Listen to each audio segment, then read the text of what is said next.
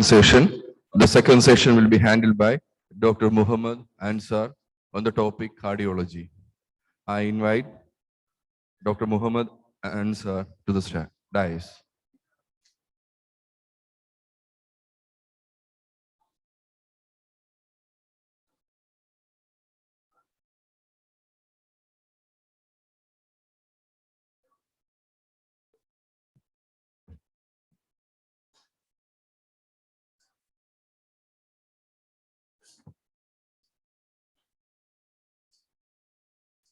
Please, doctors and other supporters, please kindly take your seats.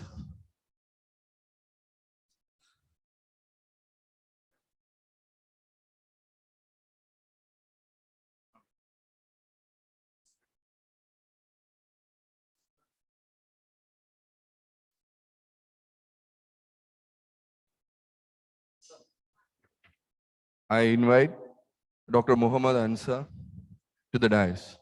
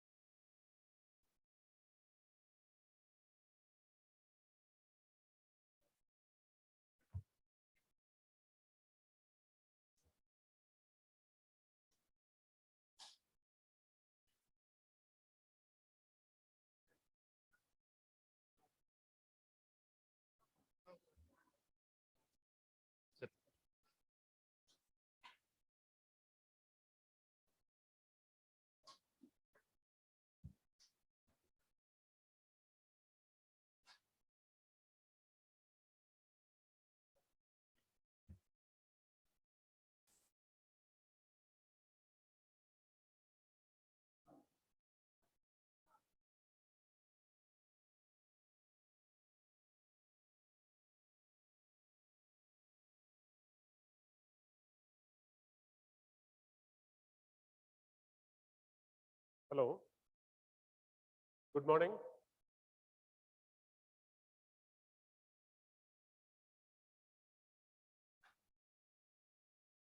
Respected doctors and friends of homeopathy, I am dedicating this session to our past principal, Dr. S.N. Padiyar sir, and teachers who enlighten us with practical knowledge and brighten up our homeopathic future.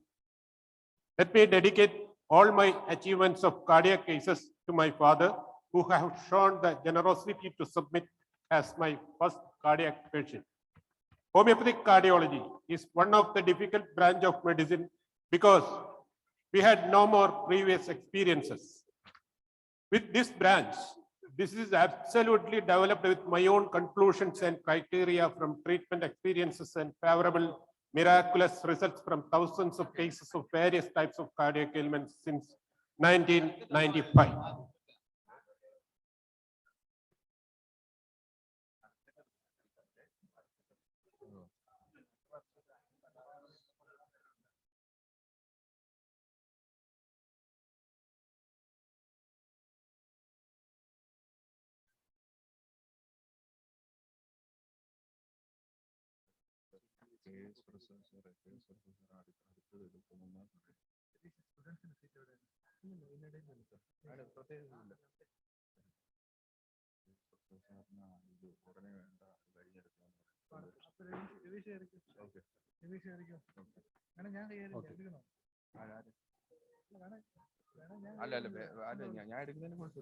This was the first impression about homeopathic cardiology.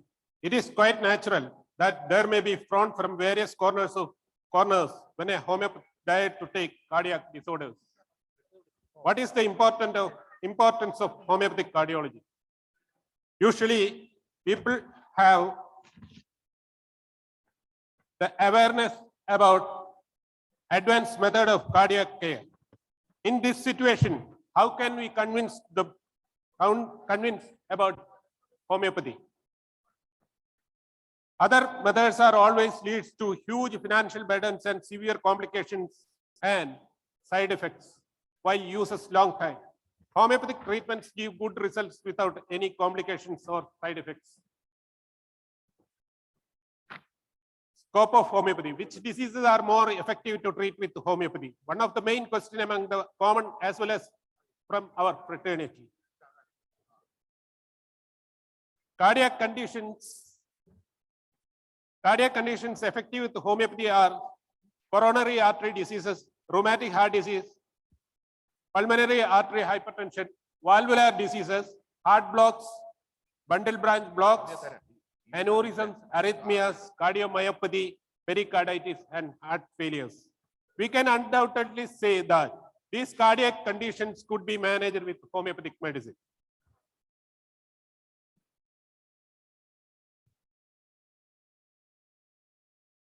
Common causes and risk factors of coronary heart disease are smoking, stress,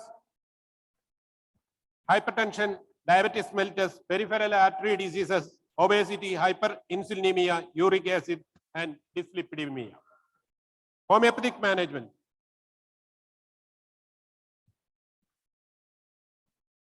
Do homeopathy works in heart disease?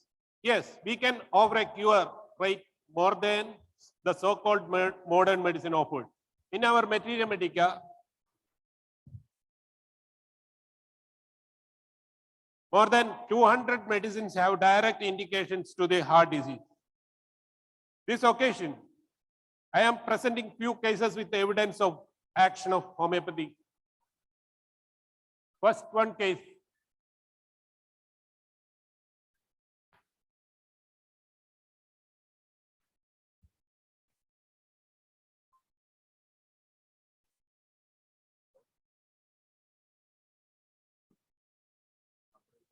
This is a case of coronary artery disease. A male patient presented with chest pain with accumulation of gas. Pain radiates through right side of chest, having on heaviness on chest, past history of TB, suffered with diabetes mellitus. He approached me when a cardiologist suggested an angiogram. Echo results was normal sized left ventricle, normal left ventricular ejection factor about 65%. No RWMA, concentric left ventricular hypertrophy, left ventricular diastolic dysfunction, and mitral annular calcification results, trivial mitral regurgitation, thickened aortic valve. Conclusions that left ventricular diastolic dysfunction, concentric left ventricular hypertrophy, no RWMA, regional valve motion abnormality. I had given Adonis 30, Lilientic 200, Iodum Vannam. Then repeated for 3 months. Then there is some improvement noted.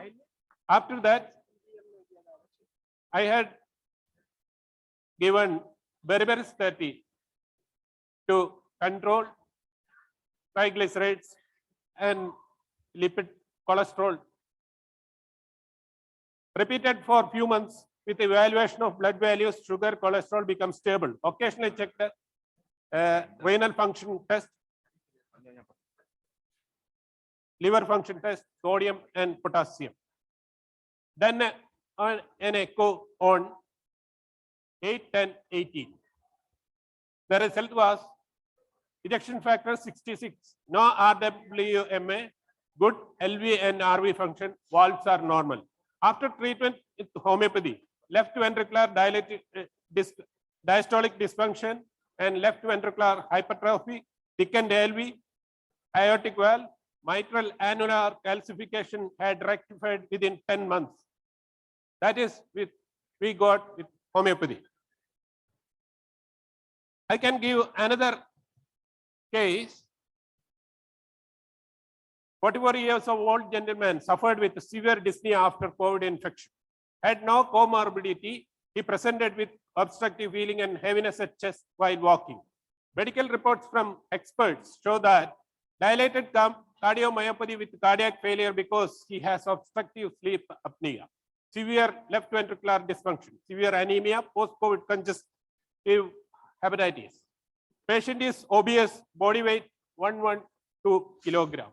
No history of hypertension, coronary artery disease. All complaints started after COVID.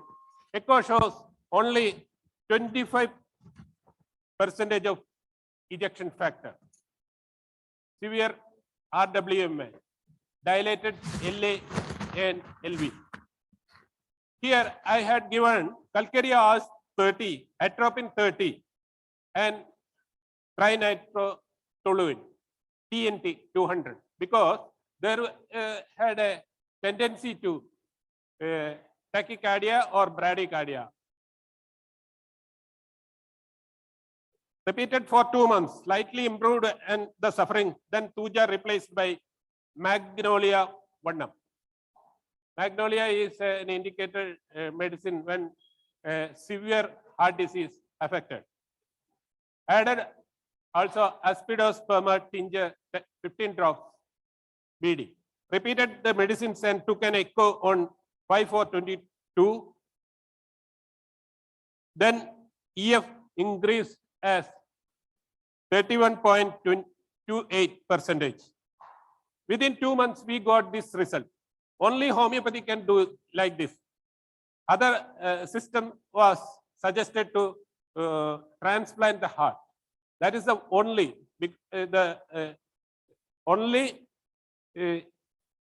they can do. That is the treatment protocol nowadays. Now the patient is good. Still the treatment is continuing. Case number 3. A girl at the age of 8 having, this was the end result of that patient.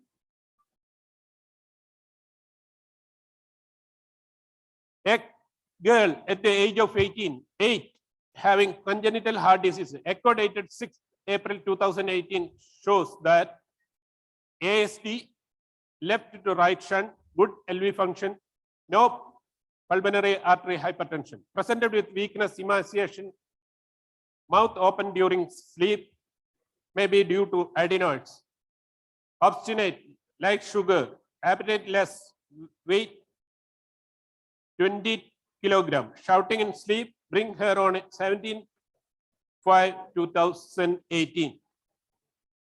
Prescribed iodum, argentinitricum, alfalfa tincture. Repeated for 5 months. She improved her health, body weight 21.8 kilogram. Then iodum 200 has given at night, argentinitricum 30 TDS. Then is her obstinate character. Due to her obstinate character, I prescribed Sina 30. Alfalfa and Arjuna had given.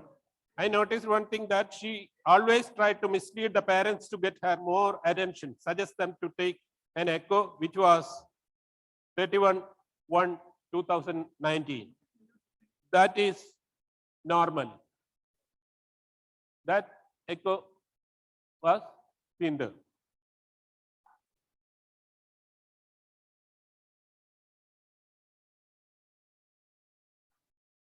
Another case I'm presenting. This is coronary artery disease with pulmonary artery hypertension. A gentleman with discomfort while in chest while walking and during exertion. Since 1 year, habit of chewing tobacco, anger, mental tension with fear and anxiety.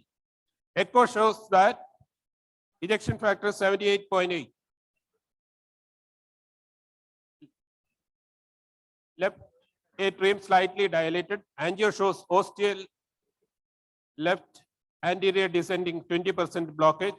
Mid RCA 30% blockage.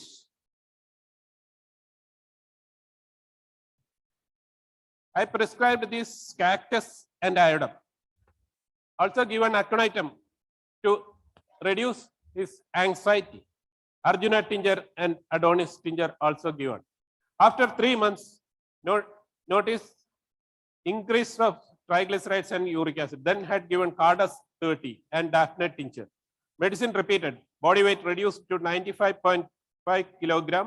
Echo on 18, 11, 21 shows that good LV function.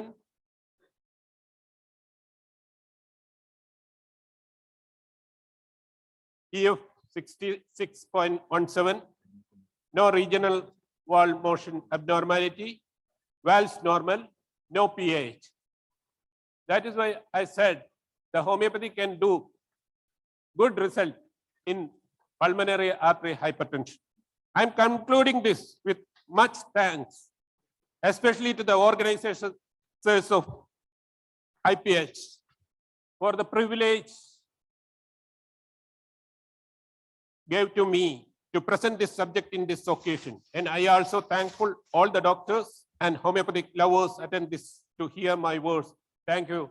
Thank you so much. Thank you, sir. This is a wide subject. When we talk a day, that will not complete. That I cut short to 10 minutes. Thank you.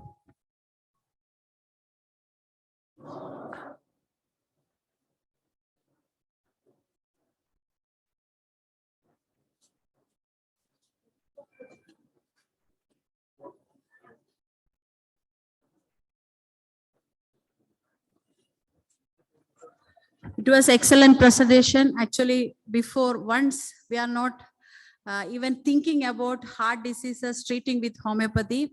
And those who are taking the courage, I'm appreciating Dr. Ansar once again. Give him a big clap. Thank you, Dr. Ansar.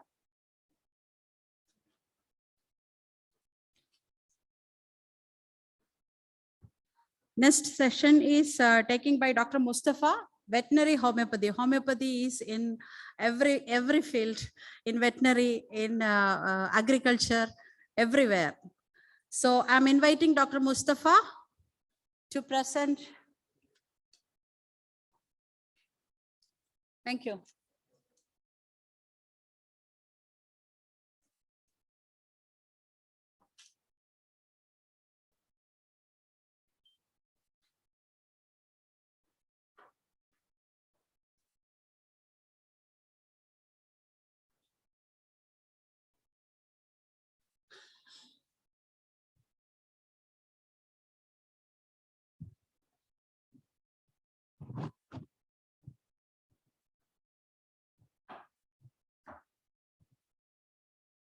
Good morning.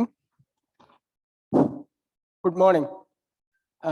ഞാൻ ഈ homeopathy സിസ്റ്റത്തിലുള്ള ഒരു ഡോക്ടറല്ല.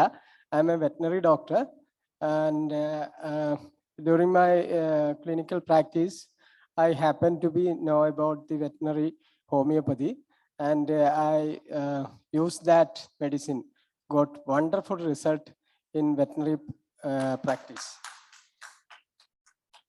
വെറ്റിനറിയൻ സോത്താണ് നമ്മൾ veterinary ഗ്രാജുവേഷൻ്റെ സമയത്ത് ചെയ്യുന്ന ഓത്താണ്. അതിൽ നമ്മൾ പറയുന്നുണ്ട് continuous improvement of our professional knowledge and ethics എന്നൊക്കെ. അതൊക്കെ നമ്മൾ എടുക്കുകയാണ്. അതിൽ തന്നെ നമുക്ക് മനസ്സിലാവും നമ്മൾ വേറൊരു സിസ്റ്റം ഓഫ് മെഡിസിൻ സെലക്ട് ചെയ്യുന്നത് നമ്മൾ ഓത്തിൻ്റെ എഗെയിൻസ്റ്റ് അല്ല എന്നുള്ള കാര്യം. ലാസ്റ്റ് പറയുന്ന improvement of professional knowledge and competence, അതാണ്. അത് നമ്മൾ വേറൊരു സിസ്റ്റം അഡോപ്റ്റ് ചെയ്യുന്നതിലൂടെ നമ്മളെ പ്രൊഫഷണൽ എത്തിക്സിന് വിരുദ്ധമല്ല എന്ന് മനസ്സിലാക്കിയതിലൂടെ തന്നെ നമ്മൾ ഹോമിയോപ്പതി നമ്മളൊരു ട്രീറ്റ്മെന്റ് സിസ്റ്റത്തിന്റെ ഭാഗമായി മാറ്റുകയായിരുന്നു.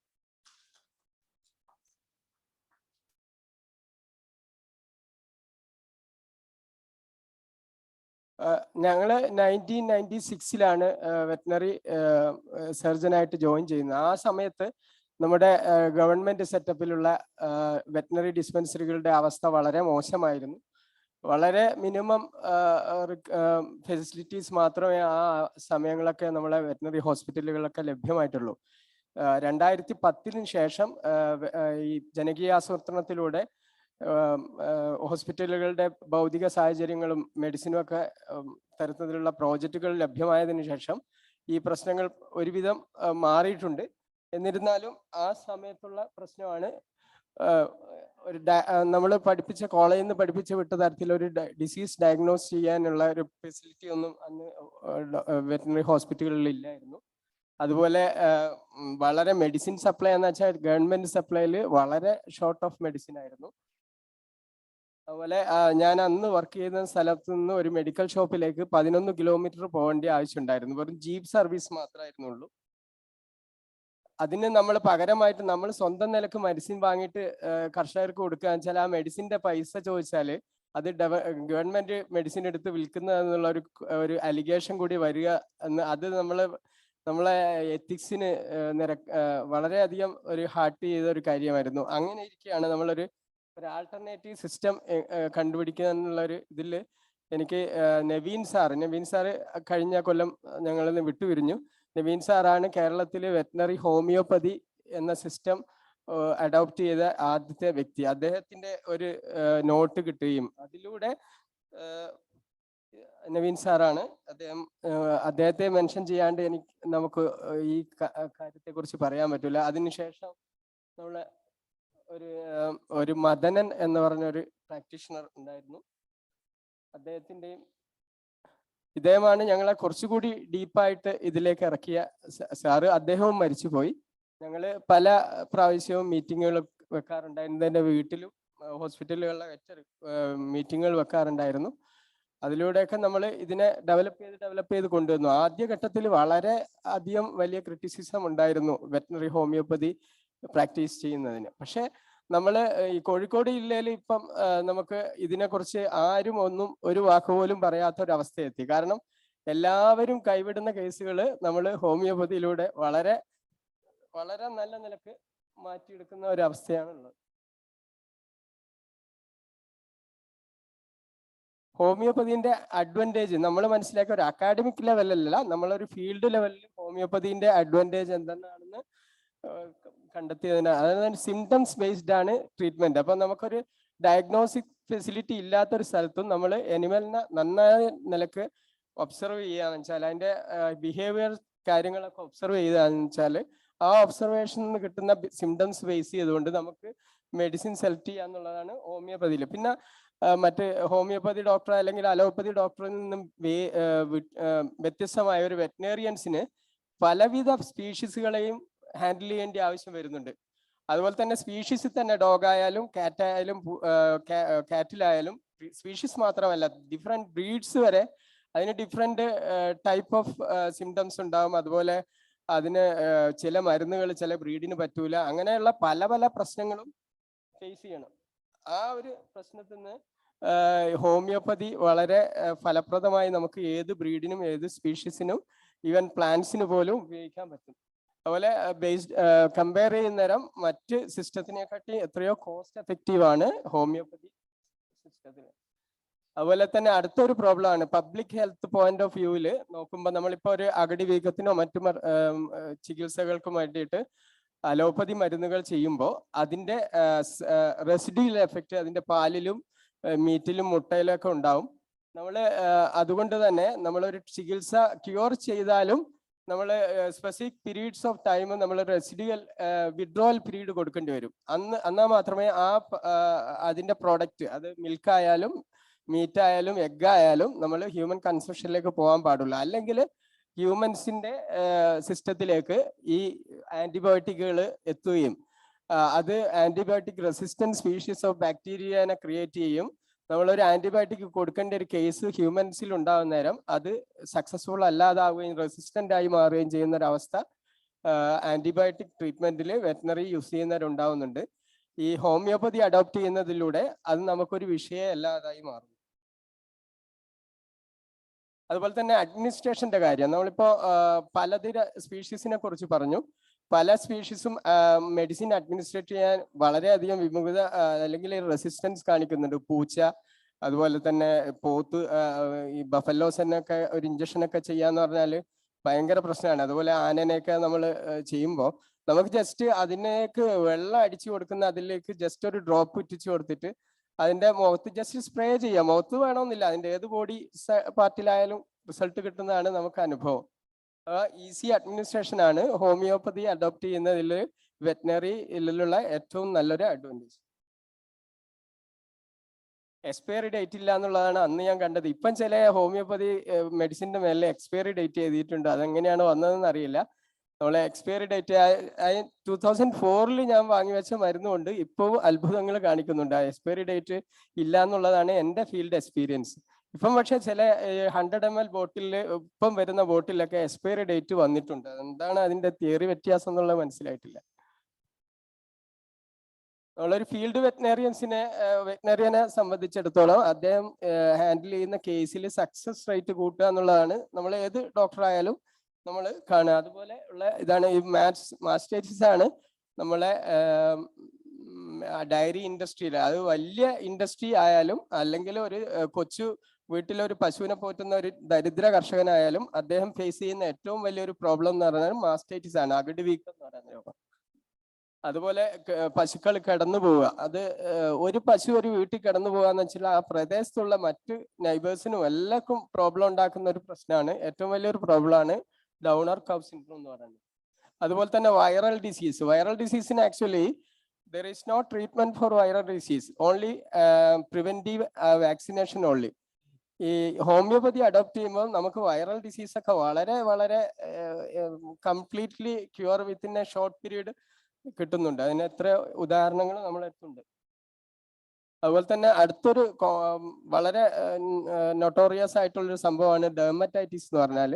പ്രത്യേകിച്ചും വെറ്റിനറി പേഷ്യൻസിന് ഡെർമറ്റൈറ്റിസ് നമുക്ക് സ്ട്രീറ്റിലെ ഡോഗ്സിനൊക്കെ കാണാം. പലരും സ്ട്രീറ്റിലേക്ക് ഡോഗ്സിനെ ഉപേക്ഷിക്കുന്നത് തന്നെ ഡെർമറ്റൈറ്റിസിന്റെ കാര്യം കൊണ്ടാണ്. ഡെർമറ്റൈറ്റിസ് ആണ് വളരെ ഒരു നൊട്ടോറിയസ് പ്രോബ്ലം. അതും വളരെ സക്സസ്ഫുൾ ആയിട്ട് ഹോമിയോപ്പതിയിൽ കൊണ്ട് ട്രീറ്റ് ചെയ്യാൻ പറ്റുന്നുണ്ട്.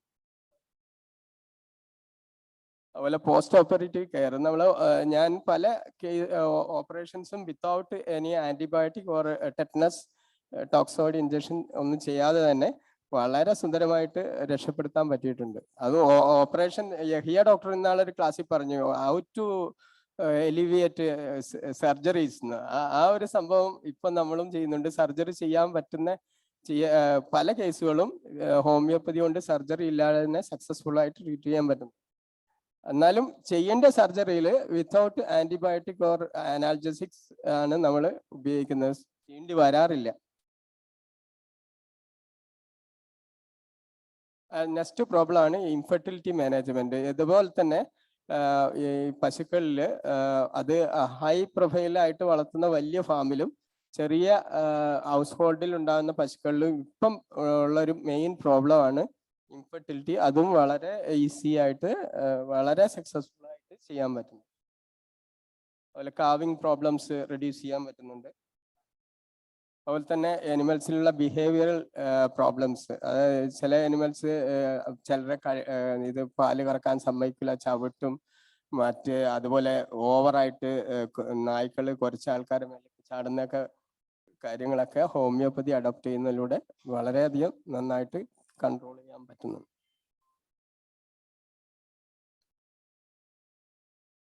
നമ്മൾ ഇത് കേസ് ടേക്കിംഗ് എന്നുള്ള ഒരു കേസാണ്. നമ്മൾ ഏത് സിസ്റ്റം അഡോപ്റ്റ് ചെയ്യുന്നുണ്ടെങ്കിലും നമ്മളുടെ ഹിസ്റ്ററി എടുക്കുകയും അതിനെ ഫിസിക്കൽ പാൽപേഷൻ, പെർക്കഷൻ, ഓസ്കൾട്ടേഷൻ പോലെയുള്ള എല്ലാ ഒബ്സർവേഷനിലൂടെയും നമ്മൾ എടുത്താൽ മാത്രമേ നമ്മളെ കേസ് റിസൾട്ട് ആവുകയുള്ളൂ.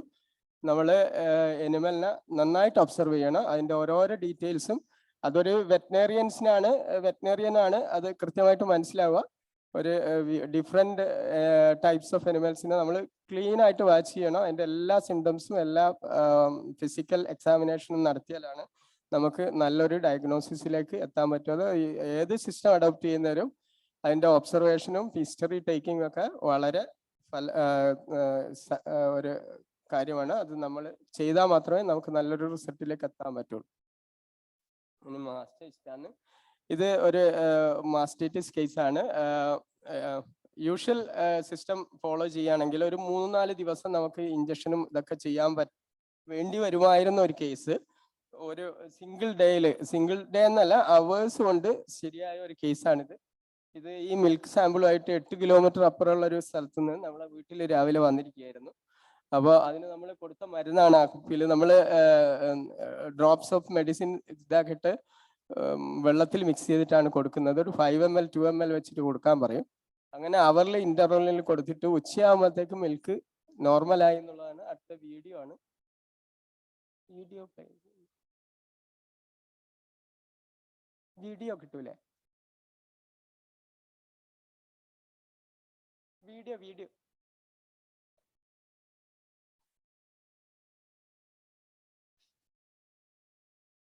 സപ്പോർട്ട് ആവുന്നില്ല.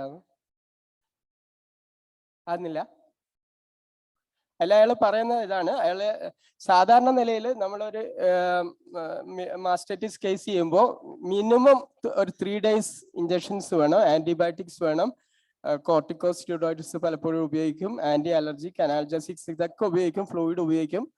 എന്നിട്ട് നമ്മൾ അതിന് റിസൾട്ട് കിട്ടിയാൽ തന്നെ നമ്മൾ ഇതുപോലെ മിൽക്ക് വിഡ്രോവൽ പീരീഡും കൂടിയും കൊടുക്കേണ്ടി വരും.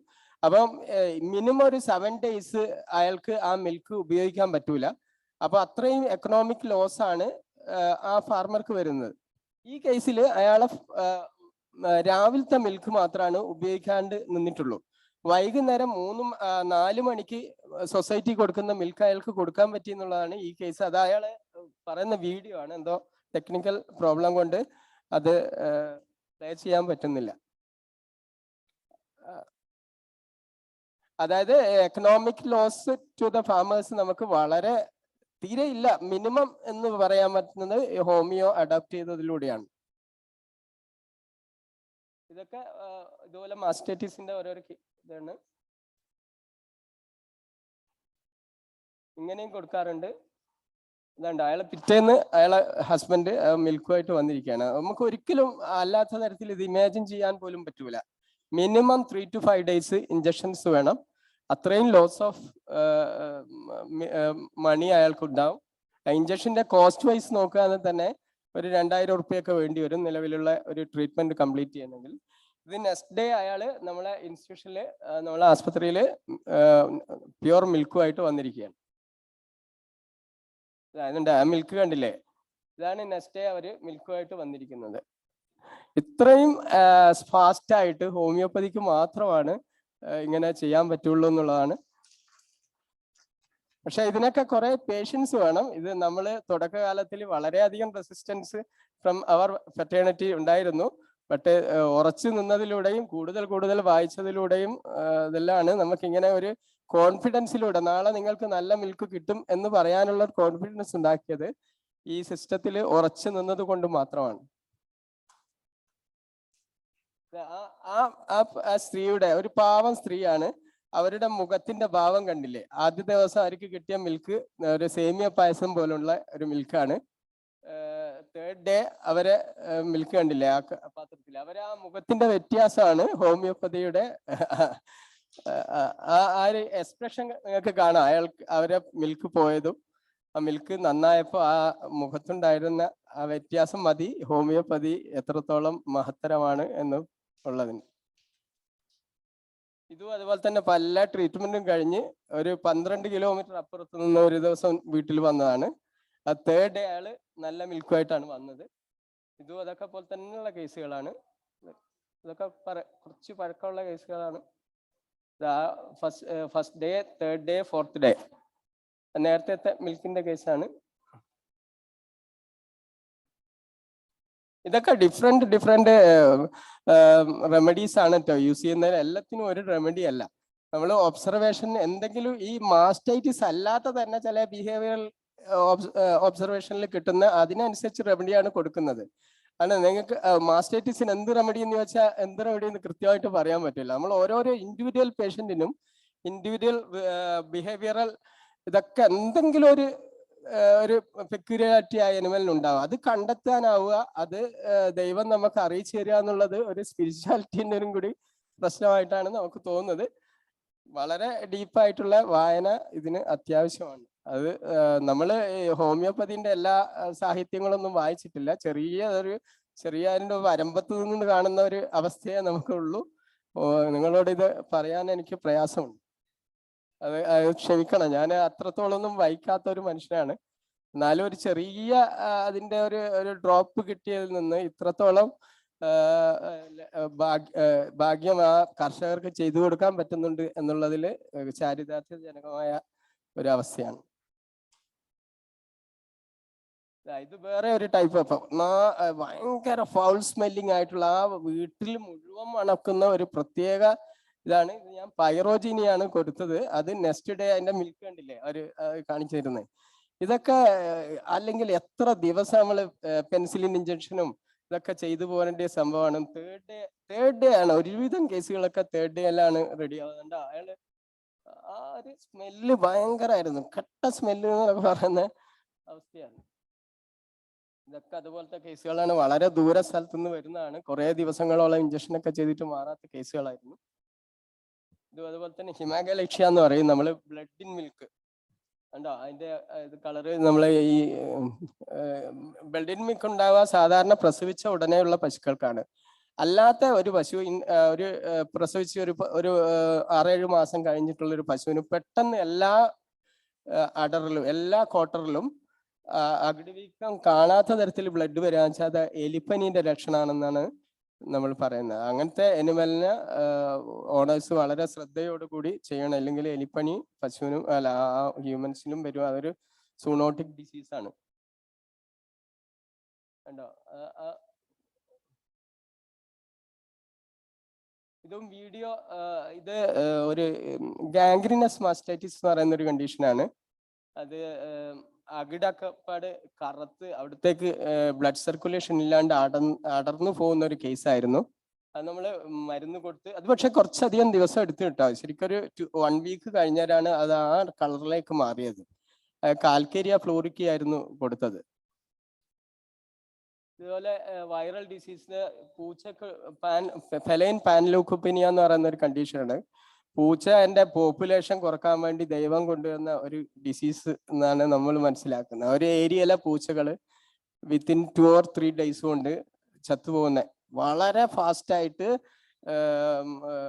സ്പ്രെഡ് ചെയ്യുകയും ഒരു ഏരിയയിലെ പൂച്ചകൾ മൊത്തം അങ്ങ് പോപ്പുലേഷൻ കുറയ്ക്കുകയും ചെയ്യുന്ന ഒരു ഡിസീസാണ് ഫെലൈൻ പാൻലൂക്കോപീനിയ. ഇതിലൊന്നും പ്രത്യേകം ഇതില്ല. ഡീഹൈഡ്രേഷൻ കുറക്കാൻ വേണ്ടി IV ഫ്ലൂയിഡ് കൊടുക്കുക, അങ്ങനെ ആന്റിബയോട്ടിക് കൊടുക്കുക എന്നെല്ലാം പറയാണ്. പക്ഷെ നമ്മൾ ഇത് on the 3rd day it is like this. അത്രയും ഫാസ്റ്റാണ് ഇതിൻ്റെ റിക്കവറി. അതുപോലെ ആടുകളുടെ പോപ്പുലേഷൻ അടിച്ചു പോകുന്ന ഒരു കേസാണ് ഇത് PPR എന്ന് പറയും, പെസ്റ്റിഡീസ്. എൻ്റെ കറക്റ്റ് എനിക്ക് ഓർമ്മ വരുന്നില്ല. ഇതൊക്കെ വളരെ കൂളായിട്ട് അവിടെ എത്രയോ എണ്ണം ഡെത്തായതിനു ശേഷമാണ് ഇങ്ങനെ ഒരു ഡോക്ടർ ഉണ്ട് എന്ന് പറഞ്ഞിട്ട് നമ്മളവിടെ പോകുന്നത്. അതിനുശേഷം ഒറ്റൊന്നും ഡെത്തായിട്ടില്ല. പിന്നെ അടുത്തൊരു ന്യൂസസ് ആണ് വെറ്റിനറി ഫീൽഡിൽ ഈ വാട്ടർ എന്ന് പറയുന്നത്. അതാണ് സാധാരണ എല്ലാ ഡോക്ടർമാരും തൂജ എന്ന് പറഞ്ഞിട്ട് എഴുതി കൊടുക്കുന്നത്. വാർട്ടിന്റെ കേസിലും പല മെഡിസിൻസും ഉണ്ട്. ഇത് അതുപോലെ ഉണ്ടായിരുന്ന കേസാണ്. ഇതും കുറച്ച് സമയം എടുത്തു കേട്ടോ. ഒറ്റ ദിവസം അങ്ങനെ ഒരു 3 monthോളം ആയി അത് പൂർണ്ണമായി മാറാൻ വേണ്ടിയിട്ട്. എന്നാലും അങ്ങനെ ഒരു സംഭവം അതിന്റെ മുഖത്തില്ലാത്ത തരത്തിലും മാറി എന്നുള്ളതാണ്. ഇത് ഹോഴ്സാണ്. ഇത് തിരുവനന്തപുരത്തുള്ള ഒരു ഹോഴ്സാണ്. എനിക്ക് നമ്മളൊരു ഡോക്ടറെ അയച്ചു തന്നിട്ട് ഞാൻ കൊടുത്തതാണ്. ഇതിനും വേറെ മെഡിസിൻ ആണ് കൊടുത്തത്. ആർക്കെങ്കിലും ഇതിന്റെ മെഡിസിൻ ഒന്ന് പറയാൻ പറ്റുമോ? ആസിഡ് നൈട്രിക്കം 200 കിട്ടിയില്ല. അപ്പൊ അടുത്ത വീക്ക് 30 അയച്ചു തന്നു, വീണ്ടും അയച്ചു തന്നു. അപ്പം വണ്ണമാക്കിയപ്പോ 2nd വീക്കില് ഫോട്ടോ ഇങ്ങനെയാണ് കിട്ടിയത്. ലൈനിങ് ബിറ്റ്വീൻ മ്യൂക്കസ് ആൻഡ് സ്കാമസ്, ആ ഒരു ഇതിൽ തന്നെയാണ് എടുത്തത്. ഇത് വേറെ നമ്മളെ വീട്ടിന്റെ അടുത്തുള്ള ഒരു പശുവായിരുന്നു. പിന്നെ ഇതൊക്കെ റെഫർ ചെയ്ത് വരുന്ന എല്ലാ പരിപാടിയും കഴിഞ്ഞിട്ട് ഒന്നും ആവാണ്ടാകുന്ന റെഫർ ചെയ്ത് വരുന്നതിൻ്റെ ഒരു ഡോക്ടർ റെഫർ ചെയ്ത് തന്നായിരുന്നു. ഞാൻ മരുന്ന് അയച്ചു കൊടുക്കുകയാണ് ചെയ്തത്. ഇതും 3 weeks കഴിഞ്ഞു. കണ്ടോ, സെക്കൻഡ് വീക്ക് ഒരു ഉണ്ടോ ആ അനിമലിന്റെ മൊത്തത്തിലുള്ള ഈ അനിമലിനെ കണ്ടപാട് നമുക്ക് പറയാം ആ അനിമൽ ഇൻഫെർട്ടൈൽ ആണെന്ന്. ഞാൻ ആ ഡോക്ടറോട് പറഞ്ഞു അത് നല്ല ഇൻഫെർട്ടൈൽ ആയിരിക്കുമല്ലോ എന്ന്. അപ്പൊ പറഞ്ഞ പോലെ അതിന് 9 പ്രാവശ്യം ചെയ്തിട്ടും പിടിച്ചിട്ടില്ല. ഇൻഫെർട്ടൈൽ ആണെന്ന് കാണിക്കുന്ന ഒരു ലക്ഷണം അതിന്റെ ബോഡി പിക്ചറിലുണ്ട്. അതിന്റെ വൾവ വളരെ ഹൊറിസോണ്ടൽ ആയിട്ടാണ് നിൽക്കുന്നത്. ഹൊറിസോണ്ടൽ വൾവ നിൽക്കുന്നതിൽ എപ്പോഴും എൻഡോമെട്രൈറ്റിസ് ഉണ്ടാവും, കണ്ടിന്യൂസ് എൻഡോമെട്രൈറ്റിസ് ഉണ്ടാവും. അതിൽ ഈ നെഡേഷൻ നടക്കൂല, ഈ എംബ്രിയോ അതിൽ പറ്റിപ്പിടിച്ച് വളരൂല. അങ്ങനെയുള്ള ഒരു കണ്ടീഷനും കൂടി ഇതിനുണ്ടായിരുന്നു. അതോടുകൂടി അത് മൊത്തം മാറിയണ്ടില്ലേ. സിലീഷ്യാണ്. സിലീഷ്യ മാറ്റി കൊടുത്താണ്. 630, 200, 1M, ദെൻ സിലീസിയ 6X. അത് കൊടുക്കുമ്പോഴത്തേക്ക് ഇങ്ങനെ അതിന്റെ ബോഡി ഷേപ്പ് തന്നെ മാറി. പക്ഷെ ഒരു നമ്പർ 40 ഒരു 3 ഗ്ലോബുകൾ അത്രയൊക്കെയാ നമ്മൾ കൊടുക്കുക. അതുകൊണ്ട് തന്നെ അത് ഞാൻ സിസ്റ്റം അഡോപ്റ്റ് ചെയ്യുന്നതിലൊരു ഇതുണ്ട്. നമ്മളെ സ്ഥിരം ക്ലയൻസ് ആണ്. ഞാൻ ബക്താസ് മാക്സിമാസ് എന്ന് അറിയാം, നമ്മളോട് അത്രയും ഡിപ്പെൻഡബിൾ ആയിട്ടുള്ള ഒരു ഗ്ലോബുകളൊക്കെ കൊടുക്കുകയുള്ളൂ. അവർക്കിപ്പം നമ്മൾ എന്തെങ്കിലും ഒരു ഇല പറിച്ചു കൊടുത്താലും അവർ ഉപയോഗിക്കും, അവർക്ക് റിസൾട്ട് കിട്ടും എന്നുള്ള അത്രയും ഡീപ്പായിട്ട് നമ്മളോട് കമ്മിറ്റഡ് ആയിട്ടുള്ള ക്ലയൻസിന് അത്രയൊക്കെ വേണ്ടു. വേറൊരു കേസാണ് ഇതും. കണ്ടില്ലേ എത്ര പെട്ടെന്ന് അതിന്റെ റിസൾട്ട് വരുന്നത്. അതുപോലെ തന്നെ ഒരു ഫീൽഡിൽ ഏറ്റവും പ്രോബ്ലം ഉണ്ടാക്കുന്ന ഒരു കേസാണ് ഡെർമറ്റൈറ്റിസ്. അതിനും കുറേ ഉണ്ട്. ഈ കേസ് കണ്ണൂരിൽ നിന്ന് വന്നതാണ്, നമ്മളെ ഹോസ്പിറ്റലിൽ വന്നതാണ്. നമ്മളെ അനിസ്പ്രേന്റെ പരസ്യം പോലെ പൊടി പോലും ഇല്ല കണ്ടുപിടിക്കാൻ. 2 weeks ആയപ്പോ അയാൾ എന്തൊക്കെയോ പ്രയോഗിച്ചിട്ട് ഒരു രക്ഷയില്ലാണ്ട് വന്നതാണ്. ഞാൻ ജസ്റ്റ് ഇത് കണ്ടില്ലേ, ഇത് പോത്താണ് സംഭവം. പോത്തിന് നമുക്കൊരു ഇഞ്ചക്ഷനൊക്കെ ചെയ്യാന്ന് പറഞ്ഞാല് ഒരിക്കലേ ചെയ്യും. രണ്ടാമത്തെ വശം ഇഞ്ചക്ഷനുമായിട്ട് അവിടെ പോന്നിട്ടുണ്ടെങ്കിൽ ചിലപ്പോൾ ആ പഞ്ചായത്തും ചിലപ്പോൾ താലൂക്ക് മുഴുവനും പോത്ത് വിറല് പിടിച്ച് ഓടിയിരിക്കും. ഇത് നമ്മൾ ജസ്റ്റ് അതിന്റെ മസിൽ ആ മൂക്കിന്റെ ഭാഗത്തേക്ക് സ്പ്രേ ചെയ്ത് കൊടുക്കുകയാണ് ചെയ്തത്. അപ്പോൾ ഒരു 2 weeks കൊണ്ട് അതിന്റെ അനിക്സ്പ്രേന്റെ പരസ്യം പോലെ പൊടി പോലും ഇല്ല കണ്ടുപിടിക്കാൻ. ഇതുപോലത്തെ ഒരു ഡോഗാണ്, എത്രയോ ചികിത്സിച്ചിട്ട് ഒരു രക്ഷയില്ലാണ്ട് കൊണ്ടുവന്നതാണ്. ഇതണ്ടല്ലേ കക്ഷിയിരിക്കുന്നത്. അത് ഞാൻ ഇന്നലെ വരുമ്പോ അയാളെ വിളിച്ചു. അപ്പം പറഞ്ഞു 6 മാസം, കഴിഞ്ഞ ഡിസംബറിലാണ് ഞാൻ ട്രീറ്റ്മെന്റ് തുടങ്ങിയത്, അതിനുശേഷം ഇതുവരെ റിക്കറൻസ് ഉണ്ടായിട്ടില്ല എന്ന്.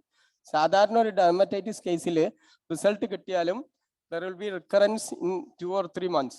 ഇതിപ്പോ 6 മാസമായിട്ട് പോലും ഒരു റിക്കറൻസ് അതിന് ഉണ്ടായിട്ടില്ല. സ്റ്റിൽ അതിന് നല്ല ബോഡി തന്നെ ഉണ്ട്. വേറെ നമ്മളൊരു സുഹൃത്തിന്റെ ഇതാണ്. ഇതൊക്കെ പ്രയോഗിച്ചു കണ്ടില്ല.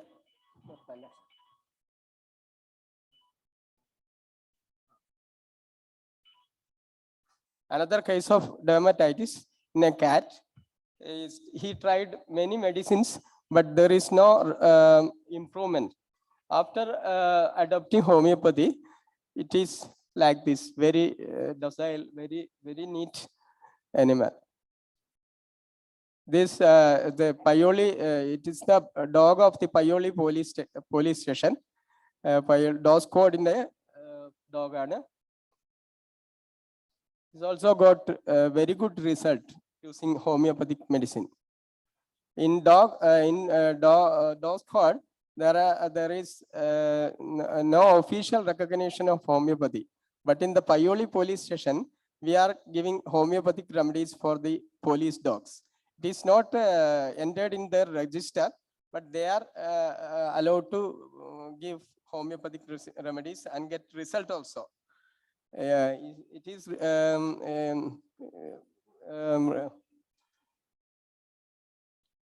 not recognized by the Department of Police. Another case of dermatitis treated with many medicines, and after referring to me, it is like this. No traces of lesion is left to see. Another case also got good result with one single dose of sickle corn. Very, only single dose. On the fourth day, it shows like this. Orchitis case, given a single dose of graphitis. On 5 days, it got its normal texture. Post-office care in the section. You can see the suture line. It is after the 10th day. Usually, these goats are very prone to tetanus. In our area, actually, horses are prone to tetanus mostly. In our area, goats are prone to tetanus. It is essential to tetanus toxoid in a case of surgery in goats, but I don't do that tetanus toxoid or any allopathic medicines. Video also there, it is not. There's another wound management section. This is the wound of a lumpy skin disease in a cow. And you can see the healed wound mark, scar mark. No allopathic medicines used.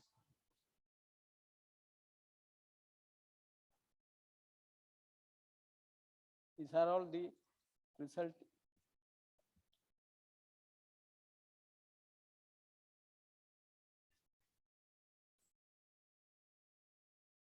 In veterinary large animal practice, operation theater is the farmer's premises itself, and we are doing these operations and minimizing, even then we are minimizing the use of antibiotics.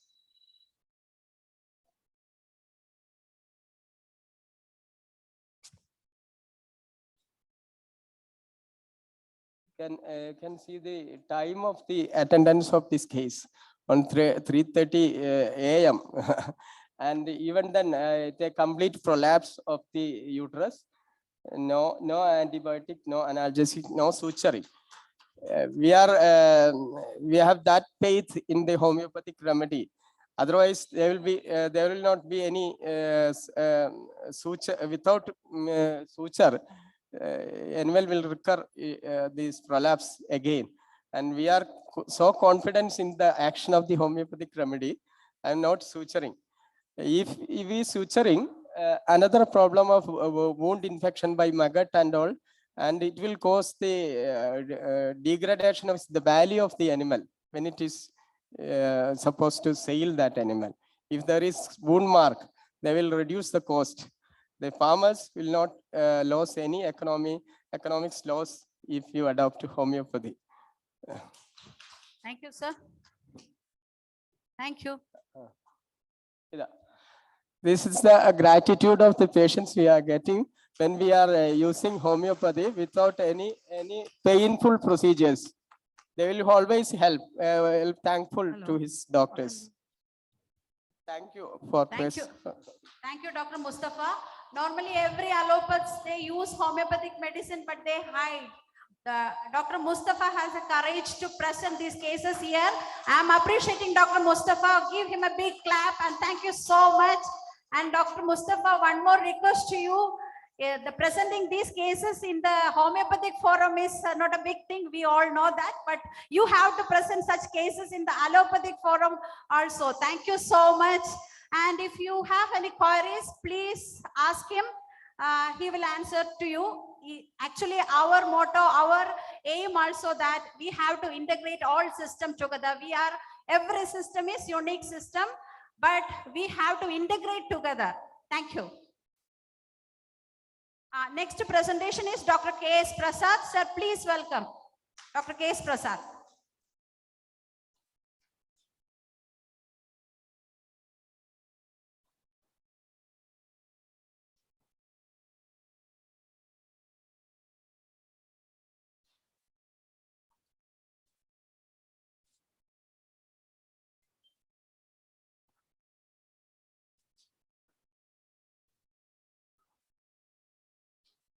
IFPHന്റെ സാരഥികളെ, വേദിയിൽ എന്നെ സേവിക്കുന്ന എല്ലാ homeopathy പ്രേമികളെ, എനിക്ക് ഇന്ന് ഇവിടെ തന്നിട്ടുള്ള വിഷയം ഹോമിയോപ്പതിയിലൂടെ എങ്ങനെ സർജറി ഒഴിവാക്കാം. കുറച്ച് സമയമേ ഉള്ളൂ, 2-3 മണിക്കൂർ കൊണ്ട് തീരുന്ന സബ്ജക്റ്റ് ആണെങ്കിൽ 10 മിനിറ്റ് കൊണ്ട് തീർത്തിരിക്കും. Thank you. ചെറിയ റിക്വത് കിട്ടി, 15 മിനിറ്റ് ആക്കി നിന്ന്. Thank God. അതായത് ഞാൻ ഇന്നിവിടെ പ്രസന്റ് ചെയ്യാൻ പോകുന്നത് ബ്രെയിൻ ട്യൂമറാണ്. കാരണം നമ്മളുടെ സെൻസിറ്റീവ് ഓർഗൻ ബ്രെയിൻ ട്യൂമറാണ്. അതിന് ഭാഗമായിട്ട് തന്നെ ബ്രെയിൻ ട്യൂമറിലെ പിറ്റ്യൂട്ടറി അഡിനോമയാണ് ഞാൻ ഇന്നിവിടെ പ്രസന്റ് ചെയ്യുന്നത്. നിങ്ങൾക്ക് എല്ലാവർക്കും അറിയാം എന്താണ്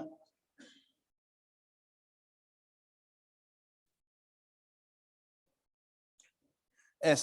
Do you know the pituitary adenoma? Yes. Pituitary adenoma എന്ന് പറയുന്നത് പിറ്റ്യൂട്ടറി നമുക്കൊരു നോൺ ക്യാൻസറസ് കണ്ടീഷൻസ് ആണ്. ചില കണ്ടീഷനിൽ ഇത് മാലിഗ്നന്റും ആകാറുണ്ട്. അപ്പോൾ നമ്മൾക്ക് അത് വിട്ടുകളയാം. ഒരു പിറ്റ്യൂട്ടറി ഗ്ലാൻഡിന്റെ സൈസ് എന്ന് പറയുന്നത് ചെറിയൊരു കടലക്കട മാത്രം വലുപ്പമുള്ളൂ. പക്ഷെ കടലക്കട വലുപ്പമുള്ള ചെറിയ ഗ്ലാൻഡ് ആണെങ്കിൽ പോലും അതിൻ്റെ ഫങ്ഷൻ വളരെ വലുതാണ്. ആയതിനാൽ ഈ ഗ്ലാൻഡിനെ സാധാരണയായി നമ്മൾ പറയുന്നത് മാസ്റ്റർ ഗ്ലാൻഡ് എന്നാണ്. കാരണം 10ഓളം ഹോർമോൺസിനെ കൺട്രോൾ ചെയ്യുന്ന ഓർഗനാണ് ഈ പിറ്റ്യൂട്ടറി ഗ്ലാൻഡ്. അവിടെയാണ് നമുക്ക് ഒരു ഗ്രോത്ത് ഫോർമേഷൻസ് ഉണ്ടാകുന്നത്. ഇനി എന്തെല്ലാമാണ് പിറ്റ്യൂട്ടറി ഗ്ലാൻഡിന്റെ ഫങ്ഷൻ എന്ന് പറയുന്നത്? അതായത് ഗ്രോത്ത് ഹോർമോണിനെ കൺട്രോൾ ചെയ്യുന്നതും ഇത് തന്നെയാണ്. തൈറോയ്ഡ് ഹോർമോൺ രാസപ്രവർത്തനത്തിനെ നിയന്ത്രിക്കുന്നതും, പ്രൊലാക്റ്റിൻ പാൽ ഉൽപ്പാദിപ്പിക്കുന്ന ഗ്രന്ഥിയെ നിയന്ത്രിക്കുന്നതും, വാസോപ്രസിൻ ദാഹത്തെ കൺട്രോൾ ചെയ്യുന്നതും, അങ്ങനെ FSH നമുക്കറിയാം ഫോളിക്, അതായത് പ്രത്യുൽപാദന ശേഷിയെ കൺട്രോൾ ചെയ്യുന്ന ഹോർമോൺ തീർച്ചയായിട്ടും ഈ പിറ്റ്യൂട്ടറി ഗ്ലാൻഡാണ്. ഇനി എൻ്റെ വിഷയം അതൊന്നുമല്ല, ഹൗ ടു കൺട്രോൾ എന്നാണ്. 21 വർഷം മുമ്പ് മിസ്റ്റർ വേണുഗോപാൽ എന്നൊരു വ്യക്തി 54 വയസ്സായിട്ടുണ്ടായിരുന്നു. 2002 എന്നെ കാണാൻ വരുന്നു. കേസ് ടേക്കിന് വലിയൊരു ഫയൽ കെട്ടുവിട്ട് വരുന്നത്, ഭാര്യയും ഭർത്താവുമായി വരുന്നു. അങ്ങനെ അലോപ്പതി ആശുപത്രി ചെന്നപ്പോൾ ഇത് പിറ്റ്യൂട്ടറി അഡിനോമയാണ്, സർജറി തന്നെ വേണം, മറ്റ് ചികിത്സകളൊന്നും തന്നെ ഇല്ല, അങ്ങനെ സ്റ്റിറോയിഡ് മാത്രം കഴിച്ചുകൊണ്ടിരിക്കുന്ന അവസ്ഥയിലാണ് എൻ്റെ അടുത്ത് വരുന്നത്. പക്ഷേ സർജറി ചെയ്താൽ സ്വാഭാവികമായിട്ടും അതിൻ്റെ കോംപ്ലിക്കേഷൻസും പറഞ്ഞു. ഒരു പക്ഷേ കാഴ്ചശക്തി നഷ്ടപ്പെടാം, കേൾവി ശക്തി നഷ്ടപ്പെടാം, സംസാര ശക്തി നഷ്ടപ്പെടാം. ഈ അവസ്ഥയിലാണ് അവരെന്നെ സമീപിക്കുന്നത്. ഭാര്യയും ഭർത്താവുമായി വലിയൊരു കെട്ട് ഫയലുമായി എന്നെ സമീപിക്കുന്നു. യാതൊരു മുൻവിധികളുമില്ലാതെ ആ ഫയൽ ഞാൻ പഠിക്കുന്നു. ഒരു ഹോമിയോപ്പതി ഡോക്ടർ കീൻ ഒബ്സർവർ ആയിരിക്കണം. 2 കണ്ണല്ല 4 കണ്ണും 8 ചെവിയും ഉപയോഗിച്ച് വരുന്ന കേസ് നമ്മൾ ശ്രദ്ധിച്ചാൽ മാത്രമേ ഒരു ഹോമിയോപ്പതി ഡോക്ടർക്ക് ആ കേസിനെ ഉൾക്കൊള്ളാൻ പറ്റുള്ളൂ. അങ്ങനെ ഞാൻ മുൻവിധികളൊന്നും ഇല്ലാതെ ഫയലുകൾ പഠിക്കാൻ തുടങ്ങി. പക്ഷെ ഈ രോഗി വന്ന് എൻ്റെ അടുത്തിരുന്നു. ആ സമയത്ത് എനിക്ക് കാണാൻ പറ്റുന്നു, എൻ്റെ ടേബിൾ മിററിലൂടെ അവരുടെ ഫേസും എനിക്ക് വായിക്കാൻ പറ്റും. അപ്പൊ കേസ് ടേക്കിംഗ് പഠിക്കുന്ന സമയത്ത് തന്നെ അവരുടെ എക്സ്പ്രഷൻസും ഞാൻ ശ്രദ്ധിക്കുന്നുണ്ടായിരുന്നു. ആ സമയത്താണ് ഭാര്യയും ഭർത്താവും തമ്മിൽ ഭയങ്കര ആംഗ്യം. ഈ എന്താ, പക്ഷെ ഞാനിത് ഇടയ്ക്കിടയ്ക്ക് ഫയൽ നോക്കുന്നുണ്ടെങ്കിൽ ഇവരുടെ ആംഗ്യഭാഷ എന്താണെന്ന് ശ്രദ്ധിക്കാനിടയായി. ഇവിടെയാണ് ഒരു ഹോമിയോപ്പതി ഡോക്ടർക്ക് കിട്ടുന്ന ട്വിസ്റ്റ്. ഡോക്ടറോടും വക്കീലിനോടും കാര്യങ്ങൾ മുഴുവൻ പറയണമെന്നുള്ള സത്യം. അപ്പോ ഭാര്യ പറയുന്നു, മദ്യപിക്കും മദ്യപിക്കും മദ്യപിക്കും. ഇയാൾക്ക് ഇഷ്ടപ്പെട്ടില്ല. ഒരൊറ്റ തൊഴി വലത്തേക്കാലുണ്ട്. ഞാനൊന്നും നോക്കാതെ ക്ലാസ്സിൽ തന്നെ നോക്കിയിരുന്നു. ഇവിടെയാണ് നമ്മുടെ ട്വിസ്റ്റ്. ആ പേഷ്യന്റ് അവിടെ മറിഞ്ഞു വീണിട്ട് സ്വന്തം ഭാര്യ പറഞ്ഞിട്ടും ഇദ്ദേഹം യാതൊരു കൂസലയും ഇല്ലാതെ അവിടെ ഇരുന്നു. ഇവിടെയാണ് നമ്മളുടെ I am seeking what is rare and peculiar with him. ഈ ഒറ്റ സിംറ്റം വെച്ച് തന്നെ ഓട്ടോമാറ്റിക്കായിട്ട് ഞാൻ ആ മെഡിസിനിലേക്ക് എത്തി. കേസ് ടേക്കിങ്ങിൻ്റെ രീതിയൊക്കെ വേറെ, സമ്മതിക്കാം. പക്ഷേ എനിക്ക് ആവശ്യമായ ക്ലിക്ക് കിട്ടി. സംസാരിച്ചിട്ടില്ല, കേസില്ല. പിന്നെയാണ് പ്രസന്റിങ് സിംറ്റംസ് വെച്ചത്. സിവിയർ ഹെഡേക്ക്, ഡിം വിഷൻ, ക്ഷീണം ക്ഷീണം ക്ഷീണം, തളർന്നിങ്ങനെ ഇരിക്കുകയാണ്. അദ്ദേഹം ഷിപ്പിലൊരു എഞ്ചിനീയറാണ്. എല്ലാം കഴിഞ്ഞു, ജീവിതം അടുത്തു, തീർന്നു. സർജറി ലക്ഷങ്ങൾ വേണം. 2002 ആലോചിക്കണം. അങ്ങനെ കേസുകൾ എടുത്തു. പക്ഷേ നമ്മൾക്ക് പറയാൻ പറ്റുന്നത് 1 മാസത്തെ മെഡിസിൻ കൊടുക്കാൻ അവസരം കിട്ടി. 1 മാസം മെഡിസിൻ കഴിച്ചപ്പോൾ ആദ്യം തന്നെ പറയുന്നു തലവേദന ഏകദേശം 20-25% കുറഞ്ഞു. ഓക്കെ, സന്തോഷം. ക്ഷീണവും മാറി മാറി വരുന്നു, അതും സന്തോഷം. അങ്ങനെ പിന്നെ 1 മാസം കൂടി മെഡിസിൻ കൊടുത്തു. സന്തോഷം എന്ന് തന്നെ പറയട്ടെ. 3 മാസം കഴിഞ്ഞപ്പോ തലവേദന പൂർണ്ണമായി മാറി. ഒരു ഹോമിയോപ്പതിക് ഡോക്ടർ, ഒരു ബ്യൂട്ടീഷ്യനാണ്. പലപ്പോഴും പേഷ്യന്റ് കയറി വരുമ്പോൾ തന്നെ ആദ്യത്തെ വിസിറ്റ് അവന്റെ ഫേസിലെ എക്സ്പ്രഷൻ നമ്മുടെ മനസ്സിൽ കിടപ്പുണ്ടാവും. Second, third day if medicine is acting proper manner, അവന്റെ ഫേസ് ബ്രൈറ്റ് ആവും. നമ്മളൊരു ഹോമിയോപ്പതിക് കോശം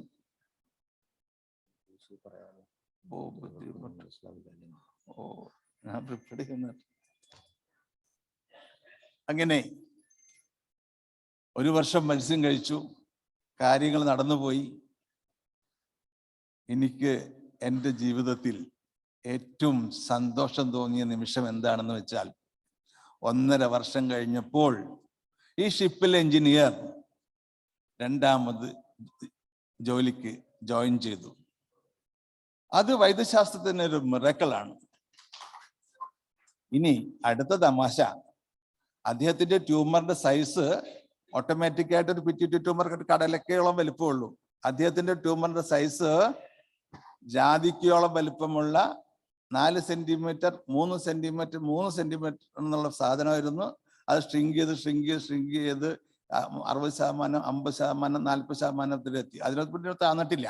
ആ കഴിഞ്ഞ ദിവസമായിട്ട് സാർ പറഞ്ഞ പോലെ what ever it may be, complications ഇല്ലാതെ ഇയാൾ ബ്രൈറ്റ് ആയിട്ട് വന്നു. മദ്യത്തിന്റെ ആസക്തി കുറഞ്ഞു. വീടിൽ സന്തോഷത്തിന്റെ അലകൾ ഒഴിച്ചു. അദ്ദേഹത്തെ ജോലിയിൽ പ്രവേശിച്ചു. അങ്ങനെ ജോലിയിൽ പ്രവേശിക്കുമ്പോൾ 1 മാസം കഴിയുമ്പോഴാണ് അടുത്തതായിട്ട് എനിക്കൊരു ഫോൺ കോൾ. ഡോക്ടറെ, സിവിയർ ആയിട്ട് വൊമിറ്റിംഗ് ആൻഡ് സ്വെറ്റിംഗ്. ഒരു ബ്രെയിൻ ട്യൂമർകാരൻ വൊമിറ്റിംഗ് ആൻഡ് സ്വെറ്റിംഗ് എന്ന് പറയുമ്പോൾ നമ്മുടെ ഉള്ളിൽ ഒരു തീ പാറും. കാരണം അത് ബ്രെയിൻ ട്യൂമറിന്റെ ഒരു കോംപ്ലിക്കേഷനാണ് വൊമിറ്റിംഗ്. ഞാൻ കൈവിട്ടു പോയല്ലോ എന്ന് ചിന്തിച്ച് വിഷമിച്ച് നിൽക്കുമ്പോൾ ദൈവത്തിന് കൊണ്ട് കേസ് ടേക്ക് മുഴുവൻ നടത്തി. അപ്പോൾ എനിക്ക് കിട്ടിയ മെഡിസിനാണ് ടബാക്കം. പക്ഷെ ഷിപ്പിൽ അവിടെ വരെ എത്തിക്കാൻ പറ്റില്ല. ഞാൻ അവസാനം ചോദിച്ചു, നിങ്ങളുടെ തൽക്കാലം പുകല ഇരിപ്പുണ്ടോ? അപ്പൊ അന്വേഷിച്ച് പിടിക്കാന്ന് പറഞ്ഞ് പുകല കഴിച്ചു. അങ്ങനെ പുകല കഴിച്ചു പിടിച്ചപ്പോ അദ്ദേഹത്തിന്റെ സ്വെറ്റിങ്ങും ആ വേർപ്പും കോംപ്ലിക്കേഷൻസ് മാറി. ഡേ ആഫ്റ്റർ ടുമാറോ ഫ്ലൈറ്റിൽ മെഡിസിൻ എത്തിച്ചു. സന്തോഷം എന്ന് പറയട്ടെ, ആ മെഡിസിനും കൊണ്ട് ചെന്നപ്പോടിയും ടബാക്കം കൊണ്ട് അദ്ദേഹം മാറി. അത് വേറെ കുഴപ്പമായിരുന്നില്ല. വെറ്റിഗോ ആയിരുന്നു. കടൽക്കാറ്റ് കൊണ്ട് അദ്ദേഹത്തെ കിട്ടിയ ചെവിയുടെ ഇൻഫെക്ഷൻ കൊണ്ട് തന്നെയായിരുന്നു. അങ്ങനെ 5 വർഷം കഴിഞ്ഞു. ഇവർ ഇതെല്ലാം ചെയ്യുന്നുണ്ടെങ്കിലും 1 by 1 ആയിട്ട് ഓരോ ദിവസവും എല്ലാ വർഷവും ഡോക്ടർമാരെ കണ്ട് അന്വേഷിച്ച് അവരുടെ പ്രോഗ്നോസിസ് പഠിക്കുമുണ്ടായിരുന്നു. ആ പ്രോഗ്നോസിസ് ആയിട്ട് വരുന്നത്. പക്ഷെ ഞാൻ ഒരു ദിവസം പോലും അദ്ദേഹത്തെ തൊട്ടിട്ടില്ല. അദ്ദേഹത്തിന്റെ റിപ്പോർട്ട്സ് മാത്രം വായിച്ചുകൊണ്ട് അദ്ദേഹത്തിന്റെ മദ്യപാനം നിർത്തി, കാഴ്ചശക്തി ശരിയായി. അങ്ങനെ 2003 21 വർഷം കഴിഞ്ഞപ്പോൾ കേസിൽ വന്നത് 2002 വന്നത്. 23 വർഷം കഴിഞ്ഞപ്പോൾ ഞാൻ അദ്ദേഹത്തോട് വിളിച്ചു. കഴിഞ്ഞ ദിവസം ഞാൻ ഇങ്ങനെ താങ്കളുടെ പേരിൽ ഒരു പേപ്പർ പ്രസന്റ് ചെയ്തോട്ടെ. 23 വർഷം കഴിഞ്ഞ്, അല്ല 21 വർഷം കഴിഞ്ഞ് 2023 വിളിക്കുമ്പോൾ ആ വ്യക്തി വളരെ സന്തോഷമായി 75 വയസ്സോട് ജീവിക്കുന്നു. ഇതിൽ കൂടുതൽ ഒരു ഹോമിയോപ്പതി ഡോക്ടർക്ക് എന്താണ് സന്തോഷിക്കാൻ പറ്റാത്തത്? 21 വർഷക്കാലമായിട്ടും സർജറി കൂടാതെ മിസ്റ്റർ അദ്ദേഹമാണ് സന്തോഷമായിട്ട് ഇപ്പോഴും ജീവിക്കുന്നു. അത് ഹോമിയോപ്പതിക്ക് കൊടുക്കാവുന്ന നേട്ടങ്ങളാണ്. ഇനി ഞാൻ അധികം മരുന്നുകളൊന്നും വാരിക്കോരി കൊടുത്തിട്ടില്ല. അദ്ദേഹത്തിന് കൊടുത്തിട്ടുള്ള മെഡിസിൻ പ്രധാനമായും നെക്സോമിക്ക തന്നെയാണ്. നെക്സോമിക്ക എന്ന് പറയുമ്പോൾ സാധാരണ നമ്മൾ ഉദ്ദേശിക്കുന്നതിനേക്കാൾ വളരെ ഡെപ്തിൽ പോകുന്നതാണ്. അടുത്ത് ഞാൻ മെഡിസിൻ കൊടുത്തിട്ടുള്ളത് തൂജയാണ്. മൂന്നാമത് ഞാൻ കൊടുത്ത മരുന്ന് കോണിയം മാക്കുലേറ്റമാണ്. അത് 4-5 വർഷത്തെ ഗ്യാപ്പിലാട്ടോ. പിന്നെ ഏറ്റവും കൂടുതൽ കൊടുക്കാവുന്ന അതിരോസ്ക്ലറോസിസ് കണ്ടീഷൻസിനെ പ്രൊട്ടക്ട് ചെയ്യാവുന്നത് പ്ലംബം മെറ്റാണ്. പിന്നെ ചെന്നപ്പോടിയവും ടബാക്കോവും അന്ന് വെർട്ടിഗോ വന്നപ്പോൾ കൊടുത്താണ്. ബാക്കിയുള്ള രോഗികൾക്ക് ഞാൻ വാരിക്കോരി മെഡിസിൻ കൊടുക്കാറുണ്ട്. ഈ കേസിൽ ഞാൻ വളരെ കുറച്ച് മെഡിസിൻ മാത്രമേ ഈ വ്യക്തിക്ക് കൊടുത്തിട്ടുള്ളൂ. കഴിഞ്ഞ ദിവസം ഡോക്ടർ ഇസ്മായിൽ സെഡ് സാറ് ഇതേ കേസ് പ്രസന്റ് ചെയ്തിരുന്നു 28ാമത്തെ ഇംഗ്ലീഷ് സെക്ഷനിൽ 288. അന്ന് അദ്ദേഹം പറഞ്ഞ മെഡിസിൻസ് ഇതൊന്നുമല്ല. സെഡ് സാറോട് ഉണ്ടെങ്കിൽ അദ്ദേഹം പറഞ്ഞത് സൈലീഷ്യയാണ്. സൈലീഷ്യയും കാസ്റ്റിനോസിനും മെലാൻഡ്രിനുമാണ് സേട്ട് സാറ് കൊടുത്തത്. പക്ഷേ ആ സേട്ട് സാർ കൊടുത്ത ഒരു മെഡിസിനും ഞാൻ കൊടുത്തിട്ടില്ല. ഇതാണ് ഹോമിയോപ്പതിയുടെ ആർട്ട് ആൻഡ് ഹോമിയോപ്പതിയുടെ ബ്യൂട്ടി. രോഗം ഒന്നാണെങ്കിലും 2 വ്യക്തികൾക്ക് 3 തരത്തിലുള്ള മെഡിസിനാണ്. ഇവിടെയാണ് ഒരു ഹോമിയോപ്പതിക്കാരൻ്റെ സ്കില്ല് നമ്മൾ പ്രൂവ് ചെയ്യേണ്ടത്. രോഗം ഒന്നാണെങ്കിലും വ്യക്തികൾക്കനുസരിച്ചിട്ട് മെഡിസിൻ മാറിക്കൊണ്ടിരിക്കും. ഈ ഒറ്റ കാരണത്താലാണ് നമ്മുടെ ഹോമിയോപ്പതി നിലനിൽക്കുന്നതും ഹോമിയോപ്പതി ഡോക്ടർ ഒരു ബ്യൂട്ടീഷ്യനായിട്ട്. കാരണം ഒരു കേസ് വന്ന് നമ്മുടെ മെഡിസിൻ മാത്രം കഴിക്കുകയാണെങ്കിൽ കോംപ്ലിക്കേഷൻസ് ഉണ്ടാകില്ല. ഇപ്പൊ എനിക്ക് 64 വയസ്സായി. Answer is simple. പ്രഷറിലെ ഷുഗറിലെ കാര്യങ്ങളില്ലെങ്കിൽ അതിൻ്റെ സന്തോഷം ഹോമിയോപ്പതി മാത്രം ഉപയോഗിക്കുന്ന ഞാനെന്നുള്ള വ്യക്തിക്കാണ്. അപ്പോൾ പ്രായം നമ്മൾ ഒരു 40 വയസ്സ് 10-15 വയസ്സ് കുറച്ച് തോന്നും. ഈ സിസ്റ്റം ഹോമിയോപ്പതിയിൽ മാത്രമേ ഉള്ളൂ. എന്തായാലും എനിക്ക് സബ്ജക്റ്റ് വലുതാണെങ്കിലും കട്ട് ഷോട്ട് ചെയ്ത് പറയാൻ പറഞ്ഞ് എന്നെ ചുരുക്കിയത്. ഇനി കൂടുതൽ സമയം ചോദിക്കുമ്പോൾ ഞാൻ 2ാമത് നരേറ്റ് ചെയ്യേണ്ടി വരും. ഏതായാലും ഇത് തന്നെ പോലെ എനിക്കിനി 16 വർഷം പഴക്കമുള്ള മറ്റൊരു പിറ്റ്യൂട്ടറി അഡിനോമയുണ്ട്. മിസ്റ്റർ ഗീത ഇപ്പോഴും സന്തോഷകരമായി ജീവിക്കുന്നു. അപ്പോൾ നമുക്ക് ബ്രെയിനിൽ ഏറ്റവും കൂടുതൽ റിസൾട്ട് കൊടുക്കാവുന്ന മെഡിസിൻ പിറ്റ്യൂട്ടറിയുമാണ്. ധൈര്യപ്പെട്ട് കൊടുക്കാം. നമുക്ക് കോംപ്ലിക്കേഷൻസ് കുറവായിരിക്കും. ഏതായാലും ഞാൻ 10 മിനിറ്റ് സമയം തന്നിരുന്നുള്ളൂ. അതുകൊണ്ട് എൻ്റെ സമയം ചുരുക്കി ക്ഷമിക്കുക. എന്നെ ശ്രമിച്ച നിങ്ങൾക്ക് എല്ലാവർക്കും സ്നേഹത്തിൻ്റെ ഭാഷയിലും ഡോക്ടർ സാമുവൽ ഹനുമാനോടും ഹോമിയോപ്പതിയോടും നന്ദി പറഞ്ഞുകൊണ്ട് ഞാൻ എൻ്റെ വാക്കുകൾ ഇവിടെ നിർത്തട്ടെ. Thank you. Thank you, Dr. K.S. Prasad. Ek se badkar ek. We are seeing many miracles here, homeopathic miracle. Now I am inviting Dr. Ravish for presenting the case of endocrinology. And Ravish is the hard-working member of IFPH, and we are here. He arranged everything, and now we are sitting here because of him. So I am inviting Dr. Ravish for presentation.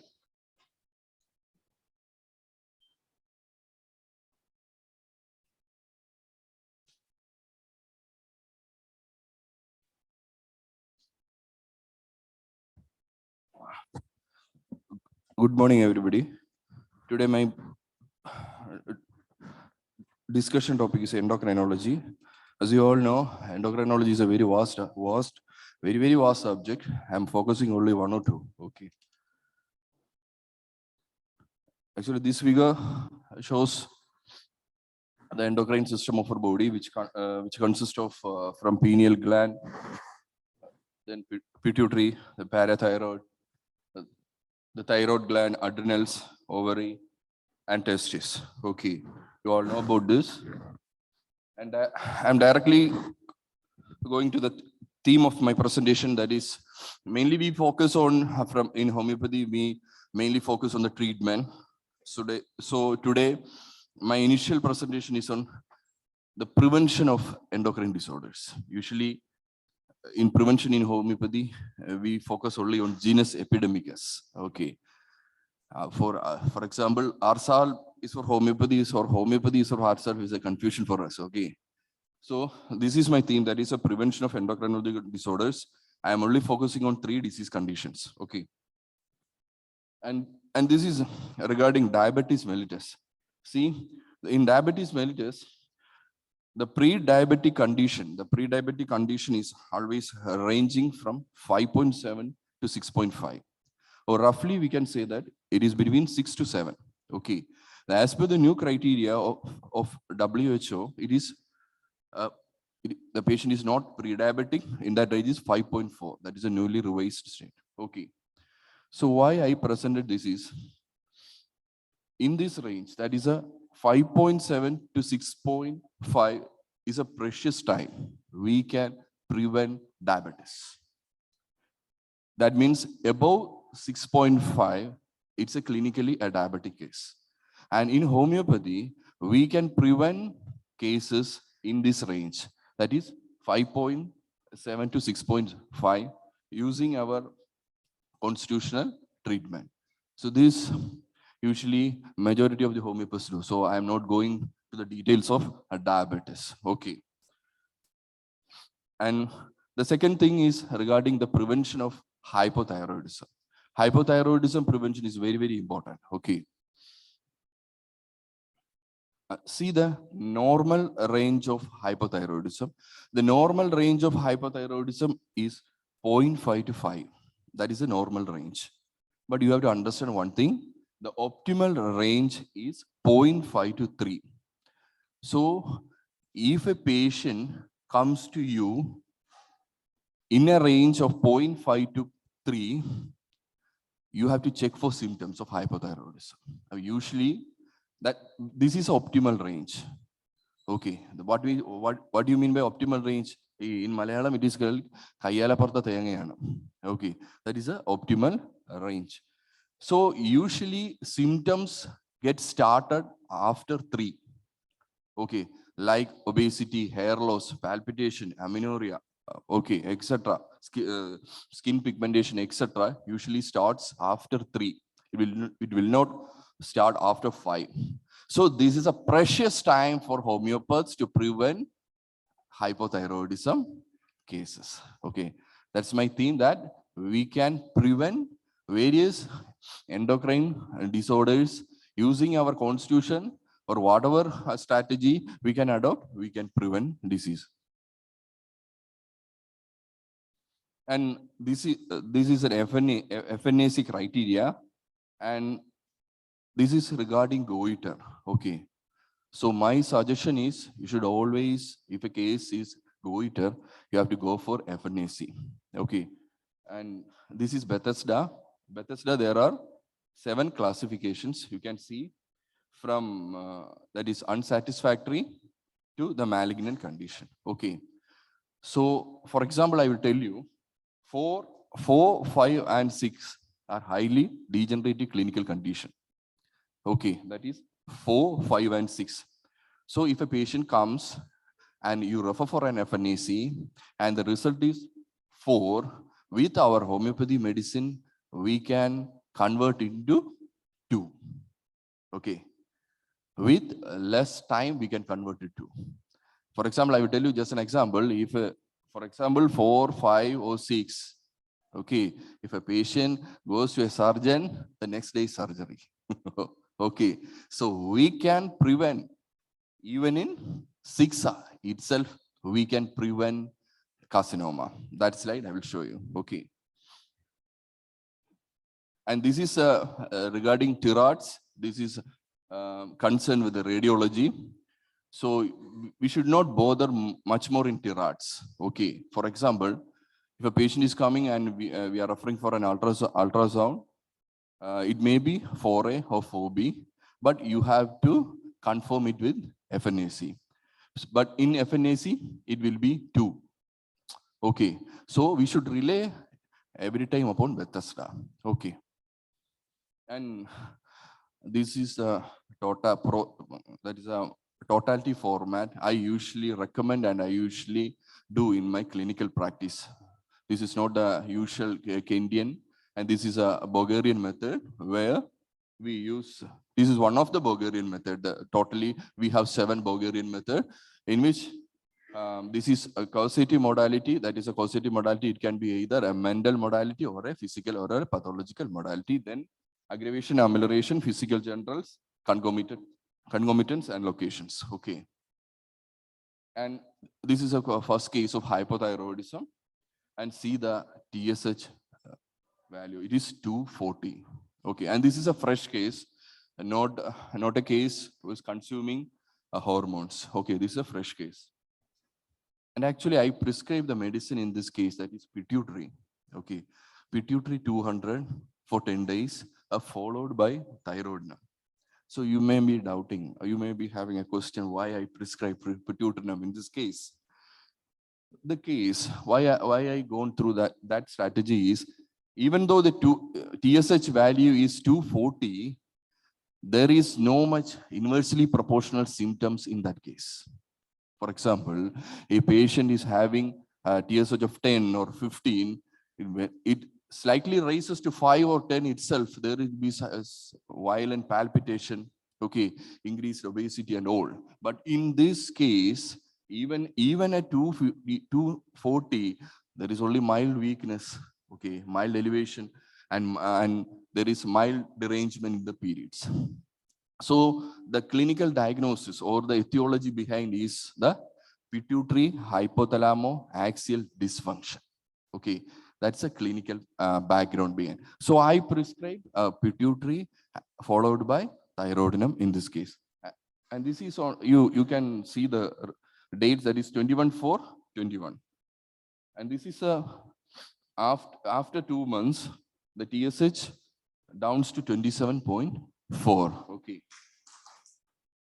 And again on 8th, that is after 4 months, it is almost in the normal range. Okay. And this is a case, the second case is a case of autoimmune thyroid disease. Now it is very, very common. Okay. And see, in this case, normally in Hashimoto's, the number of cases that is increased TPO. Okay.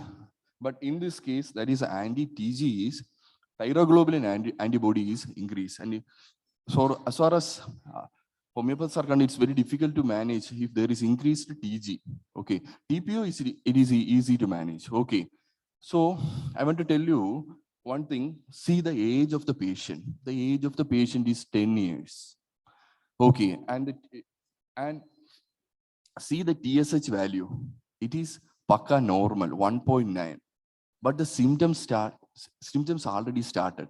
So in such cases, in such pediatric cases, we should always look for anti-TG. Okay. So that is very much elevated. That is 418. Okay. And I prescribed this calcarea iodide in this case. And after this is 21, and that is 30/11. With 3 months, it has comes to normal. That is a TG. Okay. And this is a case of papillary carcinoma of thyroid. Okay. And see the FNAC result. I have given medicine with consent, both from the patient and as well as from the bystander. See, in the right lobe, the Bethesda category 6, that is a papillary carcinoma thyroid. And in the left lobe, it is category 2, it's Paka benign. Okay. And I have prescribed the medicine Ruta in this case. Okay, mainly the tendon affection. More than that, the specific affinity of Ruta for malignancy. Okay. So see, after 9 months of treatment, suggestive of colloid nodule category 2. Okay. And I repeated the case once again in 1906. And the previous was on 23/9, 1906 with no medicine. After getting category 2, I didn't give any other medicine. Repeated the same category 2. So what I'm telling is we have immense scope in managing even high degenerative thyroid diseases. Okay. And this is regarding the PCOD. In PCOD, There will be variations in anti-Mullerian hormone, LH-FSH ratio and all, but the ICMR, their protocol is mainly on Rotterdam criteria, that is the ultrasound. Okay, so the LH-FSH ratio also we can be managed. So in PCOD, in Paka PCOD case, the LH value will be much high than that's the reverse of LH-FSH ratio. And this is just an example I'm showing. See, on 1/3/21, that the PCOD suggestive ultrasound suggestive of PCOD and bulky uterus. Okay, and after 6 months of treatment, see, there is no significant study, and the size of the ovary is okay. So if a 15-year homeopath can do, you all can also do that. Okay, thank you. Thank you, Dr. Ravish.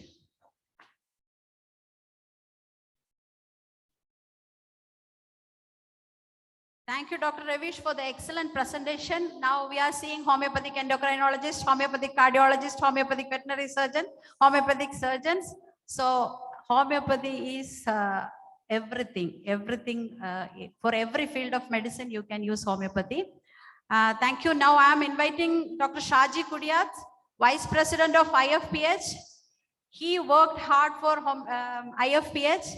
Actually, when we are starting our webinar series, he is the only one man leading this webinar, and he sacrificed his sleep for IFPH.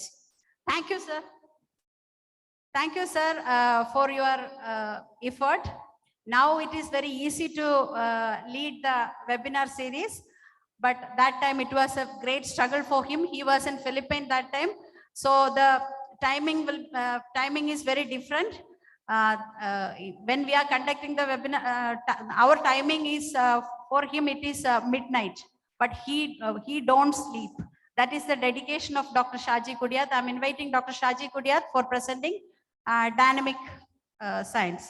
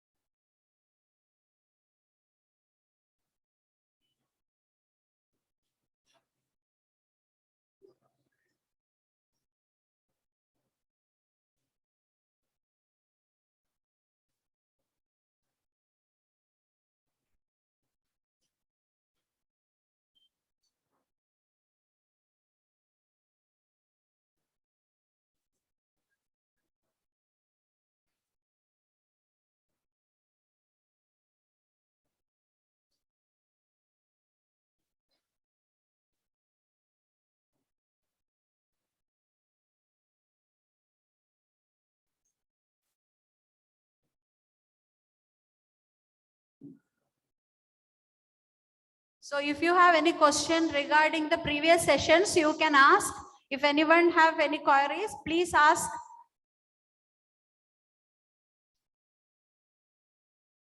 Please raise your hand if you have questions. I will come there to ask you.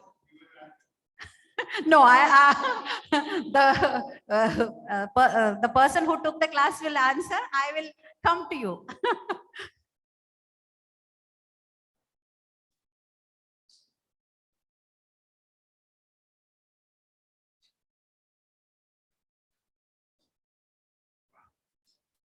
The next topic will be handled by Dr. Ajini Maliekal.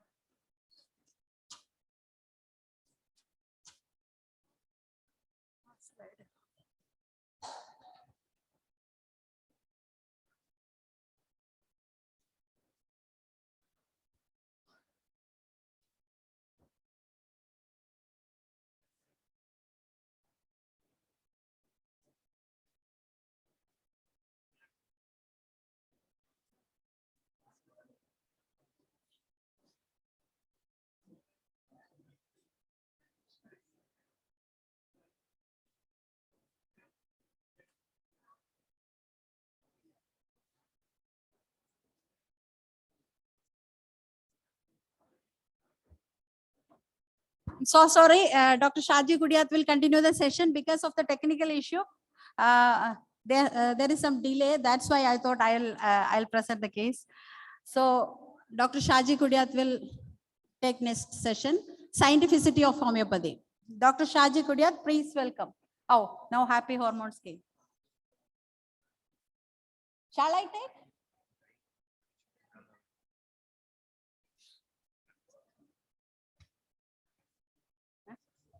Okay, then I'll continue with the happy hormones.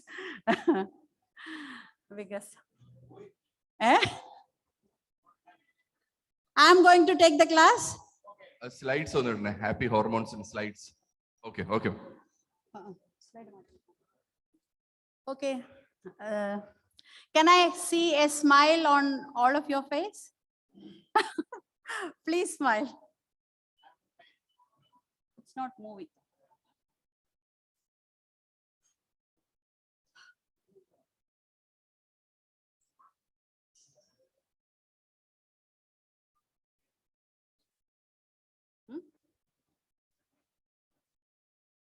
Okay, thank you for the beautiful smile. Now let all pretend like laughing. Please, I will show you how to pretend laughing. Please pretend like laughing. Please. Thank you, thank you. Thank you so much for your laugh. Now we all laughed without any reason. Our mind does not know whether you're laughing for a reason or not. When we are laughing, our happiness hormone will secrete. That will circulate through our blood and gives us energy. So that is the reason behind, if you are laughing without reason also, that will act. Action changes emotion. If you are sitting, there is another emotion. If you are standing, there is another emotion. If you are dancing, that is different. So happiness is different for different people. And my source of happiness is entirely different from your source of happiness. Please, all of you, think what makes you more happy. For me, I like traveling. I like sitting with friends and family, and I like eating. So like that, you might have some interest for your happiness. So you might have some source behind your happiness. So today, there are many hormones behind your happiness, but today I am going to talk about the 4 main hormones of happiness. So without any reason, we laughed. That is because the magic of our hormone. These are brain chemicals. Actually, our happiness is the action of these chemicals. So I'm Dr. Ajini. I'm a homeopath, psychologist, NLP master practitioner. No one introduced me. I'm introducing myself. And counselor. And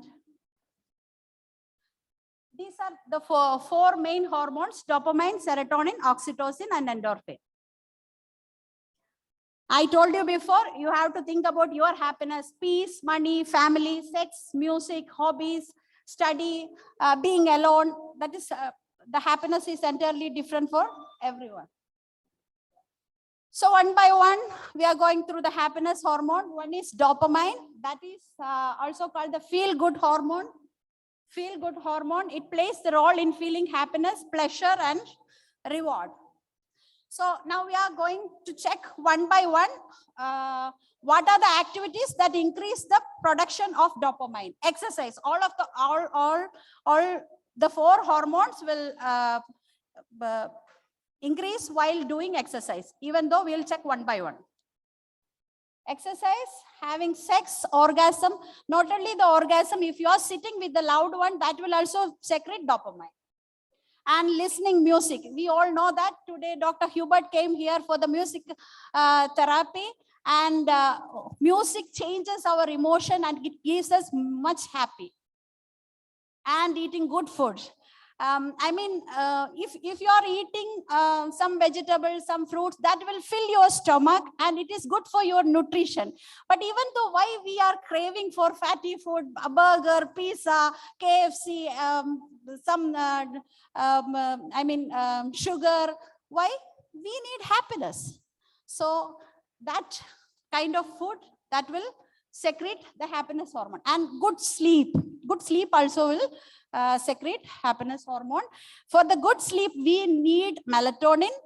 So if the melatonin is not sufficient, dopamine will not secrete. Actually, dopamine is known as the motivational or hormone or inspirational hormone. If we have a plan to walk in the morning, then when waking up in the morning, we feel tired. Okay, tomorrow onwards, I'll walk, because it is due to the lack of dopamine. You didn't sleep nicely. That is the main reason.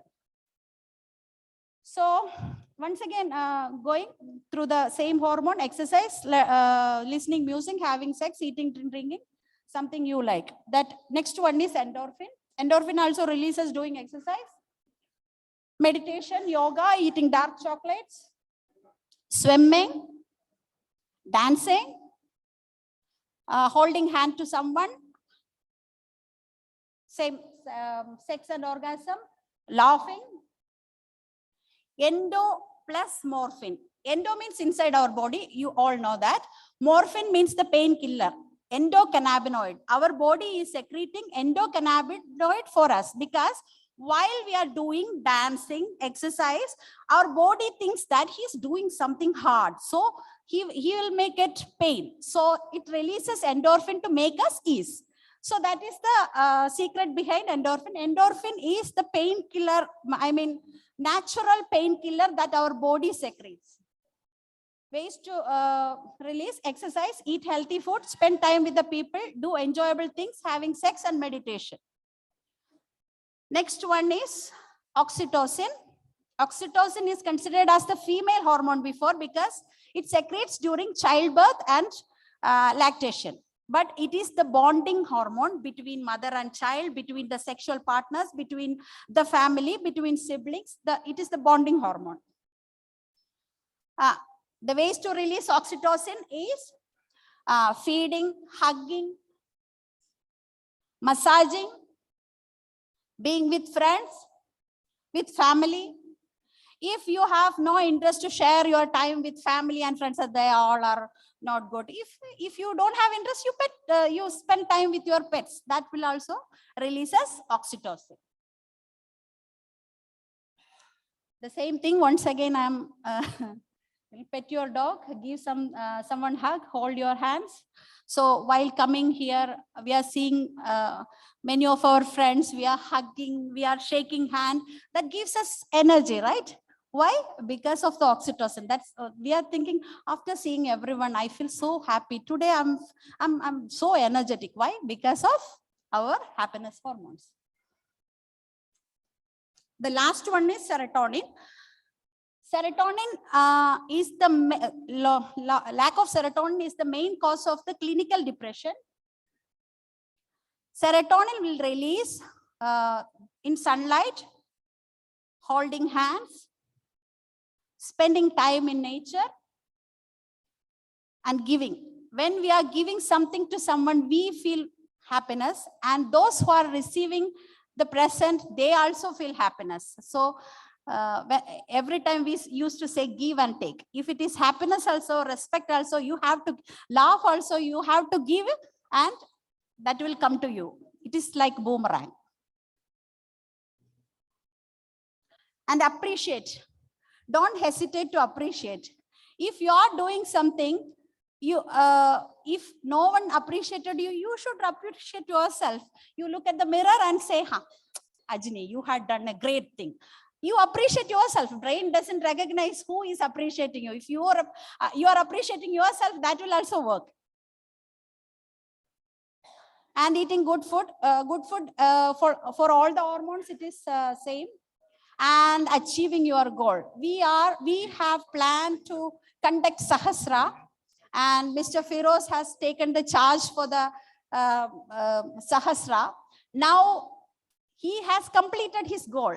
Now he is feeling happiness because he is secreting serotonin, and smile also will release. And once again, exercise, probiotic rich food, sunlight, spending time with nature, and some plants like ginseng, and even our watermelon gives us soothing effect. Have you ever noticed after eating watermelon, we feel some relaxed feeling will be coming. That is the magic of our passiflora. We feel sleepy. The hormone will produce and we feel relaxed. And same thing. Please go through this, whatever I said. So one more video I have. If I have, I think my time is over. Anyway, please laugh once again to make your hormones more. Thank you. And I need more appreciation, because to make me happy, please appreciate me, please. Thank you, thank you. Thank you so much. Thank you, Ajni ma'am. Now it's the time for tea break. നമ്മളിവിടെ MDC സ്കാനിങ്ങിൻ്റെ and laboratory ഫെസിലിറ്റിയിൽ free ആയിട്ട് എല്ലാവർക്കും blood sugar check ചെയ്യുന്നുണ്ട്. അപ്പോൾ എല്ലാവരും ഒന്ന് സഹകരിക്കുകയാണെങ്കിൽ അവിടെ free ആയിട്ട് check ചെയ്യാൻ പറ്റും. ഇപ്പോൾ ടീ ബ്രേക്ക് ആണ്. ഓക്കെ, ഇനി നമ്മൾ directly after tea break we will going for inaugural session at 11. Okay okay. Tea provide ചെയ്തിരിക്കുന്നത് രണ്ട് right and left back corners ആണ്. വാഷ്റൂമും റൈറ്റ് ഹാൻഡ് സൈഡിലാണ്.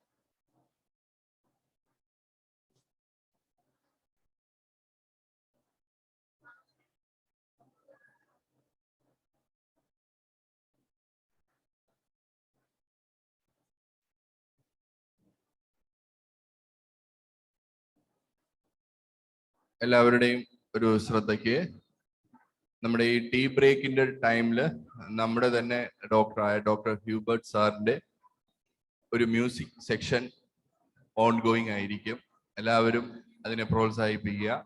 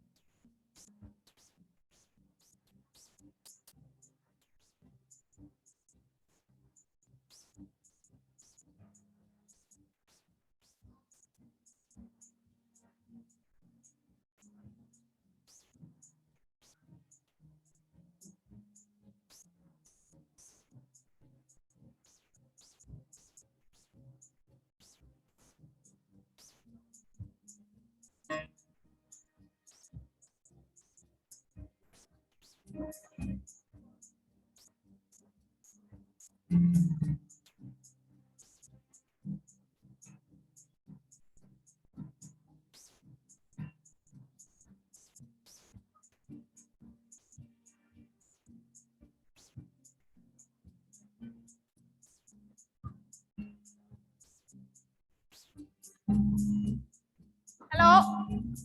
Now.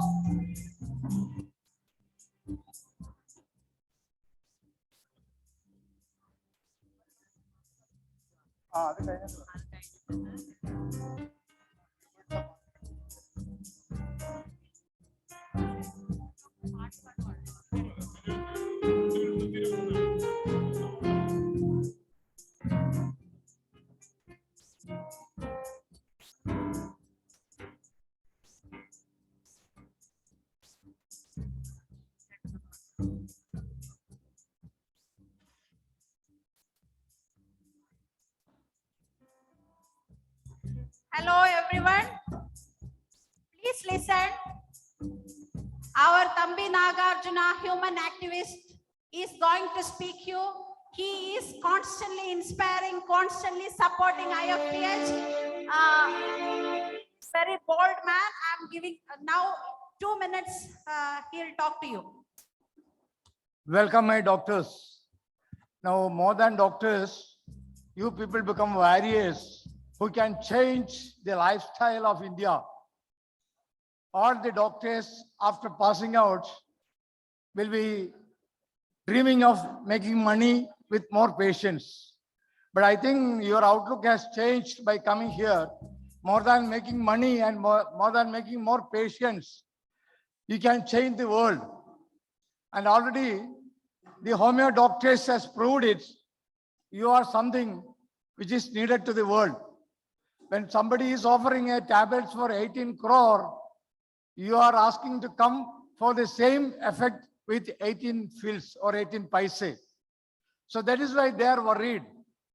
And I'm quite sure these kinds of opportunities in lifestyle, majority of the doctors become doctor and they will go to the burying ground as a doctor only. I'm not denying it, but I think you people can do more wonders. And I expect this constantly, not on 1,000 days, but on all 100 days, you should have such face-to-face get-together. Moreover, and നാടൻ സുഹൃത്തുക്കൾക്ക് വേണ്ടി സാധാരണ doctors എന്ന് പറഞ്ഞു കഴിഞ്ഞാൽ pass out കഴിഞ്ഞു കഴിഞ്ഞാൽ എത്ര രൂപ ഉണ്ടാക്കാൻ പറ്റും, എത്ര പേഷ്യൻസിനെ ക്രിയേറ്റ് ചെയ്യാൻ പറ്റും എന്നുള്ള ആ ചിന്തയിലാണ് മരണം വരെയും. അതിലുപരി കാശ് മാത്രമല്ല, സാമൂഹ്യ സേവനവും നിങ്ങൾക്ക് വഴങ്ങുമെന്ന് IFPHയിൽ കൂടെ നിങ്ങൾക്ക് കാണിക്കാൻ സാധിച്ചു എന്നുള്ളത് ഒരു ഈ 21st സെഞ്ചുറിയുടെ തന്നെ ഒരു ടേൺ ഔട്ട് ആണ്. No doubt on it. I welcome and thanks. എന്തൊക്കെ ഡിഫറൻസ് ഓഫ് ഒപ്പീനിയൻസ് ഉണ്ടെങ്കിലും അതൊക്കെ വെറും ബ്രെയിൻ സ്റ്റോമിങ് മാത്രമാണ്. പ്രതിസന്ധിയിൽ കൂടെ മാത്രമേ നമുക്ക് വളരാൻ സാധിക്കുകയുള്ളൂ എന്നുള്ളതിന്റെ ഒരു ഉദാത്തമായ ഉദാഹരണമാണ്. ജയ് ഹിന്ദ്, ഭാരത് മാതാ കി ജയ്. Thank you for the time allowed to. Thank you, Dr. Thambi Nagarjuna sir, for his strong voice. This voice inspired us very much. Thank you so much.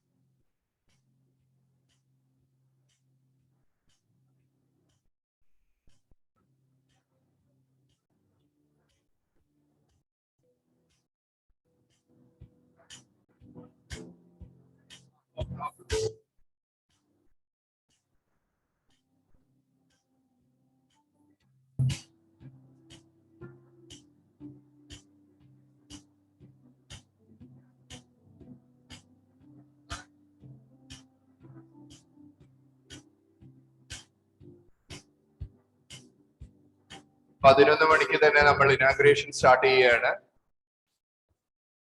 Sharp 11, we are going for the inaugural ceremony. So after the tea and snacks, please be seated.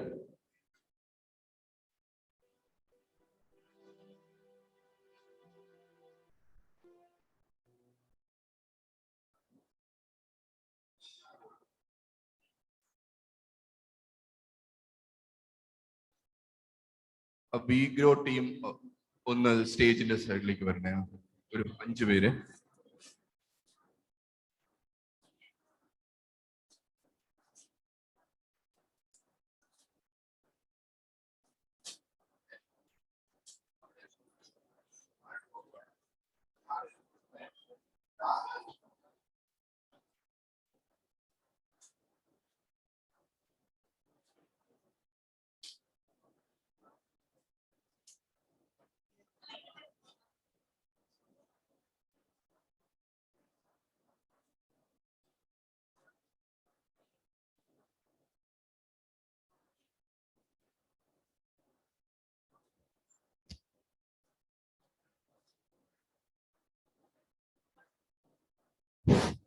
Hello, hello.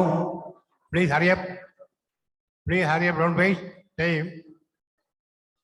We should start the program by 11 o'clock. Thank you. The crowd people, please listen. Both side crowd is there. Please come and sit your seats.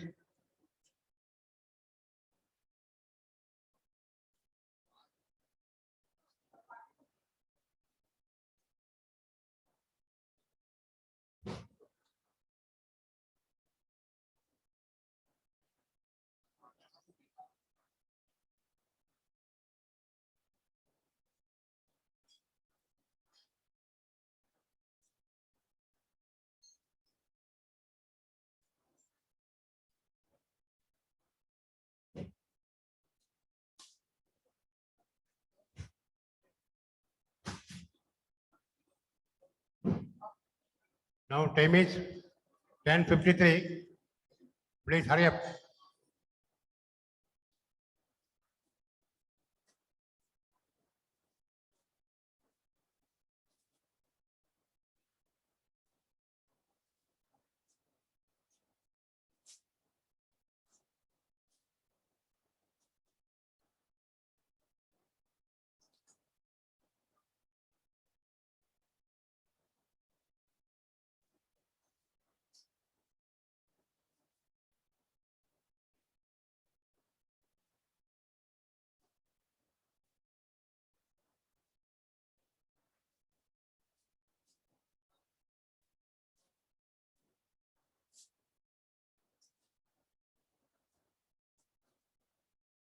Hi, everybody. We are going to start the inaugural ceremony on sharp 11. So please be seated.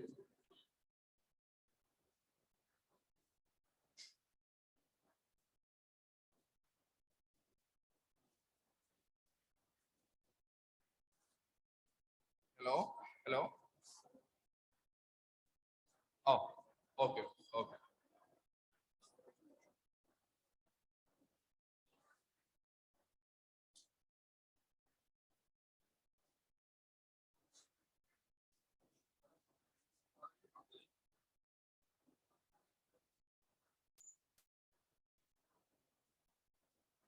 Ajini ma'am, please come near the dais.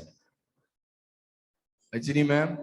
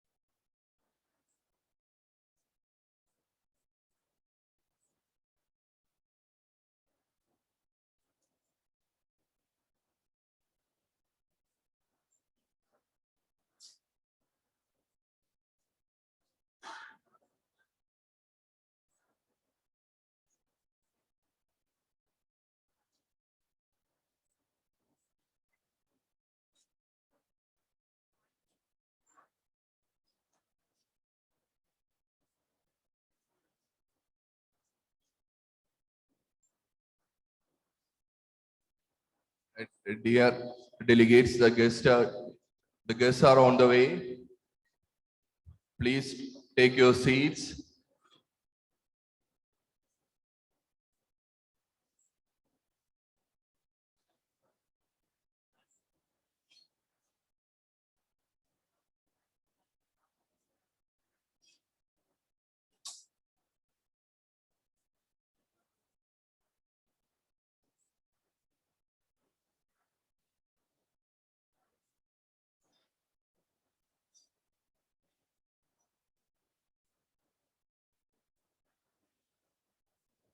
Media people, please get ready. We will be starting the inaugural function on sharp 11.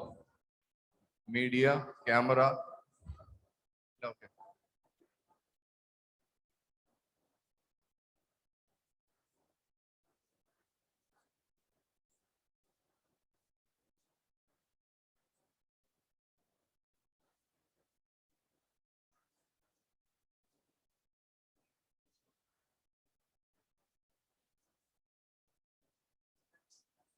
Welcome, Creed. Welcome. അവിടെ ഉണ്ടോ?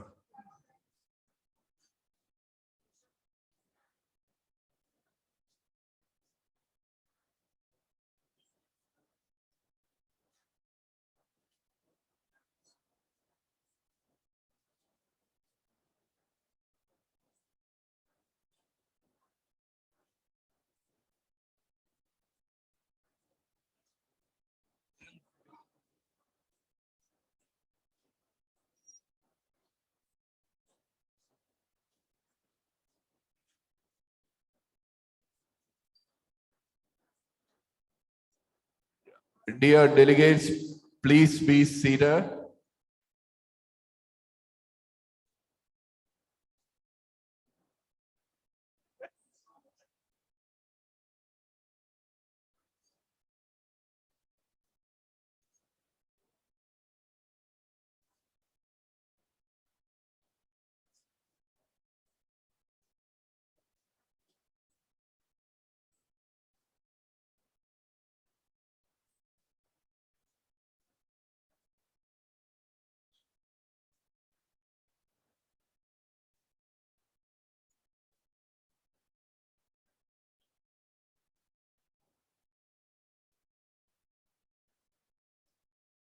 Dear delegates, please be seated.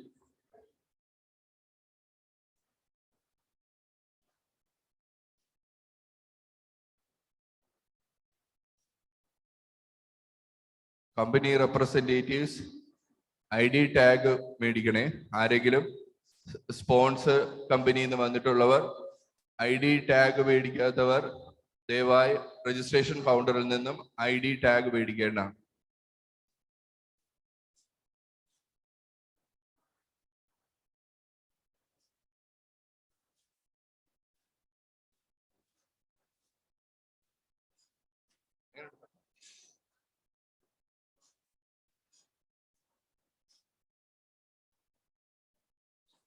Kiran sir.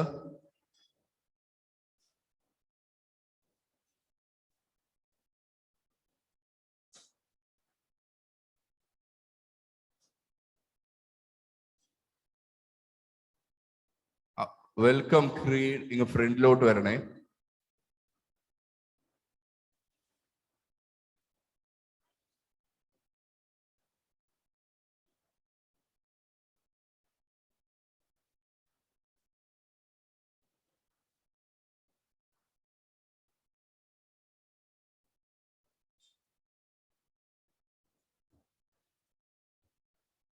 Hello, friends. Hello. Please be seated. If you have not finished, you can take your tea to the place that you are sitting. Please come. Hello. Hello, all of you, come, please. We have to start our session because time is very less and time is everything. We have time to talk for our lunch. Welcome So- creed. Please arrange in front of the entrance. Please come forward. Your beautiful faces gives us energy. So please come forward.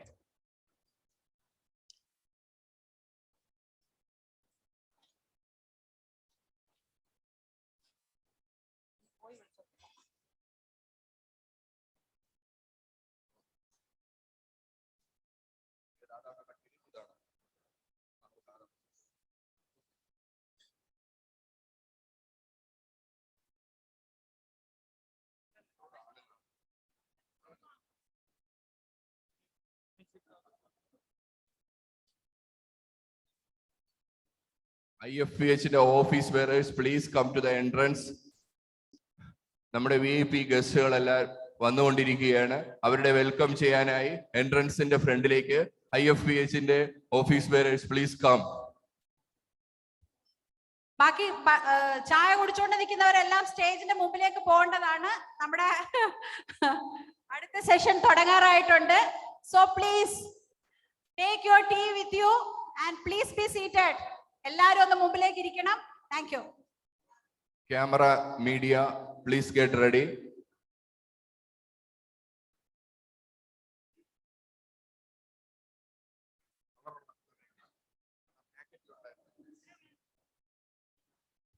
അല്ല Kiran sir.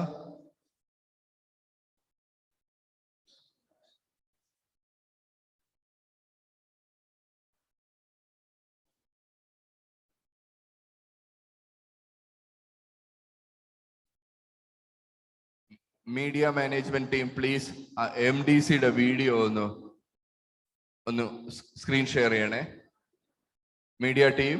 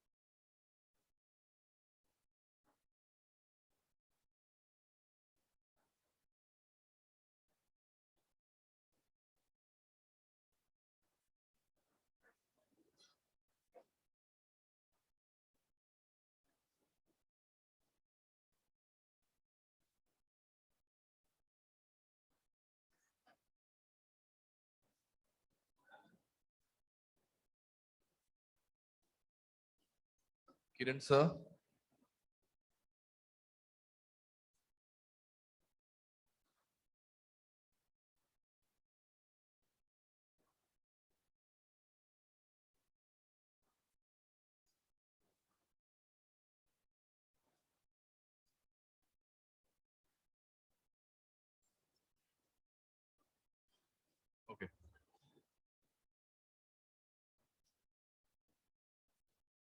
Kiran sir.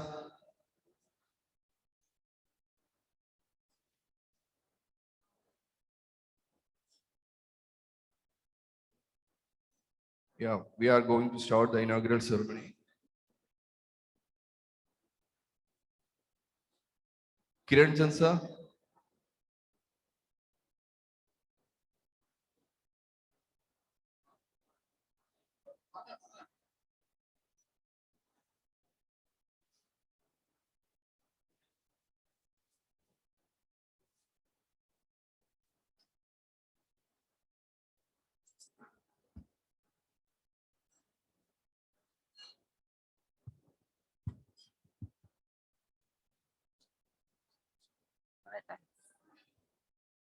ഒന്നും കൂടെ ഇരിക്കാൻ പറയോ sir എല്ലാവരോടും?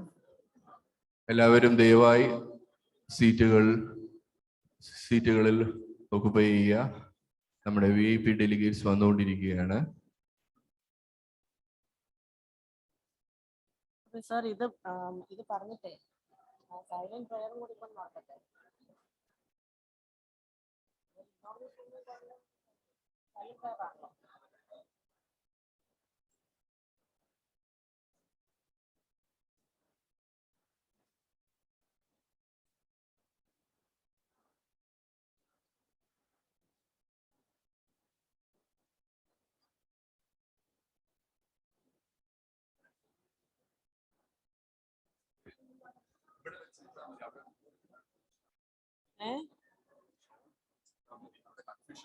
Shawl ആരായിരുന്നു? അത് shawl എപ്പോഴും ഇതിനകത്ത് ഇരിക്കുമ്പോഴേ പറ്റുള്ളൂ.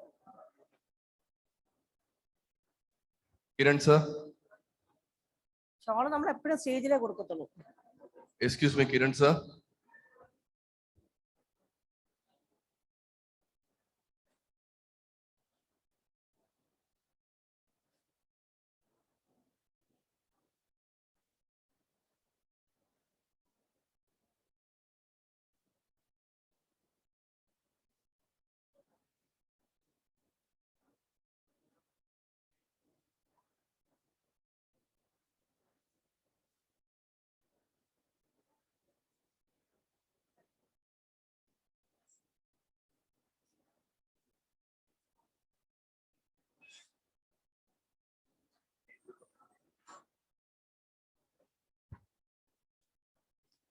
Cellebrations was here. One health, one family. Is a goal Homeopathy 2023 period. Homeopathy, show people's choice to wellness. According to the words of Dr. Samuel Man, the most inestimable treasures are impeccable consciousness and good health. Love to God and self-study provide one. Homeopathy provides other. Homeopathy is a progressive and aggressive step in medicine. The Prime Minister's recruited that holistic healthcare remains a very big attraction. Trusted doctors are more towards homeopathy. There's a move for holistic healthcare. There's a move to go towards stress-free life from stressful life. So here today, gather here to celebrate 1,000 days of uninterrupted daily webinars. A holistic breakthrough of homeopathic fraternity by the International Forum for Promoting Homeopathy with the event named as Sahasra. The mission of the National Forum for Promoting Homeopathy is to connect health professionals and community homeopathy lovers from across the globe and making Delegates, please be seated. homeopathy worldwide. So now moving on to Sahasra celebrations. Inaugural fund renovation function with silent prayer. I'm requesting everyone to please stand up for a minute for silent prayer.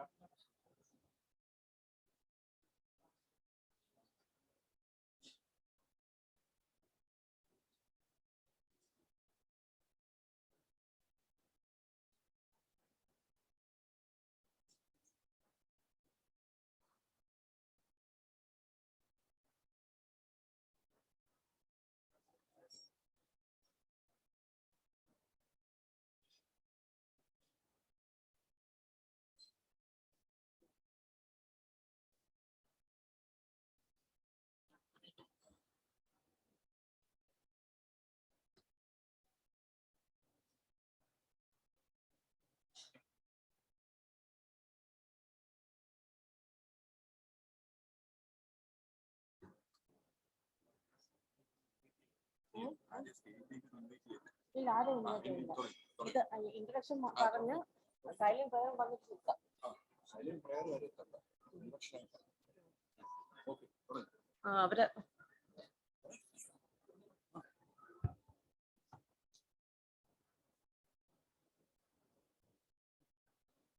Good morning, ladies and gentlemen.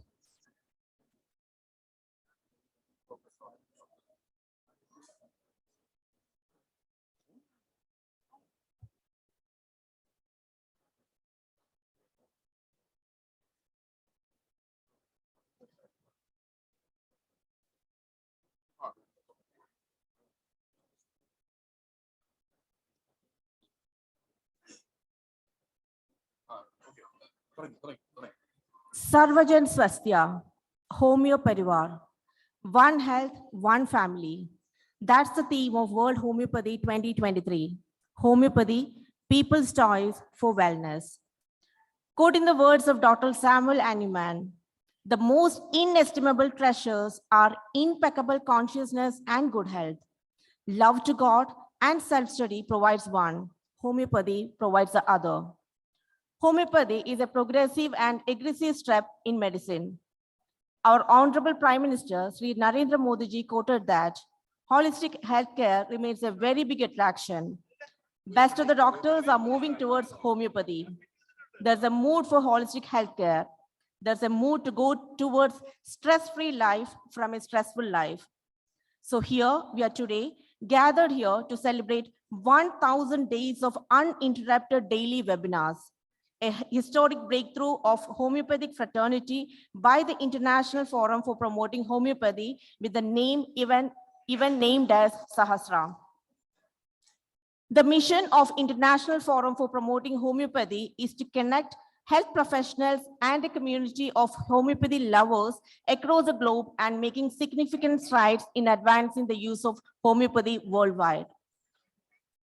Very shortly, we are waiting for the minister to come, and very shortly we are moving on to the Sahasra Celebrations inaugural function, maybe in another 5 minutes time. Thank you.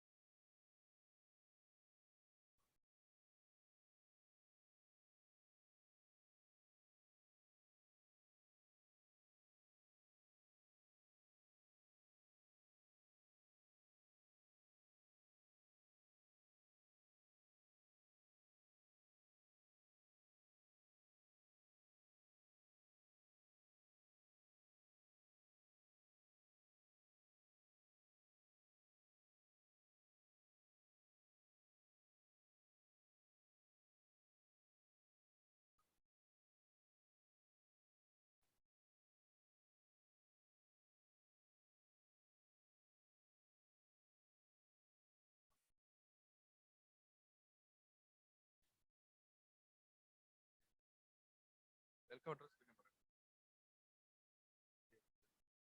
എന്ത് ചെയ്യാൻ പറ്റുമെന്ന് പറയാം. Hubert sir ഉണ്ടോ അവിടെ? അല്ല, പിന്നെ വേറെ എന്ത് ഒരു presentation വെക്കാൻ പറയട്ടെ.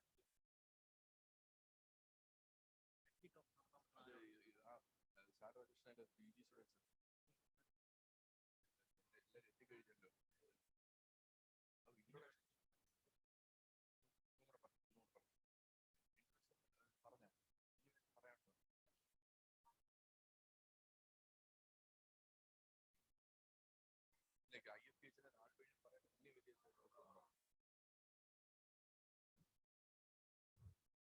Dr. Unni Valiath.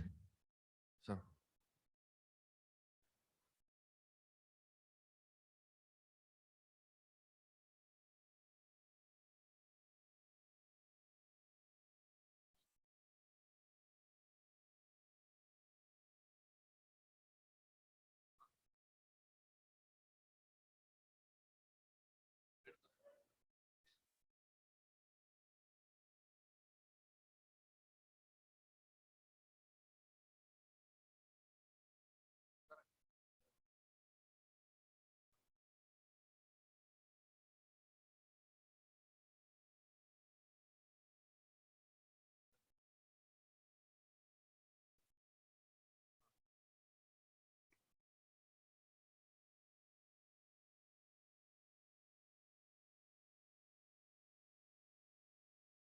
ഹോമിയോപ്പതിയുടെ ചരിത്ര നാൾവഴികളെ കുറിച്ച് സംസാരിക്കാനായി ഡോക്ടർ ഉണ്ണി വലിയത്തിനെ സ്വാഗതം ചെയ്യുന്നു.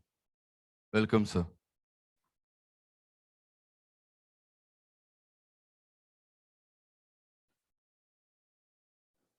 ഹലോ, നമസ്കാരം. ഹോമിയോപ്പതിയുടെ കേരളത്തിലെ നാൾവഴികൾ ഏതാണ്ട് 120 വർഷങ്ങൾക്ക് മുമ്പ് ക്രിസ്ത്യൻ മിഷണറിമാരുടെ പ്രവർത്തനങ്ങളാണ് കേരളത്തിൽ ആദ്യമായി ഹോമിയോപ്പതിയുടെ തുടക്കം കുറിച്ചത്. കോളറ, ഡെങ്കു, ചിക്കൻ ഗുനിയ തുടങ്ങിയ പകർച്ചവ്യാധികൾ കേരളത്തെ വളരെ തീവ്രമായി ബാധിച്ചപ്പോൾ മറ്റു ചികിത്സാ സമ്പ്രദായങ്ങൾ പരാജയപ്പെടുന്ന അവസ്ഥയുണ്ടായി. അപ്പോഴെല്ലാം കാലാകാലങ്ങളിൽ ഹോമിയോപ്പതി പ്രതിരോധത്തിനും ചികിത്സയ്ക്കും ഒരു ബദൽ സംവിധാനമായി വിജയകരമായി നിലകൊണ്ടതിൻ്റെ അടിസ്ഥാനത്തിൽ ഹോമിയോപ്പതിയെ അംഗീകരിക്കുവാനും ആശ്രയിക്കുവാനും അക്കാലത്തെ സർക്കാരും ജനങ്ങളും തൽപരരായി. ആദ്യകാലത്ത് തിരുവിതാംകൂറിലെ രാജാക്കന്മാരായ ശ്രീമൂലം തിരുനാളിനും ശ്രീചിത്ര തിരുനാളിനും ഹോമിയോപ്പതിയുടെ ഫലപ്രാപ്തി ബോധ്യപ്പെട്ടു. ചികിത്സാരീതിയോട് താല്പര്യമുണ്ടായി. ഇന്ത്യയിൽ ആദ്യമായി 1928 തിരുവിതാംകൂറിലാണ് ഹോമിയോപ്പതി ഒരു ചികിത്സാ സമ്പ്രദായമായി അംഗീകരിക്കപ്പെട്ടത്. അന്നത്തെ ശ്രീമൂലം പ്രജാസഭയിൽ അംഗമായിരുന്ന ഹോമിയോപ്പതി ഡോക്ടർ MN പിള്ള അവതരിപ്പിച്ച പ്രമേയം പാസാക്കിയതിനെ തുടർന്ന് അംഗീകാരം ലഭിച്ചു. 1943 പാസാക്കിയ മെഡിക്കൽ പ്രാക്ടീഷണേഴ്സ് ബില്ലിൽ ഹോമിയോപ്പതിക്കും മറ്റു ചികിത്സാ സമ്പ്രദായങ്ങൾക്കുമൊപ്പം സ്ഥാനം നൽകി വന്നു. പിന്നീട് 1953 തിരുവിതാംകൂർ കൊച്ചി സംസ്ഥാനം രൂപവൽക്കരിച്ചപ്പോൾ തിരുക്കൊച്ചി മെഡിക്കൽ പ്രാക്ടീഷണേഴ്സ് ആക്ടിൽ ഹോമിയോപ്പതി ചേർക്കപ്പെട്ടു. 1956 നവംബറിൽ കേരള സംസ്ഥാന രൂപം കൊണ്ട് 1957 ആദ്യ മന്ത്രിസഭയിൽ തന്നെ 1958 തിരുവനന്തപുരത്ത് ഒരു സർക്കാർ ഉടമസ്ഥതയിൽ ആദ്യ ഹോമിയോപ്പതി ഡിസ്പെൻസറി ആരംഭിച്ചു. ഡോക്ടർ AR മേനോൻ ആയിരുന്നു അന്നത്തെ ആരോഗ്യമന്ത്രി. തുടർന്ന് ആദ്യ 10 വർഷം പിന്നിടുമ്പോൾ 1967 കേരളത്തിൽ 11 ഹോമിയോപ്പതി ഡിസ്പെൻസറികൾ വരെ എത്തി. 1968 അലോപ്പതി ആയുർവേദത്തോടൊപ്പം 10 ഡിസ്പെൻസറി കൂടി അനുവദിച്ചുകൊണ്ട് ഉത്തരവിറക്കി. 1967-68 കാലയളവിൽ ഹോമിയോപ്പതിക്ക് പ്രത്യേക ഡിപ്പാർട്ട്മെന്റും ഡയറക്ടറേറ്റും നടപ്പിൽ വരുത്തുന്നതിന്റെ പ്രാഥമിക നടപടിയായി ഡോക്ടർ KZ ജോർജിനെ ഹോമിയോപ്പതി അസിസ്റ്റന്റ് ഡയറക്ടറായി നിയമിച്ചു. അതുവരെ ഹോമിയോപ്പതി ആയുർവേദ ഡിപ്പാർട്ട്മെന്റിന്റെ കീഴിലായിരുന്നു പ്രവർത്തിച്ചിരുന്നത്. തുടർന്ന് 1973 ഒരു ഹോമിയോപ്പതി ഡയറക്ടറേറ്റ് സ്ഥാപിക്കപ്പെട്ടു. ഇത് ഇന്ത്യയിലെ തന്നെ ആദ്യത്തേതായിരുന്നു.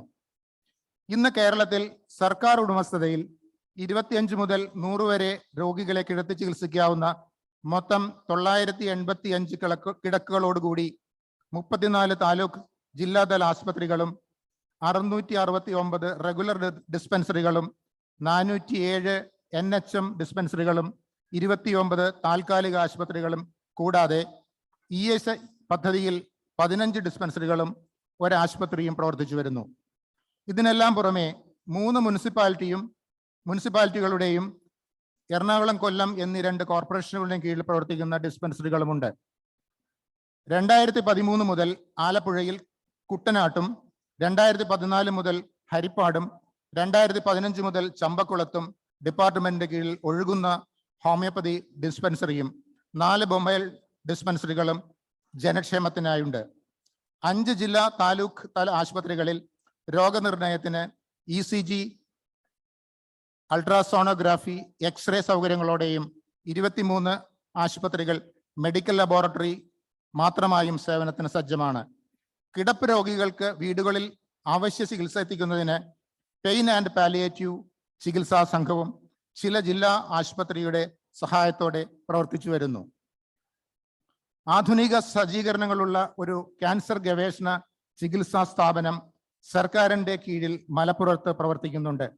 ഇവയെല്ലാം ഏകോപിപ്പിച്ച് 14 DMO ഓഫീസുകളും പ്രവർത്തിക്കുന്നു. കേരള സംസ്ഥാനത്ത് ഏതാണ്ട് 1,25,000 മേൽ രോഗികൾ പ്രതിദിനം സർക്കാർ സ്ഥാപനങ്ങളിലും ബഹുലക്ഷം രോഗികൾ സ്വകാര്യ സ്ഥാപനങ്ങളിലും ഹോമിയോപ്പതി ചികിത്സയെ ആശ്രയിക്കുന്നു എന്നതാണ് അടുത്ത കാലത്തെ കണക്കുകൾ സൂചിപ്പിക്കുന്നത്. റീച്ച്, ആയുഷ്മാൻ ഭവ, പുനർജനി, സീതാലയം, സദ്ഗമയ, ജനനി, ചേതന എന്നിവ ഹോമിയോപ്പതി ആശുപത്രികൾ വഴി പൊതുജനങ്ങൾക്ക് ലഭിക്കുന്ന സ്പെഷ്യാലിറ്റി ചികിത്സകൾക്ക് വേണ്ടിയുള്ള പദ്ധതികളാണ്. ഇതിൽ ജനനി പദ്ധതി വഴി കേരളത്തിൽ 100 കണക്കിന് ദമ്പതികൾക്ക് വളരെ കുറഞ്ഞ ചെലവിൽ ലളിതവും സുരക്ഷിതവും ആയ ഹോമിയോപ്പതി വന്ധ്യതാ ചികിത്സയുടെ സ്വന്തം കുഞ്ഞ് എന്ന ജീവിത സാഫല്യം സാക്ഷാത്കരിക്കുവാനായി എന്നത് വളരെ മഹത്തരമാകുന്നു. ട്രാൻസ്ജെൻഡറുകൾക്കും കരൾ രോഗ ബാധിതർക്കും വേണ്ടിയുള്ള പ്രത്യേക ചികിത്സാ പദ്ധതികൾ അടുത്ത കാലത്ത് ആരംഭിച്ചു കഴിഞ്ഞു. താലൂക്ക് ജില്ലാ ആശുപത്രികളുടെ കീഴിൽ ആസ്തുമ, അലർജി, ഡയബറ്റിസ്, തൈറോയ്ഡ് രോഗങ്ങൾ തുടങ്ങിയവയെ പ്രത്യേക ദിവസങ്ങളിൽ പ്രത്യേക രോഗങ്ങൾക്ക് എന്ന രീതിയിൽ ക്രമപ്പെടുത്തി ഡോക്ടർമാരുടെ പ്രത്യേക സംഘങ്ങൾ ചികിത്സ നിർദ്ദേശിച്ചു വരുന്നു. 2 സർക്കാർ ഹോമിയോപ്പതി മെഡിക്കൽ കോളേജുകളും 3 സ്വകാര്യ ഹോമിയോപ്പതി മെഡിക്കൽ കോളേജുകളും കൂടാതെ Thiruvananthapuram, Kozhikode government homeo medical കോളേജിന് അനുബന്ധമായി ഒരു ഹോമിയോപ്പതി ഫാർമസി കോളേജും സ്വകാര്യ മേഖലയിൽ മറ്റൊരു ഫാർമസി കോളേജും കൂടി കേരള സംസ്ഥാനത്ത് പ്രവർത്തിക്കുന്നുണ്ട്. 1920 കേരളത്തിലെയും ദക്ഷിണിലെ തന്നെയും ആദ്യത്തെയും ഇന്ത്യയിലെ രണ്ടാമത്തെയുമായ homoeo medical college doctor Srinivasa Padiyar, doctor Madhava Padiyar എന്നിവരുടെ മേൽനോട്ടത്തിൽ ആദ്യ ബാച്ചിൽ 3 വിദ്യാർത്ഥികളോടെ എറണാകുളത്ത് ആരംഭിച്ചു. Royal College of Homoeopathy Physician എന്നായിരുന്നു ആ കോളേജിന്റെ പേര്.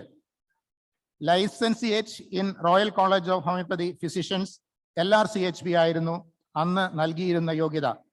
1973 ഈ കോഴ്സിന് CCH അംഗീകാരവും നൽകിയിരുന്നു. തുടർന്ന് DHM, DHMS, BHMS തുടങ്ങിയ കോഴ്സുകൾ നടത്തി വരുന്നു. കേരള യൂണിവേഴ്സിറ്റി ഓഫ് ഹെൽത്ത് സയൻസിന്റെയും NCHന്റെയും കീഴിൽ അഫിലിയേറ്റ് ചെയ്തിരിക്കുന്നു. കേരളത്തിൽ സ്വകാര്യ ഉടമസ്ഥതയിൽ 1965 Trivandrum Homoeopathic Medical College diploma DHM കോഴ്സോടെ തിരുവനന്തപുരം ഗവൺമെന്റ് ആശുപത്രിക്ക് അടുത്ത് 11 പേരടങ്ങുന്ന ട്രസ്റ്റിന്റെ നേതൃത്വത്തിൽ നായർ യൂണിയൻ ഹോസ്റ്റലിൽ ആരംഭിച്ചു. പിന്നീട് 1978 വിദ്യാധിരാജ വിദ്യാസമാജയുമായി ലയിച്ച് Shri Vidyadhiraja homoeopathic Medical College എന്ന പുതിയ നാമത്തോടെ ഇപ്പോൾ പാപ്പനംകോട് പ്രവർത്തിച്ചു വരുന്നു. 2001 BHMS കോഴ്സ് ആരംഭിച്ചു.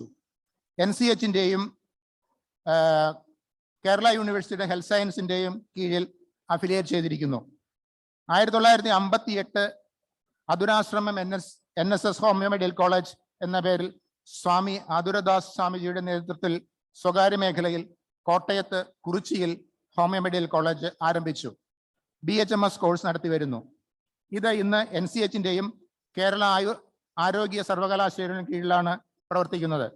1957-58 കാലഘട്ടങ്ങളിൽ മാവേലിക്കര കരിപ്പുഴയിൽ ക്യാപ്റ്റൻ ഡോക്ടർ ഉമ്മന്റെ ഉടമസ്ഥതയിൽ Grace Mission Homoeopathy medical College എന്ന സ്ഥാപനം പ്രവർത്തിച്ച് അംഗീകാരത്തിനായി ശ്രമിച്ചിരുന്നു. ആ ശ്രമം നടത്തിയെങ്കിലും അത് വിജയിച്ചില്ല, അംഗീകാരം ലഭിച്ചിരുന്നില്ല. അന്നത്തെ ആരോഗ്യമന്ത്രി കോട്ടയത്ത് ഒരു സർക്കാർ ഹോമിയോപ്പതി ആശുപത്രി തുടങ്ങാമെന്ന വാഗ്ദാനം ആതുരദാസ് സ്വാമിജിക്ക് നൽകിയപ്പോൾ തത്സമയം കുറിച്ചിയിൽ ഹോമിയോപ്പതി ആശുപത്രിക്ക് വേണ്ടി പണിതുകൊണ്ടിരുന്ന കെട്ടിടം ഹോമിയോപ്പതി മെഡിക്കൽ കോളേജായി രൂപകൽപ്പന ചെയ്ത് പ്രവർത്തന സജ്ജമാക്കുകയായിരുന്നു അന്ന് സ്വാമിജി ചെയ്തത്.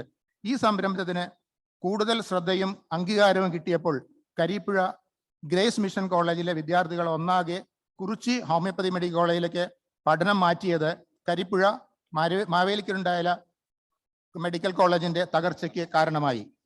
1976 ആരംഭിച്ച government homeopathy medical college Kozhikode ഏഷ്യയിലെ തന്നെ ആദ്യ ഗ്രാജുവേറ്റ് ഹോമിയോപ്പതി മെഡിക്കൽ കോളേജാണ്. ഡോക്ടർ KS പ്രകാശമായിരുന്നു ആദ്യ പ്രിൻസിപ്പൽ. 1910 വരെ NCHന്റെയും കേരള യൂണിവേഴ്സിറ്റി ഹെൽത്ത് സയൻസിന്റെയും കീഴിൽ അഫിലിയേറ്റ് ചെയ്തിരിക്കുന്നു. 2010 വരെ കാലിക്കറ്റ് യൂണിവേഴ്സിറ്റിയുടെ കീഴിലായിരുന്നു. പ്രവർത്തിച്ചിരുന്നത്. ഇവിടെ ഗ്രാജുവേറ്റ് കോഴ്സും വിവിധ വിഷയത്തിൽ പോസ്റ്റ് ഗ്രാജുവേറ്റ് കോഴ്സും നടത്തി വരുന്നു. ഇത് അടുത്ത പ്രോഗ്രാം ഇവിടെ ആരംഭിക്കുന്നത് കൊണ്ട് കുറച്ചുകൂടി ഇതിൻ്റെ നമ്മുടെ ഹിസ്റ്ററി, കേരള ഹോമിയോപ്പതിയുടെ ഹിസ്റ്ററി നമുക്ക് പ്രസന്റ് ചെയ്യാനുണ്ട്. പക്ഷേ ഇപ്പോൾ തൽക്കാലം വിരമിക്കുന്നു.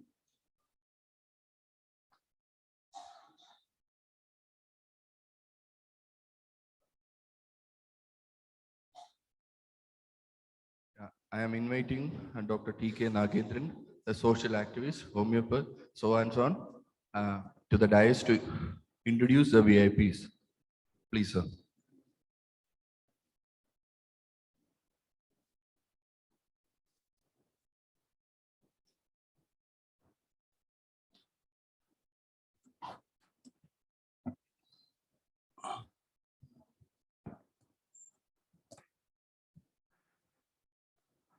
ഒരു നല്ല സമയത്തിന് തന്ന ദൈവത്തിന് നമ്മൾ ഈ പ്രോഗ്രാമൊക്കെ നല്ല രീതിയിൽ നടത്തിക്കൊണ്ടിരിക്കുന്ന നമ്മളത് ഫെഡറേഷനും എൻ്റെ നമസ്കാരം ആദ്യം പറയുകയാണ്.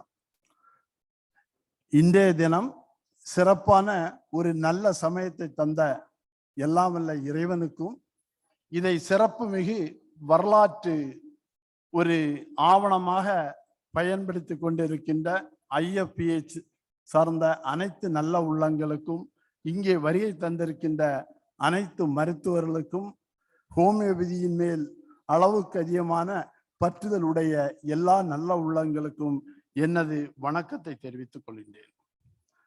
First of all, I thanks to ultimate the God, and same way I extend my love and affection and gratitude towards IFPH. And I am honoring and I am inviting all our guests, those who are accompanied with me. முதலாக Nagercoil MLA அவர்களை நான் இங்கே வருகை தந்து சிறப்பிக்குமாறு IFPH வாயிலாக உங்களை தாழ்மையுடன் வரவேற்கிறேன்.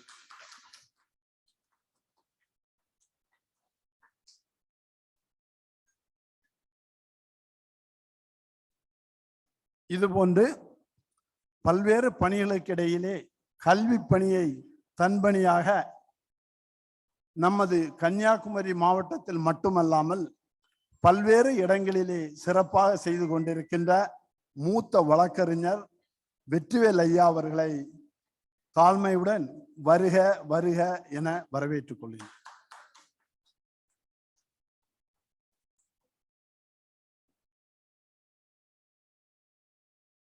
உலகம் சுற்றும் வாலிபனாக ஒன்றல்ல இரண்டல்ல பல நாடுகளிலே சுற்றுப்பயணம் செய்து பல சிறப்புகளையும் இப்பொழுது அண்மையில் சிறப்பாக நடைபோட்டு கொண்டிருக்கின்ற குட் நைட் என்ற படத்தை ப்ரொடியூஸ் செய்த ஒரு ப்ரொடியூசர் நாஸ்ரத் பஸ்லியான் முனைவர் அவர்களை வருக வருக என வரவேற்றுக் கொள்கின்றேன்.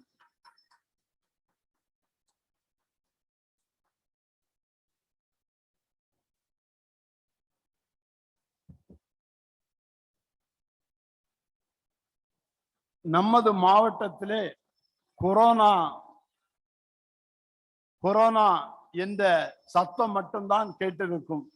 ஆனால் அந்த சூழ்நிலையிலும் மக்களை பாதுகாக்க வேண்டும் என்ற ஒரு ஆதங்கத்தோடு நமது மாவட்டத்தில் உள்ள மருத்துவமனைக்கு போதுமான ஆக்சிஜன் வருவதற்கான ஏற்பாடுகளை செய்த ISRO விஞ்ஞானி பென்சீர் ராஜா அவர்களை வருக வருக என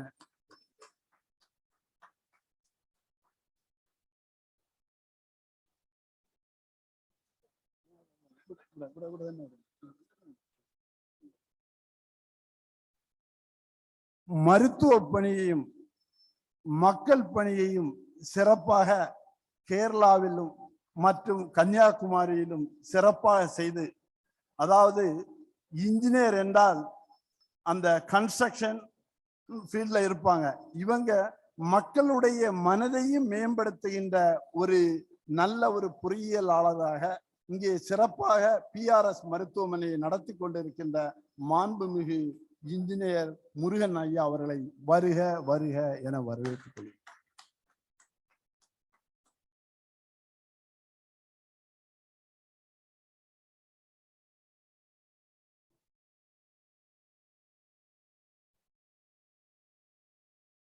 இன்று பாரதத்தின் மாண்புமிகு ஒரு பெரிய வரலாற்றை சிறப்பாக நடத்தி கொண்டிருக்கின்ற அந்த யோகா என்ற ஒரு பெரிய ஆற்றை உலகளவில் கொண்டு வந்த மத்திய மாநில அரசுகளின் வாயிலாகவும் நமது பாரத நாட்டின் சிறப்பை பல்வேறு இடங்களுக்கு நடத்தி கொண்டிருக்கின்ற ஒரு சிறப்பு மிகு வல்லுனர்.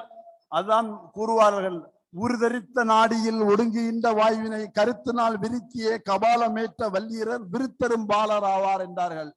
யோகா செய்தால் என்றென்று நமக்கு வயது வருவதில்லை என்றார். அந்த நமது முன்னோர்களின் கோட்பாடுகளை செய்து இன்று சிறப்பாக பணி செய்து கொண்டிருக்கின்ற மனோன்மணியம் சுந்தரனார் அவர்களின் பேரன் யோகா மாஸ்டர் வரதன் அவர்களை வருக வருக என வரவேற்றுக் கொள்கின்றேன். Thank you.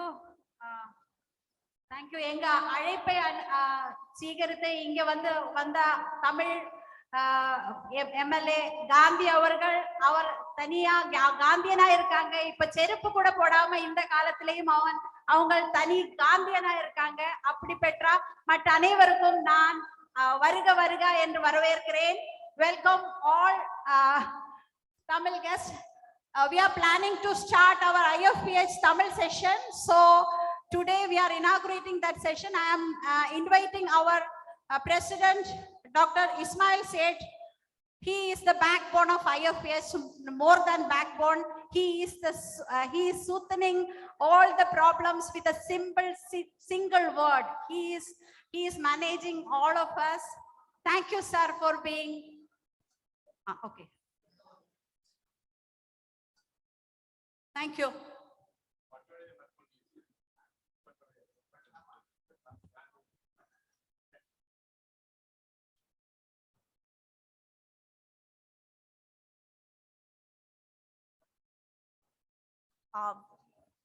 We are about to start the Sahasra celebration inaugural function. Our Honorable Minister for State Transport, Sri Anthony Raju sir, is here today.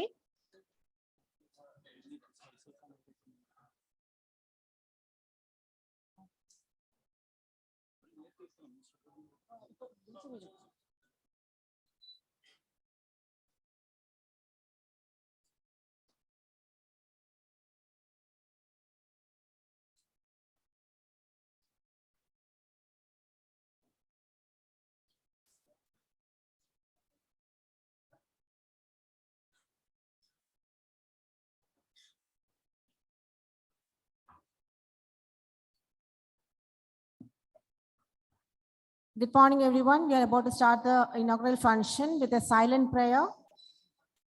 We are humbly requesting everyone to please stand up for a minute for a silent prayer.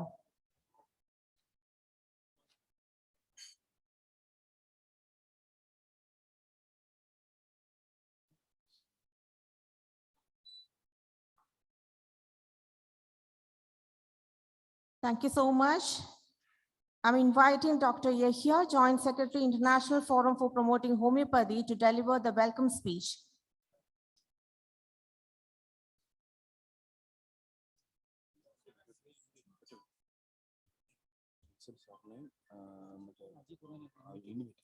Inviting all the dignitaries on the, please come out to the stage. Faisal sir, Anil Quran sir.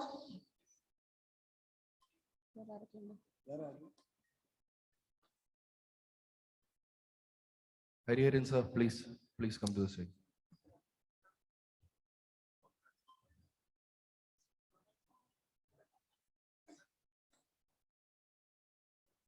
Inviting Dr. Yahya, Secretary, International Forum for Promoting Homeopathy, to deliver the welcome speech. So, Janathan sir, please come to the dais. Sanjay Gupta sir.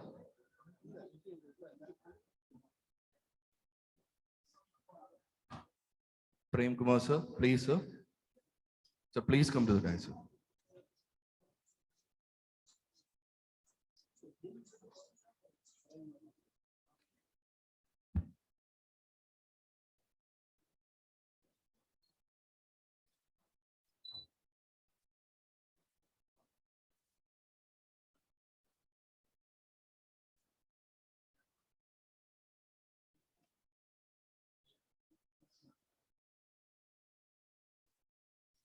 Good morning, everybody.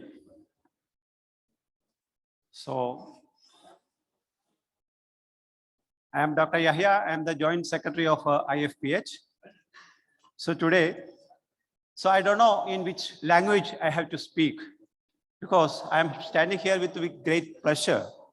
So 3 years back, when IFPH was found, so we started in our webinar, Zoom webinar in Malayalam, in our mother tongue.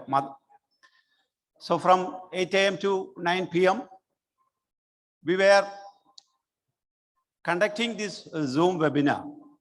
Throughout these 100 years, the 1,000 days, we were conducting our webinar without interruption. That is why we are here to celebrate the 1,000th day.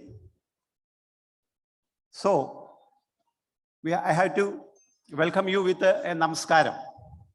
Afterwards, we converted or we started the English version. In April 10th, with the Hanuman's birthday, we started the Hindi session. So namaskaram,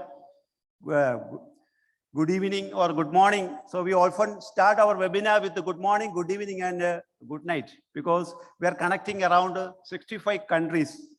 In our Zoom, we often welcome people in such a way. Here, all the 3 languages we have covered. From today onwards, we are starting our Tamil session. So almost 4 languages we are covering. Here, I am here to welcome our chief guest. First of all, before going to the welcome speech, I had to say a few words about International Forum for Promoting Homeopathy. So how, why and when we started this IFPH.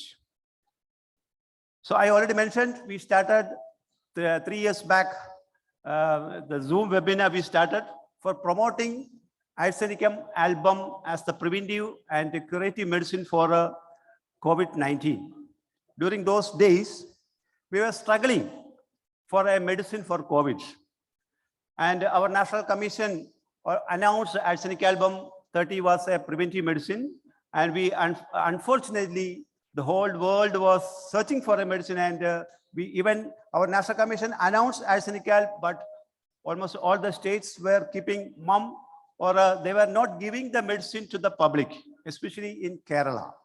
So IFPH, the giants from Kerala, started struggling or fighting to give homeopathic medicines to our community.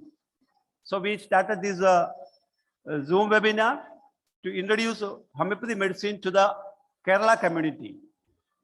So we achieved that goal first. Again, so we often, IFPH took challenges when we Google our IFPH history. We see as we started this webinar first, then we introduced the Arsenic album to the Kerala community. Then we are now trying to challenge the Wikipedia for editing the definition of homeopathy.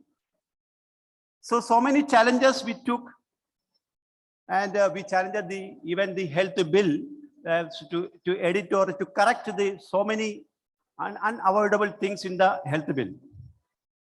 So IFPH is marching forward and taking all the challenges which curve our society, especially in the homeopathic community.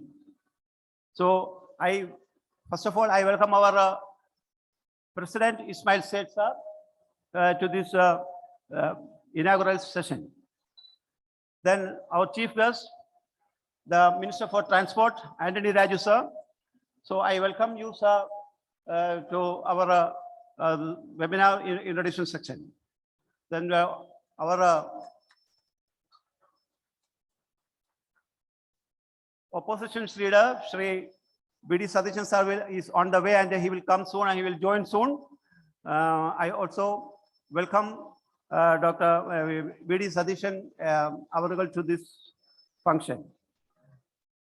Then our national homeopathic leaders who are leading the homeopathic community in India, Dr. Anil Khurana sir, the chairman of National Commission. So I welcome you, sir, to this. Then K.R. Janathan sir, the president of Medical Assessment and Rating Board. I extend my welcome to Janathan sir. Justice M.R. Hariharan sir, the former judge of Kerala. So I extend my welcome to Hariharan sir. Prem Kumar, the chairman of the Chalachitra Academy, the vice chairman of Chalachitra Academy, Prem Kumar sir, he's here, so he's not coming to the. So I welcome sir, please come to the dais.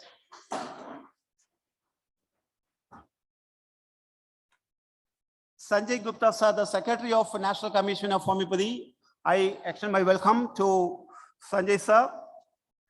Mr. Faisal Khan, the MD of NIMS Hospital, who is a surprise to this community because he's running an allopathy hospital. I extend my welcome to Faisal Khan.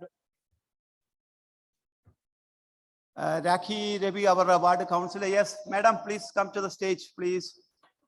The right time she came. I welcome you, madam.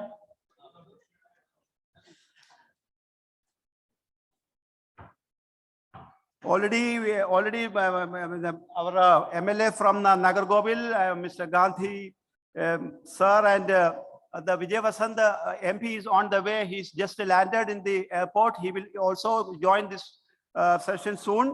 So I welcome all the delegates, especially doctors and homeopathy lovers, to this session. Thank you very much.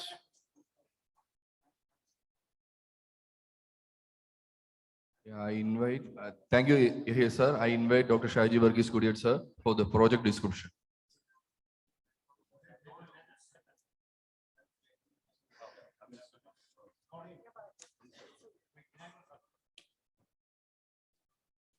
We are honored to have Sri Anthony Raju, Minister for State Transport, today with us to inaugurate Sahasra celebrations organized by the International Forum for Promoting Homeopathy in Kerala.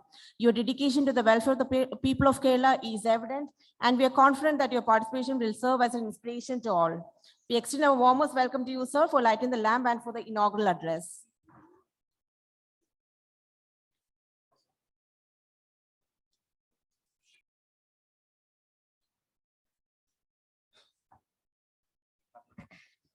Yes.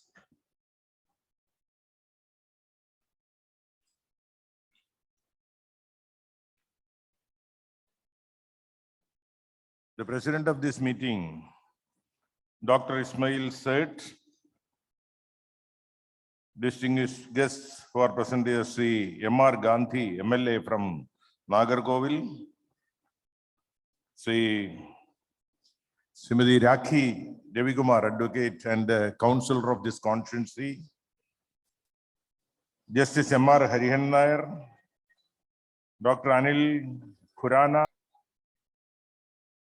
Sri Faisal Khan, Sri Prem Kumar, Sri Murugan, Dr. Ehia, Sri Shaji Kudiyat,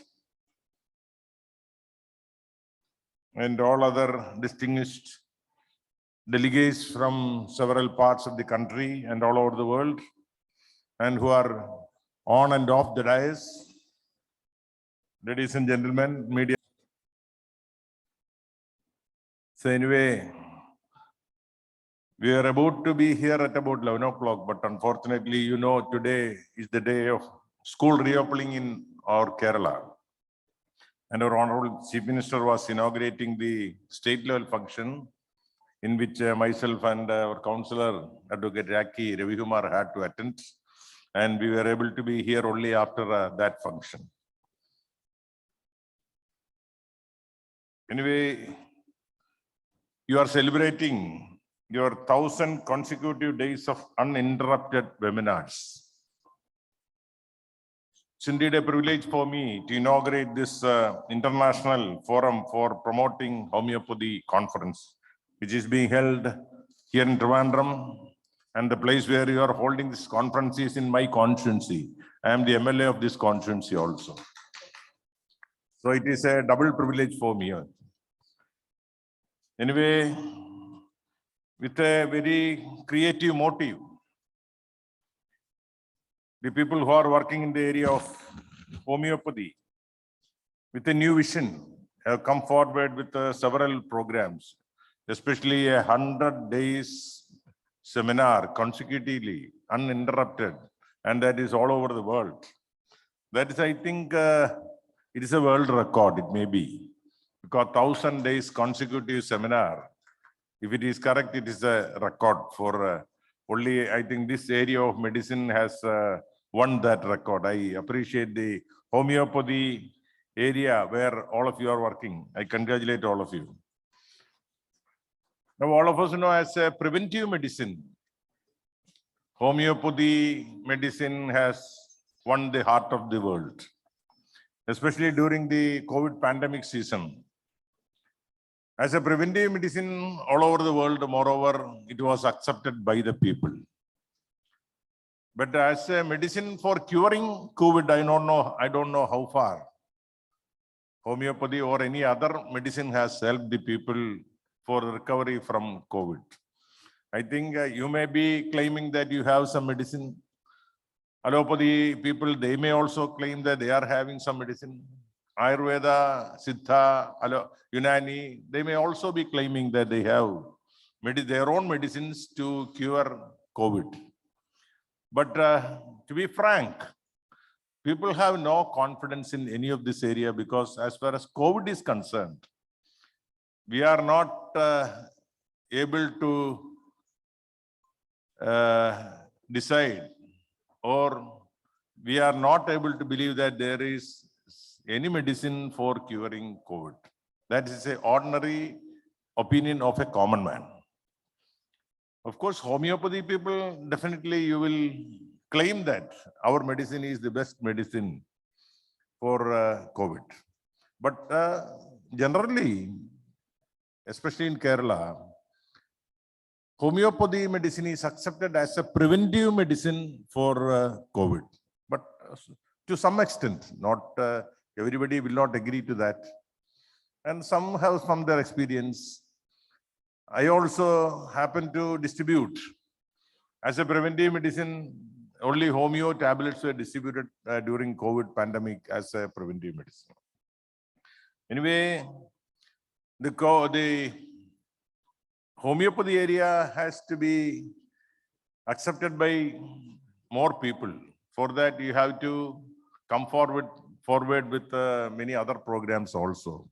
Now, you are aiming at 100 crore people.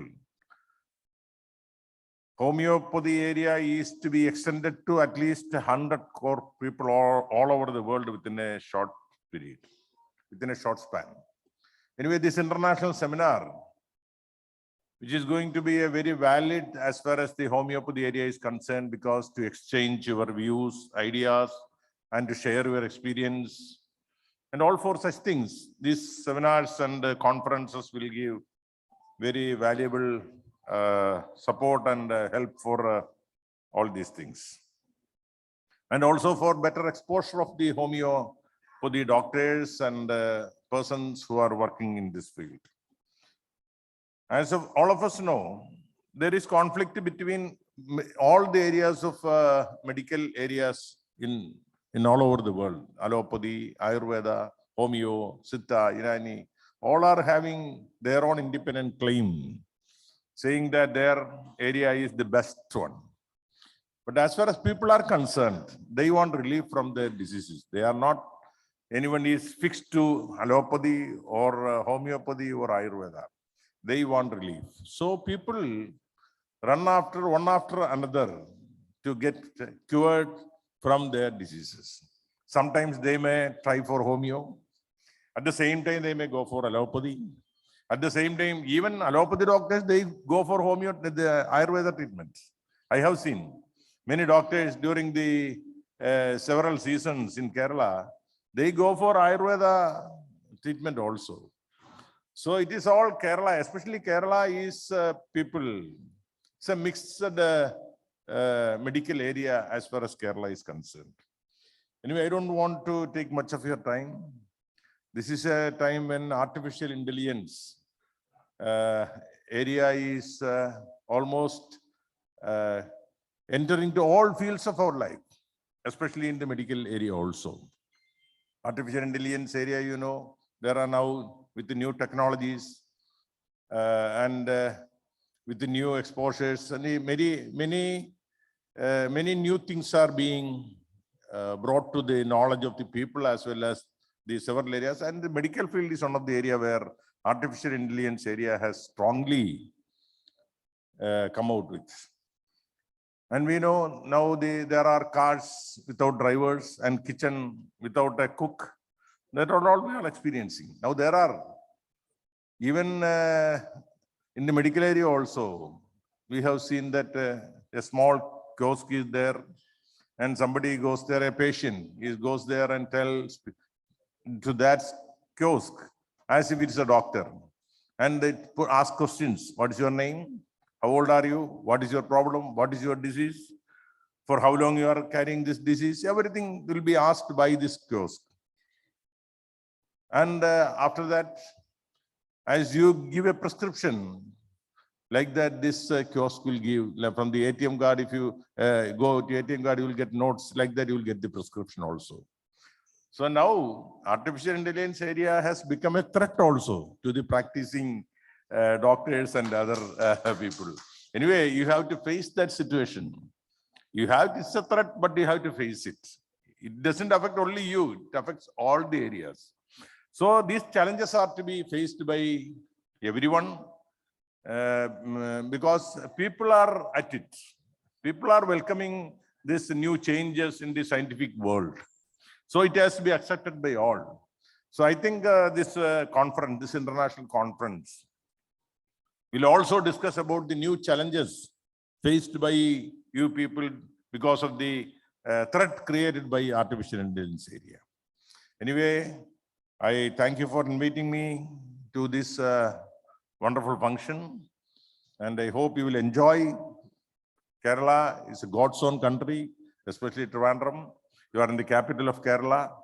You can share your thoughts, share your experiences, and which will help the homeopathy area and the entire medical world, and which ultimately will help the people to solve their medical problems. Anyway, once again, I thank you, and with the permission of all present here, I inaugurate this Sahasra celebrations. Thank you very much.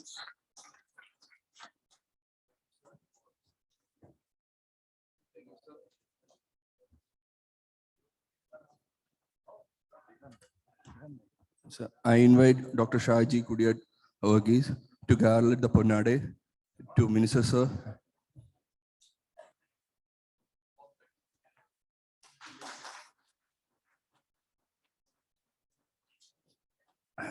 I request our Honorable President, Dr. Ismail Said, sir, to hand over the memento. So please.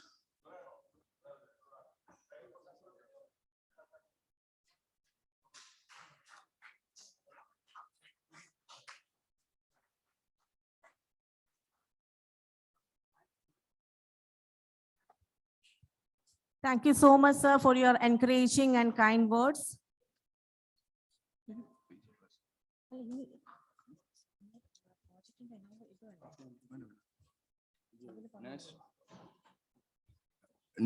Next, I invite the Honorable MP of Kanyakumari, Vijay Vasant, sir. Sir, please.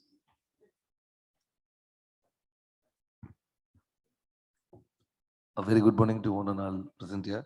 It's a privilege to be a part of this great occasion. First of all, I would like to honor and thank all the doctors who are here for this a mega event, and for IFPH for organizing this wonderful event. And it is not easy to have a webinar for more than 1,000 days, and it's a great achievement. And the homeopathy contribution to the society, the people is very much known to everyone. It's more than 200 years we've been serving it, and homeopathy has been well recognized in most of our countries, and still there are a lot of opportunities there to explore more countries and more abroad, so that we can explore more opportunities in across the world. And I would like to thank everyone here, because it's out of mind. Like suddenly when meeting all the doctors here, I just have no words out of here, because each of your contribution is very important to the society. I'm so grateful to be a part of this mega event.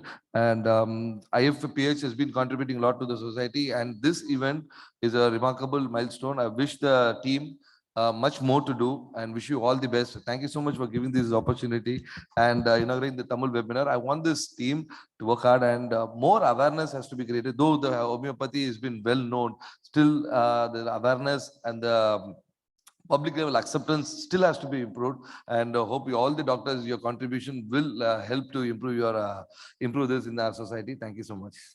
Thank you. Thank you, sir. I invite Faisal sir to hand over the Ponade. Please, sir.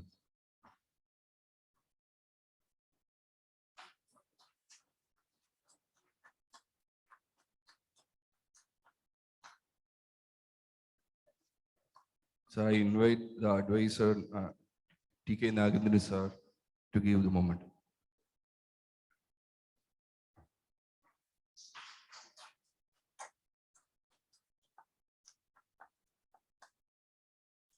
Thank you, sir.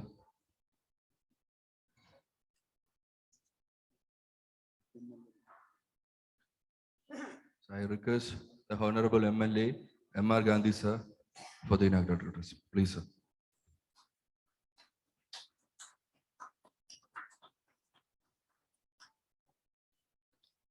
இப்போ நான் தமிழில் தான் பேச போகிறேன். அருமைக்குரிய மேடையில் அமர்ந்திருக்கக்கூடிய தலைவர்களே, இங்கே இந்த நிகழ்ச்சியை துவக்கி வைத்து சென்றிருக்கக்கூடிய போக்குவரத்து துறை அமைச்சர்களே, எங்களது நாடாளுமன்ற உறுப்பினர்களே, மேடையில் இருக்கின்ற அனைத்து தலைவர் டாக்டர்களுக்கு நிதிபர நன்றிகளை சொல்லி, ஹோமியோவினுடைய 100 நாட்களாக தொடர்ந்து நீங்கள் 1000 நாட்களாக தொடர்ந்து வீடியோ கான்பரன்ஸ் மூலமாக ஹோமியோவினுடைய வளர்ச்சியும் அதனை தொடர்ந்து மக்கள் மத்தியில் கொண்டு செல்வதற்கான வழிமுறைகளையும் மக்கள் நம்பிக்கை கொள்வதற்கும் ஹோமியோவை எப்படி செய்வது என்பதை பற்றி 1000 நாட்கள் தொடர்ந்து நீங்கள் நடத்திய அந்த நிகழ்ச்சியினுடைய வாழ்த்துக்களை சொல்லி, ஒவ்வொரு மொழியிலும் அந்த மொழிகளில் ஹோமியோ எந்த அளவிற்கு மக்கள் பயன்பாட்டிற்கு சென்று கொண்டிருக்கிறது என்பதை பற்றி வீடியோ கான்பரன்ஸ் மூலமாக செய்து கொண்டிருக்கிறார். அதே போல தமிழிலும் இந்த முறை நீங்கள் துவக்குவதற்கு எந்த இதே போல வாழ்த்துக்களை சொல்லி, ஆயுசு மூலமாக மத்திய அரசு இந்தியாவினுடைய பாரம்பரிய வைத்தியங்கள், அது ஆயுர்வேதமாக சித்தாவாக எவைகளாக இருந்தாலும் அவைகளை உலகம் முழுவதும் கொண்டு சென்று மக்கள் பயன்பெறுவதற்கும் குறைந்த செலவில் மருத்துவத்தை அவர்கள் பயன்படுத்திக் கொள்வதற்கும் மத்திய அரசாங்கம் மிகப்பெரிய ஆயுஷ் மூலமாக நடவடிக்கை எடுத்துக் கொண்டிருக்கிறது. யோகா போன்றவைகளை உலகத்திற்கு கொண்டு சென்றிருக்கிறது.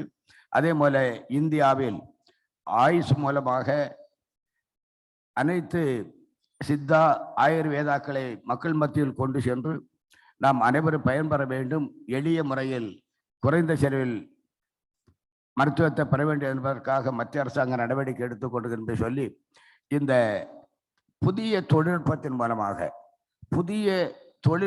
மூலமாக எந்த அளவிற்கு மிக குறைந்த செலவில் மக்களுக்கு இந்த மருத்துவத்தை கொண்டு செல்ல முடியும் என்பதை நீங்கள் ஆய்வு செய்து, இன்றைக்கு இந்தியாவை பொறுத்த வரைக்கும் எனது தெரிந்த வரைக்கும் நீங்கள் கேன்சருக்கு மிகப்பெரிய அளவிலே மிகப்பெரிய ஒரு ரிசர்ச்சாக பார்த்து, கேன்சரை நீக்குவதற்கும் வராமல் இருப்பதற்கும் வந்தால் எப்படி அவைகளை அந்த நோயை தீர்த்து கொள்வதற்கும் புதிய தொழில்நுட்பங்களோடு உங்களது ஹோமியோ மூலமாக மருத்துவத்தை நீங்கள் உருவாக்கி கொடுக்க வேண்டும் என்று கேட்டு என்னையும் இந்த மேடையிலே அழைத்தமைக்காகவும் எங்களது டாக்டர் நாகேந்திரன் அவர்கள் இந்த நிகழ்ச்சியிலே கலந்து கொள்ள வேண்டும் என்பதற்காக கேட்டிருக்கிறார்கள். இந்த கொரோனா காலத்தில் இந்த ஹோமியோவினுடைய மருந்து எந்த அளவிற்கு பயன்பட்டிருக்கு என்பதையெல்லாம் உங்களுக்கு நினைவளித்து வாழ்த்துக்களை சொல்லி விடைபெறுகிறேன். நன்றி, நல்வாழ்த்துக்கள். Thank you, sir. I invite the convener, Mr. Kiran Chansa, to garland the Ponnada. I invite Dr. N.V. Sugudan, the principal of Sharada Krishna Homeopathic Medical College, Kulishagaram, to hand over the memento to the Honorable MLA.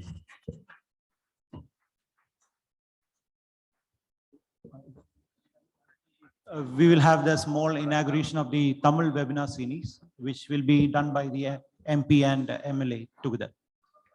All the dignitaries, please.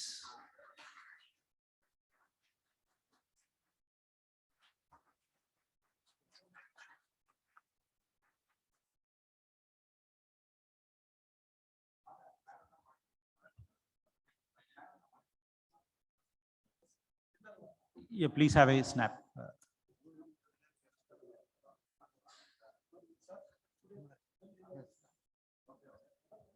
This will be the start of the continuous Tamil webinar series.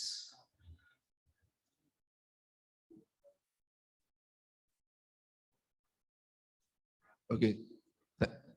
Thank you all.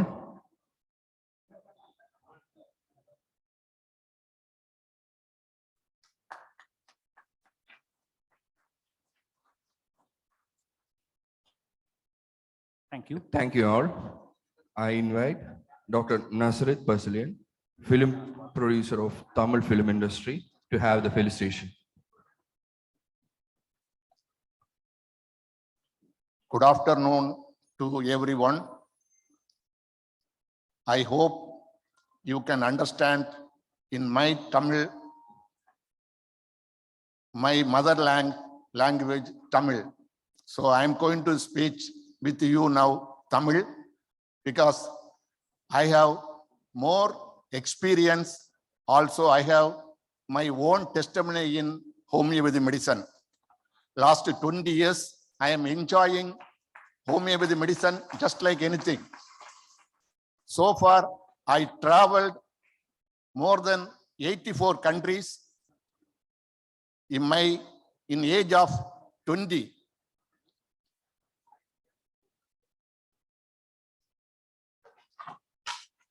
நான் 3 பேருடைய கால்களை பாதங்களை தொட்டு முத்தமிடுவதற்கு தயாராக இருக்கின்றேன் எந்த நிமிடத்திலும். முதலாவது, இந்த உடலுக்கு சொந்தக்காரர் என்னுடைய தந்தை. இரண்டாவதாக, இந்த உடலை இந்த பூமிக்கு கொண்டு வந்த என்னுடைய தாயின் பாதங்களை தொட்டு முத்தமிடுவதற்கு தயாராக இருக்கின்றேன். மூன்றாவதாக, இங்கே அமர்ந்திருக்கின்ற உங்களை எல்லாம், மருத்துவர்களை எல்லாம் நான் தெய்வங்களாக பார்க்கிறேன். இந்த தெய்வங்களுடைய கால்களை முத்தமிடுவதற்கு நான் தயாராக இருக்கின்றேன். ஏனென்றால் ஆஸ்பத்திரியிலே தன்னுடைய மகனையோ மகளையோ தூக்கி கொண்டு ஓடி வருவார்கள். டாக்டர், எப்படியாவது என்னுடைய மகனை காப்பாத்துங்கள், என் மகளை காப்பாத்துங்கள். அப்போது டாக்டர் சொல்வது, நாங்கள் அல்லம்மா, தெய்வத்திடம் நீங்கள் வேண்டுங்கள்.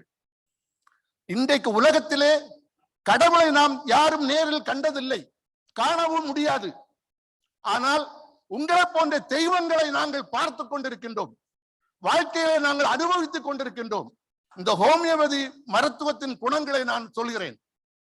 20 ஆண்டுகளுக்கு முன்னால் நான் காலையிலே தூங்கி மெத்தையிலிருந்து கீழே காலை எடுத்து வைக்கிறேன். என்னுடைய கால் பூமியில் காலுக்கு விருப்பம் இல்லை. எனக்கு விருப்பம் இருக்கிறது என்னுடைய கால் பூமியில் பதிப்பதற்கு, ஆனா காலுக்கு விருப்பம் இல்லை. நான் உடனடியாக டாக்டர் டி கே நாகேந்திரனுக்கு போன் பண்ணி தொலைபேசியில் தொடர்பு கொண்டு, டாக்டர், இங்க யாரு நம்ம நாகர்கோவில்ல நல்ல ஆர்த்தோ டாக்டர் யாரு டாக்டர், ஒன்னு ரெஃபர் பண்ணுங்க, நான் உடனே போகணும். அப்ப அவர் சொன்னார், பசலியான், நீங்க உடனே இங்க வாங்க, நம்ம பார்த்து செய்யலாம் அப்படின்னு சொன்னாரு. நான் கார்ல செல்ஃப் டிரைவிங் தான், நான் எப்போதுமே நான் டிரைவ் பண்ணி வாங்க இறங்குறேன். எனக்கு கார்ல இருந்து கீழே வைக்க முடியல. நான் நினைச்சிட்டேன், நம்ம ஒருவேளை பேரலைஸ் அட்டாக் ஆயிட்டதோன்னு நான் மனசில் நினைக்கிறேன். ஆனா அவரு கொஞ்சம் நீங்க கொஞ்சம் பொறுமையா இருங்க அப்படின்னு சொல்லிட்டு இருக்க வச்சாரு. வச்சுட்டு அவரே ட்ரீட்மெண்ட்டை தொடங்குறாரு. நான் நினைக்கிறேன், என்னய்யா நான் காலு நடக்க முடியாம வந்திருக்கிற இவர் என்னமோ 2 சொட்டு மருந்த வாயில ஊத்துவாராம், எனக்கு இது சரியாயிருமா அப்படின்னு என் மனசுக்குள்ள அவரை திட்டிட்டு இருக்கிறேன். நான் திட்ட அவர் ஊத்திட்டே இருக்கிறாரு. ஒரு அரை மணி நேரம், ஒரு 3/4 மணி நேரம் இப்படி அவர் செய்துட்டு இருந்தாரு.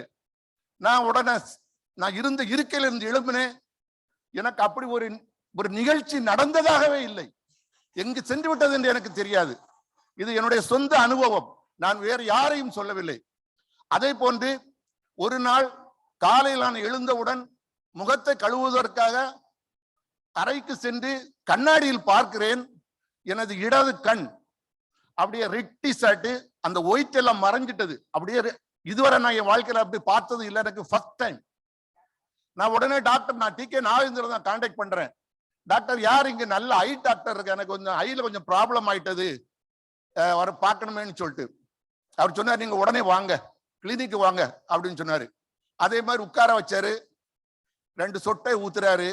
நான் இப்ப நினைக்கிறேன், இவ்வளவு பெரிய உடம்புக்கு இந்த 2 சொட்டு மருந்து என்னையா செய்ய போகுது அப்படின்னு நினைச்சிட்டு நான் அந்த நர்ஸ்கிட்ட இந்த கண்ணாடி கொண்டு வாங்கன்னு சொல்லிட்டு நான் பாக்குறேன். நான் வீட்டுல இருந்து புறப்பட்டு வரும்போது எந்த அளவுக்கு என்ன அந்த ரெட்டிஸ் அப்படியே இருந்ததோ அந்த அளவுக்கு இருக்குது. அப்ப அவரு ஊத்த சொல்றாரு. அந்த சிஸ்டரும் 2 சொட்டு ஒரு 2 நிமிஷம் 3 நிமிஷத்துக்கு ஒரு தடவை 2 சொட்டை ஊத்திட்டு இருக்கிறாங்க.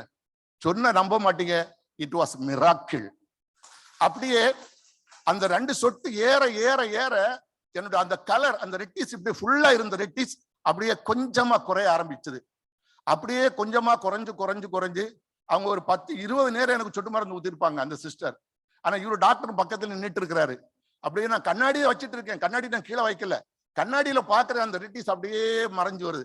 அது உண்மையிலே சொல்றேன், நான் ஒரு அலோபதிக் டாக்டர்கிட்ட போயிருந்தா அவர் உடனே இந்த கண்ணை ஆபரேஷன் பண்ணி எடுக்க சொல்லான்னு சொல்லிருப்பாரு. ஆனால் இந்த ஹோமியோபதி அந்த சொட்டு மருந்துல அவ்வளவு பெரிய அற்புதம். It is a miracle. Again I can testimony on that. It's my own experience.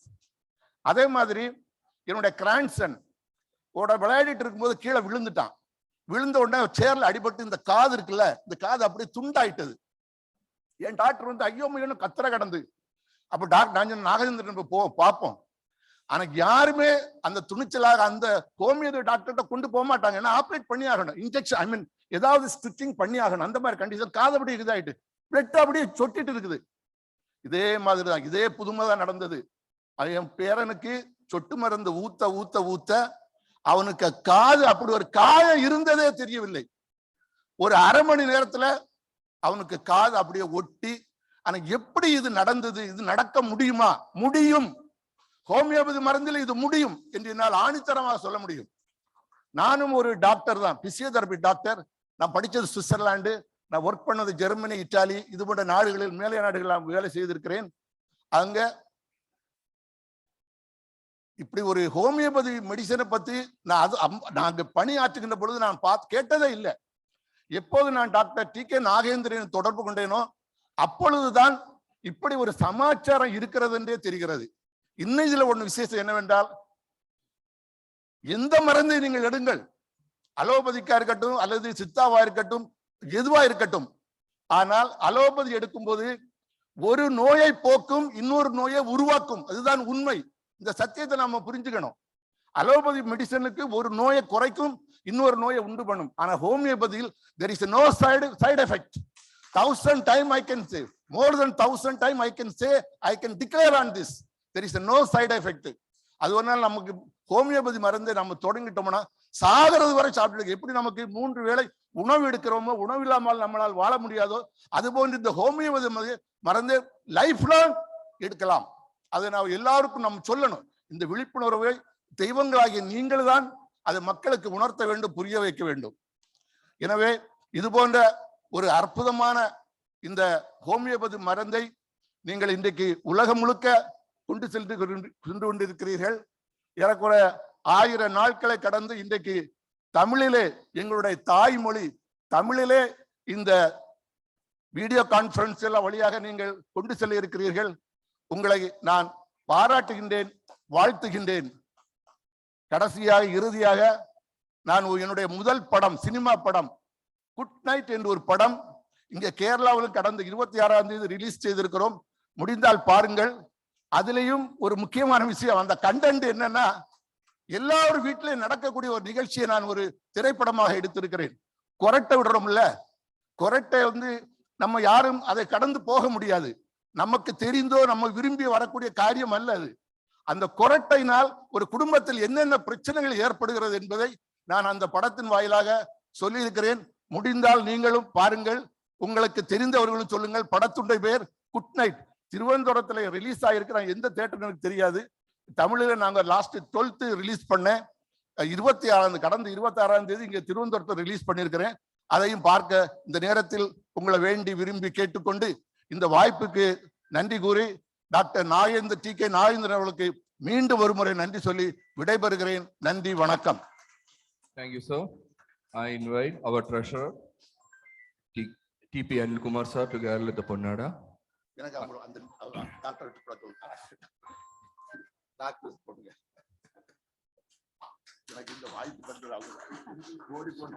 I invite Dr. Shafiq sir to hand over the memento. So please.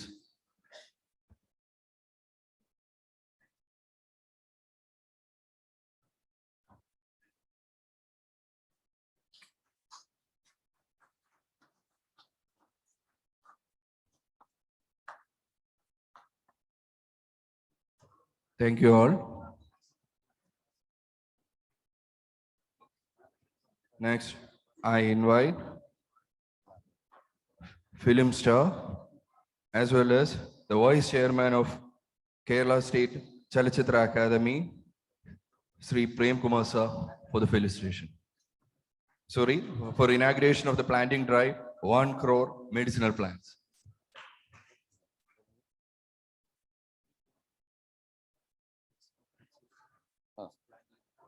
Okay.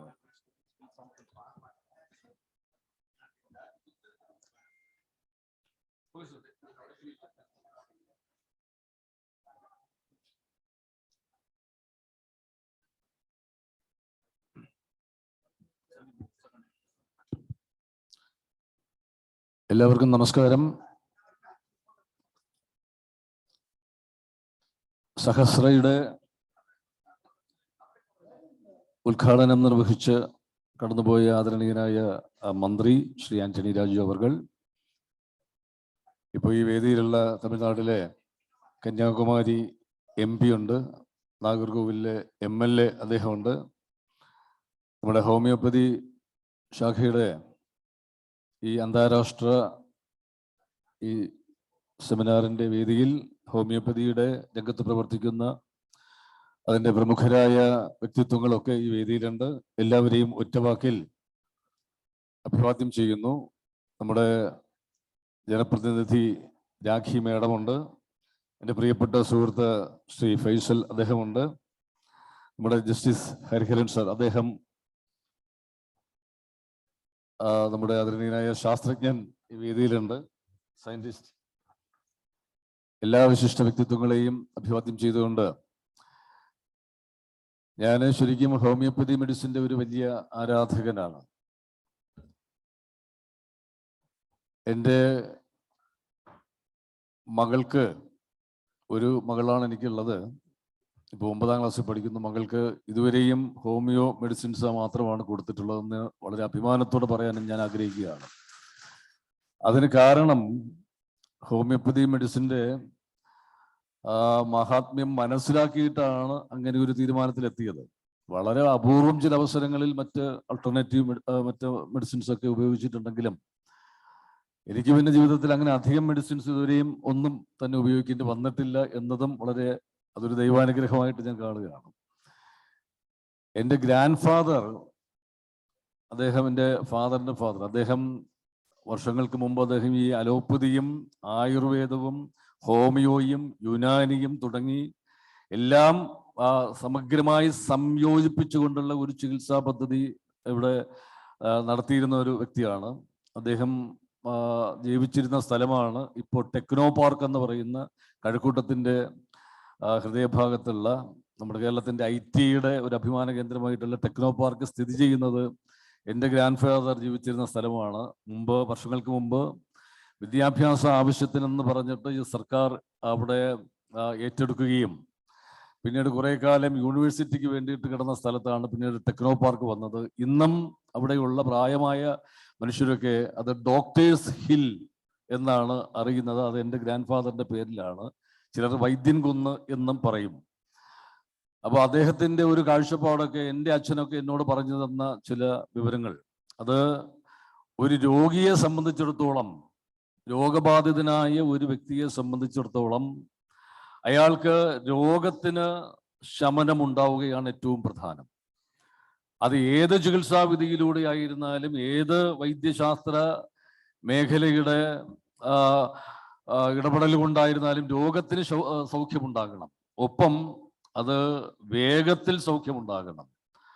അതിനേക്കാൾ പ്രധാനം അത് ഏറ്റവും കുറഞ്ഞ ചിലവിൽ ആ രോഗത്തിന് സൗഖ്യമുണ്ടാകണം. ഇതൊക്കെയാണ്. അപ്പൊ ഒരു സാധാരണ രോഗിയുടെ ആവശ്യം അതാണ്. അപ്പൊ ഇവിടെ ഇപ്പൊ പക്ഷെ പലപ്പോഴും നമ്മൾ ഏതോ ചില പ്രത്യേക മെഡിക്കൽ ശാഖകളെ മാത്രം ആശ്രയിച്ചുള്ള ഒരു ചികിത്സാ രീതിയാണ് നമ്മുടെ സംസ്ഥാനത്തും രാജ്യത്തുമൊക്കെ നടപ്പായി വരുന്നത്. പക്ഷെ ഗവൺമെന്റ് തന്നെ ഇത്തരം ഒരു ആരോഗ്യ നയം ഉണ്ടാകേണ്ടിയിരിക്കുന്നു എന്നാണ് എൻ്റെ ഒരു വ്യക്തിപരമായ അഭിപ്രായം. അത് എല്ലാ മികവുറ്റ ഒരുപാട് വൈദ്യശാസ്ത്ര മേഖലകൾ നമുക്കുണ്ട്. ഇപ്പൊ ഹോമിയോപ്പതിയും ആ തരത്തിൽ ഏറ്റവും മികവാർന്ന ഒന്നായിട്ട് പരിഗണിച്ചുകൊണ്ട് ഒരു സമഗ്രമായ രീതിയിൽ രോഗി ഒരു ഹോസ്പിറ്റലിൽ ചെല്ലുമ്പോൾ അവിടെ എല്ലാ ചികിത്സാ രീതിയും ലഭ്യമാക്കുന്ന തരത്തിലുള്ള ഒരു ചികിത്സാ നയം ഗവൺമെന്റ്, അങ്ങനെ ഒരു ഹെൽത്ത് പോളിസി തന്നെ ഉണ്ടാകണം എന്നുള്ളതാണ് ഞാനൊക്കെ പലപ്പോഴും പല വേദികളിലും പറഞ്ഞിട്ടുള്ളതാണത്. ഞാൻ നേരത്തെ പറഞ്ഞതുപോലെ രോഗിയെ സംബന്ധിച്ചിടത്തോളം രോഗത്തിന് ശമനം ഉണ്ടാവുക തന്നെയാണ് ഏറ്റവും പ്രധാനം.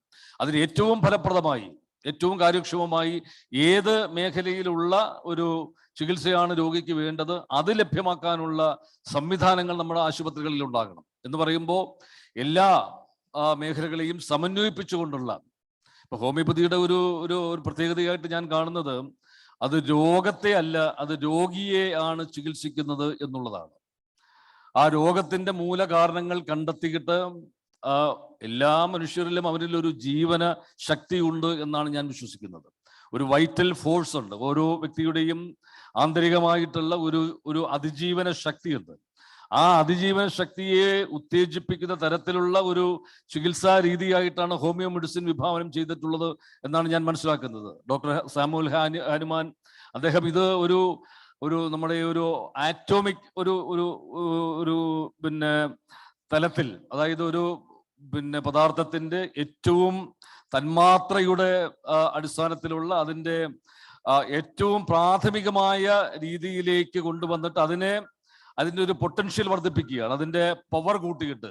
നമ്മുടെ ഈ അലോപ്പതി മെഡിസിൻസിന്റെയും ഒരു തത്വം അത് കെമിക്കലുകളെ തന്നെയാണ് അത് മെഡിസിൻസ് ആയിട്ട് ഉപയോഗിക്കുന്നത്. പക്ഷെ അതിൻ്റെ ആ ഒരു പ്രാകൃതമായ രൂപത്തിൽ, അതിൻ്റെ ആ ഒരു രൂപത്തിൽ അത് രോഗിക്ക് നൽകുകയും അതുകൊണ്ട് തന്നെ ഉണ്ടാകുന്ന പാർശ്വഫലങ്ങൾ അതിനെ ഹോമിയോപ്പതി മെഡിസിനിൽ വരുമ്പോൾ അത്തരം ഇതിന്റെ ഏറ്റവും അതിൻ്റെ വീര്യം കൂട്ടുകയും എന്നാൽ അതിൻ്റെ ഒരു അത്തരം കെമിക്കൽ കണ്ടന്റുകൾ കുറച്ചു കൊണ്ടുവന്നിട്ട് നമ്മുടെ ഒരു ആറ്റം തലത്തിലുള്ള നമ്മുടെ ഒരു ആറ്റം ബോംബിന്റെയൊക്കെ ഒരു തിയറി തന്നെയാണ് ശരിക്കും ഈ ഹോമിയോപ്പതി മെഡിസിൻ. അതുകൊണ്ട് തന്നെയാണ് ഹോമിയോപ്പതി മെഡിസിന് പാർശ്വഫലങ്ങൾ കുറവായിരിക്കുമ്പോൾ തന്നെ അതിൻ്റെ ഫലപ്രാപ്തി കൂടുതലാകുന്ന തരത്തിലുള്ള ഒരു സിസ്റ്റം അതാണ് ഡെവലപ്പ് ചെയ്തിട്ടുള്ളത്. അത് തീർച്ചയായിട്ടും ഹോമിയോപ്പതി മെഡിസിന്റെ ഏറ്റവും വലിയ മഹാത്മ്യത്തെ കാണിക്കുന്നതാണ്. ഇപ്പൊ ഈ കോവിഡ് കാലത്ത് ഞാൻ ഈ ആഴ്സറിക് ആൽബം 30 എന്ന് പറയുന്ന മെഡിസിൻ ഉപയോഗിച്ച ഒരാളാണ്. അതും കുറെ കാലം അത് നിരന്തരം ഉപയോഗിച്ചുകൊണ്ടിരുന്ന ഒരാളാണ്. ഞാൻ അഭിമാനത്തോട് തന്നെ പലപ്പോഴും പറയാൻ ആഗ്രഹിക്കുന്നു. അതുകൊണ്ട് തന്നെയാകണം ഒരുപക്ഷെ കോവിഡ് രോഗത്തിൽ നിന്ന് അല്ലെങ്കിൽ ആ ഒരു മഹാമാരിയിൽ നിന്ന് ഞാനും കുടുംബവും ഒന്നടങ്കം അതിന്റെ പിടിയിൽ നിന്ന് മുക്തമാകാൻ സഹായിച്ച ഒരു പ്രധാനപ്പെട്ട ഒരു ഔഷധം തന്നെയാണ് ആഴ്സറിക് ആൽബം. അത് എൻ്റെ പ്രിയപ്പെട്ട ഒരു സുഹൃത്ത് ഡോക്ടർ ബിജു, ഒരുപക്ഷെ നിങ്ങളൊക്കെ അറിയുന്നുണ്ടാകും. അദ്ദേഹം പ്രശസ്തനായ ഇന്ത്യൻ സംവിധായകൻ കൂടിയാണ്, സിനിമാ സംവിധായകൻ. അദ്ദേഹം ഒരു ഹോമിയോപ്പതി മെഡിസിന്റെ അത് പ്രാക്ടീസ് ചെയ്യുന്ന പത്തനംതിട്ട ജില്ലയിൽ അദ്ദേഹം അതിന്റെ DMO വരെ ആയിരുന്ന ആളാണ്. അപ്പൊ അദ്ദേഹത്തിന്റെയൊക്കെ അനുഭവത്തിൽ ആ കോവിഡ് സമയത്ത് പത്തനംതിട്ട ജില്ലയിൽ ഉടനീളം അതിന്റെ വിതരണത്തിലൂടെ ഹോമിയോ മെഡിസിൻ, ഈ ആഴ്സറിക് ആൽബം എന്ന് പറയുന്ന വളരെ ശ്രേഷ്ഠമായ ഒരു ഔഷധം അത് അന്ന് കോവിഡ് പ്രതിരോധത്തിന് വളരെയേറെ ഫലപ്രാപ്തിയിലെത്തിക്കാൻ ആ ഔഷധത്തിന്റെ ഉപയോഗത്തോടെ കഴിഞ്ഞു എന്ന് അദ്ദേഹം വ്യക്തിപരമായിട്ട് തന്നെ എന്നോടൊക്കെ അത് ഷെയർ ചെയ്തിട്ടുള്ള ഒരു കാര്യമാണ്. കേരളത്തിന്റെ ആരോഗ്യമന്ത്രി ആ സമയത്ത് ഈ കോവിഡ് പ്രതിരോധത്തിന് ഏറ്റവും നല്ല ഒരു മെഡിസിനായിട്ട് ഈ ആഴ്സനിക് ആൽബം റെക്കമെൻഡ് ചെയ്യുകയും ഉണ്ടായി. പക്ഷെ പിന്നീട് വേറെ ചില താല്പര്യങ്ങൾ, അത് ആരെയും ഞാൻ കുറ്റപ്പെടുത്തിയൊന്നും പറയുന്നില്ല, മറ്റു ചില ഈ മെഡിസിൻ വിഭാഗം കൈകാര്യം ചെയ്യുന്നവരുടെയൊക്കെ എതിർപ്പിനെ തുടർന്ന് ആ ഒരു നീക്കത്തിൽ നിന്ന് പിന്നീട് നമ്മുടെ ആരോഗ്യ മന്ത്രിയൊക്കെ ഒന്ന് പിന്നോക്കം പോയതായിട്ട് പോലും തോന്നിയിട്ടുണ്ട്. അത് മറ്റു ചിലരുടെയൊക്കെ ചില സമ്മർദ്ദം കൊണ്ടാണ് എന്ന് ഞാൻ മനസ്സിലാക്കുന്നു. എന്ത് തന്നെ ആയിരുന്നാലും ശരി, ചിലരൊക്കെ നിങ്ങളെ ഭയപ്പെടുന്നു എന്ന് നിങ്ങൾ തിരിച്ചറിയേണ്ടതുണ്ട്. അത് നിങ്ങൾ കൈകാര്യം ചെയ്യുന്ന ഹോമിയോ മെഡിസിന്റെ ഒരു വലിയ ഒരു ശക്തിയെ പലരും ഭയപ്പെടുന്നു. ഇതിന്റെ ഒരു കടന്നുകയറ്റം ഉണ്ടായാൽ അത് മറ്റു പലരുടെയും നിലനിൽപ്പിനെ ബാധിക്കും എന്ന് ചിലർ ഭയപ്പെടുന്നത് കൊണ്ടാണ് അന്ന് അത്തരം ചില നീക്കങ്ങൾ അതിന്റെ പിന്നിൽ ഉണ്ടായത് എന്നുകൂടി ഒരു പൊതുസമൂഹത്തിൽ ഇത്തരം കാര്യങ്ങൾ വീക്ഷിക്കുന്ന ഒരാളെന്ന നിലയിൽ എനിക്കത് വ്യക്തമായിട്ട് പറയാൻ കഴിയും. ഇവിടെ നിങ്ങൾ ഹോമിയോപ്പതി കൈകാര്യം ചെയ്യുന്ന ഏറ്റവും ശ്രേഷ്ഠരായ ഈ ഡോക്ടേഴ്സിന്റെ ഇങ്ങനെ ഒരു മീറ്റിങ്ങിൽ അത് തീർച്ചയായിട്ടും പറയാതിരിക്കുന്നത് ശരിയല്ല. അതുകൊണ്ട് തന്നെയാണ് ഞാൻ പറയുന്നത്, ഹോമിയോപ്പതി മെഡിസിന്റെ ഒരു ശക്തി ലോകം തിരിച്ചറിയുക തന്നെ ചെയ്യും. ഒരുപക്ഷെ ഇന്ത്യയിലുള്ളതിനേക്കാൾ വലിയ പ്രചാരം മറ്റു വിദേശ രാജ്യങ്ങളിൽ ഈ ഒരു വൈദ്യശാസ്ത്ര ശാഖയ്ക്ക് ഉണ്ട് എന്ന് തന്നെയാണ് ഞാൻ മനസ്സിലാക്കുന്നത്. അവിടെ ഈ മെഡിസിൻ ഏറ്റവും ആധികാരികമായി തന്നെ അംഗീകരിക്കപ്പെട്ടിട്ടുള്ള ഒരു ശാഖയാണ്. അതേ അംഗീകാരം നമ്മുടെ നാട്ടിലും ലഭ്യമാകട്ടെ. അതിനുള്ള വലിയ പ്രവർത്തനങ്ങൾ തീർച്ചയായിട്ടും നിങ്ങളുടെ ഭാഗത്തു നിന്ന് ഉണ്ടാകേണ്ടതുണ്ട്. അത് ആ ഒരു വലിയ ദൗത്യം കൂടി ഈ ഒരു അവസരത്തിൽ അങ്ങനെ ഒരു ദൗത്യം കൂടി ഏറ്റെടുക്കാൻ ഉള്ള ഒരു തീരുമാനം നിങ്ങൾ കൈക്കൊള്ളും എന്ന് തന്നെയാണ് ഞാൻ പ്രതീക്ഷിക്കുന്നത്. കൂടുതൽ ശോഭനമായ ഒരു ഭാവി ഈ ഹോമിയോപ്പതി മെഡിക്കൽ ശാഖയ്ക്ക് നമ്മുടെ രാജ്യത്ത് ഉണ്ടാകും എന്നുള്ള വലിയ പ്രതീക്ഷ എനിക്കുണ്ട്. അതിന്റെ മാഹാത്മ്യം തിരിച്ചറിഞ്ഞിട്ടുള്ള ഒരു വ്യക്തി എന്നുള്ള നിലയിൽ വളരെ അഭിമാനത്തോടു കൂടി തന്നെ എനിക്കത് പറയാൻ പറ്റും. ഇപ്പോ ഈ ഒരു പരിപാടിയിൽ പങ്കെടുക്കാൻ പറ്റിയതിന്റെ വലിയ സന്തോഷവും അഭിമാനവും അറിയിച്ചുകൊണ്ട് ഡോക്ടർ ഹ്യൂബർട്ട് ഡിസിൽവ, അദ്ദേഹം എൻ്റെ നാട്ടുകാരനാണ്, അദ്ദേഹമാണ് ഈ ഒരു പരിപാടിയിലേക്ക് വരണം എന്ന് എന്നോട് സ്നേഹപൂർവ്വം ആവശ്യപ്പെട്ടത്. പ്രശസ്ത സംഗീതജ്ഞനാണ് അദ്ദേഹം. അദ്ദേഹത്തോടുള്ള പ്രത്യേക നന്ദിയും കടപ്പാടും ഒക്കെ അറിയിച്ചുകൊണ്ട് നിങ്ങളോട് എല്ലാവരോടും ഇതിന്റെ എല്ലാ സാരഥികളോടും നമ്മുടെ സെയ്ദ് സാറ് ഡോക്ടർ അദ്ദേഹത്തോടൊക്കെയുള്ള ആ നന്ദി അറിയിച്ചുകൊണ്ട് എൻ്റെ ഒരു കർത്തവ്യം ഇവിടെ 1 കോടി ഔഷധ സസ്യങ്ങൾ പ്ലാന്റ് ചെയ്യുന്നതിന്റെ ഒരു പദ്ധതി, ബൃഹത്തായ ഒരു പദ്ധതിയുടെ ഉദ്ഘാടന കർമ്മമാണ്. അത് നിങ്ങളുടെ എല്ലാം അനുവാദത്തോടു കൂടി ഔപചാരികമായി ആ ഒരു വലിയ മഹത്തായ ഒരു കർമ്മം എന്ന് തന്നെ ഞാൻ പറയും, അത് ഉദ്ഘാടനം ചെയ്തതായിട്ട് വളരെ വിനയപുരസ്സരം അറിയിക്കുന്നു. നന്ദി, നമസ്കാരം.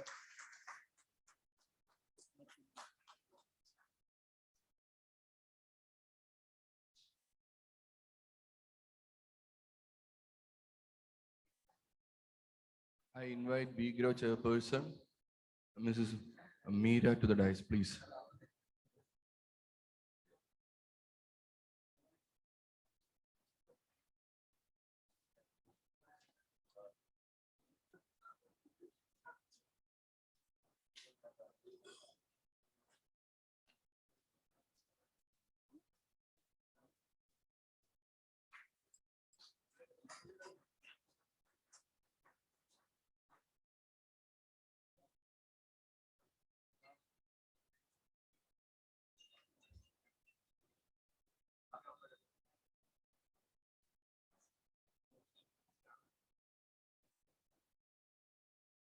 അല്ല, ഞാൻ ഈ ഒരു ആദരവുകൾക്കും നിൽക്കാത്ത ഒരാളാണ് ഞാൻ. അതിൻ്റെ ഒരു നിലപാടാണ്, മറ്റൊന്നുമില്ല. ഒരുപാട് ധീരരായ സ്വാതന്ത്ര്യ സമര സേനാനികൾ, ഒരുപാട് നമ്മുടെ രാജ്യത്തിന് വേണ്ടി ജീവൻ പോലും ബലിയർപ്പിച്ചിട്ടുള്ള സൈനികർ, രക്തസാക്ഷികൾ, നമ്മയെല്ലാം അന്നമൂട്ടുന്ന കർഷകർ, അങ്ങനെയുള്ള ഈ രാജ്യത്തിന് നിരവധി സംഭാവന ചെയ്തിട്ടുള്ള മഹത് വ്യക്തിത്വങ്ങൾ പലരും ഒരു ആദരവും കിട്ടാതെ കടന്നു പോകുന്ന ഒരു ലോകത്ത് എന്നെപ്പോലെ 2-3 സിനിമയിൽ അഭിനയിച്ചതിന്റെ പേരിൽ ഇങ്ങനെ ആദരിക്കേണ്ടതില്ല എന്ന ഒരു സ്വയം തിരിച്ചറിവുള്ളത് കൊണ്ടാണ് ഞാൻ ആദരിക്കലുകൾക്ക് നിന്നു കൊടുക്കാത്തത്. പിന്നെ മറ്റൊരു കാര്യം, എങ്കിലും ചില വേദികളിൽ ചെല്ലുമ്പോൾ ഇതുപോലെ സ്നേഹപൂർവ്വം പൊന്നാടകൾ നൽകാറുണ്ട്. അത് പക്ഷെ ഞാൻ ഹൃദയപൂർവ്വം കൈകളിൽ സ്വീകരിക്കാറുണ്ട്. അത് മറ്റൊന്നിനുമല്ല, പത്തനാപുരത്ത് ഗാന്ധി ഭവൻ എന്ന് പറയുന്ന ഒരു പ്രസ്ഥാനമുണ്ട്.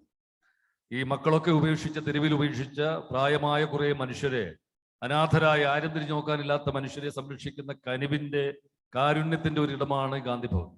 ഇടയ്ക്കൊക്കെ ഞാൻ അവിടെ ചെല്ലുകയും എനിക്ക് ഇങ്ങനെ കിട്ടുന്ന പൊന്നാടകൾ, അവിടെ ഈ സംരക്ഷിക്കപ്പെടുന്ന ഈ പ്രായമായ വലിയ മനുഷ്യരെ അവരെ അങ്ങോട്ട് ആദരിക്കാൻ ഞാൻ ഈ പൊന്നാടകൾ പലപ്പോഴും ഉപയോഗിക്കാറുണ്ട്. അത് എൻ്റെ ശരീരത്തിൽ അണിയിച്ച ഒരു പൊന്നാട കൊണ്ടുപോയി ഞാൻ അവരെ അണിയിക്കുന്നത് ഒരു അനാദരവായി പോകുമല്ലോ എന്ന് കരുതിയിട്ടാണ് പലപ്പോഴും ഞാൻ അത് കൈകളിൽ ഏറ്റുവാങ്ങാൻ ശ്രമിക്കാറുള്ളത്. പക്ഷെ ഇവിടെ ഡോക്ടർ എന്നോടുള്ള സ്നേഹം കൂടുതൽ കൊണ്ട്, ആ ഒരു ഇഷ്ടം കൊണ്ട് അദ്ദേഹം എന്നെ ബലമായിട്ട് പൊന്നാട അണിയിച്ചുവെങ്കിലും ആ പൊന്നാട ഞാൻ സ്നേഹപൂർവ്വം, ഹൃദയപൂർവ്വം സ്വീകരിക്കുന്നു. ഇത് തീർച്ചയായിട്ടും ഞാൻ തന്നെ സൂക്ഷിക്കുന്നതായിരിക്കും. Thank you. മൊമെന്റോ നൽകാനായി ഹ്യൂബർട്ട് സാറിനെ ക്ഷണിക്കുന്നു.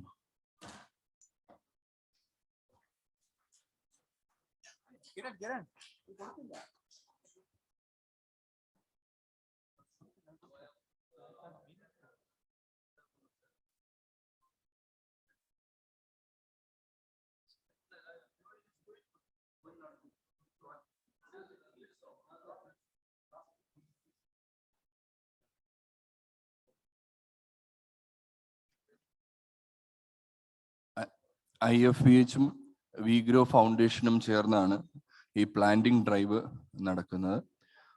പ്രേംകുമാർ സാർ ഒരു മെഡിസിനൽ പ്ലാൻ വിഗ്രോ ടീമിന് നൽകി ഇത് ഇനാഗ്രേറ്റ് ചെയ്യുന്നതാണ്.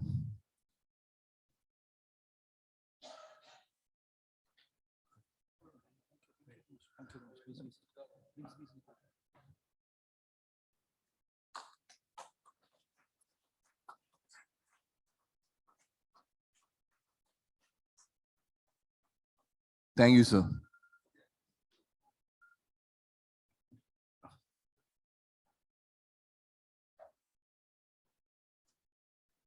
Next, I invite Justice Hariharan sir for the inaugural address.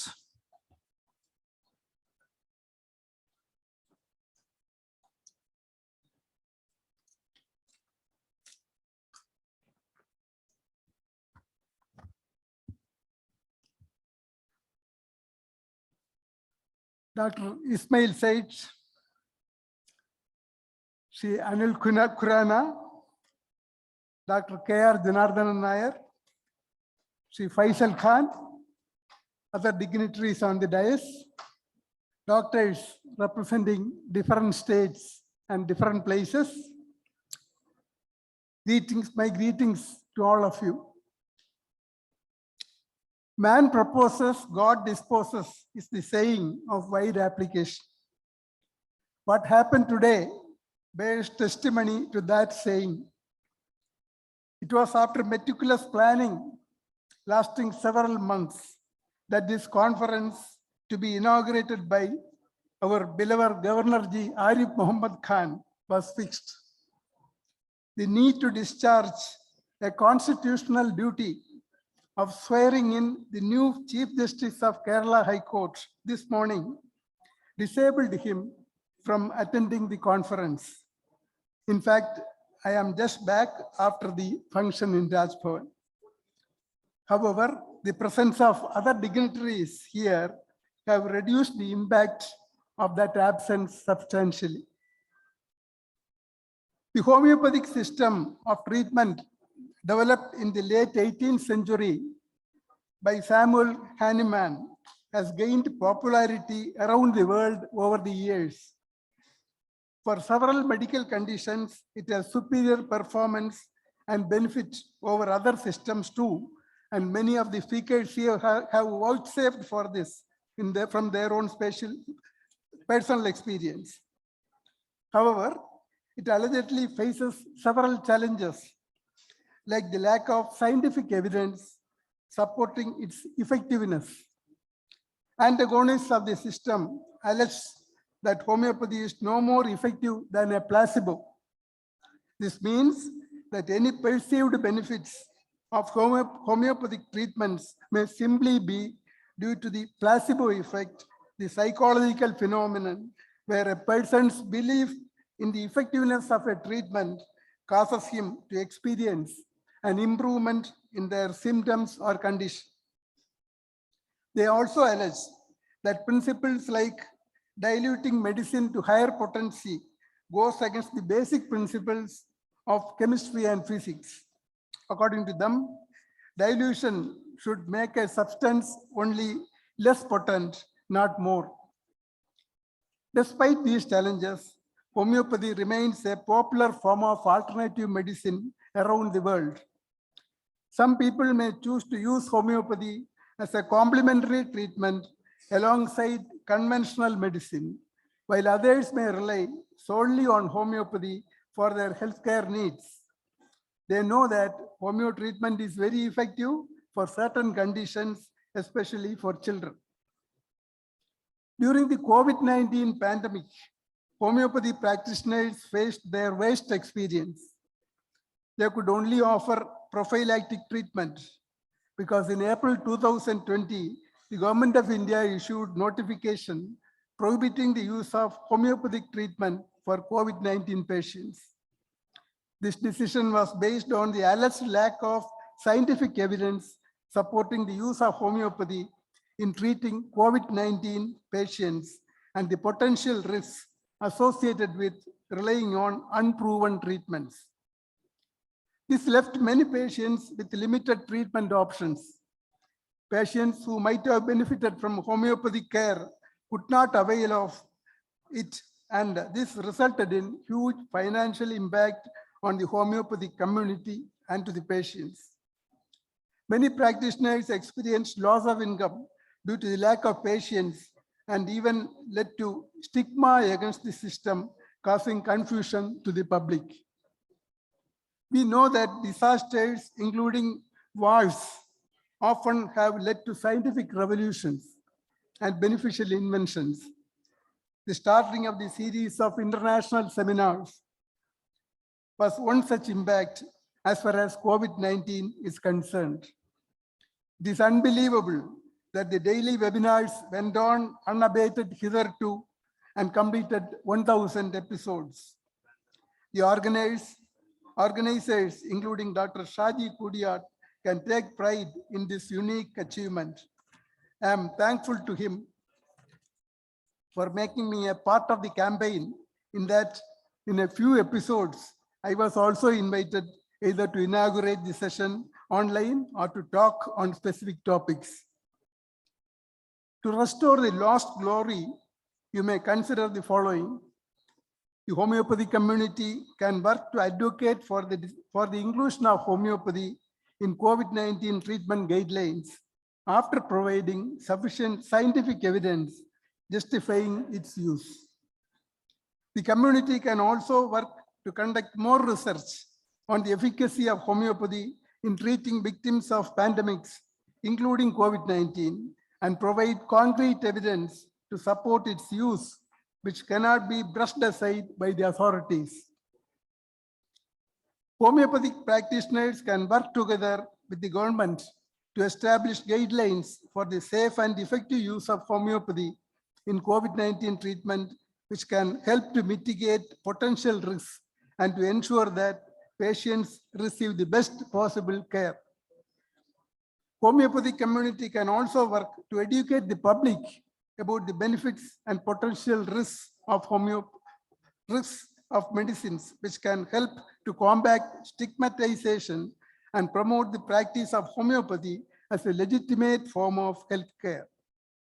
I may now refer to Kerala's healthcare policy, which emphasizes the importance of integrating traditional and alternative systems of medicine, including homeopathy, into the overall healthcare system. The policy recognizes that traditional and alternative systems of medicine have significant potential to complement modern medicine and provide holistic care to patients. This includes providing training and support for homeopathic practitioners, promoting research and development in homeopathy, and ensuring that homeopathic treatments are safe and effective. Additionally, the Kerala government has established the Ayush department, which is responsible for promoting the use of traditional and alternative systems of medicine, including homeopathy. In fact, the Kerala University of Health Sciences is a Ayush system, and I have been working as the chairman of the University Ethics Committee looking after research sanctions. This new department of Kerala can provide financial assistance to homeopathic practitioners and institutions for conduct of research and development of homeopathy, and work to ensure that homeopathic treatments are accessible to all sections of society. In March 2021, the Council for Research in Homeopathy of the Government of India, under the Ministry of Ayush, which is responsible for promoting and coordinating research in homeopathy, has issued guidelines for clinical trials in homeopathy, including research on pandemics. It has identified several areas of research that are relevant to pandemics, such as the prevention and treatment of infectious diseases, the management of symptoms associated with pandemics, and the impact of pandemics on mental health. We should be thankful to Sri Anil Khurana, present here, for issuing the guidelines, at least in 2022. The CCR recommends that research on pandemics should follow a robust research design, such as randomized controlled trial, to ensure that the results are scientifically valid, that studies on pandemics should have an adequate sample size to ensure that the results are statistically significant, that studies on pandemics should use appropriate outcome measures to evaluate the effectiveness of homeopathic treatment, such as symptom scores and quality of life measures, that safety monitoring should be an integral part of any research on pandemics to ensure that homeopathic treatments are safe for patients, and that research on pandemics should be published in peer-reviewed journals to ensure that it is widely disseminated and can be evaluated by the scientific community. That is very, very important. The issuance of the guidelines is an important step towards promoting evidence-based homeopathic treatment and ensuring that they are safe and effective for patients. As emphasized by me in my talks on the webinars too, I call upon you to embark on rigorous research, which would clearly establish the reliability of the homeopathic system, so that in coming years, homeopathy, an important limb of the Ayush system, will establish its credibility, and in the unwelcome event of a future pandemic, will not face the humiliating experience and the stepmotherly attitude that it suffered during the past 3 years. In view of the recent developments and the consensus arrived at during the webinars that we have already conducted, the organizers of the seminar have to deliberate upon the future course of action and put in synergic efforts. With these words, I inaugurate this session on homeopathy as a scientific medicine challenges. Thank you. Thank you, sir.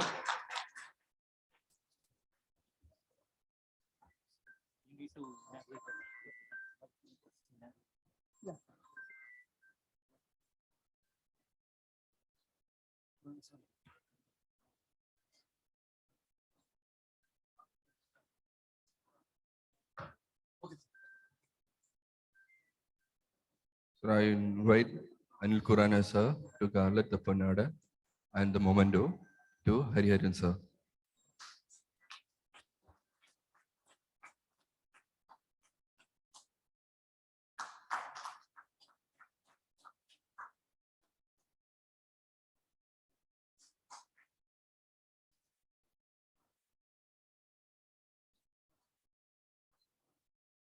Thank you all.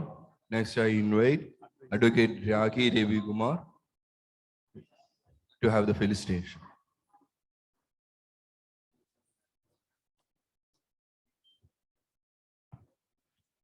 വേദിയിൽ വന്നുപോയതും ഇപ്പോൾ ഇരിക്കുന്നതുമായിട്ടുള്ള വിശിഷ്ട വ്യക്തിത്വങ്ങൾ, അതോടൊപ്പം സദസ്സിലുള്ള ബഹുമാനരായിട്ടുള്ള ഡോക്ടർമാർ, മറ്റ് ഈ കോൺഫറൻസിൽ പങ്കെടുക്കുന്ന ബഹുമാന്യ വ്യക്തിത്വങ്ങളെ, International Forum for Promoting Homoeopathy എന്നുള്ള ഈ ഒരു സെമിനാറിൽ പങ്കെടുക്കാൻ വന്നപ്പോൾ ഞാൻ കരുതിയത് ഏകദേശം മറ്റ് രാജ്യങ്ങളിൽ നിന്നുമൊക്കെയുള്ള വ്യക്തിത്വങ്ങൾ ഉണ്ട് എന്നുള്ളതാണ്. പക്ഷെ ഞാൻ മനസ്സിലാക്കിയെടുത്തോളം ഭൂരിപക്ഷവും മലയാളികളാണ്. മറ്റ് കുറച്ച് പേർ മാത്രമാണ് മറ്റ് സംസ്ഥാനങ്ങളിൽ നിന്നും എത്തിയിട്ടുള്ളത് എന്നാണ് മനസ്സിലാക്കുന്നത്. ഏതായാലും ഇത്തരത്തിൽ ഹോമിയോപ്പതി മെഡിസിൻ്റെ ഈ കാലഘട്ടത്തിൻ്റെ ആവശ്യത്തിനനുസരിച്ചുള്ള ഒരു ചർച്ച സംഘടിപ്പിക്കുവാനും 1000 ദിവസത്തോളം നീണ്ടു നിൽക്കുന്ന 1000 കോൺസിക്യൂട്ടീവ് ഡേയ്സിൻ്റെ വെബിനാർസ് നടത്താനും ഒക്കെ തീരുമാനിച്ചു. ഇവിടെ എനിക്ക് മുമ്പ് സംസാരിച്ച എല്ലാവരും സൂചിപ്പിച്ചു ഹോമിയോപ്പതി മെഡിസിൻ്റെ പ്രത്യേകതകളെ സംബന്ധിച്ച്. ഞാൻ വളരെ അഭിമാനത്തോടെ പറയാം, എൻ്റെ വാർഡിൽ നന്നായി പ്രാക്ടീസ് ചെയ്യുന്ന ഹോമിയോപ്പതി ഡോക്ടറുണ്ട്, ഭാഗ്യലക്ഷ്മി ഉൾപ്പെടെയുള്ളവർ. വളരെ തിരക്കാണ് ഏത് സമയത്തും ഡോക്ടർമാരുടെ വീടിൻ്റെ വരാന്തകൾ അല്ലെങ്കിൽ വീടിൻ്റെ അതുവഴിയൊക്കെ പോകുമ്പോൾ. ഹോമിയോപ്പതിക്ക് പ്രാധാന്യം ഇല്ലാത്തത് കൊണ്ടല്ല ഈ തിരക്ക് എന്ന് നമുക്ക് ബോധ്യമാകും. അത്തരത്തിൽ തന്നെയാണ് പല പ്രദേശങ്ങളിലും, പേരുക്കട പോകുമ്പോൾ അങ്ങനെ പല പ്രദേശങ്ങളിലും ഞാൻ കാണാറുണ്ട് ഹോമിയോപ്പതി ബോർഡ് വെച്ചിരിക്കുന്ന ഡോക്ടേഴ്സിന്റെ വീടുകൾക്ക് മുമ്പിൽ കുട്ടികളുമായി നിരന്തരമുള്ള ക്യൂകൾ കാണുന്നത്. ഈ മെഡിസിന്റെ പ്രസക്തി നഷ്ടപ്പെട്ടില്ല എന്ന് മാത്രമല്ല, കൂടുതൽ ജനകീയമായി ഈ മെഡിസിൻ മാറുന്നു എന്നുള്ളതിന്റെ ഏറ്റവും വലിയ തെളിവ് കൂടിയാണത്. നിരവധിയായിട്ടുള്ള സാഹചര്യങ്ങളെ ഇപ്പോൾ നിങ്ങൾ അഭിമുഖീകരിച്ചുകൊണ്ടിരിക്കുകയാണ്. കോവിഡിന് ശേഷം, കോവിഡ് കാലഘട്ടത്തിൽ ഒരുപക്ഷെ ഒരു പ്രതിരോധ മെഡിസിൻ എന്നുള്ള രീതിയിൽ നന്നായി ഉപയോഗിച്ച, ജനങ്ങൾ നന്നായി അക്സെപ്റ്റ് ചെയ്ത ഒന്നാണ് ഹോമിയോപ്പതി. പലപ്പോഴും ഹോമിയോപ്പതി ഡോക്ടേഴ്സ് സൂചിപ്പിച്ചിട്ടുണ്ട് അവർക്കാർക്കും കോവിഡ് വന്നിട്ടില്ല എന്നും സൂചിപ്പിച്ചിട്ടുണ്ട്. അപ്പോൾ അത്തരത്തിൽ ഒരു പ്രതിരോധ മെഡിസിൻ എന്നുള്ള ഉപരിയായി അതിൻ്റെ സങ്കല്പത്തിൽ അല്ലെങ്കിൽ അതിന് സൃഷ്ടാക്കൾ പറഞ്ഞതുപോലെ തന്നെ ഹോമിയോപ്പതി ഒരുപക്ഷെ ഡെർമറ്റോളജിയുടെ മേഖലയിൽ അതോടൊപ്പം തന്നെ മറ്റു മേഖലകൾ നോക്കുകയാണെങ്കിൽ സൈഡ് ഇഫക്റ്റ് ഇല്ലാതെ നന്നായി ചികിത്സ ലഭിക്കുന്നത്, എന്നാൽ പെട്ടെന്ന് ഒരു ക്യൂറബിൾ ആയിട്ടുള്ള ഒരു മെഡിസിൻ ആണോ എന്ന് ചോദിച്ചാൽ അത് നമുക്ക് ഒന്ന് ആലോചിച്ചിട്ട് മറുപടി പറയേണ്ടി വരും. ഏതായാലും ഈ ആധുനിക കാലഘട്ടത്തിൽ പല നിയമങ്ങളും നിങ്ങൾക്ക് അനുകൂലമായും പ്രതികൂലമായും ഒക്കെ നമ്മുടെ നാട്ടിൽ വന്നുകൊണ്ടിരിക്കുകയാണ്. ഇവിടെ പലപ്പോഴും ഡോക്ടറൊക്കെ എന്നോട് ആ അങ്കലാപ്പ് പങ്കുവെക്കാറുമുണ്ട്. അപ്പൊ അത്തരത്തിൽ നിരവധിയായിട്ടുള്ള ബില്ലുകളൊക്കെ വരുമ്പോൾ തന്നെ ഹോമിയോപ്പതിയെ തഴയുന്ന ഒരവസ്ഥ ഉണ്ടാകുന്നു എന്ന് മനസ്സിലാക്കുന്നു. അപ്പൊ അതിനെയൊക്കെ അതിജീവിച്ചുകൊണ്ട് എങ്ങനെ നമ്മുടെ മെഡിസിൻ കൂടുതൽ ജനകീയമായി ഇനിയും കൂടുതൽ നന്നായി ജനങ്ങളിലേക്ക് പോകണം എന്നുള്ള ലക്ഷ്യത്തോടു കൂടിയാണ് നിങ്ങളുടെ ഈ സെമിനാർസ് കണ്ടക്ട് ചെയ്യുന്നത്. അതിന് പങ്കെടുത്ത മുഴുവൻ ഡോക്ടർമാർക്കും അതിനുള്ള സംഭാവനകൾ ചെയ്യാൻ കഴിയട്ടെ. കൂടുതൽ നന്നായി എല്ലാവരും അംഗീകരിക്കുന്ന പുതിയ മാർഗനിർദ്ദേശങ്ങളുമായി വരാൻ നിങ്ങളുടെ ഈ സെമിനാർ കഴിയട്ടെ എന്ന് മാത്രം ഈ അവസരത്തിൽ ആശംസകൾ നേർന്നുകൊണ്ട് എൻ്റെ എളിയ വാക്കുകൾ ചുരുക്കുന്നു. ഏവർക്കും നന്ദി, നമസ്കാരം. രാഖി മാഡത്തിന് പൊന്നാട് അണിയിക്കാനായി ഡോക്ടർ ശാന്ത ചന്ദ്ര മാഡത്തെ ക്ഷണിക്കുന്നു, please.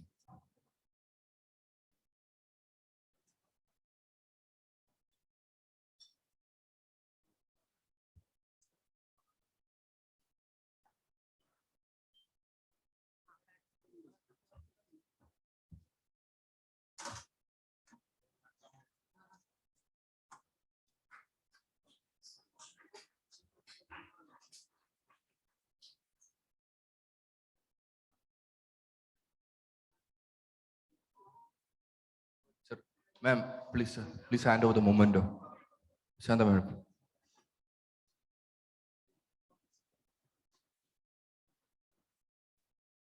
Thank you, ma'am. Next, I invite the Vice Chancellor of Noor Islam University, Mr. Faisal Khan, for the felicitation. നമസ്കാരം. വേദിയിലും സഹസ്രയിലിരിക്കുന്ന ബഹുമാന്യരെ, സഹസ്ര എന്ന ഹോമിയോപ്പതി അസോസിയേഷന്റെ ഈ ഒരു വലിയൊരു കോൺഫറൻസിൽ പങ്കെടുക്കുവാൻ സാധിച്ചാൽ വളരെയധികം സന്തോഷമുണ്ട്. അലോപ്പതി ഹോസ്പിറ്റൽ നടത്തുന്ന എന്നെ ഇതിൽ ക്ഷണിച്ചതിൽ ആദ്യമേ സംഘാടകരോട് ഞാൻ നന്ദി പറയുകയാണ്. കാരണം ഈ പറയുന്ന എല്ലാ ആരോഗ്യ വിഭാഗങ്ങളും മേഖലകളും എല്ലാം തന്നെ മനുഷ്യർക്ക് വേണ്ടിയിട്ടുള്ളതാണ്.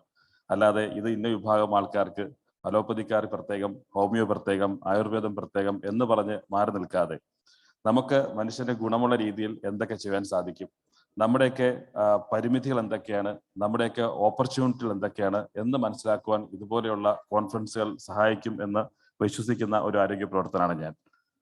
ഉദാഹരണം പറയുകയാണെങ്കിൽ, നമ്മളിപ്പോൾ ക്യാൻസർ ചികിത്സയെ പറ്റി പറയുന്നു.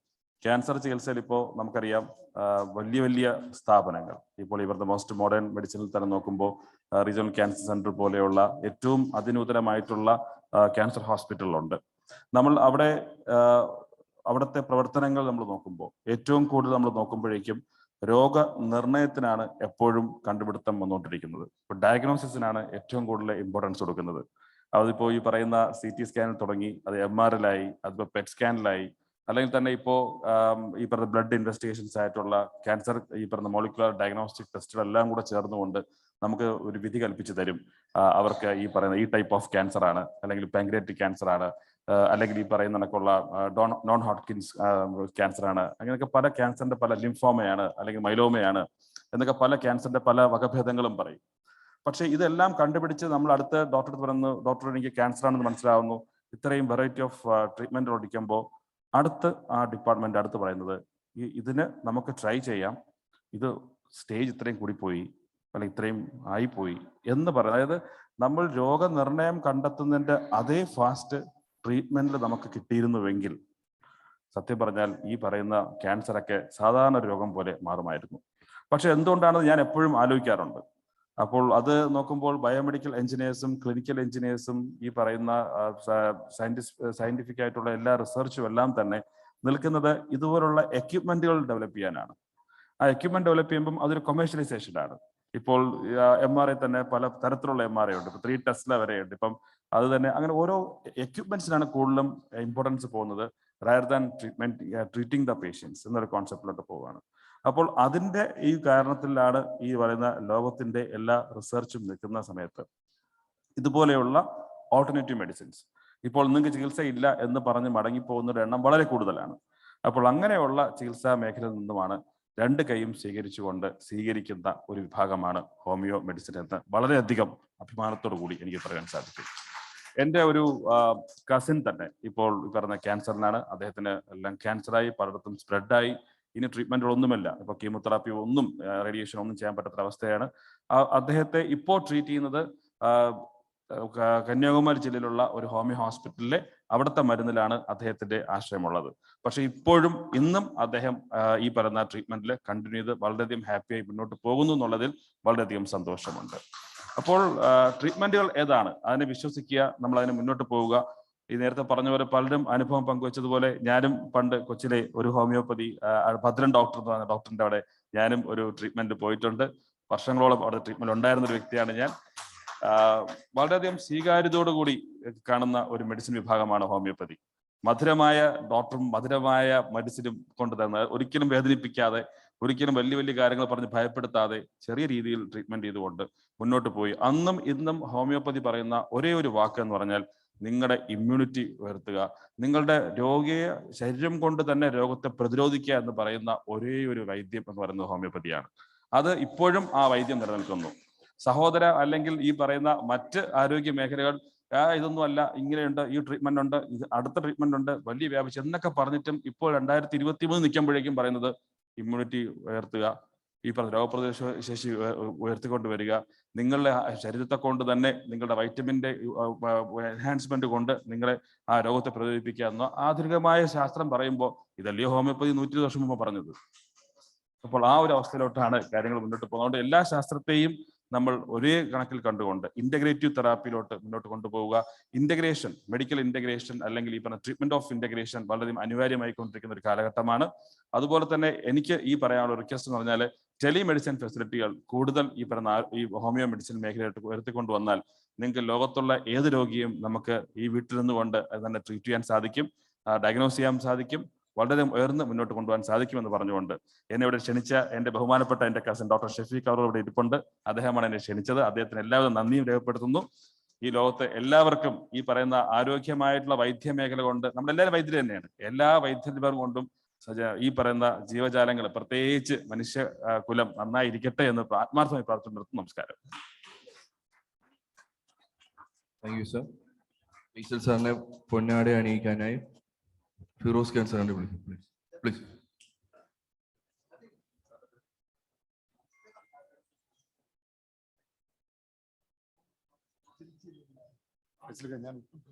മൊമെന്റോ നൽകാനായി ഡോക്ടർ ഷഫീഖ് സാറിനെ ക്ഷണിക്കുന്നു.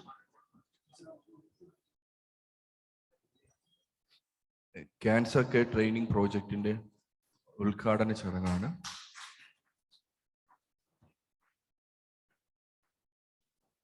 Thank you, sir. Thank you. Thank you. Next, I welcome National Council of Homeopathy Chairman, Dr. Anil Koran, sir, for inaugurating the scientific session. Sir, please.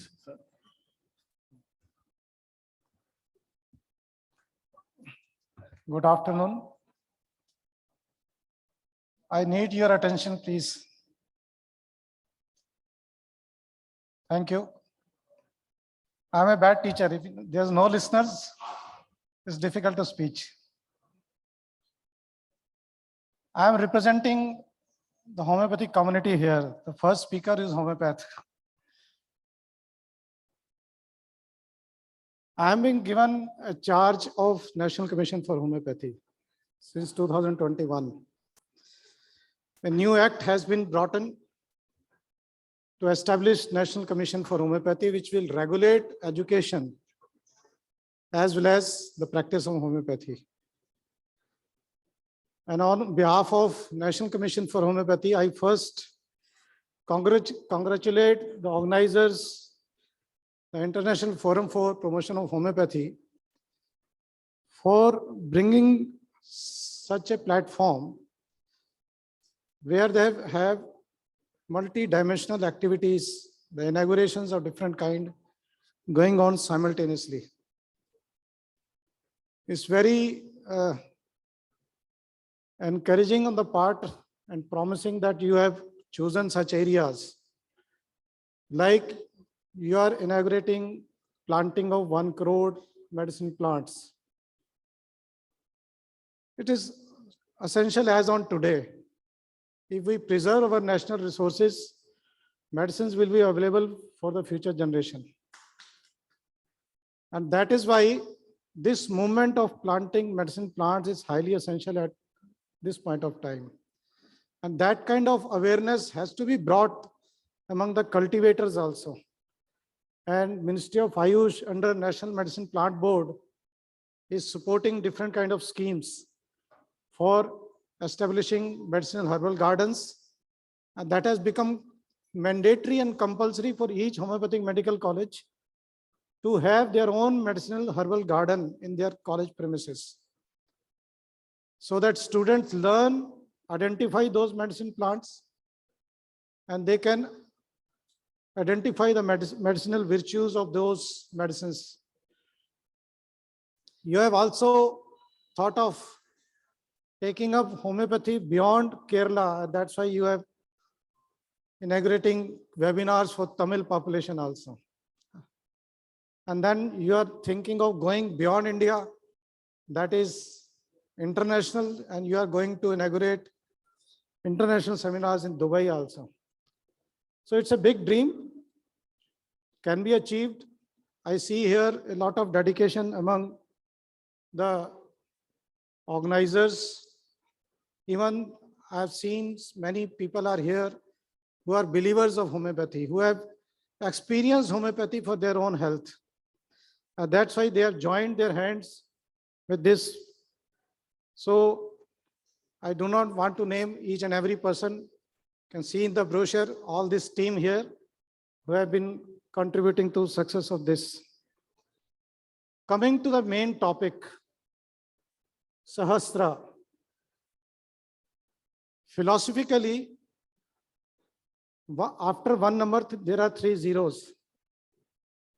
One is the unique person, the complete oneself of the person. And that is what we preach in homeopathy. We practice in homeopathy. Body is one structure. It's one human being. It has its own individuality, which we address through homeopathy. And 0 shows the cosmos, the whole universe. If your body functions are not working in tandem with the universe, you are unhealthy.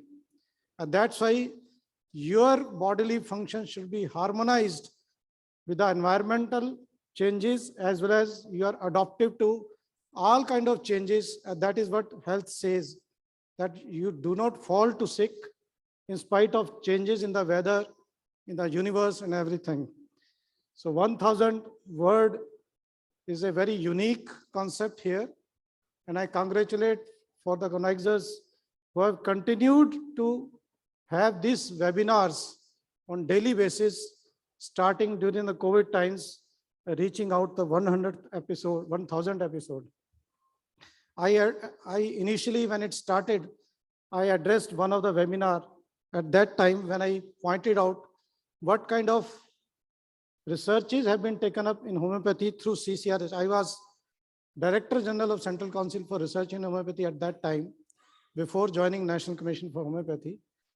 And we started COVID-related studies.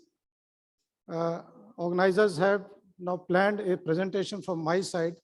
I will be giving a little more details about the homeopathic, what we have done in research in COVID-19, and how arsenic L130 has proved to be very effective in prevention of homeopathic, this COVID-19.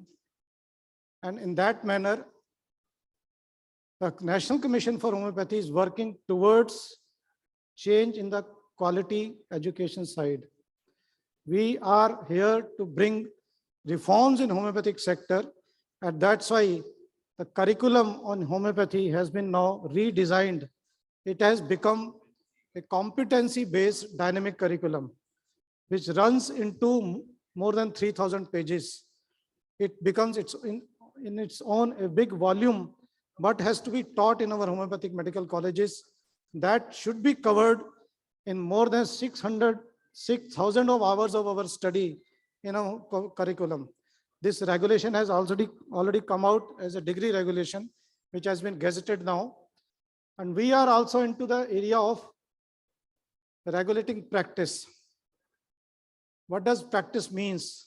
As Justice Haran, he mentioned about ethical guidelines, which we have released from CCRS side, that is good clinical practice guidelines for clinical trials in homeopathy. But it doesn't mean only related to clinical trials. It also relates to clinical practice also. Every clinician who is practicing in homeopathy must follow those guidelines. If you are not documenting each and every aspect of your case record in your clinical practice, you are violating clinical practice guidelines. You must have a documentation of each and every case. I was happy to see that when Dr. Ravish was presenting this documentation of laboratory record, which he was maintaining for each and every patient in endocrinology department. These kind of records should be available with all doctors. How they are treating, how they are maintaining the changes in their biochemical parameters after homeopathic medicine. And that you can bring on in a new platform, which I will be speaking separately. This is called Homeopathic Clinical Case Repository, which has been formed by Central Council for Research in Homeopathy. This is an online portal. Any homeopath can become a member of that particular portal. You join that portal, upload your personal details, and then you can start uploading your documented cases on that particular platform, and that will become your own property. So you can have an e-module available to you for yourself, so that you can always look back, say 5 years back, I treated such a case, and this is available on your portal. You can always look back to that case, how you treated at that time, which was a rare disease, or it is an uncommon disease, or whether it was a chronic disease. And second aspect, whenever you practice homeopathy, kindly be aware about the practice guidelines, the regulation which has been now brought out by the National Commission for Homeopathy. There are certain directions, certain mandatory guidelines which are there in that regulation. Like you have to follow those guidelines in your day-to-day practice. While you are issuing certificate, while you are making documentation, what should be done and what should not be done. That has to be taken care of so that you do not land up into any kind of a legal issue tomorrow. Because you are a homeopath, you have more responsibilities, as we are facing lot of challenges in the scientificity of homeopathy. If you do not maintain those kind of records, you do not diagnose a patient, you do not bring that on the paper, then you are liable to be acted upon because you are not properly maintaining each and every record of that particular patient. So that will help you in standing out in your profession when you practice in that manner. So have such kind of a documentation with you for each and every case. Practice ethically, follow the directions and guidelines. And third part is registration. That regulation has also been brought out. Each physician has to now update their registration to the state council after every 5 years. It is not lifetime now. You have to update your registration details every 5 years. And for that matter, you need not to go to a registration council. It is an online process hereafter. You need not to run for registration every time. It is now a paperless system. Every new student who is passing out from the college need not to go to the state council. He has to just upload each and every document online. He will get registration through email on his email ID. So those kind of now regulations have been brought out where you can make your own regulation. Then we have brought out one nation, one registration system. You do not need to have two registrations if you are practicing in two states. You have to have only one registration where you have originally registered. You have to just give an information to the other state that you are practicing in this particular area with a form 5 which is attached with the regulation. Just fill up that form, give it to the state registration council, and you can start practicing any part of the country. So that is what we have started, these kind of reforms in education, in practice, and even for registration. And I will be discussing more on research side. Well, I will give more evidences of research which has brought the scientificity to the homeopathy. We can very confidently say that it is not placebo. Now you can challenge to the Wikipedia if they say it is a pseudoscience. It is not a pseudoscience. It has a science. It has a biological evidence of action of each and every medicine. And this has been proven beyond doubt in laboratory model studies, preclinical studies, clinical trials.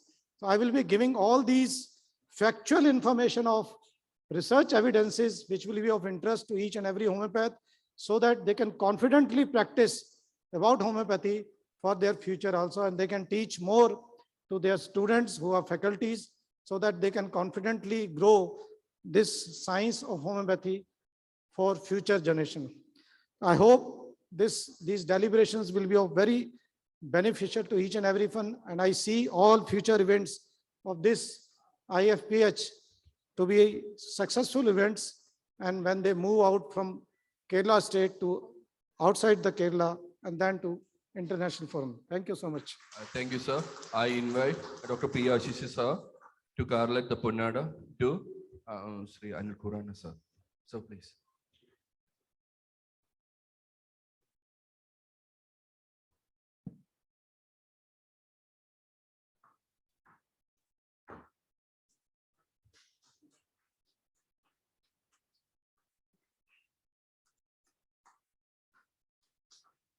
Thank you, sir. I invite Ismail Said sir to hand over the momentum. So please.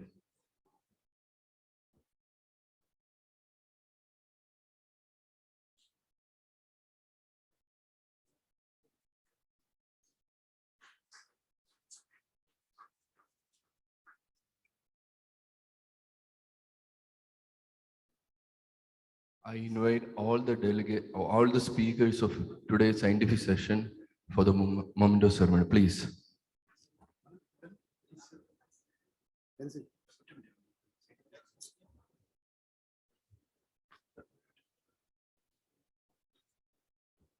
Dr. K.S. Prasad.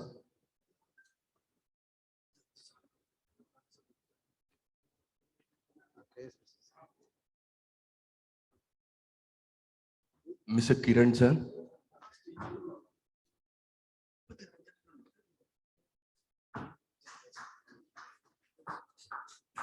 Mr. Kiran Chan. Mr. Muhammad Ansa.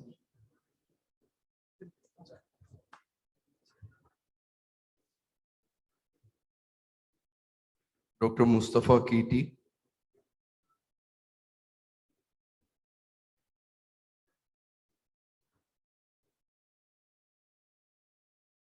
Dr. Ajini M.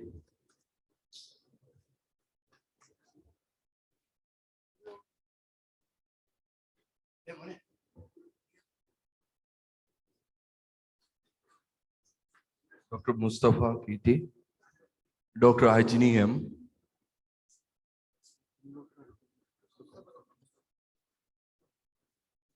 Dr. Danesh. Dr. Shaji Varghese Kudiyar.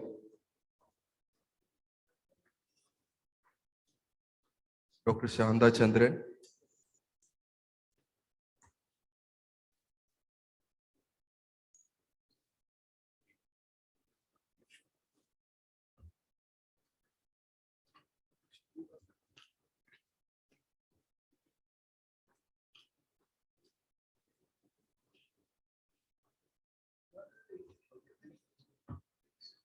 Dr. Vish.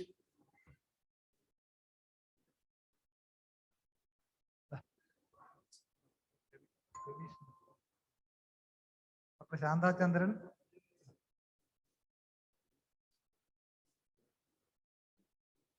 Dr. Vish. Dr. Vish.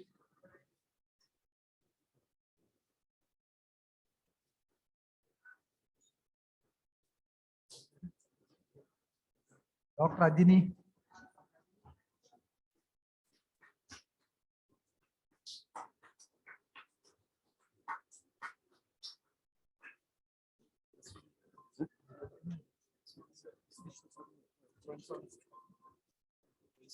Sir, I invite Kurana sir to hand over the memento to Dr. Ismail sir.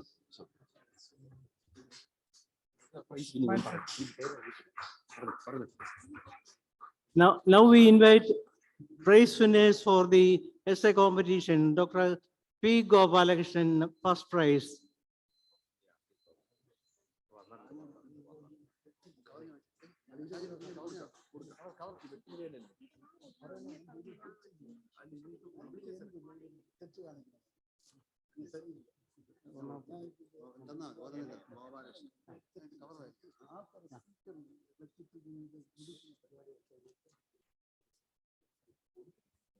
Dr. Gopalakrishnan, essay competition, first prize. And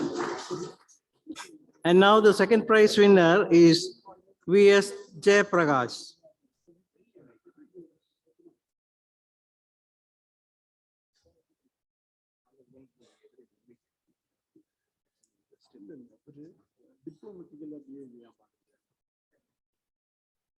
V. Jayaprakash.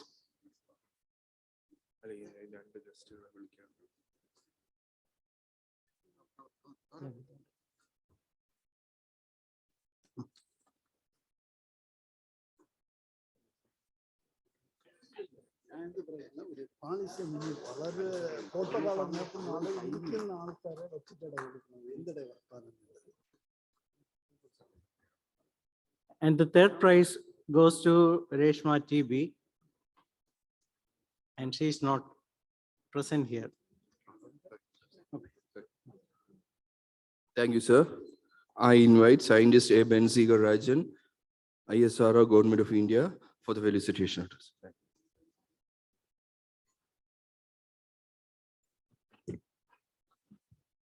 I won't take much time. Dignitaries on the days of the days. One thing I wish to tell is, I am an electronics engineer working as a scientist in ISRO, Mahendragiri, Tamil Nadu. The relationship today, what we are celebrating is 100,000 webinar program. This is possible by what?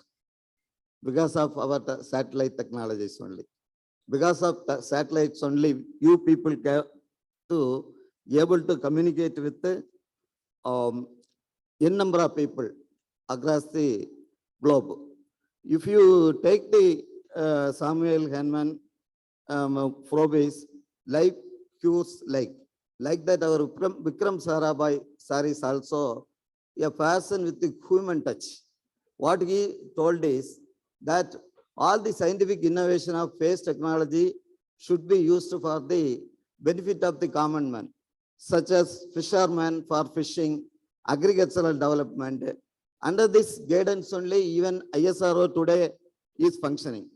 Because wherever the fishing potential is there, our satellite can pinpoint, and there the fishermen go and catch the fish. How is the crop potentials are developing across the India? How the crop is growing, or it is affected with some other insects.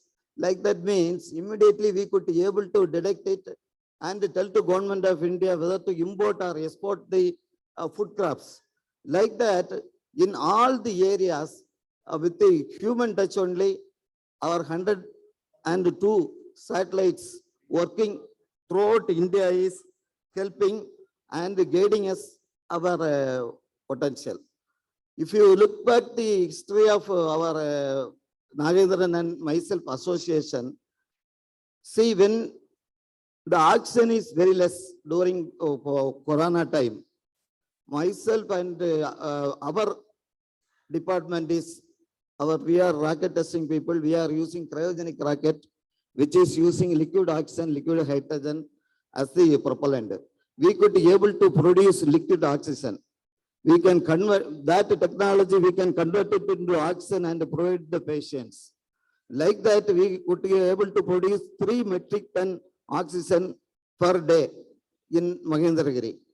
We approached Madam Kanimoli, myself and Nagendran, and saved around 10,000 people from dying. That is the achievement myself and Nagendran has put, and we have saved a lot of people. And if you look back, my association with Nagendran also, he has not only, now only he is not doing this kind of human service. He is doing the human service from the Corona days starting point itself. That is around 2019, September onwards, he has started this program, not only in Kanyakumari district. It is now spread across India. He is doing the job till today. I compliment him. I am proud to be a part of this conference. Thank you, one and all present here.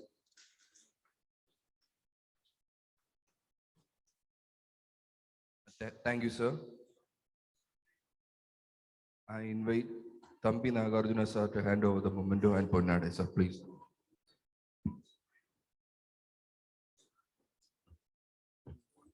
Yes, welcome.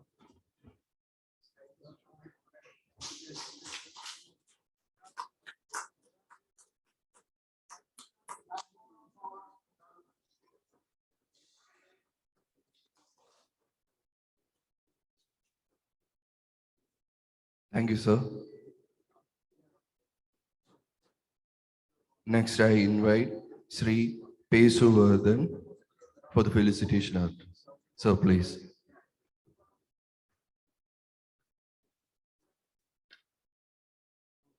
എല്ലാവർക്കും നമസ്കാരം. ഭരതൻ എന്നാണ് എൻ്റെ പേര്. കഴിഞ്ഞ 45 വർഷമായി യോഗ പരിശീലിക്കുകയും പരിശീലിപ്പിക്കുകയും ചെയ്തുകൊണ്ടിരിക്കുന്ന ഒരു വ്യക്തിയാണ്. മനുഷ്യനെ മനുഷ്യനായി കണ്ട് മനുഷ്യന്റെ അസുഖങ്ങളെ മനുഷ്യർക്കുള്ള അസുഖങ്ങളായി ചികിത്സിക്കുന്ന ചികിത്സാ രീതിയെ ഹോമിയോപ്പതി എന്ന് പറയുന്നു. കെട്ടകാലത്ത് ഈ രാജ്യത്തെ ജനങ്ങൾക്ക് പുറത്ത് സഞ്ചരിക്കാൻ സാധിക്കാത്ത അവസ്ഥയിലും നവമാധ്യമ വിവരസാങ്കേതിക വിദ്യ മൂലം ഹോമിയോപ്പതിയുടെ പ്രചാരം നടത്തിയ സഹോദരൻ ഡോക്ടർ നാഗരാജ്, അദ്ദേഹത്തിൻ്റെ സംരംഭം കഴിഞ്ഞ 1000 ദിവസമായി തുടർന്നു കൊണ്ടിരിക്കുന്നു എന്ന് പറയുന്നത് തന്നെ ആ ഫീൽഡിൽ അദ്ദേഹത്തിനുള്ള താല്പര്യവും പൊതുജനമധ്യേ ഈ പ്രസ്ഥാനത്തെ എത്തിക്കുവാനുള്ള അദ്ദേഹത്തിൻ്റെ വ്യഗ്രതയും അതിൽ നിന്ന് നമുക്ക് മനസ്സിലാകുന്നു. ഹോമിയോപ്പതി ചികിത്സയിലൂടെ മനുഷ്യൻ്റെ ആരോഗ്യം പൂർണ്ണ രീതിയിലാക്കുവാൻ ഈ പ്രസ്ഥാനത്തിനും ഈ ചികിത്സാ സമ്പ്രദായത്തിനും സാധിക്കട്ടെ. ഇതിലേക്ക് പ്രവർത്തിക്കുന്ന എല്ലാ ഡോക്ടർമാർക്കും എല്ലാവിധ ഭാവുകങ്ങളും നേരുന്നു. നന്ദി, നമസ്കാരം.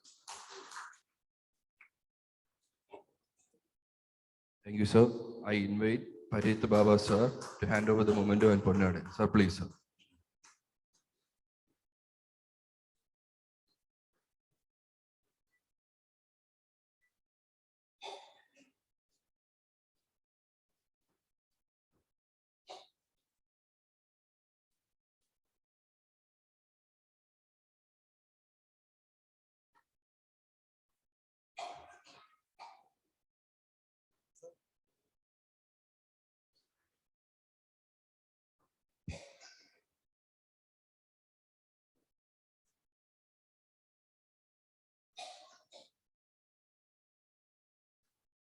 Thank you, sir.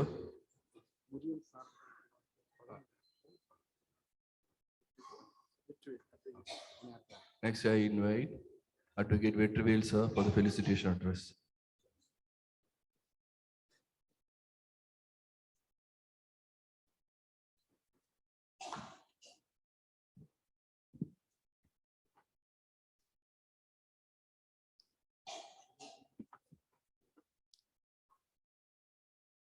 கடவுள் தேசம் என்று போற்றப்படுகிற கேரளத்து மண்ணிற்கு தாள கிடப்பாரை தற்காப்பதே தர்மம் என்று சொன்ன ஐயா வைகுண்டர் அவதரித்த குமரி மாவட்டத்திலிருந்து ஐயன் திருவள்ளுவரை 133 அடி உயரமாக முக்கடலும் முத்தமிடுகிற கன்னியாகுமரி மாவட்டம் சிறப்புக்குரியது. அந்த மாவட்டத்திலிருந்து இன்றைக்கு 1000 காலத்து பயிராக 1000 விழாக்களை 1000 கருத்தரங்களை கண்டிருக்கிற இயற்கை மருத்துவம் என்று போற்றப்படுகிற ஹோமியோபதி மருத்துவத்தின் தந்தையை வணங்கி இந்த விழாவிற்கு தலைமை தாங்கி சிறப்பிக்கிற டாக்டர் இஸ்மாயில் சயித் மற்றும் இந்த விழாவினுடைய செயலாளராக இருக்கிற இந்த விழாவினுடைய ஒருங்கிணைப்பாளர் மரியாதைக்குரிய அட்வைசர் டாக்டர் டி.கே. நாகேந்திரன் மற்றும் இங்கே வருகை தந்திருக்கிற இந்த விழாவிலே கலந்து கொண்டு ஹோமியோபதி மருத்துவத்தினுடைய சிறப்புகளை எல்லாம் எடுத்துரைத்து சென்றிருக்கிற இந்த மண்ணினுடைய அமைச்சர் பெருமகனார், மருத்துவத்துறையினுடைய மருத்துவ வல்லுநர்கள், இங்கே வருகை தந்திருக்கிற ஹோமியோபதி மருத்துவத்துறையினுடைய நிர்வாகிகள், டாக்டர்கள், மாணவர்கள், இந்த விழாவை நடத்துகிற உங்கள் அத்தனை பேருக்கும் குமரி மாவட்ட மக்கள் சார்பாக நன்றியையும் வணக்கத்தையும் உரித்தாக்கிக் கொள்கிறேன். இந்த விழாவிலே கலந்து கொள்வதற்காக எங்களை சிறப்பித்திருக்கிற மரியாதைக்குரிய டாக்டர் நாகேந்திரன் உள்ளிட்ட இந்த விழா குழுவிற்கு முதற்கு நன்றியை தெரிவித்துக் கொள்கிறேன். எனக்கு முன்னால் எங்கள் மாவட்டத்திலிருந்து எங்களுடைய நாடாளுமன்ற உறுப்பினர் மரியாதைக்குரிய விஜய் வசந்த் எம்பி அவர்களும், நாகர்கோவில் சட்டமன்ற உறுப்பினர் மரியாதைக்குரிய அண்ணன் எம்.ஆர். காந்தி அவர்களும் இங்கே வருகை தந்து இந்த ஹோமியோபதி மருத்துவத்துறையுடைய மகத்துவங்களையும் இதனுடைய எதிர்கால வளர்ச்சிக்குரிய திட்டங்களையும் சட்டமன்றத்திலும் நாடாளுமன்றத்திலும் எடுத்து வைப்பதாக சொல்லி சென்றிருக்கிறார்கள். இன்றைக்கு இந்த ஹோமியோபதி மருத்துவத்தினுடைய நன்மைகள், அதனுடைய வளர்ச்சிகள் பற்றி இன்னும் மக்கள் மத்தியிலே அதிகமாக செல்லவில்லை. காரணம், இன்றைக்கு அலோபதி என்று சொல்லுகிற ஆயுளை குறைக்கின்ற,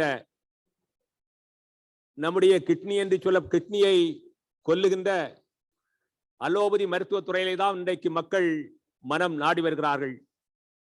இயற்கையான மருத்துவம் ஹோமியோபதி மருத்துவம். அன்றைக்கு சொல்வதை போல ஆளும் வேலும் பல்லு கூர்தி, 4ம் 2ம் சொல்லு கூர்தி என்று சொல்வார்கள்.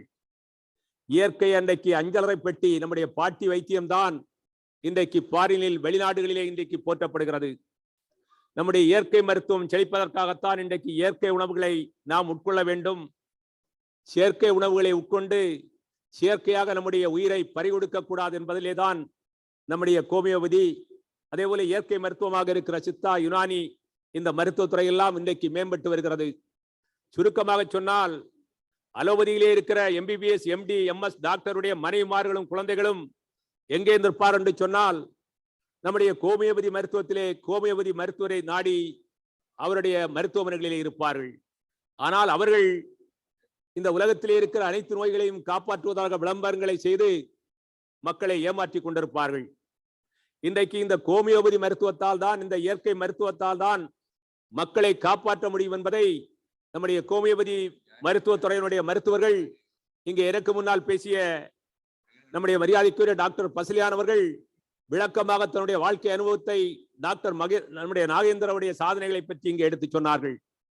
எனவே இயற்கை மருத்துவம், ஹோமியோபதி மருத்துவத்திற்கு மத்திய அரசுகளும் மாநில அரசுகளும் இந்த அலோபதி மருத்துவத்துறைக்கு கொடுக்கிற முக்கியத்துவத்தை, இந்த அலோபதிக்கு கொடுக்கிற முக்கியத்துவத்தை இந்த ஹோமியோபதி மருத்துவத்துறைக்கும் இந்த ஹோமியோபதிக்கும் வழங்க வேண்டும். அப்படி ஹோமியோபதிக்கு வழங்கினால் இந்திய நாட்டில் ஏன் உலக அரங்கில் நம்முடைய ஹோமியோபதி மருத்துவம் தான் முதலிடத்தை பெறுவதற்கான காலச்சூழல் இருக்கிறது. இன்றைய உலகில் இன்றைக்கு அலோபதி மருத்துவத்தால் பாதிக்கப்பட்டவர்கள் எல்லாம் கடைசி புகலிடமாக தேடிச் செல்வது நம்முடைய ஹோமியோபதி மருத்துவத்துறையைத்தான் இன்றைக்கு தேடிச் செல்கிறார்கள். அதனால் தான் சொல்வார்கள், அன்றைக்கு மக்கள் தொகையை கட்டுப்படுத்துவதற்காக ஃபேமிலி பிளானிங், குடும்ப கட்டுப்பாடு என்கிற அறுவை சிகிச்சையை நம்முடைய அலோபதி மருத்துவத்திலே கண்டுபிடித்து செய்து கொண்டிருக்கிறார்கள்.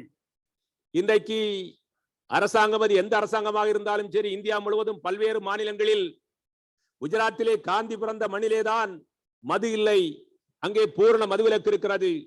ஆனால் பல்வேறு மாநிலங்களில் மது நாட்டுக்கு கேடு, வீட்டுக்கு கேடு, உடல் நலத்திற்கு கேடு என்று சொல்லி அரசாங்கங்கள் விளம்பரங்களை செய்கிறது. ஆனால் அதையே அரசாங்கங்கள் உற்பத்தி செய்து விற்பனை செய்து மக்களை கொல்லுகிறார்கள். நான் சொல்வதை போல, அன்றைக்கு ஃபேமிலி பிளானிங் என்று சொல்வதை போல இன்றைக்கு டாஸ்மாக் கடைகளை திறந்து வைத்து இன்றைக்கு மக்களை கொல்லுகின்ற முயற்சியில் ஈடுபட்டு வருகிறார்கள். நான் உங்களை எல்லாம் கேட்டுக்கொள்வதெல்லாம், இங்கே இருக்கிற இயற்கை மருத்துவர்களை, ஹோமியோபதி மருத்துவ வல்லுநர்களை கேட்டுக்கொள்வதெல்லாம், கடந்த காலத்தில் கொரோனா என்கிற ஒரு கொடிய நோய் நம்மை தாக்கியது. அந்த கொரோனா என்கிற கொடிய நோய் தாக்கிய நேரத்தில் உண்மையிலே நான் அதிகப்படுத்தி பேசவில்லை. குமரி மாவட்டத்தில் இந்த கொரோனாவை கொல்வதற்காக உங்களுடைய மருத்துவர் டாக்டர் நாகேந்திரன் தான் முதலாக களத்திற்கு தன்னுடைய உயிரை துச்சமாக மதித்து சமூக ஆர்வலர்களை எல்லாம், நான் ஏற்கனவே சிவந்தி ஆதித்தனார் கல்லூரியுடைய செயலராக இருக்கிறேன். எங்களுடைய கல்லூரியில் இருக்கிற NSS மாணவர்கள், NCC மாணவர்களை அழைத்துக் கொண்டு நேரடியாக களத்திற்கு சென்று அந்த கொரோனா கொடிய நோயை கொலை செய்கின்ற ஒரு கொலைகாரனாக நம்முடைய உங்கள் மருத்துவர் டாக்டர் நாகேந்திரன் அவர்கள் தான் செயல்பட்டார்கள். அவருடைய சேவையை பாராட்டி தமிழகத்தினுடைய முதலமைச்சர் மாண்புமிகு டாக்டர் மு.க. ஸ்டாலின் அவர்கள், அதே போல டைகர் ஆஃப் பார்லிமெண்ட் என்று போற்றப்படுகிற மக்கள் தலைவர் வைகோ அவர்களும், அவருடைய மகன் துரை வைகோ அவர்களும் அவரை நேரடியாக அழைத்து பாராட்டி சான்றிதழ்களை வழங்கினார்கள். அந்த அளவிற்கு குமரி மாவட்டத்தில் பட்டி தொட்டியெல்லாம் கல்லூரிகள், பள்ளிகள், அனைத்து பொது இடங்களிலும் கொரோனா என்கிற கொடிய நோயை கொள்வதற்கு ஹோமியோபதியினுடைய டாக்டர் மருத்துவராக இருக்கிற நம்முடைய அன்பு சகோதரர் டாக்டர் நாகேந்திரன் அவர்கள் சிறப்பாக பணியாற்றி மாவட்ட ஆட்சித்தலைவரிடத்திலே பல்வேறு பட்டங்களையும் விருதுகளையும் பெற்றிருக்கிற பெருமையை எங்களுடைய மாவட்டம் பெற்றிருக்கிறது என்று இந்த நல்ல நேரத்திலே சொல்லி, நான் இங்கே குறிப்பிட்டதை போல காலத்தின் அருமை கருதி நாம் இயற்கை மருத்துவம், ஹோமியோபதி மருத்துவம் தான் நம்மை காப்பாற்றும். அதை வளர்ப்பதற்கும் அதை மக்கள் மத்தியிலே கொண்டு செல்வதற்கான விழிப்புணர்வை நீங்கள் எல்லாம் செய்ய வேண்டும். நாங்களும் அதை செய்வோம் என்று கூறி, மதுவை ஒழிப்பதற்காக, மக்களை காப்பதற்காக ஹோமியோபதி மருத்துவம் மூலம் இந்த குடித்துவிட்டு இன்றைக்கு மனநிலை பாதிக்கப்பட்டிருக்கிற இந்த குடிகார இளைஞர்களை எல்லாம் காப்பதற்காக நீங்கள் ஹோமியோபதி மருத்துவம் மூலம் ஒரு புதிய மருந்தை கண்டுபிடித்து மக்களை திருத்த வேண்டும்.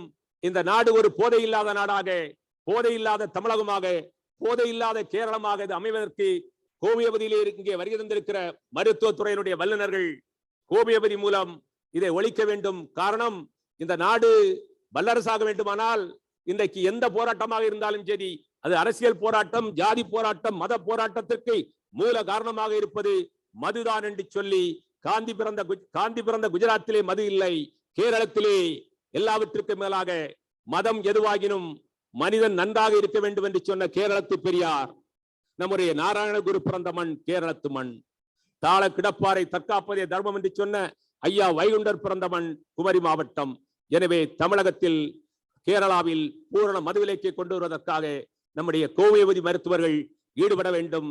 அதை ஒழிப்பதற்கான மருந்துகளை நம்முடைய ஹோமியோபதி மருத்துவத்துறை மூலம் கண்டுபிடித்து தர வேண்டும் என்று இந்த நல்ல நேரத்திலே கேட்டு வருகை தந்திருக்கிற உங்கள் அத்தனை பேருக்கும் வணக்கத்தையும் நன்றியும் தெரிவித்து விடைபெறுகிறேன். நன்றி, வணக்கம். Thank you, sir. I invite Dr. T.R. Jain, HOD, Department of Practice of Medicine, Sharada Krishna Homeopathy Medical College, to hand over the memento to S.V. Trivel, sir. Sir, please.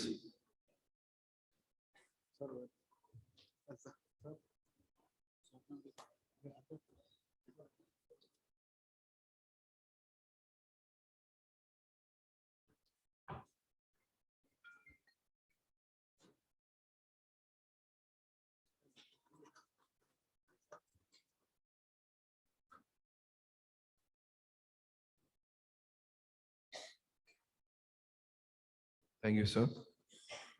PRS Group Chairman R. Murugan സാറിന് emergency ആയി പോകേണ്ടി വന്നതിനാൽ അദ്ദേഹത്തിന് ഇത് complete ചെയ്യാൻ പറ്റിയില്ല. അദ്ദേഹത്തിനുള്ള മൊമെന്റേയും sir please Vetrivel sir.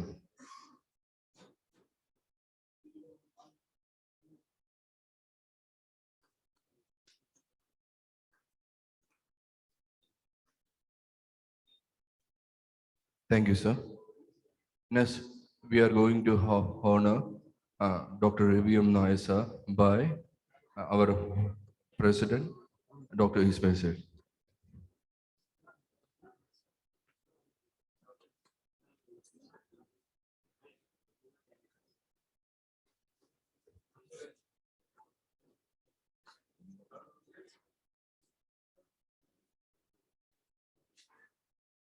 What of the exam?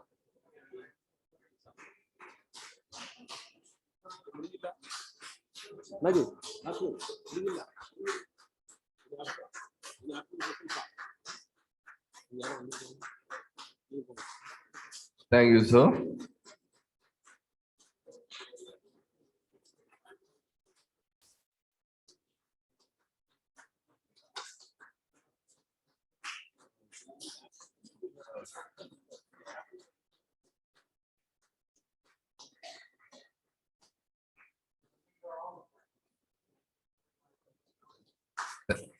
Thank you, sir.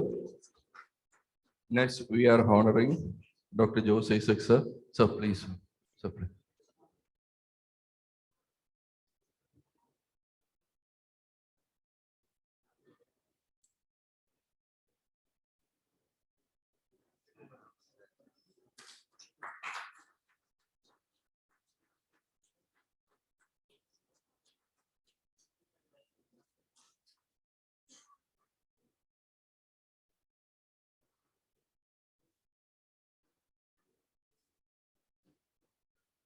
Next, we are honoring some personalities.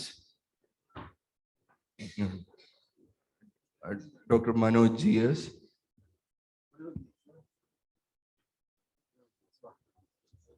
Dr. T.K. Nagendran.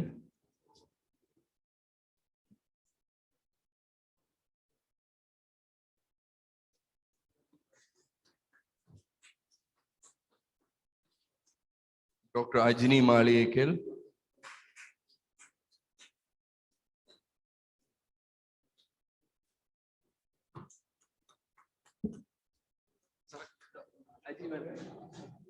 Dr. Hubert De Silva.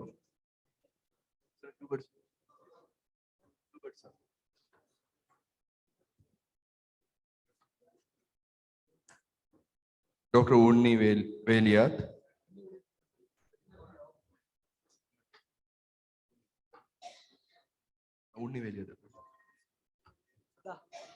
Dr. Danesh.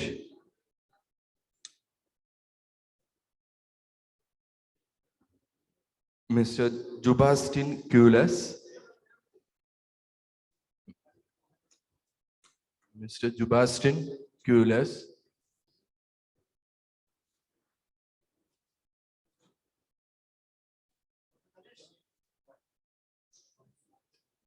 Dr. Elizabeth. Dr. Sandeep Peter.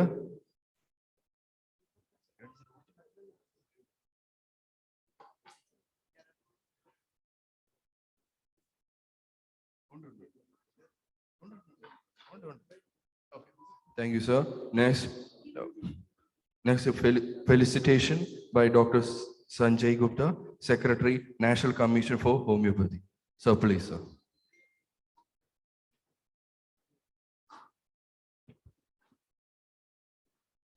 Namaskar.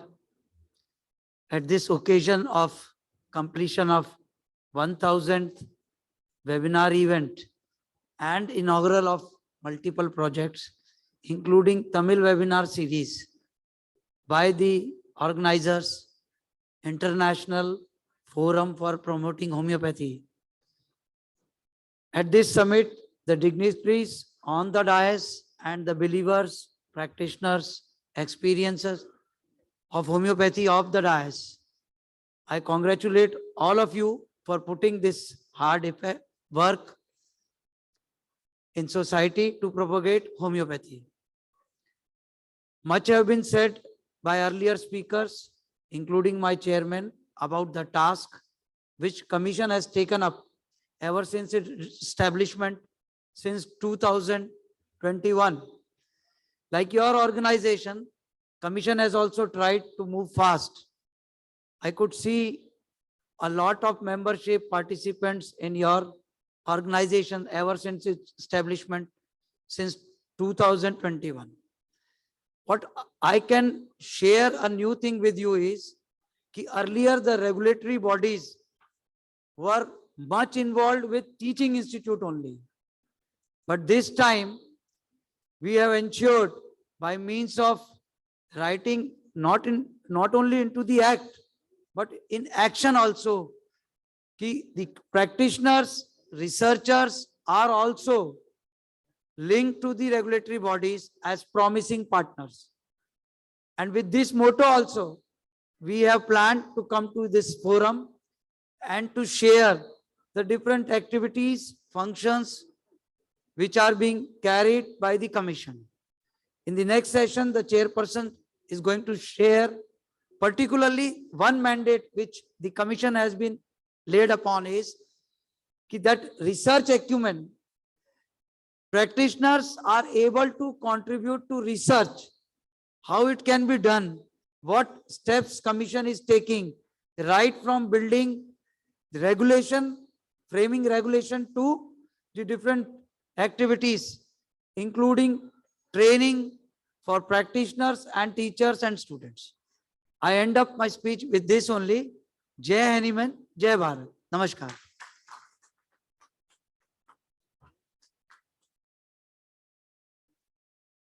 I invite Dr. T.P. Anil Kumar sir to hand over the memento to Dr. Sanjeev Gupta.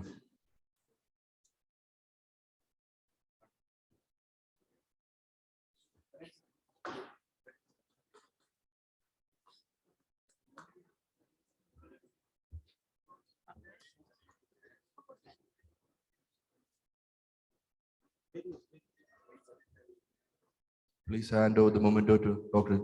Danish, the coordinator of our webinar series.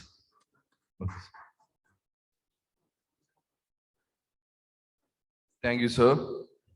Next, I invite Dr. K.R. Janardhanan Nair sir for the felicitation address. Sir, please.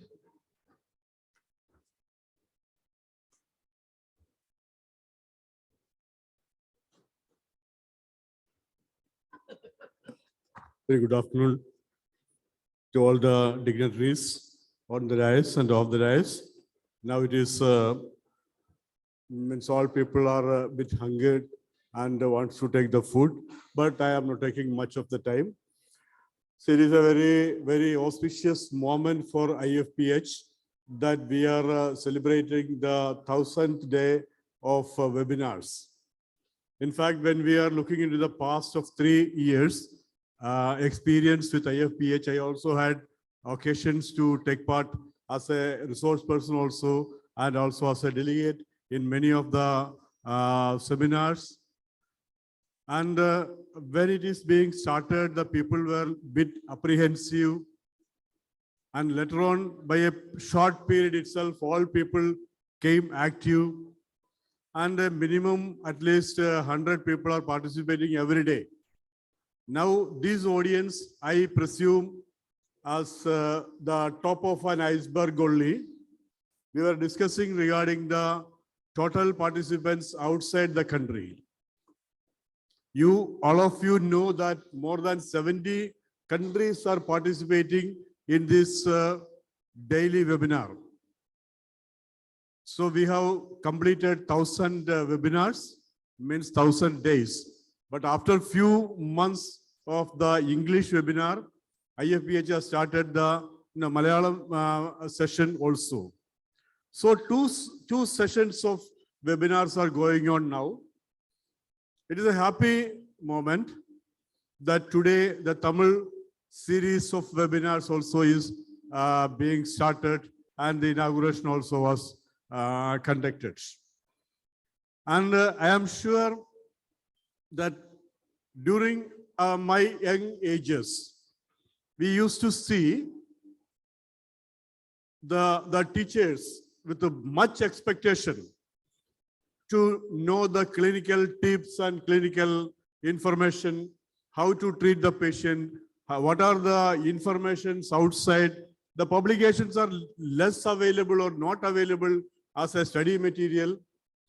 Now, daily we are getting 1 or 2 information regarding any of the disease, either as a publication or as a clinical information or as a case series. So likewise, we are coming in a scientific way and expressing our information to all over the world. So this is a historic moment. This is a historic moment not only for this IFPH, for entire homeopathy, that in world no organization has not conducted such an event, and this is the history, and this is the day of history, and that we are going ahead with this process, and in short period we will spread out entire world, and all our stakeholders in other countries also should come forward with such sort of activities, and I am sure that this the program is being visualized by our stakeholders outside this country also. So however, I am not taking much of the time. This is a great start. I am expecting that the new clinical information, new inventions, new observations and research outputs will be shared by all of us for the betterment of the system. As all the speakers were telling, the people are rushing to holistic systems of medicine, where side effects are not there, where the health can be retained, where we can withstand without any chemical drugs. So likewise, yoga, naturopathy, and homeopathy mainly, and along with that Ayurveda. So Ayush systems are gearing ahead in the health system in entire world.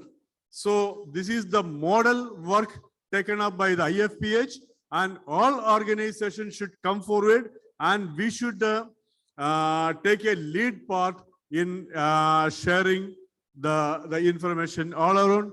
And also I want to tell what all information have been shared in the webinars and discussions has to be documented, and a publication has to be started at the earliest in the initiative of the IAPH.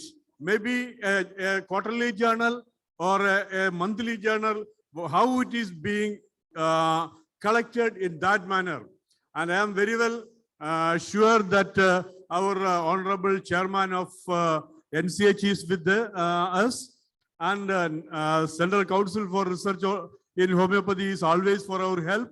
We have to come with scientific publication, and for that, and also our activity should be in a research model. Each and every case should be taken with a research objective, and it has to be documented properly, and it has to be published effectively, and such a journal has to be developed, and this may be taken as my sincere suggestion in this 1000th day. And I would like to congratulate the entire persons in and around and outside India who have participated and being participated in the activities of IAPH, and we should celebrate the 10,000th day of IFPH with the webinars, with the involvement of the entire world, and we should show our flag as the first in the medical systems of the world. So thank you very much. Once again, Jai Hind. Thank you.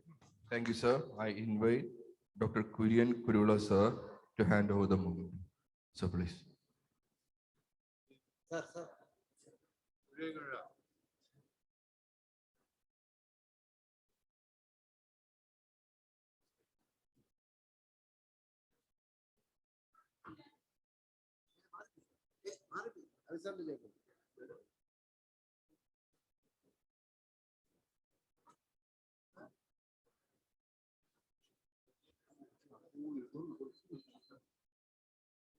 Thank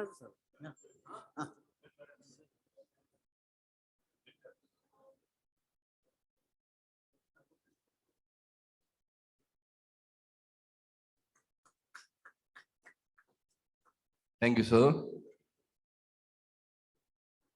Next, I invite our treasurer, Dr. T.P. Anil Kumar, for the vote of thanks. Continue the after the lunch. എന്റെ presidency കഴിഞ്ഞിട്ടില്ലല്ലോ. വേറെ ഒരു പരിപാടിയുണ്ട്. Sorry. We will continue the program after the lunch. 2:10. Come back by 2:10. Okay.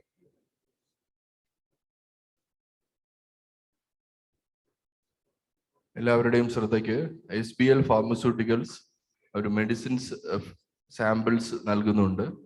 ദയവായി left സൈഡിലുള്ള അവരുടെ കൗണ്ടറിൽ സമീപിക്കാവുന്നതാണ്.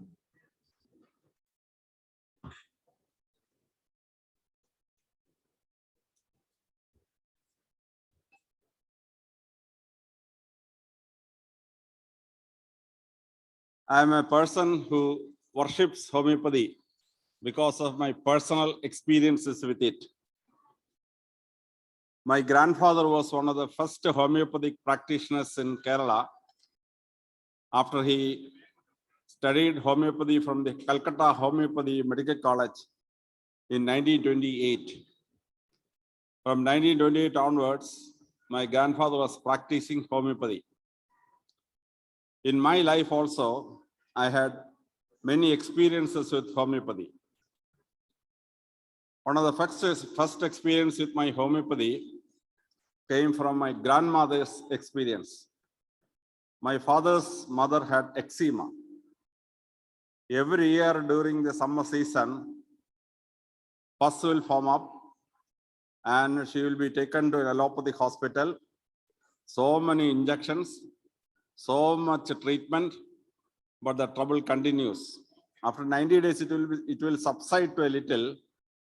Then next season, it will come up in a bigger form. She was suffering like this for about 35 years.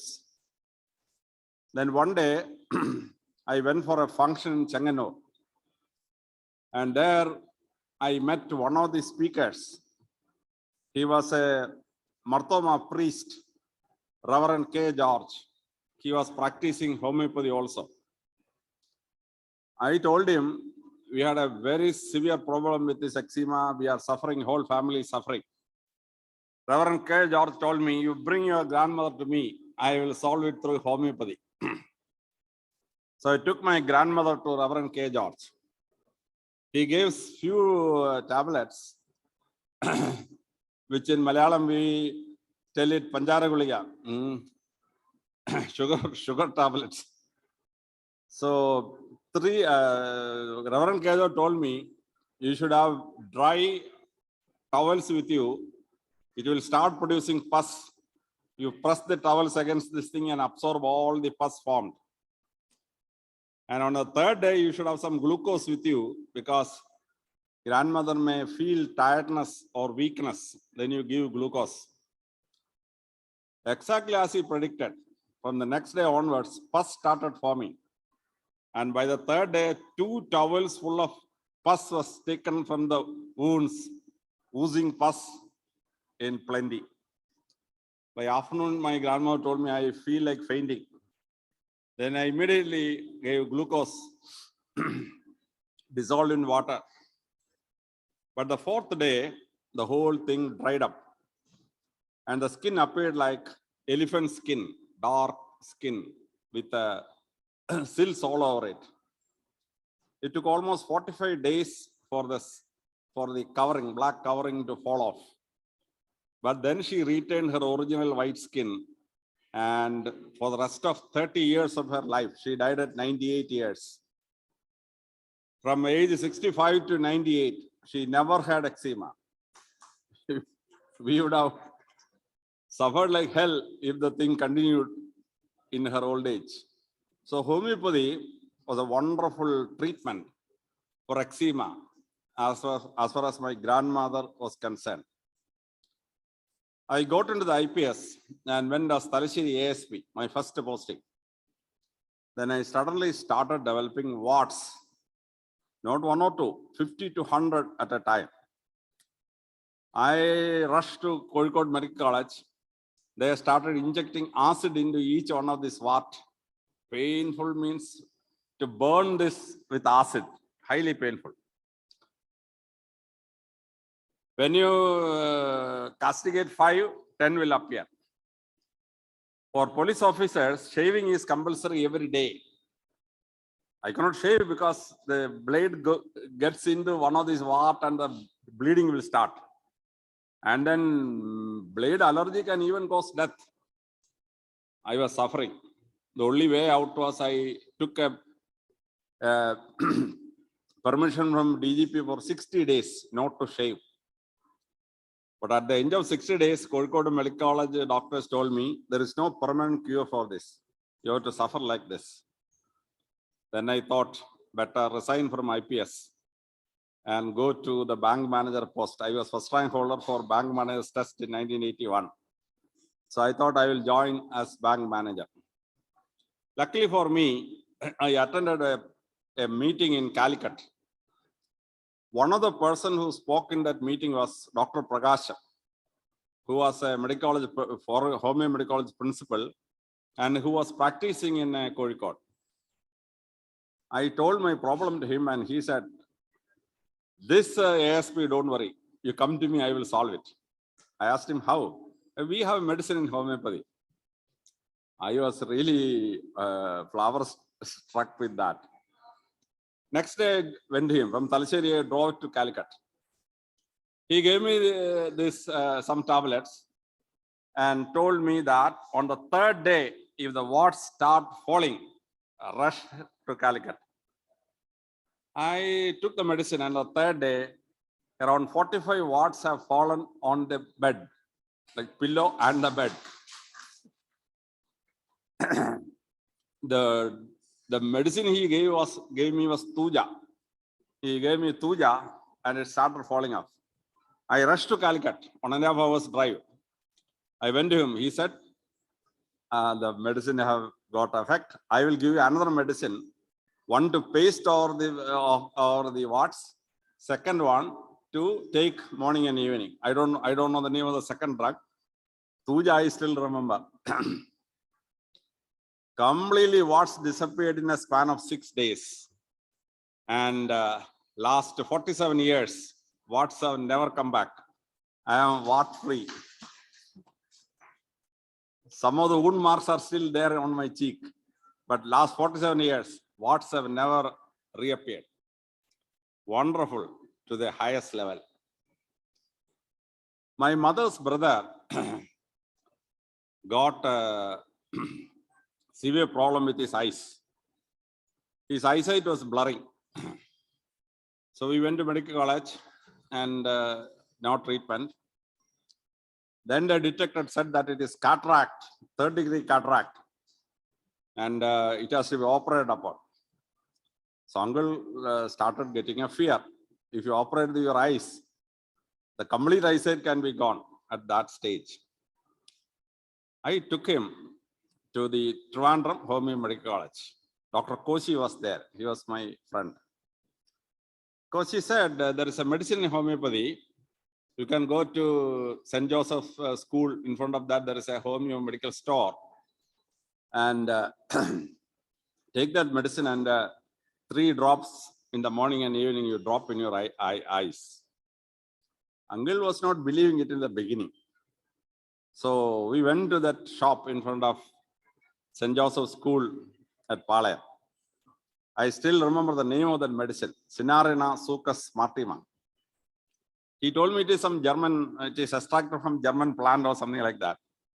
But my uncle applied the Cinarina Succus Martima in his eyes. He was completely cured mysteriously. He told that for medicine it is impossible. God may have acted on my eyes. He said, okay. Main God there and a side God called Samuel Hahnemann have acted. 2 gods have acted together. That is why you can see with your eyes today. Uncle was completely cured. But the problem with homeopathy is that you don't advertise properly. I speak about this thing whenever some people discuss with me and they have some private problem. The moment I find that the problem can be solved by homeopathy, I will take that person immediately to homeopathy. Some medicine Ayurveda can cure. But if you want a surgery or a high infection, perhaps allopathy has to be resorted to. But many of the diseases where surgeries are done, lakhs of rupees are taken away from the pocket of the patient, can be cured with homeopathy. But when you get a cure, you should advertise it. People should know about it. You must have seen the great Suvishesham speakers, guest speakers. The moment they get a miracle, either through God or through some other factors, they immediately bring that person to the stage, Saksham, and the fellow will shout through the mic how he was cured. And thousands of people are attracted to gospel, to great conventions. But homeopathy have no record of such miracle cures. You should record all your miracle cures and advertise it throughout the world, so that a person with a similar problem will approach you and get the cure. Instead of going for surgery, lakhs of rupees expenditure, and ultimately you become an invalid. After surgery, you are an invalid. That kind of a problem. So, advertisement has to be correctly given. All the miracle cures have to be recorded. It should be permanent source of information. I am telling these three cases because it is for me, my grandmother, and my uncle. There are hundreds of such cases where I have taken the patient to homeopathy doctors and they have cured, which should be recorded and then cured. One of my drivers started falling to the ground and he started expressing great pain. With the help of another driver, I took him to Trichur Medical College. They told that your driver have stones in the kidney. Immediate operation is required. I asked them how many. They said 8 stones, something they told. And the driver started crying. He said, look, my marriage was 15 days ago, you know, sir. Within 15 days, going for an operation, some complication. If I die, what will happen? I said, my dear man, death is in the hand of God. Even without operation, you can die, for which you need not cry. But I know one person who can cure it. So I took the driver to a homeopathy practitioner in Trichur. I don't know the name of the medicine, but a homeopathy doctor gave him some medicines. And after 2 weeks' time, his pain disappeared. And we went for a recheck. In the second X-ray, the kidney stone was not there. You only know the name of that drug. But homeopathy has such wonder drugs inside. Proper advertisement has to be there. Now, opponents of homeopathy will say that your homeopathy is not scientific. What is science? Science is if a medicine is given and the effect is shown, that is evidence for a medicine. What I am telling, the last 4 incidents are evidence for homeopathy. You treat and the effect of the medicine is shown in the patient. So that is how you have to prove that homeopathy is scientific. Advertisement has to be there. One problem is that if you go to a homeopathy practitioners, he will give you simple tablets. As I told earlier, Malayalam, Panjara Muttai. Well, how can this do this wonder? That's what the patient first impression is. Then you don't give astronomical bills. You go to allopathy hospital, they will give you 50,000 rupees bills. Homeopathy doctors, after treatment, they just give a bill of 2,000 rupees or so, or 5,500 rupees. When the charge taken is less, the patient feels medicine of lesser quality. Lesser quality. One of my cousin's sister is marriage. So I took the girl along with her mother to a textile stall to purchase. So the fellow came 4,000 rupees, 6,000 rupees, 8,000 rupees saree. The girl and the fellow is, the mother is not satisfied. So he went to the man inside. So the fellow came with a saree telling 24,000 rupees. the niece told me, this is the thing I want. I said, why? Oh, 24,000 rupees, very good saree. She purchased a saree, paid the money. Then the textile owner, when they left, came to me, sir, we are sorry. She was pricing saree according to the price of the saree. This saree is originally worth only 7,000 rupees. So balance 17,000 rupees, I am giving it to you, sir, because I cannot take 24,000 rupees from you, because I was a police officer sometimes, because of which he may be afraid. So 7,000 rupees worth of a saree, when it was sold for 24,000, niece was satisfied. And this textile owner was so honest fellow, so he gave me back 17,000 rupees. This is the problem. If you go to an allopathy hospital and you get a bill for 50,000 rupees, oh, very good treatment. When a homeopathy fellow cure you and ask you only for 500 rupees, oh, medicine may be less worth. This is the problem. So marketing has many, many techniques. So shape accordingly, give maximum publicity, and also make a record of actual cures. That is a proof that homeopathy is a science. So that kind of a method has to be devised for your practice in India. Today I had 3 meetings. Earlier I told the organizers I cannot come, but since Firoz pressed me from Gulf, I came for this function. Evening I have a function at Thodupuzha, so I am rushing back. But you may ask me a question. Where is the original theory of homeopathy come from? I say it came from Bhagavatam, the famous Indian epic. This similibus curatum theory. When Angaraja had no rain,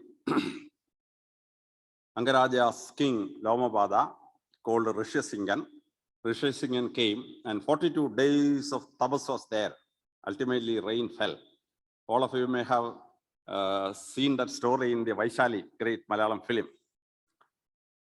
And then Lord Rama's elder sister, Shanda, who was given in donation to Lomapada, that Shanda was married to Rishisinghan. Again, drought came. This was during the time of Lord Krishna. There was no rain. And for 4 months, farmers were suffering, no produce, nothing. Then they said, we will propitiate Lord Indra with a great yajna, 42 days yajna. Lord Krishna said, nothing doing, no worship to Indra. And he prohibited worshipping to Indra and ordered nature should be worshipped. Indra got furious. Indra started flooding the whole place with rain. And Lord Krishna lifted Govardhanagiri with his fingers up. This is similibus curatum. Provoked the fellow, and Indra reacted. Instead of appeasing Indra and getting rain like what Lomapada did. So that is a laborious method. But Lord Krishna's similibus curatum was a better technique for getting better rain. So when I read through the epic, I thought this theory comes from Bhagavatam, which is Hanuman really operated upon. I wish all the homeopathic doctors best of luck. And whenever homeopathy can be applied, let our patients come to the homeopathic practitioners to get cure without much drain of their income and effective cure without surgery. God bless all of you. Thank you very much.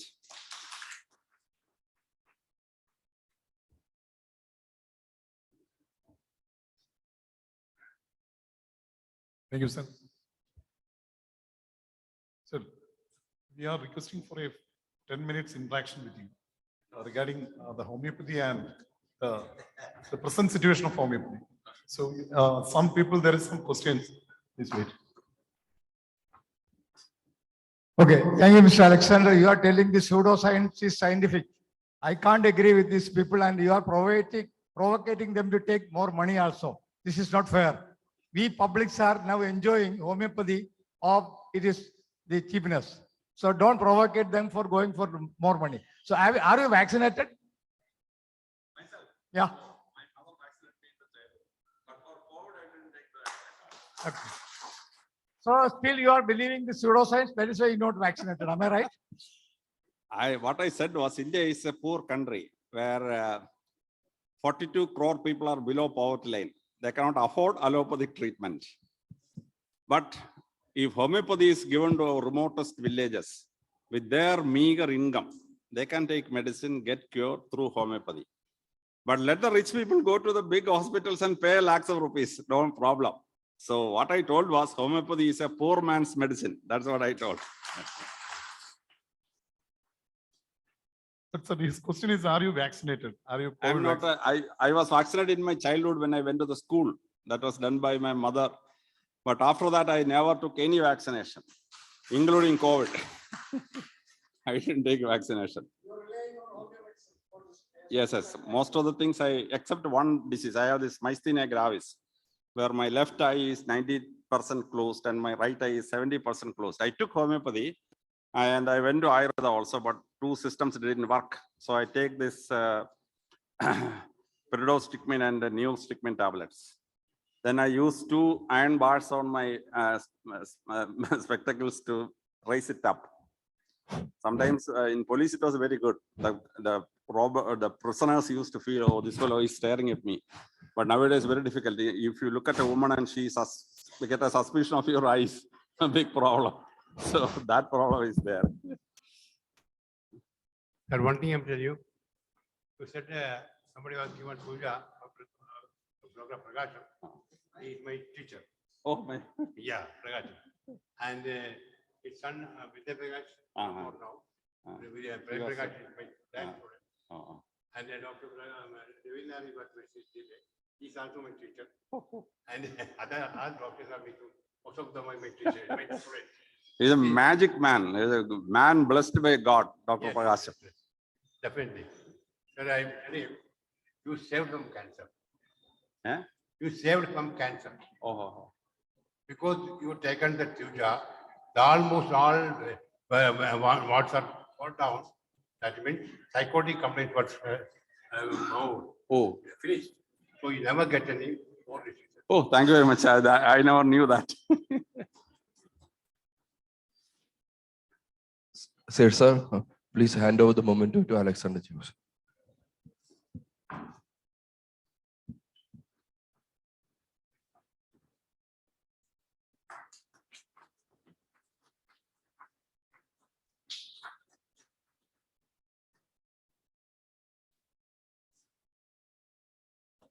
Thank you, sir. Next, I invite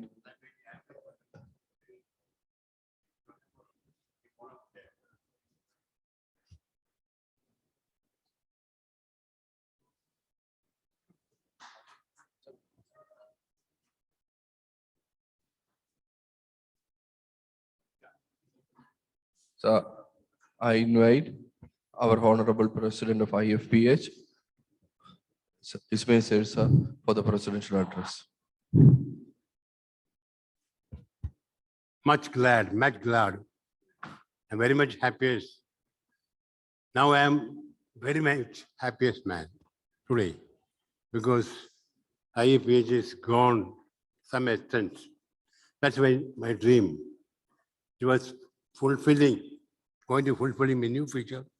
This is a example. We have got it. Evidence we got it from here. So somebody is telling the pseudo homeopathy, pseudoscience. What is science? What is science? Today we are getting evidence that's scientific. Tomorrow it will unscientific become.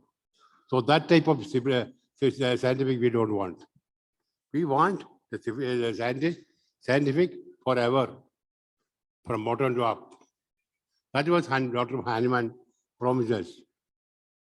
His 50 million scale medicines is not developed so much in the time of Dr. Hahnemann. It's a wonderful effect. And somebody is telling this cancer cases treated, and it's true. Because I was treated my mother for a cardiac arrest in 1975. That 3rd month of my marriage. I married January 2nd, and March last my mother was delivered with a cardiac arrest. And second attack also I attended after 2 years. 3rd attack is naturally taken from my wife, given the Naja, because she developed some cough, irritating cough in throat. So I came back and asked her to what medicine to give on. I don't know. How I got the nausea, I given it. Somebody is telling behind me to give the nausea like that. So that type of magic effect also we get. Suppose we are honoring homeopathy in such a way, we'll go to the magic effect. Any doctor, every doctor will get it. But you have to love with homeopathy. You believe it without a trace of doubt with homeopathy. Then you will achieve. You can go anywhere in the any complaint you can treat, no problem, nothing will happen. That's my advice to my students. I'm giving my teaching time. First of all, believe it. Then get the evidence. So some students are coming in the first time, they are not getting any MBBS. Actually, naturally, they are getting the homeopathy or Ayurveda. They got not much belief. That type of students I'm telling, first of all, you believe it in homeopathy. Then you will get the evidence. You can achieve with homeopathy any extent. Anyway, we are going to plan to celebrate our this type of meeting next Delhi and Calcutta, then Dubai. Because Dubai is a very, very nice country for homeopathic challenge. Because I was there, my effect also, homeopathy is approved there. Now it is 238, 38 students and doctors are practicing there with harmonious way. So our final assembly, the Dubai also. So I am inviting you all in the Calcutta, as well as Delhi, Calcutta, then Dubai. You bless us because you are blessing the homeopathy, not to us. You are blessing the harmonious treatment of invented by Dr. Animal. So I'm not taking much time to this evening because the time is already over near 3 o'clock. Dr. Ghurana also is there. He is also having some presentation here. Some other also sitting for the making presentations. I have also one, if time we get, I will show it. A cardiac case, wonderful cardiac case. If I'm taking time only, it was period here. Anyway, I'm not taking much time. I'm giving my gratitude to all to assemble here for these occasions. And I'm expecting your gratitude and blessings in further future all the days. Thank you very much. Thank you, sir. Next, I invite our treasurer, Dr. T.P. Anil Kumar, sir, for the vote of thanks. Good afternoon. It is an honor and privilege to me to propose vote of thanks on behalf of IFPH to the Assembly of Honorable Guests, distinguished dignitaries, doctors, students, and homeopathy lovers. I would like to express my gratitude to the Almighty whose blessings have led me to complete 1,000 days of webinars on 28th May. ഇന്ന് വളരെ എന്താ പറയുക വളരെ സന്തോഷത്തോടെ ഇത്രയും നല്ല ഭംഗിയായിട്ട് നമുക്കിത് ഓർഗനൈസ് ചെയ്യാൻ സാധിച്ചു. ഇവിടെ വന്ന ഓരോ ഗസ്റ്റിനും നന്ദി പറയുന്ന ദൗത്യത്തോടു കൂടിയാണ് ഞാൻ ഇവിടെ നിൽക്കുന്നത്. ഞാൻ എന്താ പറയുക IFPH ട്രഷററാണ്, പണമാണ് ഡീൽ ചെയ്യുന്നത്. ഓരോ രൂപയും വിലപ്പെട്ടതാണ്. ഇവിടെ ഓരോരുത്തരും തന്നിരിക്കുന്ന പൈസയും വിലപ്പെട്ടതാണ് ഞാൻ വിശ്വസിക്കുന്നു. പക്ഷേ നമ്മുടെ എന്താ പറയാൻ നമ്മൾ ഇവിടെ വെച്ച് ഒരു ഫംഗ്ഷൻ നടത്തുക എന്ന് പറഞ്ഞാൽ തന്നെ വലിയൊരു ദൗത്യമാണ്. വളരെ പേടിച്ചാണ് ഇതിലോട്ട് ഇറങ്ങി പുറപ്പെട്ടത്. ഇപ്പോൾ sir Anil Khurana sir, Janardhan sir, ഇവരൊക്കെ വളരെ came from long away from Delhi. So first of all, I give my gratitude to Janardhan sir and Anil Khurana sir. നമ്മുടെ ക്ഷണം സ്വീകരിച്ചെന്ന് ഇവിടെ എത്തിയ ബഹുമാനപ്പെട്ട മന്ത്രി, ട്രാൻസ്പോർട്ട് മന്ത്രി ആന്റണി രാജ് സാറിന് ആദ്യമായി നന്ദി രേഖപ്പെടുത്തിക്കൊള്ളട്ടെ. തമിഴ്നാട്ടിൽ നിന്ന് വന്ന ഗസ്റ്റായ Vijay Vasant MP, MR Gandhi MLA,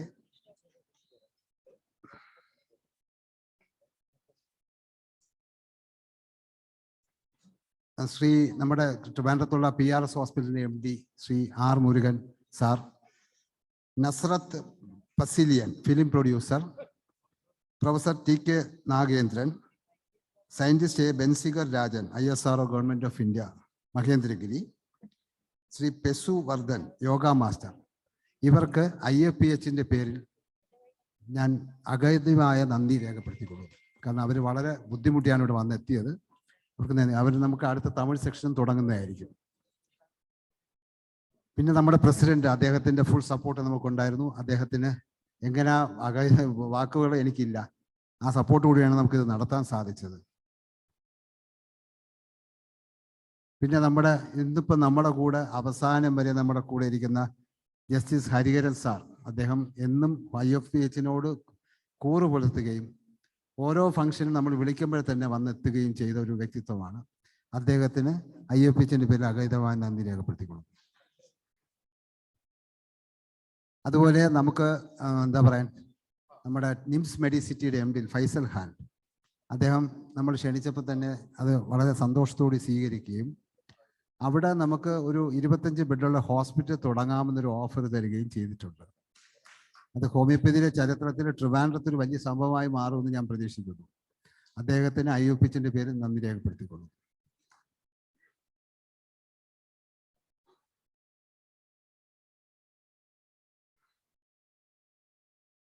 നമ്മുടെ എന്താ പറയുക, 1 കോടി വൃക്ഷത്തൈ നടുന്നതിന് വേണ്ടിയുള്ള പ്രോഗ്രാം ഇവിടെ അനൗൺസ് ചെയ്യുകയുണ്ടായി. അതിൽ സത്യം പറഞ്ഞാൽ ഞാൻ എല്ലാവരോടും ഒരു ക്ഷമ ചോദിക്കുന്നു. അത് നമ്മുടെ മരിച്ചുപോയ ഡോക്ടർ ലത്തീഫ് സാറിൻ്റെ പേരിലാണ് അത് തുടങ്ങുന്നത്. അത് ആരും ഇവിടെ അനൗൺസ് ചെയ്ത് കണ്ടില്ല. അത് അദ്ദേഹത്തിൻ്റെ ലത്തീഫ് സാർ ഇനിഷ്യേറ്റീവ് എന്നാണ് ഞാൻ മനസ്സിലാക്കുന്നത്. സോ അപ്പം അനൗൺസ് ചെയ്യാത്തുള്ള ക്ഷമ ചോദിച്ചുകൊണ്ട് ഞാൻ നിങ്ങളുടെ മുമ്പിൽ പറയുകയാണ്. അത് ഡോക്ടർ ലത്തീഫ് സാർ എന്ന് പറയുന്നത് നമ്മുടെ അഗ്രികൾച്ചറിൻ്റെ ഒരു ഉപജ്ഞാതാവ്, ഹോമിയോപ്പതിക് അഗ്രികൾച്ചറിൻ്റെ ഒരു ഉപജ്ഞാതാവായിരുന്നു. അദ്ദേഹം നമ്മുടെ IFPHന്റെ ഓരോ സൂം മീറ്റിങ്ങുകളിലും അഗ്രികൾച്ചറിൻ്റെ വിവിധ വശങ്ങൾ അനൗൺസ് ചെയ്യുകയും സത്യം പറഞ്ഞാൽ നമ്മൾ വാഴ തൊട്ട് എല്ലാ കാര്യം ഞങ്ങളൊക്കെ പോലെ ഉപയോഗിച്ച് നോക്കുകയും ചെയ്തു. അദ്ദേഹത്തിൻ്റെ സ്മരണയ്ക്ക് മുന്നിൽ ഞാൻ ആ പ്രോജക്റ്റിനെ ഇപ്പോൾ നിങ്ങളുടെ പെർമിഷനോടുകൂടി സമർപ്പിക്കുന്നു. അത് ഇനോഗ്രേഷൻ ചെയ്ത ശ്രീ പ്രേംകുമാർ, നമ്മുടെ ഒരു പ്രിയപ്പെട്ട നടൻ Premkumar, vice chairman Kerala state ചലച്ചിത്ര അക്കാദമി, അത് ചെയ്തു തന്നെ അദ്ദേഹം നമ്മുടെ ക്ഷണം സ്വീകരിച്ചിവിടെ വരികയും അത് ഇനോഗ്രേറ്റ് ചെയ്യുകയും ചെയ്തു. അതിൽ ഞാൻ അവരെ നന്ദി രേഖപ്പെടുത്തുന്നു. ശ്രീ അലക്സാണ്ടർ ജേക്കബ് സാർ, അദ്ദേഹത്തിൻ്റെ ടോക്കപ്പ് നമ്മൾ കേട്ടു. അദ്ദേഹം പോയി. അദ്ദേഹത്തിൻ്റെ വളരെ സത്യം പറഞ്ഞാൽ ഹോമിയോപ്പതിയെ പറ്റി ഓരോ പ്രാവശ്യം ഞങ്ങളൊരു 3-4 പ്രാവശ്യം ഞങ്ങൾ വിളിച്ചപ്പോൾ ഞങ്ങളുടെ ഫോറത്തിൽ വരികയും അഗാധമായ എന്താ പറയുക ഹോമിയോപ്പതി വൈഭവത്തോട് കാര്യങ്ങൾ പറയുകയും ചെയ്തു. അത് നമുക്ക് സത്യം പറഞ്ഞാൽ വലിയൊരു പ്രചോദനമായി നമുക്ക് അനുഭവപ്പെടുകയുണ്ടായി. അദ്ദേഹത്തിനും IFPHന്റെ പേരിൽ നന്ദി രേഖപ്പെടുത്തി. ഇവിടുത്തെ നമ്മുടെ വഴുതക്കാട് കൗൺസിലറായ രാഖി രവികുമാർ, അവരെ നമ്മൾ ക്ഷണം സ്വീകരിച്ചുകൂടെ വരികയും അവരൊരു ഹോമിയോപ്പതി വിശ്വാസിയും കൂടെയാണ്. അപ്പോൾ അവരുടെ സത്യം പറഞ്ഞാൽ അവരുടെ പ്രസംഗം നമുക്ക് വളരെയധികം പ്രചോദനം തന്നു. അവർക്കും IFPHന്റെ പേരിൽ നന്ദി രേഖപ്പെടുത്തിക്കൊള്ളും. Dr. Sanjay Gupta, Secretary, National Commission for Homeopathy. He came long away from Delhi. I also giving him my gratitude to for coming here. Thank for him on behalf of IFPH.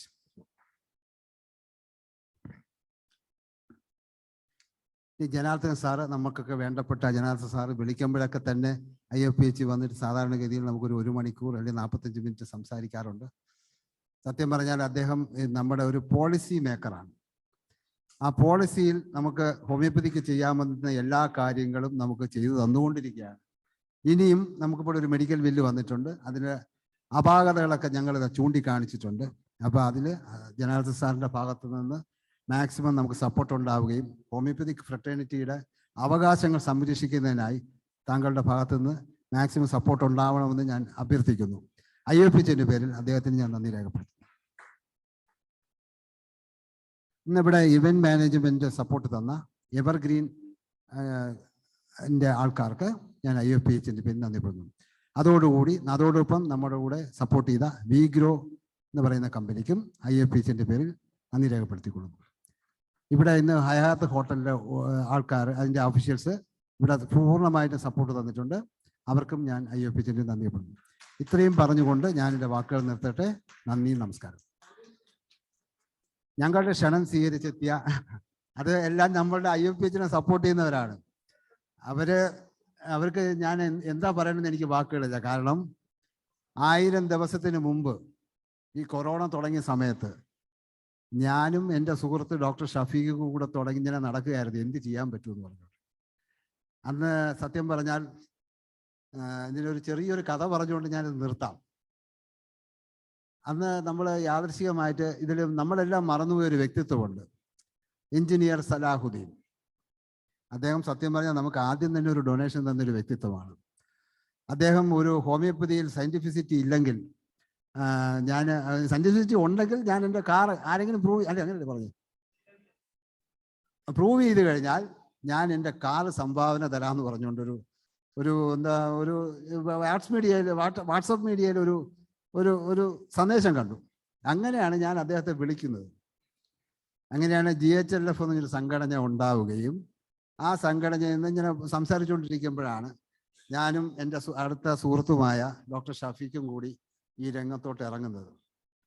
ഈ രംഗത്ത് ഇറങ്ങിയപ്പോൾ അന്ന് corona, റോഡിൽ കൂടെ വണ്ടികളൊന്നും പോകത്തില്ല, എല്ലാവരും മരണഭയത്തോടു കൂടി വീട്ടിലിരിക്കുന്ന സമയത്തിലോട്ട് അടുക്കുമ്പോൾ ഫിറോസ് എന്നൊരു വ്യക്തിത്വം, ഷഫീഖിൻ്റെ കൊച്ചുനാളുകളൊരു പേഷ്യൻ്റാണ്. അദ്ദേഹം കോണ്ടാക്ട് ചെയ്യും.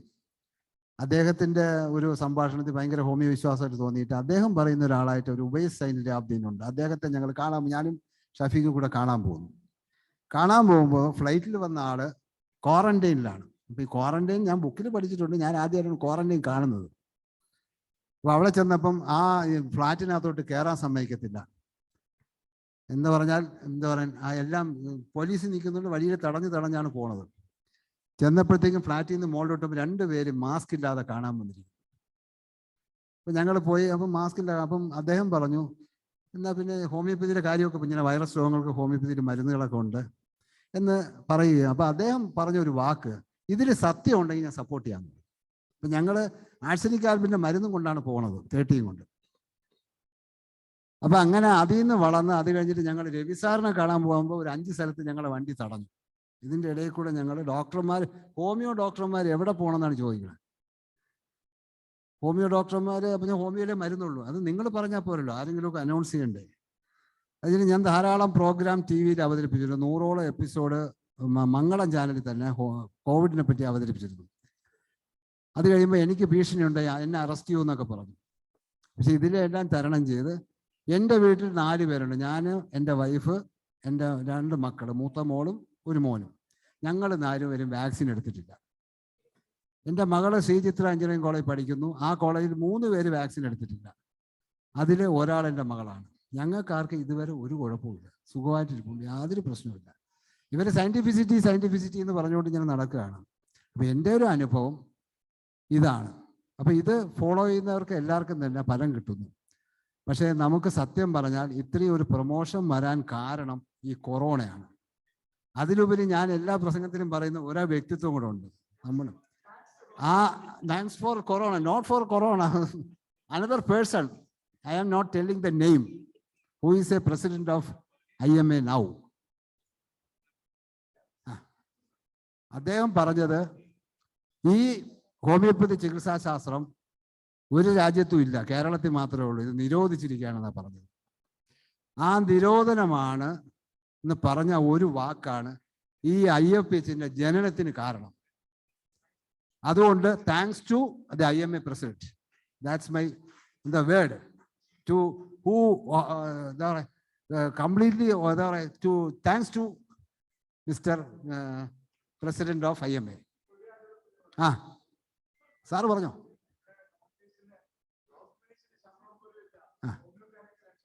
സാറ് അതിപ്പോൾ പറഞ്ഞതാണ്. ഇപ്പോൾ ഹോമിയോപ്പതിക്കാരടുത്ത് പേഷ്യൻസ് കൂടുമ്പം ഏറ്റവും വലിയ അസൂയ അവർക്കാണ്.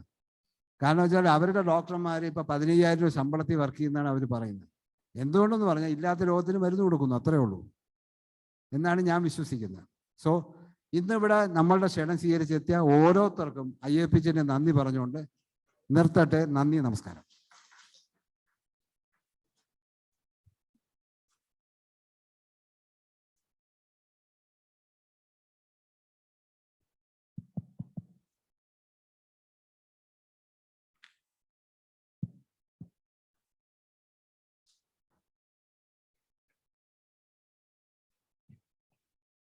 Similia Homeo Laboratory Private Limited was established in the year 1986 and has emerged as a prominent manufacturer of homeopathic medicines in the country.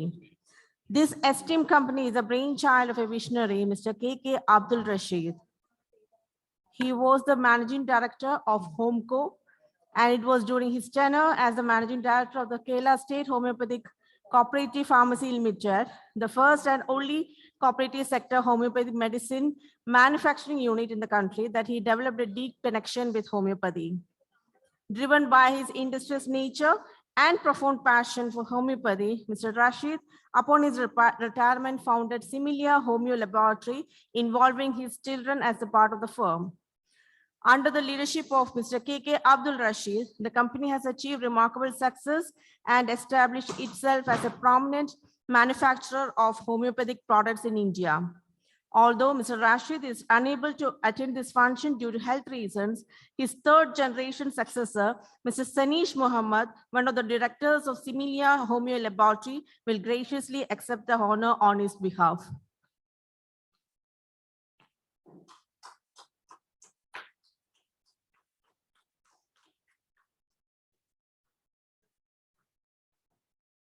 Mr. Sanish Muhammad.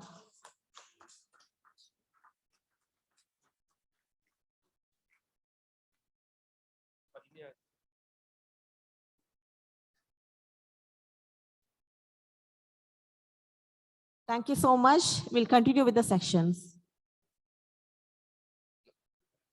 Sir, please wait, sir. ഇവിടെ വന്നിട്ടുള്ള എല്ലാ സ്പോൺസേഴ്സിന്റെയും representative ഒന്ന് മുമ്പോട്ട് വരണേ please. SBL, William Shobe, MDC Scans, Sharada Krishna Homeopathy Medical College, please. And take a representatives on the group photo at a convenient, please.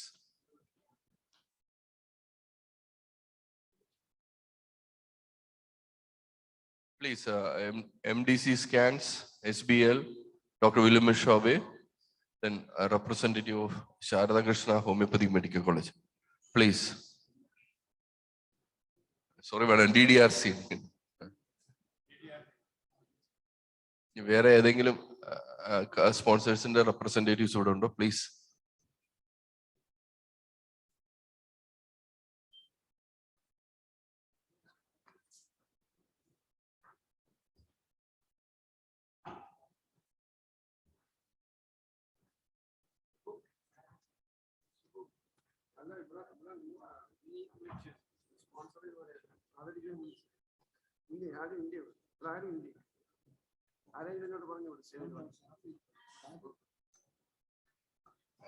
ഒരു main sponsor കൂടിയുണ്ട്, Jeeja pharmaceuticals. Jeeja ഫാർമസ്യൂട്ടിക്കൽസിന്റെ owner നമ്മുടെ Sait sir തന്നെയാണ്. അദ്ദേഹം സാറിന്റെ മകളെ please please please please.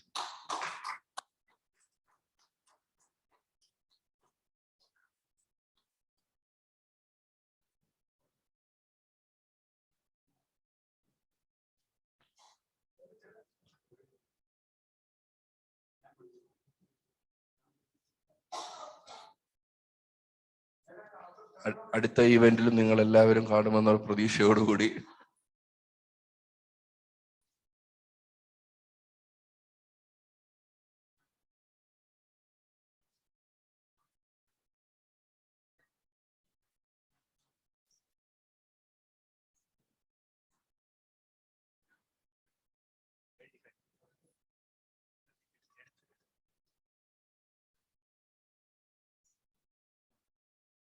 Okay, thank you. Next section is a scientific session by Dr. Shanta Chandran on infertility. Please, ma'am.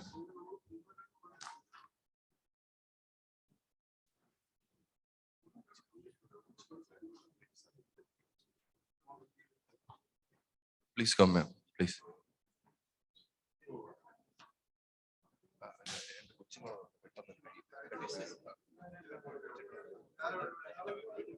Next, Dr. Shanta Chandran is going to present her cases, and she has treated 2,000 infertility cases, and she gave happiness to 2,000 families. I'm inviting Dr. Shanta Chandran for taking the classes. Thank you, madam. Thank you, Ajini, for the good words. Namaste. My humble pranam to God Almighty and our great master, Dr. Samuel Haniman. And big salute to IFPH, all Saradhis of IFPH. Because of IFPH and because of homeopathy, I am standing here. Thank you for. Good afternoon to all, one and all gathered here. I am humbled and honored to be given this opportunity to present a case before you, before the esteemed gathering. Today I am presenting a case that shows the efficacy of homeopathy in treatment of primary infertility in a couple who tested positive for toxoplasmosis as well as anti-sperm antibody. The couple came to me in 2018 with a history of primary infertility of 17 years with multiple failed attempts of IUI and IVF. Slide, please. The male patient, aged 43, came with the complaint of depression due to infertility and was on antidepressants. Next slide. On investigation, he tested highly positive for toxoplasmosis and anti-sperm antibody. His sperm analysis was normal and he was given the following medicines for a period of 3 months. Next slide. Toxoplasmosis, 200 weekly, 1 dose for 3 months. Syphilin 10 1 dose monthly. Echinacea tincture 20 drops daily. And Sarsaparilla tincture 20 drops daily. Next slide. The female patient, aged 37 years, was a known case of PCOS and had undergone right oophorectomy for the same. Next slide. She had regular menses of 28 days with 7 days bleeding.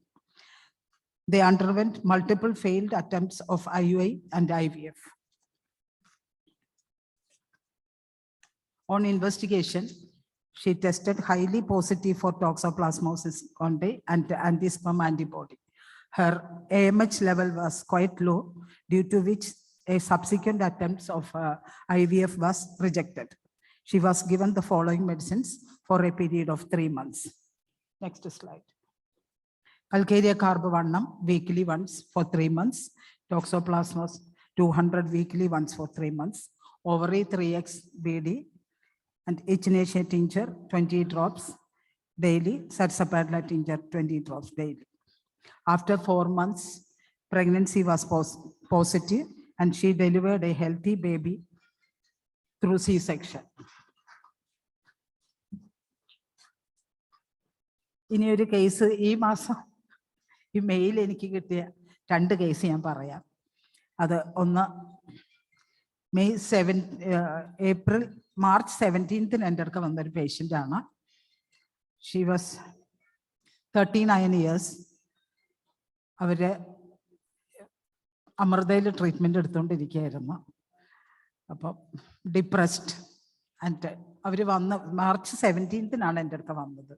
അപ്പോൾ case എടുക്കാനായിട്ട് first infertility വരുമ്പോൾ നമുക്ക് കുറച്ച് time വേണമല്ലോ case എടുക്കാൻ. അപ്പോൾ എനിക്ക് അപ്പോൾ ഒരു അക്യൂട്ട് 2-3 കേസ് വന്നപ്പോൾ ഞാൻ അവരോടൊക്കെ പറഞ്ഞൊന്ന് പുറത്തിരിക്കാൻ പറഞ്ഞു. അപ്പോൾ അക്യൂട്ട് കേസ് എടുക്കുന്നതിൻ്റെ ഇടയ്ക്ക് എനിക്ക് കേൾക്കാം അവർ രണ്ടുപേരും കൂടെ ഭയങ്കര വഴക്കിടുന്നത്, ഭയങ്കരമായിട്ട് ഒച്ച വയ്ക്കുന്നത് എനിക്ക് കേൾക്കാം. അത് കഴിഞ്ഞ് ആ പേഷ്യൻ്റ് പോയി കഴിഞ്ഞ് ഇവരെ വിളിച്ച് ഞാൻ ഫസ്റ്റ് March 17th എൻ്റെ അടുക്ക വന്നത്. ഞാൻ കൊടുത്തത് ഒത്തിരി ഇൻവെസ്റ്റിഗേഷൻ ഒന്നും ചെയ്തില്ല, കാരണം അവർ അമൃതയിൽ നിന്ന് കൊണ്ടുവന്ന അക്കോർഡിംഗ് ടു ദാറ്റ് ഇൻവെസ്റ്റിഗേഷൻ വെച്ചിട്ട് ലോ AMH സ്പേം ഞാൻ യൂഷ്വലി ഒരു ഇൻഫെർട്ടിലിറ്റി സെന്ററിൽ വിട്ടിട്ടാണ് സെമൻ അനാലിസിസ് ചെയ്യിക്കുക, കാരണം മോർഫോളജി ആണ് എനിക്ക് ഇമ്പോർട്ടൻറ്റ്. അപ്പോൾ അത് മാത്രമാണ് നോക്കിച്ചത്. പക്ഷെ അതും രണ്ടാമതൊരു ഇൻവെസ്റ്റിഗേഷൻ ചെയ്യേണ്ടി വന്നില്ല. ഞാൻ കൊടുത്തത് ആ ലേഡിക്ക് കൊടുത്തത് ക്യാമോമില 10 ആണ്. ആ ഒരു ക്യാമോമില 10 പിന്നെ ആസ് യൂഷ്വൽ ഞാൻ കൊടുക്കുന്നത് ആഗ്നസ് കാസ്റ്റസ് ടിഞ്ചർ ലേഡിക്ക്, പിന്നെ പെയിൻഫുൾ പീരീഡ് അവർക്ക് കൊടുത്തത് ആഗ്നസ് കാസ്റ്റസ് അവീനെ. പിന്നെ ഈ വഴക്കിടുന്ന ഇത് വെച്ചിട്ട് ഞാൻ ഹോളി ബാച്ചുലർ റെമഡി ഹോളിയാണ് കൊടുത്തത്. ഹോളി ഇംപേഷ്യൻ്റ് ഇതാ കൊടുത്തത്. ഇപ്പോൾ ഈ March May 27 pregnancy test positive, BTICG എൻ്റെ ഫോണിലുണ്ട് അവരുടെ ആ റിപ്പോർട്ട്. ഇതിൽ തരാൻ പറ്റിയില്ല. ഓക്കെ. അപ്പോൾ ക്യാമോമില ഇൻഫെർട്ടിലിറ്റിയിൽ ഒട്ടും നമ്മൾ ചിന്തിക്കാത്തൊരു മെഡിസിൻ എന്നെ സംബന്ധിച്ചിടത്തോളം, മറ്റുള്ളവർ എനിക്കറിയില്ല. പക്ഷെ ഞാൻ ഒരൊറ്റ സിംറ്റം വെച്ചിട്ടാണ് കൊടുത്തത്. പുറത്തിരുന്ന് ഭയങ്കരമായിട്ട് വഴക്കിടുന്നു, ഹസ്ബൻഡുമായിട്ട് വഴക്കിടുന്നു. ഞാൻ പിന്നെ ഹസ്ബൻഡിന് കൊടുത്തത് സ്റ്റാഫിസാഗിരിയാണ് കൊടുത്തത്. അന്ന് ആ ലേഡിക്ക് ക്യാമോമില കൊടുത്തിട്ട് ഹസ്ബൻഡിന് ഞാൻ മെഡിസിൻ കൊടുത്തില്ല. നെക്സ്റ്റ് ഡേ വരാനാ പറഞ്ഞത്. അപ്പൊ ആ പേഷ്യൻ്റ് ആ ഹസ്ബൻഡ് വന്നിട്ട് സഹിച്ചു ഡോക്ടറെ എനിക്ക് മതിയായി, ഇത് ഇവിടുന്ന് നിർത്തിപ്പോയാലും കുഴപ്പമില്ലെന്ന് പറഞ്ഞുകൊണ്ട് സ്റ്റാഫിസാഗിരി കൊടുത്തത്. അപ്പോൾ അതുകൊണ്ടാണ് അവരുടെ ഇപ്പം എനിക്ക് ഈ മെയ് 25 പോസിറ്റീവ് എന്ന് പറഞ്ഞിട്ട് ആ റിപ്പോർട്ട് വന്നത്. ഇനി ഒരു കേസ്, ഒരു 39 years ഉള്ള ലേഡിയാണ്. അവര് ഹസ്ബൻഡും വൈഫും. ഈ കുട്ടി 5ാം ക്ലാസ്സിൽ പഠിക്കുമ്പോൾ തുടങ്ങിയിട്ട് ഹോസ്റ്റലിൽ നിന്നിരുന്നത്. അപ്പോൾ പേരൻസിൻ്റെ നിന്ന് വിട്ടു ഹോസ്റ്റലിൽ നിൽക്കുന്നു. അപ്പോൾ എൻ്റെ അടുക്ക വന്നത് ഇൻഫെർട്ടിലിറ്റിക്കൊന്നും അല്ല, അത് നന്നാ ശരിയാവണമെങ്കിൽ ആവട്ടെ എന്ന് വിചാരിച്ചിട്ട് വന്നത്. പറഞ്ഞു ഡോക്ടറെ മടുത്തു, ഞാൻ 27ാമത്തെ ഡോക്ടറാന്ന് പറഞ്ഞിട്ട്. ഞാൻ 33 years കല്യാണം കഴിഞ്ഞു. ഇപ്പോൾ ഞാൻ 27ാമത്തെ ഡോക്ടറാന്ന് പറഞ്ഞു ഇൻഫെർട്ടിലിറ്റി ട്രീറ്റ്മെൻറ്റിന് പോയിട്ട്. 7 വർഷമായി കല്യാണം കഴിഞ്ഞിട്ട്. അപ്പോൾ ഞാൻ പറഞ്ഞു 20. അപ്പോൾ ഈ ഭയങ്കര ഡിപ്രസ്ഡ് ആയിട്ട് രണ്ടുപേരും ഇരുന്നത്. അപ്പോൾ ഹസ്ബൻഡ് കൗണ്ട് അസ്തിനോസ്പേമി ആയിരുന്നു. ഹസ്ബൻഡ് അതും ഓൺലി പേരൻ്റേ ഉള്ളൂ, ഡിവോഴ്സ്ഡ് പേരൻസ് ആണ്. അപ്പോൾ ഒത്തിരി ബുദ്ധിമുട്ടുകളൊക്കെ അനുഭവിച്ചു വന്നത്. അപ്പോൾ രണ്ടാളും കയറി ഇരുന്നിട്ടും they were not at all happy. ഇംഗ്ലീഷും കൊടുക്കാം, ഓക്കെ. അപ്പോൾ അവർ ഒട്ടും ഹാപ്പി ആയിരുന്നില്ല. They were not happy and because of അവരുടെ ഫ്രണ്ട്സിൻ്റെ പ്രഷർ കൊണ്ട് മാത്രം എൻ്റെ അടുക്ക വന്നതാണ്. അതും ഈ വന്നത് മാർച്ച് 25 എൻ്റെ അടുക്ക വന്നത്. പീരീഡ്സ് വന്നിട്ട് 2nd day വന്നു. അപ്പോൾ ഞാൻ കൂടുതൽ കേസൊന്നും എടുത്തില്ല. രണ്ടുപേരും ഡിപ്രസ്ഡാണ്. 2 പേർക്കും ഓറമെറ്റ് 10 ആണ് കൊടുത്തത്. അപ്പോൾ I gave ഓറമെറ്റ് 10.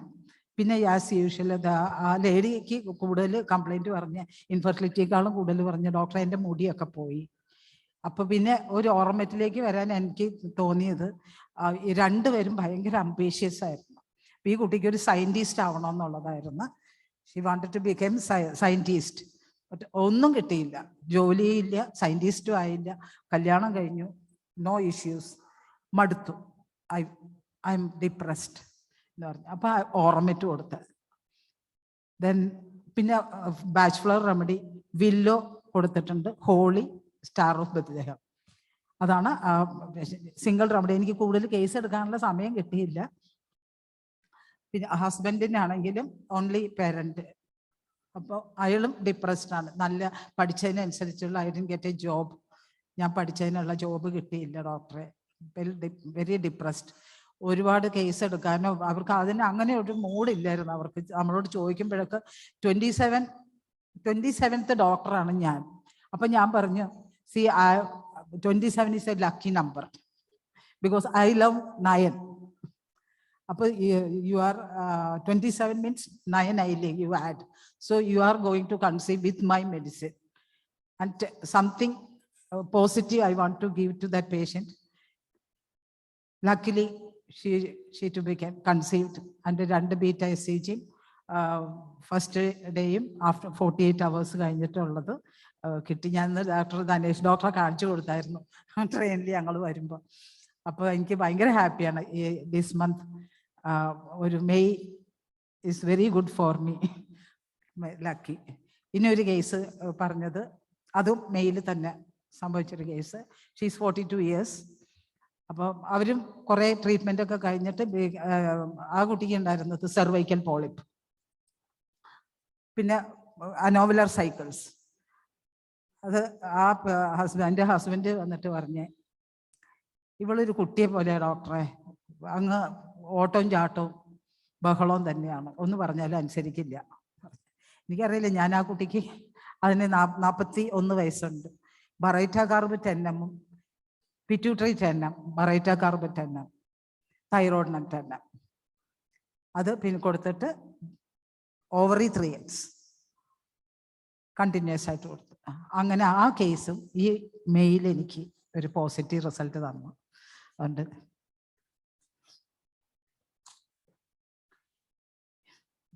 so infertility is a huge emotional roller coaster, right? It is the loss of a dream, the loss of an unassumed future. And we as homeopaths, we have a good system, blessed system. We can help many others, many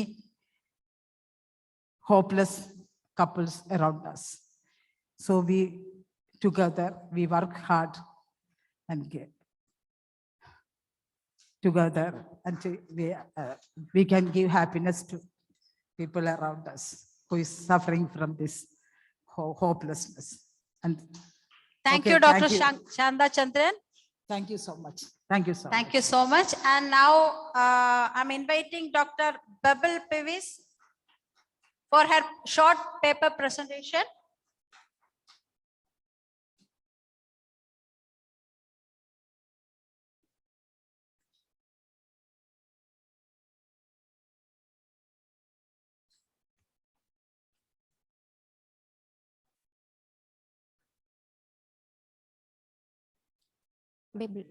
Bible Pies.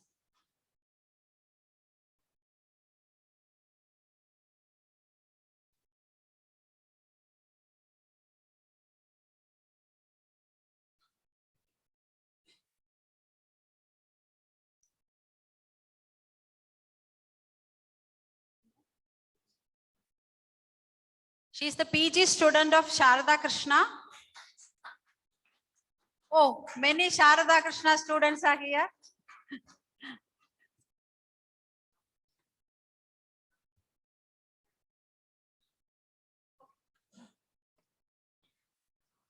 Good afternoon, one and all. So myself, Dr. Bible Pies, PG scholar from Practice of Medicine Department, Sharada Krishna Homeopathic Medical College. So I'll be presenting a case report today on the management of a vegetative state patient with homeopathic medicine. Under the guidance of Dr. T. Ajayan, HOD, Professor, Department of Practice of Medicine, Sharada Krishna Homeopathic Medical College.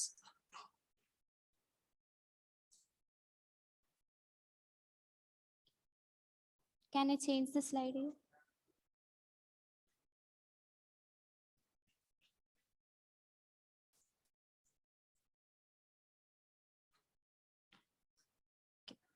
So today's table of contents, I'll be presenting introduction, background, case presentation, discussion, and conclusion. Okay. Going to the introduction.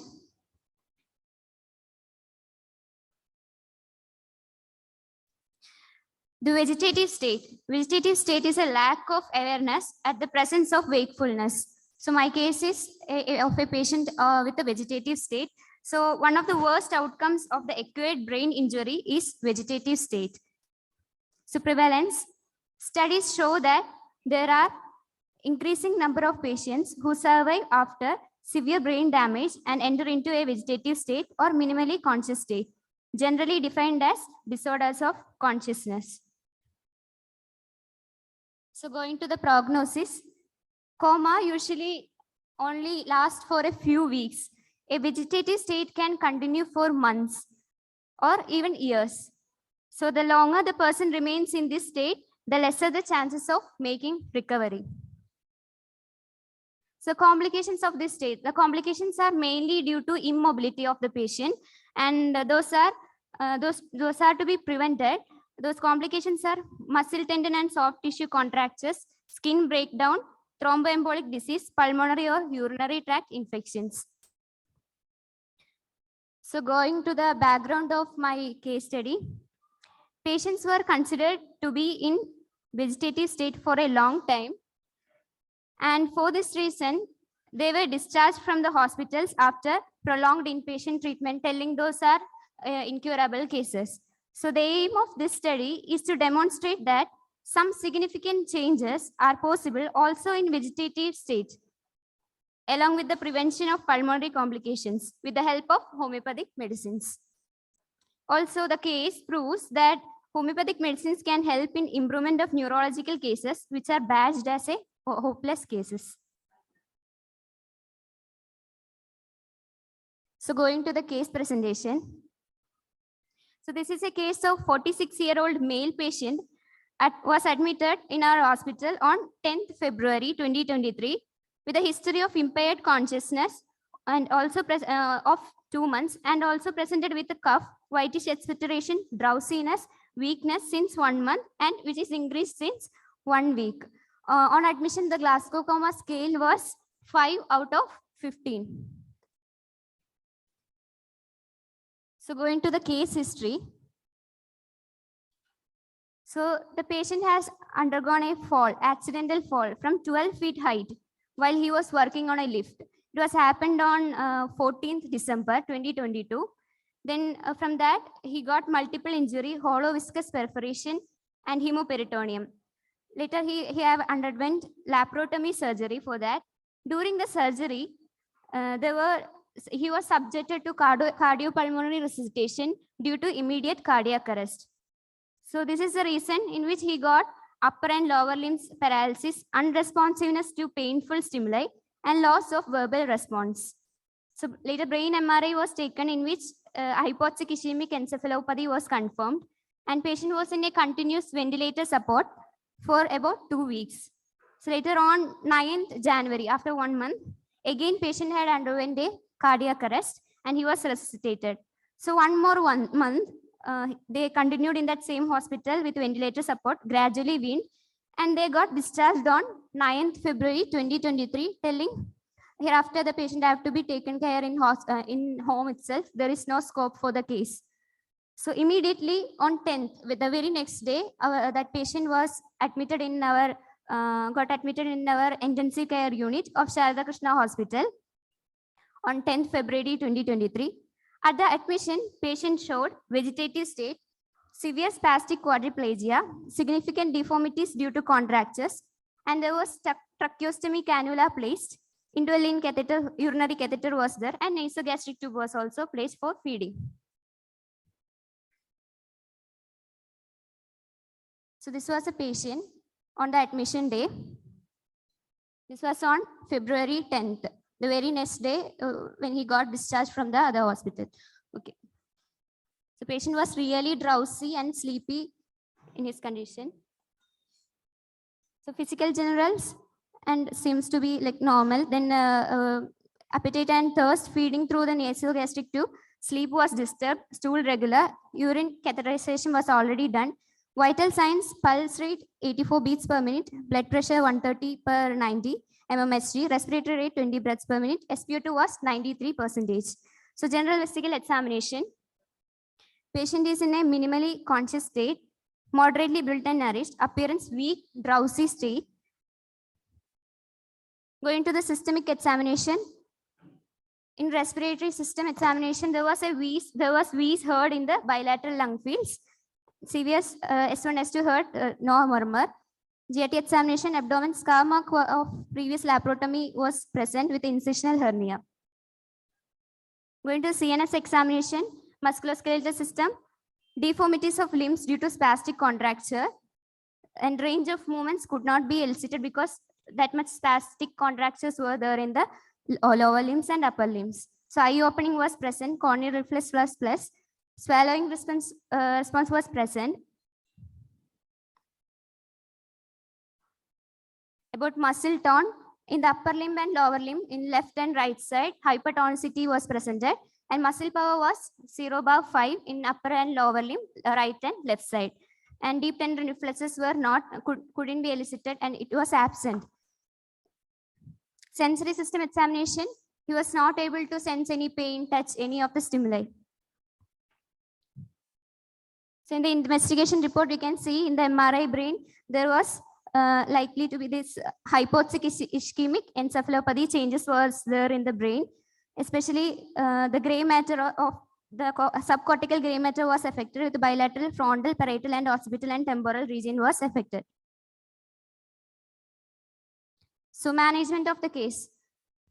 By seeing the presentation of the patient with this respiratory illness, drowsiness, all states, we have taken a totality, and the medicine prescribed was antimonium tartaricum 200 in aqua, 10 GTT, hourly dose was given. So the patient was admitted in the ICU by 9 AM on February 10th and administered the medicine, and this medicine was continued till 2 PM. After 2 PM, when we analyzed the patient's cough, the drowsy state, everything was reduced. Patient was generally better. So going to the follow-up. Next day, cough was reduced, whitish expectoration was present, the drowsiness was reduced, weakness was there, weakness with spasm. There was little responsiveness to the painful stimuli. Sleep was disturbed. Again, 1 dose of antimonium tartaricum in aqua dose was given. The next day also, 12th and 13th, again, 2 doses were given. 13th, the cough was better. Even the drowsy state was reduced in the patient. 14th, patient was completely better from those respiratory illness, cough, drowsiness, expectoration, the breathing difficulty, everything was reduced. The next 2 days, we worked out the case based on the chronic totality.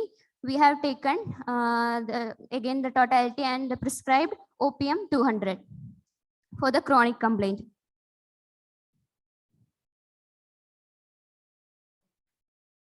So discussion. So seeing the respiratory illness, the following peculiarities were observed in this case during the management of respiratory illness. We selected the medicine using these peculiar symptoms. Complaints were aggravated at night. Patient felt better being in erect position. Patient was breathless, drowsy, weak, inclined to sleep. Accordingly, the medicine was selected, and that helped in improvement of patient. And this improvement was assessed by using Glasgow Coma scale because the patient was drowsy, and scoring, and also in physical examination findings, there was improvement. So selection of Antim-Tart was based on the repertorization. We have repertorized the case using these rubrics. Then later, the PDF symptom was taken from nerve repertory. In the chapter Mind and Disposition, coma rubric, sub-rubric was taken as bronchial catarrh. There was a single medicine, Antim-Tart. This Antim-Tart was prescribed. So here you can see the Glasgow Coma scale scoring chart. There is a marked increase in the score from the first day, 10th February, it was 5. The score was 5. From that, it has increased gradually. And on 17th, we can see the score is 10. There was a gradual increase in eye response, eye opening, verbal response, and motor response. So after the respiratory illness was completely cured, we have taken the chronic totality based on these symptoms. And after repertorization, opium 200 was prescribed, 1 dose stat. So later, the coma state, this vegetative state was assessed using coma recovery scale, revised scale. So this is an important tool for analyzing coma patients, whether they have improved. Each weekly, we have to put the scores. So like that, we have seen the scores. So this is the coma recovery scale score chart graph. We can see from the first week, the score was 3 out of 23. In the 7th week, it is 10. So this is the stages in which the patient has gone through. We can see arousal and awareness. The state will be normal in a normal patient. Then later, the patient, after the incident, he became in a coma state where there was no arousal and awareness. Then in vegetative state, the patient was having arousal and the awareness was very low. Now, after our medicines, patient has reached in an improved condition, minimally conscious state. Little consciousness has been regained and it is in an intermittent period. So this is a video of that patient. I think you remember the first photo, which the patient was so drowsy and sleepy. So thereafter, whenever the bystander is talking, the patient started to respond even emotionally, laughing, smiling.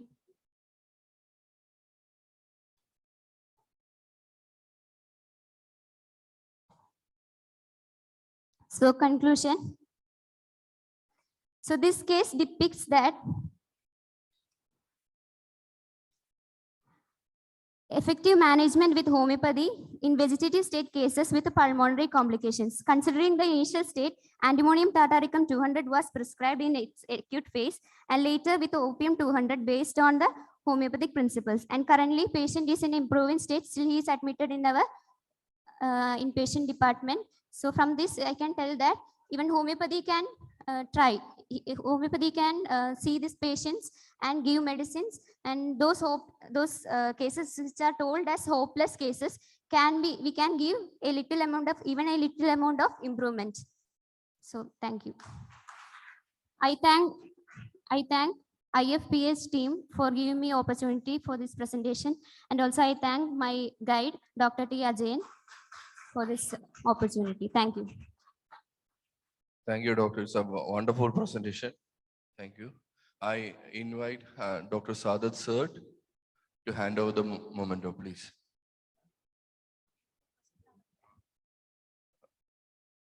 Sadat sir is constantly supporting IFPH. He is the president of QFA, and he is always encouraging and supporting IFPH. Give him.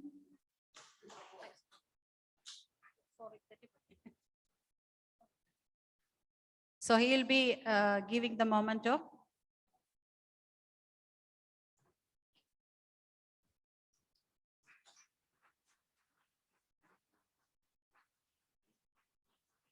Thank you, Dr. Bibil, and thank you, Dr. Sadat Seth.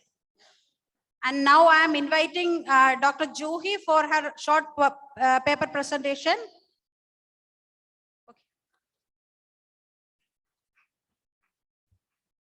Good afternoon, one and all. Over here, myself, Dr. Juhi Safana from Sharda Krishna Homeopathy Medical College, under the guidance of Dr. T. Ajayan, Deputy Medical Superintendent, Sharda Krishna Homeopathic Medical Guidance. I am and Department HOD and Professor, Department of Practice of Medicine. I am going to present a case study on alcoholic liver cirrhosis treated with homeopathic medicines. So in introduction, cirrhosis is a late stage of hepatic scarring fibrosis caused by liver diseases such as hepatitis and chronic alcoholism, resulted in widespread distortion of the normal hepatic architecture. So it is ICD-10 AM diagnosis code K70.3. Lycopodium clavatum upon liver has distributed function. Ascites, sphere of action is in ascites, especially in the liver affections, nutrition, digestive tract and portal system and skin. Then background of the study is cirrhosis is a most serious form of alcoholic liver disease. Many deaths and complications most commonly occurs in this condition, affects 20 to 25% in worldwide. Different factors such as metabolic, genetic, environmental, immunological collectively play a role in alcoholic liver disease. So it has 3 stages. So first stage is a fatty deposition in the liver. So that is state of steatosis or alcoholic fatty liver. Then it progresses as alcoholic hepatitis, that is affected in the liver cells. So damage to the affection in the liver cells. So that is furtherly progressing as a alcoholic liver disease. That is happening damage to the liver, that is liver parenchyma. So that is the end stage. So in this patient is in last stage, that is alcoholic liver cirrhosis. So purpose of this, in late stage of fibrosis, homeopathy helps in controlling further liver cell damage and improving the quality of life. Then purpose of this discussion is to create awareness about the disease, suggest appropriate treatment to reduce the life-threatening complications and death rates. So since the patient is having notable improvement in his personal well-being and biochemical lab values, I have taken this case to prove the action of lycopodium in acute alcoholic liver disease. So patient information is name Mr. XXX, 34-year-old male. He is an Hindu who is coolie by occupation, by his occupation, resided by Kulashekaram. Date of admission is 10/5/23. Then patient is at the time of patient is a chronic alcoholic for nearly 10 years, excessive in quantity, approximately more than 3 to 4 liters. Came to OPD 10/5/23 with the acute complaints of yellowish discoloration of the eyes, distension of abdomen associated with flatulence, and also he had the complaints of pricking type of pain in right hypochondriac region since 20 days. Now patient is admitted in our IPD. Then patient information, past history is he had a habit of drinking alcohol and tobacco chewing since 10 years, stopped only since 20 days. Then personal history, he was born in poor family. He was studied up to 10th standard. He was leading in an unruly life. He got married at age of 25 and he had 2 children. Now he is doing daily works. Family history, mother died due to aging. His father had diabetes mellitus and hypertension and also alcoholic liver cirrhosis, died due to this alcoholic cirrhosis liver. Then clinical findings, patient is not an anemic but icteric, mild digital clubbing is present. BP was 130/80, pulse rate 78 beats per minute, respiratory rate 70 beats per minute, temperature is 98.6 degree Fahrenheit. General source appetite was normal, thirst increased, sleep disturbed due to abdominal discomfort. Then stool regular bowel habit, no difficulty while passing stool, urine dark yellow color urine, sweat is generalized. Then thermally patient is asked, patient is desired to cold environment. So always needs fanning and desire to aversion to covering. Then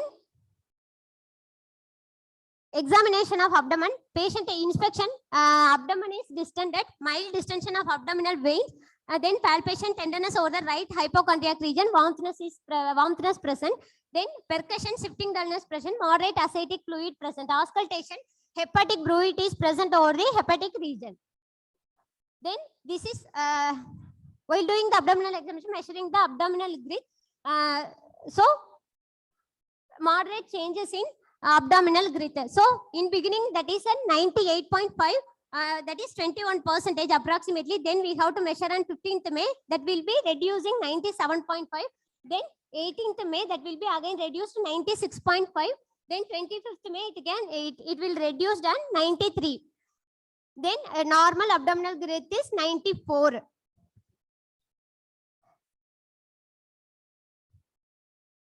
Then diagnostic assessment. While diagnosing, considering the patient's presenting complaints, past history, systemic examination, the case was diagnosed as alcoholic liver cirrhosis. Then USG abdomen taken was 3/5/23. In USG abdomen, liver elastography shows increased liver stiffness. Liver shows coarse echo pattern with moderate hepatomegaly. Portal vein shows arterialized flow pattern. Edematous gallbladder wall thickening. Splenomegaly with perisplenic collaterals. Then moderate ascites is present. Then diagnostic lab investigations was taken on the same day. So HB is 12.6, neutrophils is 84.6%. Then ESR is 45. This is then RBS is 170 milligram per deciliter. Then HbAg is 0.42.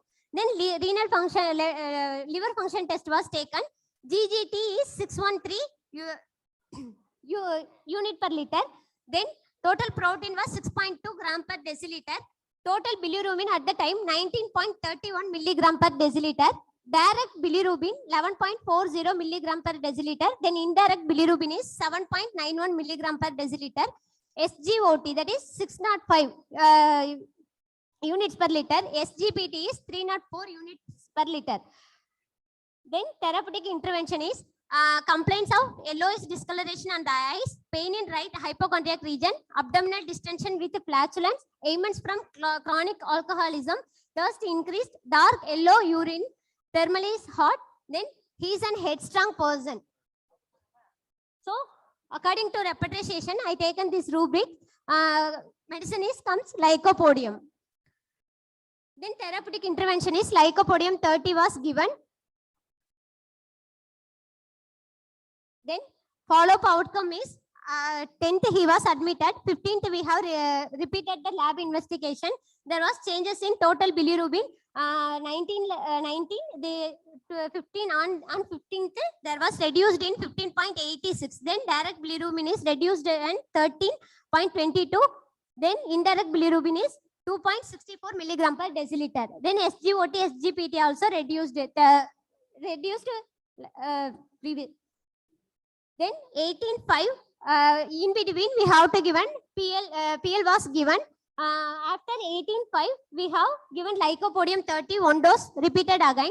Then after that taken total bilirubin was 12.63. Then direct bilirubin is 10.46 mg per deciliter. Indirect bilirubin is 2.17 deciliter. SGOT is 289.99. Then SGPT is 88.90. There was gradual reducing the lab values. Then we have to continue with other days. We have to continue with PL. Then again 24 we have repeated the lab investigations. Total bilirubin was 88.6. Then direct bilirubin is 6.9 and indirect bilirubin is 1.7. SGOT is 206.45. Then SGPT is 78.5. Then again we have to repeat the testing. 35. Total bilirubin was reduced. Finally 5.38. Direct bilirubin was 3.44 milligram per deciliter. Indirect bilirubin is 1.94 milligram per deciliter. SGOT is 211. Then SGPT is 78. So this was the last lab investigation taken. So before admit the case, the eyes discoloration is dark yellow in discoloration. After the treatment and photo was taken 35:23, the discoloration was reduced. Then conclusion, a case of alcoholic liver cirrhosis treated with individualized homeopathic medicine lycopodium clavatum in improving. After consecutive follow-ups, patient showed progression in his complaints. No significant side effects were noted. Homeopathic medicine shows effectiveness in reducing the bilirubin level and also liver enzymes. It's so hoped that this presentation will stimulate research interest to homeopathic treatment in reducing symptom and improving quality of life in patients with alcoholic liver cirrhosis. So informed consent, all the details about this disease condition was explained to the patient before starting the treatment. The patient has given consent for publishing and presenting his case detail for educational purposes. Then patient perspective, patient at the time of admission, patient is very anxious and nervous and hopeless also. After the treatment, patient was completely satisfied and completely better. All his complaints, distension of abdomen, discoloration, and mentally also he feels better. So mental and physical generals are improved after administration of these homeopathic remedies. One video is there. Video.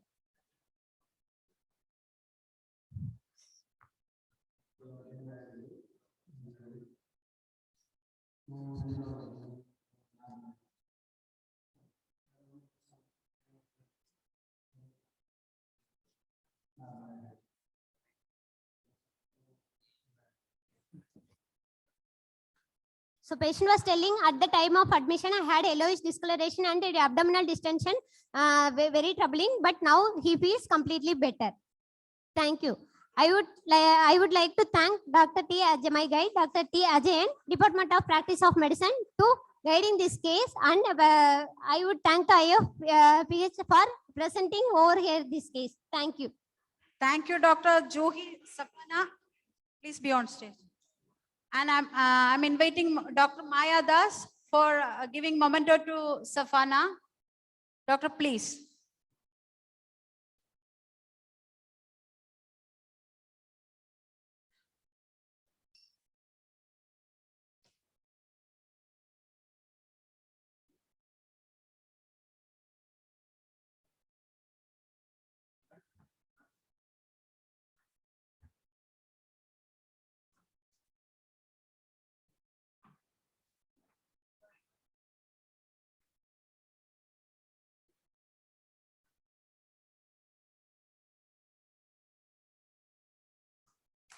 Thank you, sir.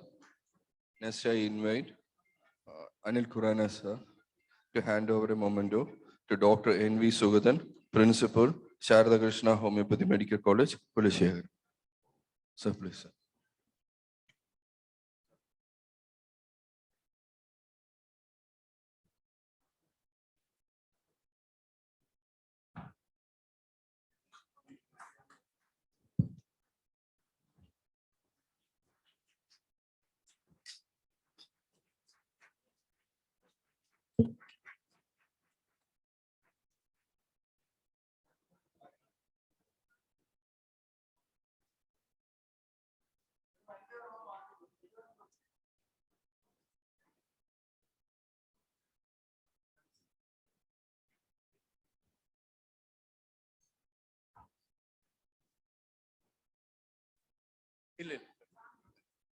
Next, we have a presentation from our Honorable NCA Chairman, Anil Kurana, sir.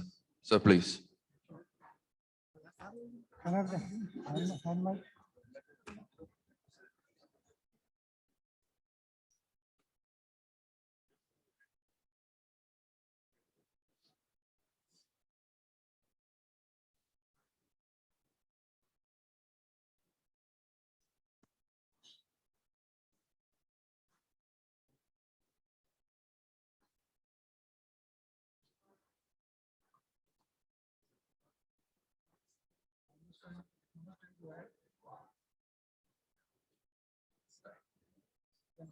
Yes, sir. Thank you.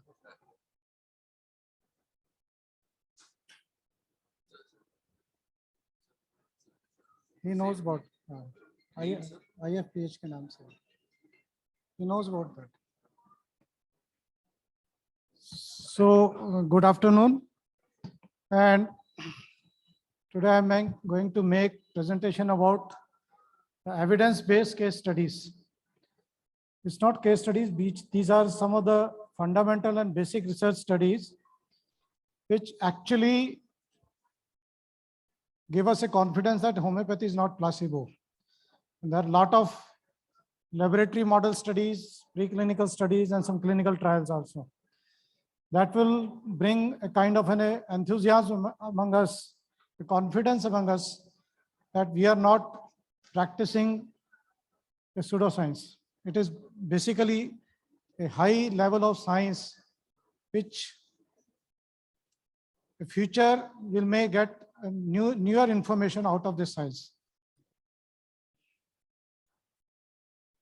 So what we started in CCRH some years back, may I request everyone, please, if you can settle down. Please be seated. Tea and snacks will be served at the seats. So please be seated. Thank you. So if you see this particular slide, what kind of controversies we are receiving and what kind of questions which were unanswered about the scientificity of homeopathy. If you see here, can I have a hand mic, please?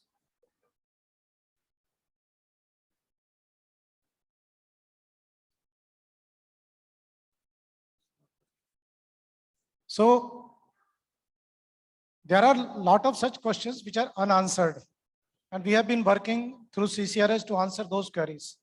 Like the first question, potentization, is it a demonstrable reality?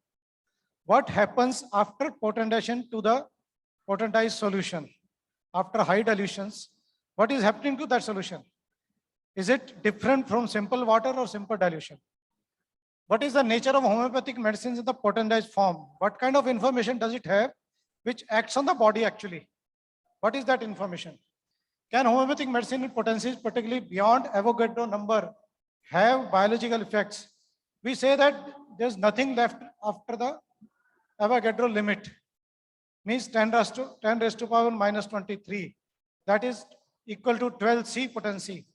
After 12C potency, is there any, if there is no molecule, how the biological effects are coming because of the homeopathic medicine? Then pathway of homeopathic medicine, if they are acting, what is the mode of action? What is the pathway of action? Then what do we know about the transfer of pharmacological information from the liquid form to the solid form? We usually dispense our medicine to the pellets.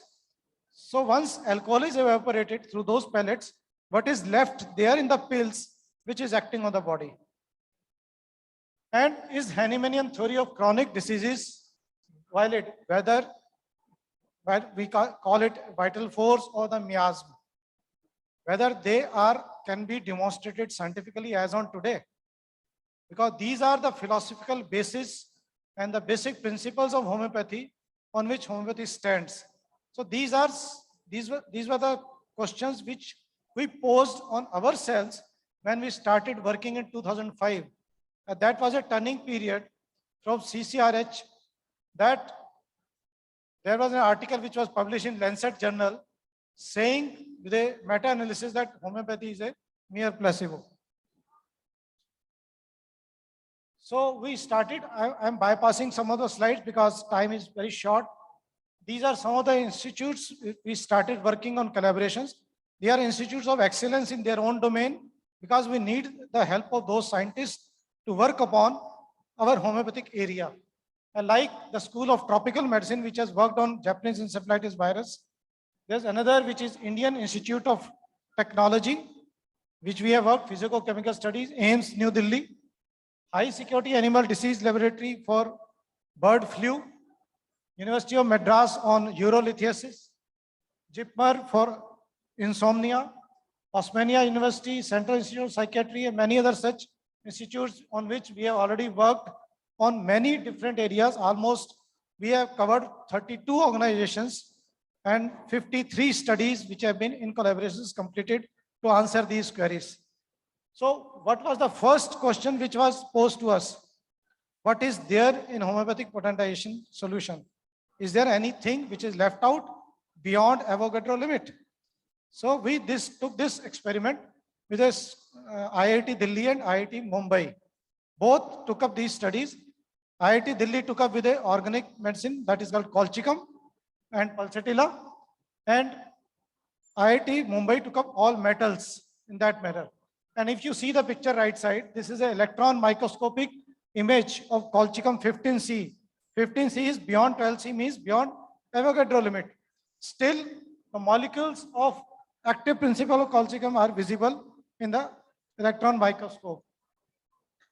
And this further substantiated the pulsatilla 15C, where we can see through the graph that these medicines have specific spectrograph of that pulsatilla 15C, where you can see ultraviolet visible spectrograph with a simple water. If you use the simple dilution is blue color, water potency in green color, and potency prepared in plastic, which is pink color. So there is a distinct curve of spectroscopic through pulsatilla C. So it is not simply diluted alcohol. It has some active principle on which it giving a specific information, or we can say different kind of a signature which is available there. Again, with a colchicum 15C. Then we started another study which was with IIT Mumbai. They took up this study on metals. There can be contaminations because of plant products. There may be many other things, but metals are pure substances. So there's no chance of having any contamination in that solution. So we started the study with metals, means zincomet, auromet, stenomet, argentomet, platinomet, and cupromet. Again, if you see here, these are the nanoparticles which are seen in 30C and 200C potency of different forms, SBL and WSI.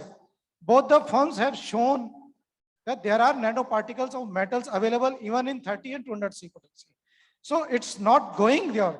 Means particles are there, the medicines are acting because of presence of those nanoparticles.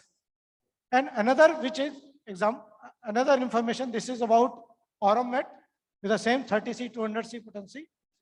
So what happened with this? When they could elicit, if you go to a detailed article, you can always find out the details of this.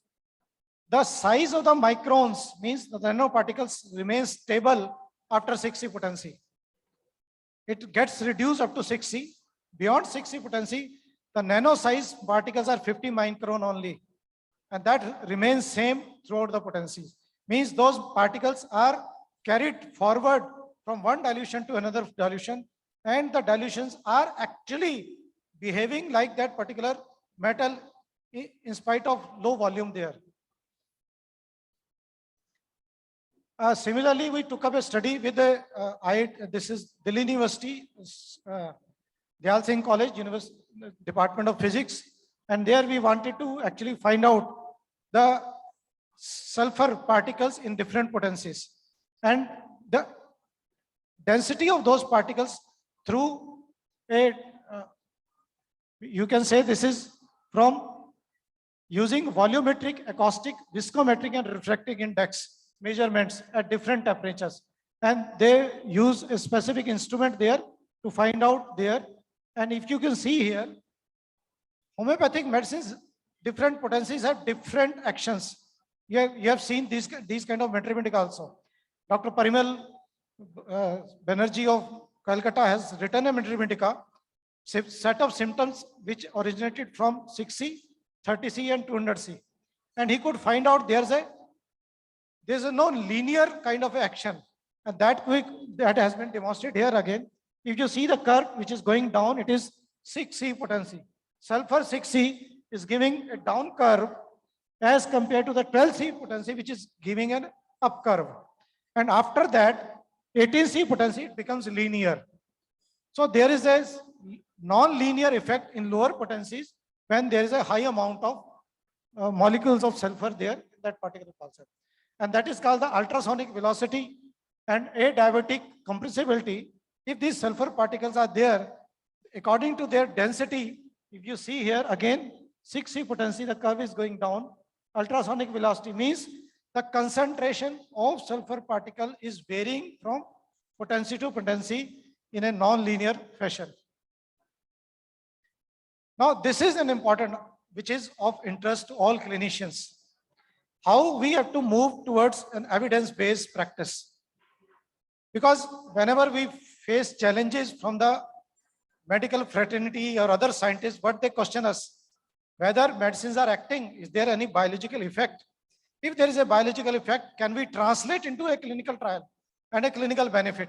So in that way, we started this study with School of Tropical Medicine or Japanese encephalitis, and we used belladonna because belladonna is a known drug for encephalitis, the topmost remedy. And in that way, we started an experiment by inoculating a virus. This is Japanese encephalitis virus, which was inoculated on chorioallantoic membrane. If you remove the egg shell, in the under the egg shell, you will find a thin layer of membrane, which is called chorioallantoic membrane. This virus can be successfully grown on that particular virus. In the left side, you will see the white pock marks that indicate the growth of virus, Japanese encephalitis virus. Now, if you pre-treat this membrane with belladonna, the C right side 30C, if you treat this with belladonna, but we treated it not with alcoholic preparation, the aqua preparation of 30C, because alcohol can also kill the virus. It may not allow virus to grow. So we used belladonna aqua preparation, means we evaporated the whole alcohol out of the 30C potency. Whatever the remaining is water molecule. So those water has been applied on this membrane, and we inoculated the virus. The virus could not grow. So it means it has inhibited the growth of virus. That is the first evidence which we got on Japanese encephalitis. Coming to the next level. we started working on experiment on animals. Whether the same kind of effect we see in animals also, whether it inhibits the growth of virus, can it reduce the mortality among the animals? And if it started on the suckling mice, the baby mice, these baby mice was divided into 3 groups: control group, experimental group, and control experimental group 1 and 2. One was given belladonna 200 for 7 days, and group 2 was given 200 for 14 days. And what were the findings? You can see below here, the mothers who were not treated with the medicine was, the mortality means the survival rate was only 47.92%. Only 47 means approximately 48% mice could survive. 52% mice died because of this virus. Now, if you have given belladonna before challenging with the virus, these animals, they found with the belladonna 200 for 7 days, the survival rate was 80%. Means almost double, nearly double to the survival of those mice. And again, the similar kind of effect was seen with the 14 days. Means belladonna you given for 7 days or for 14 days, the survival rate was nearly 80%. It means we could survive 40% more animals as compared to the simple challenging the virus, means with a control on. And this is the pictures of those animal suckling mice, where if you can see only 3 survived. The number of survivals there in the mice which are given there. Now, we wanted to translate in the clinical trial. When we started working with this on a clinical trial, we showed these preclinical evidences to the ethical committee of the BRD Medical College. BRD Medical College is a Baba Raghav Das Medical College in Gorakhpur. Now, this area is an endemic zone for encephalitis.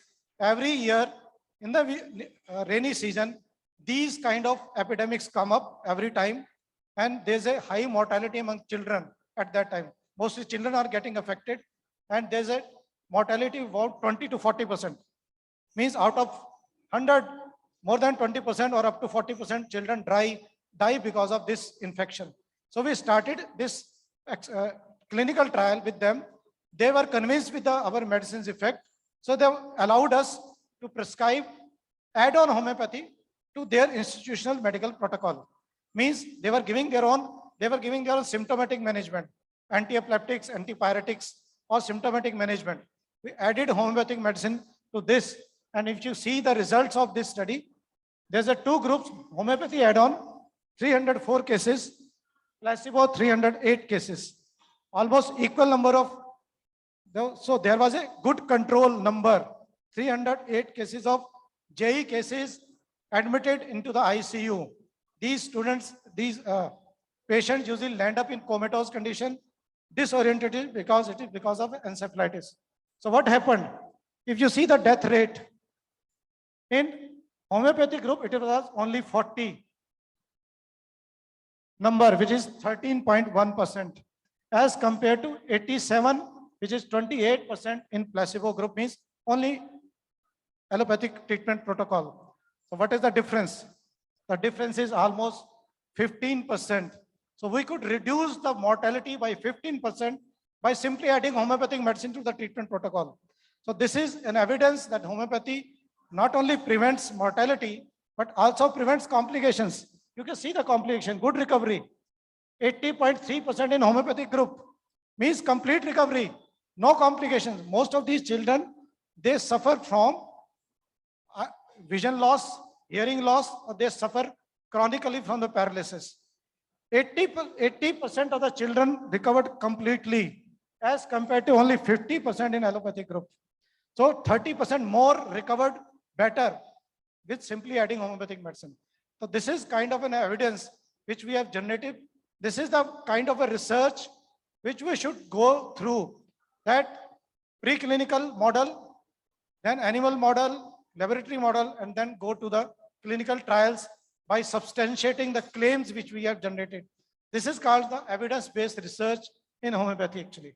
So I'll be rushing finally to, this is another study on dengue hemorrhagic fever in Delhi, where we added homeopathic medicine to the treatment protocol. And if you can see simply the jump in platelet count, all patients who were having less than 20,000 platelet count were admitted, because that was the criteria for admission into the ward. So what happened on the day one? If you see the day one, I don't know if you will be able to see the jump in platelet count in homeopathy group. It was 19,000 on day one as compared to only 7,000 in allopathic treatment protocol. Almost more than double jump in platelet count. So that jump continued, and you can see that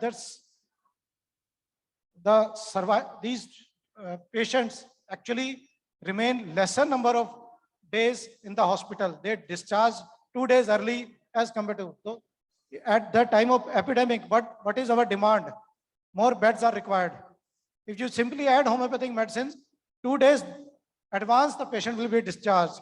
They will not require any platelet concentrate even at that point of time. So that is the added benefit of adding homeopathic medicines. So this is another study which is Madras University. We are frequently prescribing Berberis vulgaris for urolithiasis, and that has been a common prescription. So what happened? We wanted to go for a reverse pharmacology. We wanted to see how does it affect the kidney functions, and does it prevent calcium oxalate deposition into the kidney tissue. So what we did with there's a called ethyl glycol. You give ethyl glycol to the mice, it will result into calcium oxalate deposition into the rat tissue. If you see the right top, this is a normal cat ready who has not been given ethyl glycol. Right side, a kidney tissue section of a mice who has been given ethyl glycol. If you can see the picture here, tissue section, there's a calcium oxalate crystals who are deposited in the rat. Now, if you pre-treat these animals with a Berberis vulgaris with a 200 potency, right side down below, you see the normal normal tissue section. Means if you give Berberis vulgaris 200 who have a tendency to have stones, you give them Berberis vulgaris 200, it is likely that the calcium deposition may not happen in the other kidney section. And this is further substantiated also that this particular kidney section of the right side, we have given Berberis vulgaris 200s only without any ethyl glycol. We wanted to see whether Berberis vulgaris is not damaging to the normal rat tissue. So it retained the normal section. So Berberis vulgaris has been now substantiated with this kind of an evidence that it is not only renoprotective, but it is also helping in non-deposition of calcium oxalate crystals. It prevents that kind of a stone formation. Going back to the cancer model, this was we have taken up with the Bose Institute, where we worked on different cancer cell lines, which medicine on cancer cell line is acting more, and we found out that this calcarea carb was able to help in tumor cells by affecting a p53 gene. This was a surprising fact. This answered our third query, the mode of action of homeopathic medicine, that how they are acting, in which pathway they are acting. So different medicines are using different immunological pathways in our body. And if you have seen, calcarea carb has used the immunomodulatory circuit, which is called p53 dependent manner by down regulating BSL2 Bax ratio. Now, these all studies are published in a very high impact factor peer reviewed journal. I am still receiving invitations from those international forums. Can you make presentation of this study in our forum? Because they have acknowledged that these are the studies which are of high scientific value and acknowledged by them at that level. So this is calcarea carb. Go to the next. This is thuja. And if thuja has used a different pathway of cancer apoptosis, it has used the ROS, reactive oxygen species model of the immunomodulatory circuit. So this has another pathway. And if you go to the next, sulfur is taking NF-kappa B pathway to kill cancer cells. So all medicines are working through a different mode of action, through different immunomodulatory circuit. So they are have anti-cancerous effect. Apoptosis is coming up because of these. So I'm bypassing some of the studies because this is another very important experiment. This is a study which was taken of stem cells. What happens when we get a fracture? How does fracture gets healed up? Or not? What allopathy is doing, they're just fixing up the bones at the same level so that their union comes up on its own. But what is happening actually at that time? So this is a body mechanism that body requires extra calcium to migrate to come as a osteoclast cells to the injury area so that they can join together.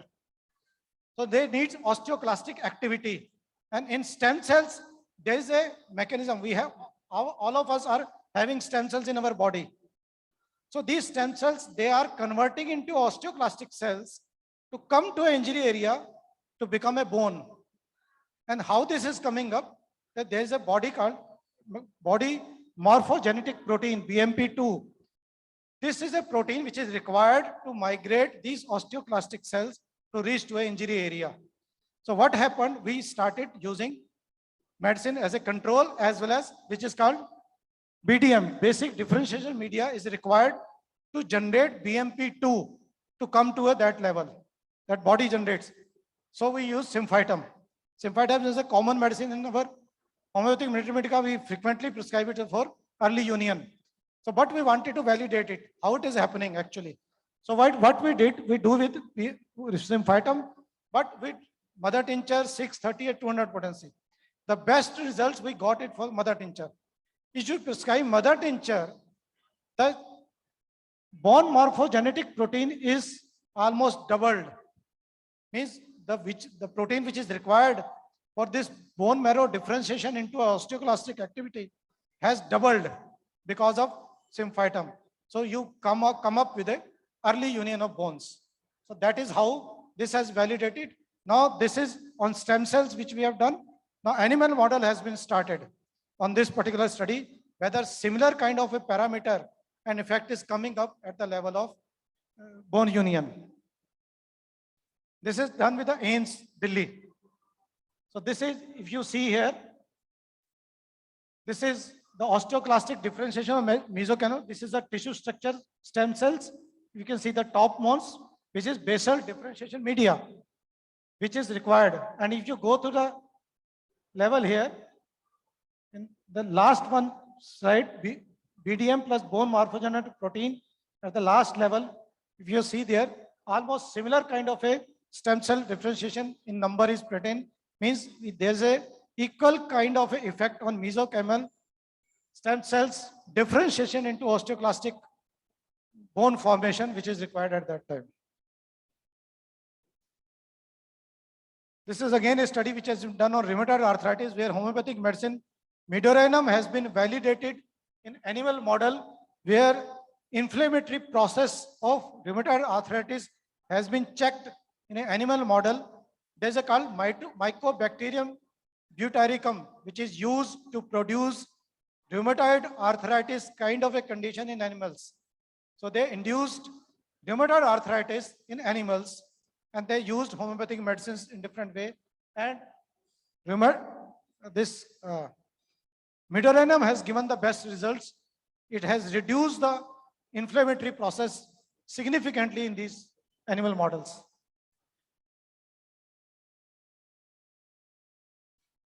Now coming to the most talked about arsenic album 30. What happened with the arsenic album during our COVID times? I'll be giving a small glimpse of the COVID related studies here. If you see, we used a study which was a mass prophylaxis, which was given by all homeopathic medical colleges as the instance of our CCRH. They started distributing from the very beginning. When the lockdown was started, we declared arsenic album 30 through the Ministry of Ayush as a genus epidemicus. They started distributing this medicine, and almost more than 150 colleges distributed. 1 crore, more than 1 crore population was covered at that time. And during that time, we started capturing information from the colleges. What happened to that population? So we collected almost data of, say, more than 6 lakhs of patients, data, those.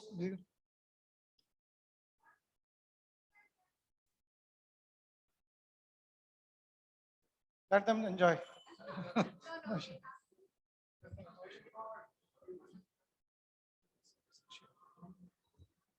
Excuse me, friends.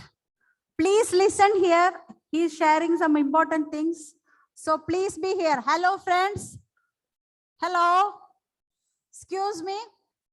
Please listen here. എല്ലാവരും ഇങ്ങോട്ടൊന്ന് ശ്രദ്ധിക്കുക. അദ്ദേഹം നമ്മളോട് കൂടി നമ്മുടെ ഒരു വലിയ വിഷയം ഷെയർ ചെയ്യാൻ പോവാണ്. Thank you. See, if you are students, you must listen this. Please, if you can take seats, please. So, in the COVID time, what happened? We distributed this arsenic album 30 through homeopathic colleges, and almost more than 1 crore of population was covered.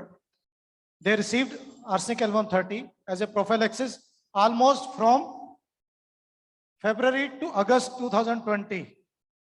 And we started covering this population. We collected information on a structured format. Means all these persons were followed up from February to August, 6 lakhs of those persons who received arsenic album 30.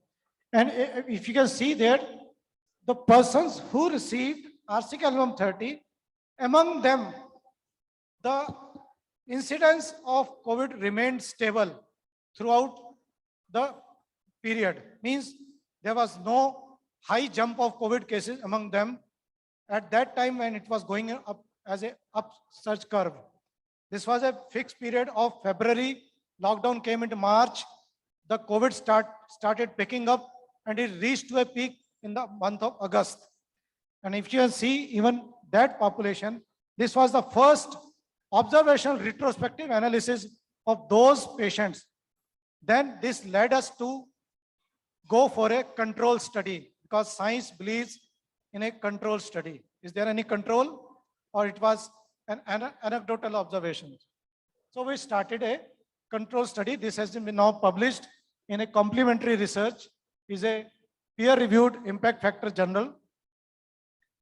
Efficacy of arsenic album 30C in the prevention of COVID-19 in individuals residing in containment area, a cluster randomized parallel arm community-based open level study. And here again, if you see, the sample size was almost 32,000 individuals residing in 42 clusters. A total of 22,693 individuals received arsenic album 30 and 9,493 in these containment zones. Containment zone means who are highly vulnerable to infection because in their particular cluster, there are positive patients available who are likely to spread infection among that small cluster. So we did this as a cluster randomized study. One cluster who was given arsenic album thing and another cluster was given placebo.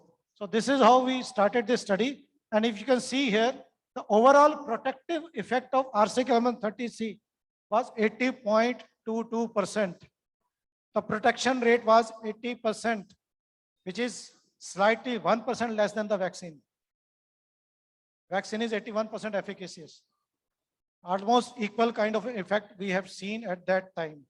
So there are homeopathic prophylaxis, genus epidemics, arsenic album in a control study has given us that kind of a data to us.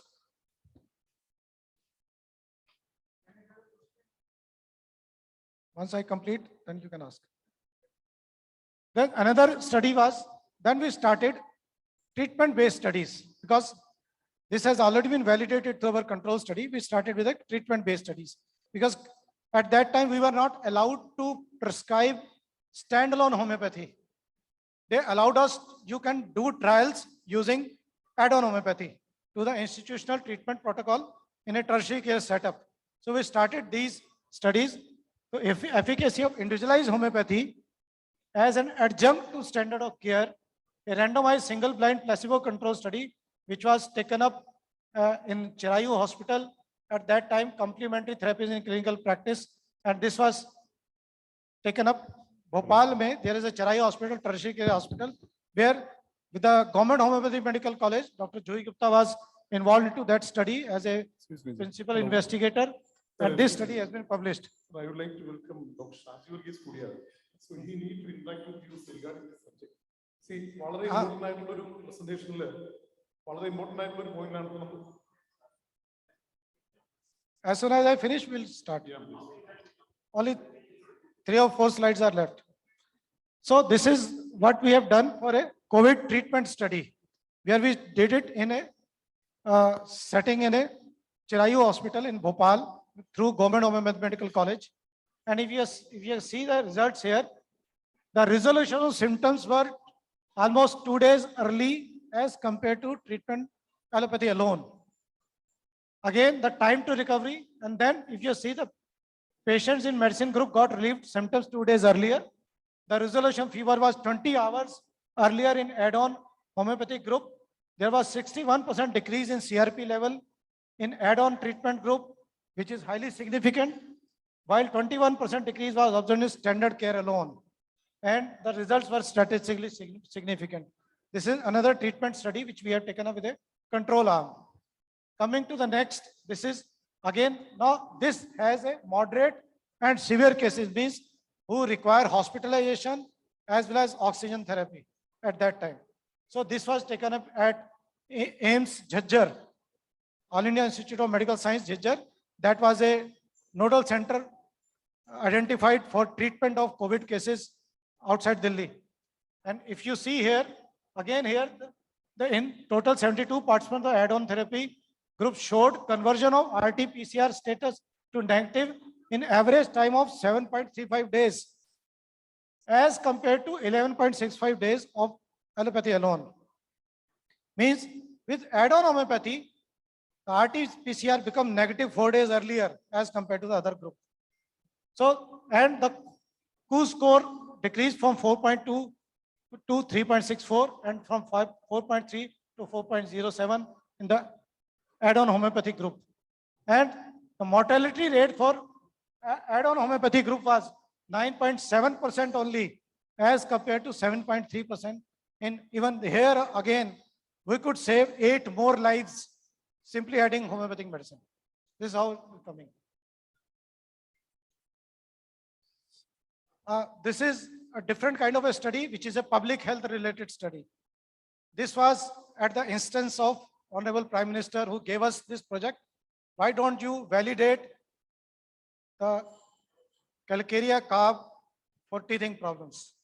And that is what you started this study. And if you can see here, this was a primary teething on which we developed a kit. It contains calcarea phos, magnesia phos, ferrum phos, chamomilla, podophyllum. So these were the medicines which are frequently used for primary teething. And this is published in Homeopathy Journal also. If you can see here, you can always read these articles which are online available. If you can see here, the children who started calcarea phos 6x from the 6 months onwards, they did not had any upper respiratory tract or diarrhea 18 months after. If you start calcarea phos later, at the age of 1 year or later, they continue to suffer from upper respiratory tract and diarrheal infections. So calcarea phos has been found to be not only safe, we have done it animal model study, because somebody may question why you have prescribed this calcarea phos 6x for 6 months, 8 months or 10 months. So we did acute toxicity, chronic toxicity and subacute toxicity. Through AIMS, it has become safe, it has found to be safe. So this calcarea phos can be known, you know how much the sample size was? 90,000 children. In 6 districts, they were distributed through ASHA workers and information was captured. This is a public health platform study where we could find out that simple calcarea phos, if you start in 6x, they can check the delay in teething. They can stop frequent infections of upper respiratory tract and this diarrheal infection. Because of that, they will have a better growth. Because of these infections, they usually suffer from growth in that manner. They suffer from cognitive disorders also because of this reason. Last, which is, if you can see here, there's a scientist called Dr. Santokh Kaur. Dr. Santokh Kaur is a well-known scientist who has been given a scientist award also. He has a patent for nanocurcumin. Nanocurcumin is a active principle of turmeric. Now this is a nanocurcumin. What we wanted to have that. We wanted to see if you prepare this homeopathic medicine from the nanocurcumin, can it have a benefit on malarial patients? So we wanted to study that for animal model first, because turmeric is a common medicine which is used for malaria, nanocurcumin. So we use this, and if you can see, this is again used on suckling mice, baby mice. If you see the first picture here, the left side, it is the brain of an uninfected mice. It looks normal. Second is infected mice, totally blackened, non-functional brain because of malaria parasite which was injected into the blood of those mice. That is called Plasmodium burgii, which is used for malaria. Then infected potentized alcohol treated homeopathy means only alcohol diluted in that manner is the similar. So that we wanted to see, is it because of alcohol effect or it is because of nanocurcumin added into the alcohol. So alcohol also could not prevent, simple alcohol. But when we gave nanocurcumin 6C, 30C, before, along with the Plasmodium burgii, we give it nanocurcumin 30C to the mice. The brain was totally protected. So this is how we have found that nanocurcumin treatment protected mice for damage to the brain. Now these kind of biological effects, these kind of experiments has validated it's not simply placebo. If it would have been a placebo, alcohol could have given the same kind of effect. But it is because of the nanocurcumin, which is there in a potentized form, which is actually bringing that kind of effect. So this is how the tissue sections of different organs, when we see, and if you see here, the last one, which is nanocurcumin 30C, if you compare the two tissue slides of the normal rat, normal brain, and the nanocurcumin 30C, they are similar. There is no damage to the tissue structure. This I spoke about during my inaugural speech. I wanted that every physician should start uploading their documented cases on this portal. This is called SCCR, Homeopathic Clinical Case Repository. Kindly go to this. This is sccr.ccrhindia.in. You can always log in here. You will get a password. You start uploading cases. This will go through a peer reviewing process. If your documentation is well, scientific manner, we will upload this case. And you can start making your own journey into evidence-based clinical studies through this portal. After 10 years, you have 500 cases of malaria treated successfully. You have a database readily available to you yourself. You can always make a presentation in any seminar. You can always make research papers through your own database because you have a scientific accumulation of data through this portal. So this is all. Thank you so much for listening to me. Thank you. Thank you, sir. There were some queries. No? Yeah, somebody you wanted to ask. Yeah, please. Be short. Others are waiting for. I took out their time. Thank you, Mr. Anil Khurana. This is more than a peer study or a Lancet study. So my first question is, have you submitted this to WHO? Not till now, not. We are now going to take up to the Wikipedia first. We want to challenge them, Wikipedia. How can you say that it's a placebo? You should file legal case against them also for the damages. Actually, Wikipedia is out of legal purview from India side because of this study. We already worked on this. We have took up through legal cell through MITI also and through Ministry of Ayush also. But there's other ways to challenge that. We can upload our own evidences there. They can come up as a references. Gradually it will shift towards the positive side of homeopathy. You are telling by investing billions of rupees in the vaccination, they had an efficacy of 81%, and with the peanut investment, we had 80%. See, we cannot challenge between the two. We cannot compare between the two. We can always say, because the only lack in homeopathic parlance is that arsenic album is not an antigen. It can make immunological change that you are not getting affected, but you cannot find out how it has affected. What is the mechanism? The effect is there, but how it has done. But through vaccine, you can develop antibodies, which arsenic album will not develop antibodies. Antibody will generate in our body when we are exposed to antigen. Here, and arsenic album is not a virus to cause create an antibody. That is the difference. So here I have a doubt about that. Because is it the right thing? Because we are forcefully vaccinated. We are forcefully vaccinated. As far as your answer, both are different. But your answer is the vaccine is given or developed antigen. Is it right or not? But for the last 1000 days seminar, we can say it's entirely different. So I would like to, that's why I just interfered those things. I would like to invite Dr. Shaji regarding this. No, sir, you should answer the question. Nani, I will give you the answer. Because see, when there is a government policy, they want to protect the health of the population. So there is always a criteria which is called risk-benefit ratio. How much is the risk and how much is the benefit? Say if 81% are getting protected because of the vaccine, they will roll out that also. Because 20% are not protected and 81%, what is the benefit? It is going to the masses. So they always, whenever there is a vaccination schedule, it is compared on the risk-benefit ratio. That is one thing which is in a public health platform which they can. Now, why they have not adopted arsenic as a prophylaxis regimen? See, gradually, such kind of when studies they get on accumulating, a time will come. I will give you one example. Yesterday I gave to Dr. Shaji also. There is a program which has been adopted by Andhra Pradesh, which is called BCT, Belladonna calcarea carb tuberculinum.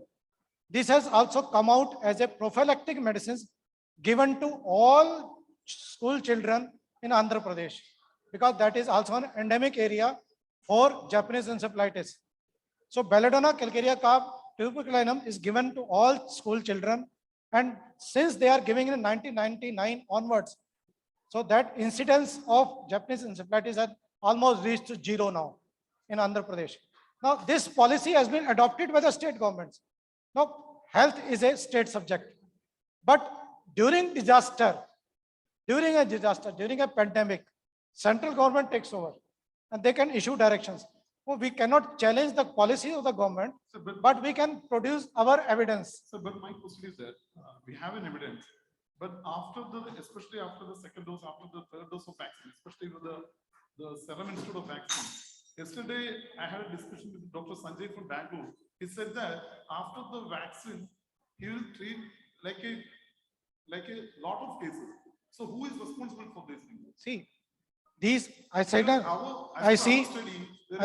per our study, as per your report, arsenic also there is no side effect.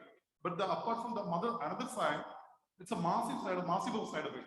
So who is responsible for that? It's not responsibility. I told you it is a risk-benefit ratio. What kind of a side effect, whether it is treatable, recoverable, those kind of things are seen also. You cannot foresee. The first thing is to protect the population, bigger population, where high mortality is coming out. First, you have to reduce the mortality, then reduce the morbidity. That is the first criteria. If you are not able to reduce the mortality, then vaccine is failed. If you could reduce the mortality to 0, it means vaccine has given some kind of effect. But there are certain effects which are coming because of vaccine.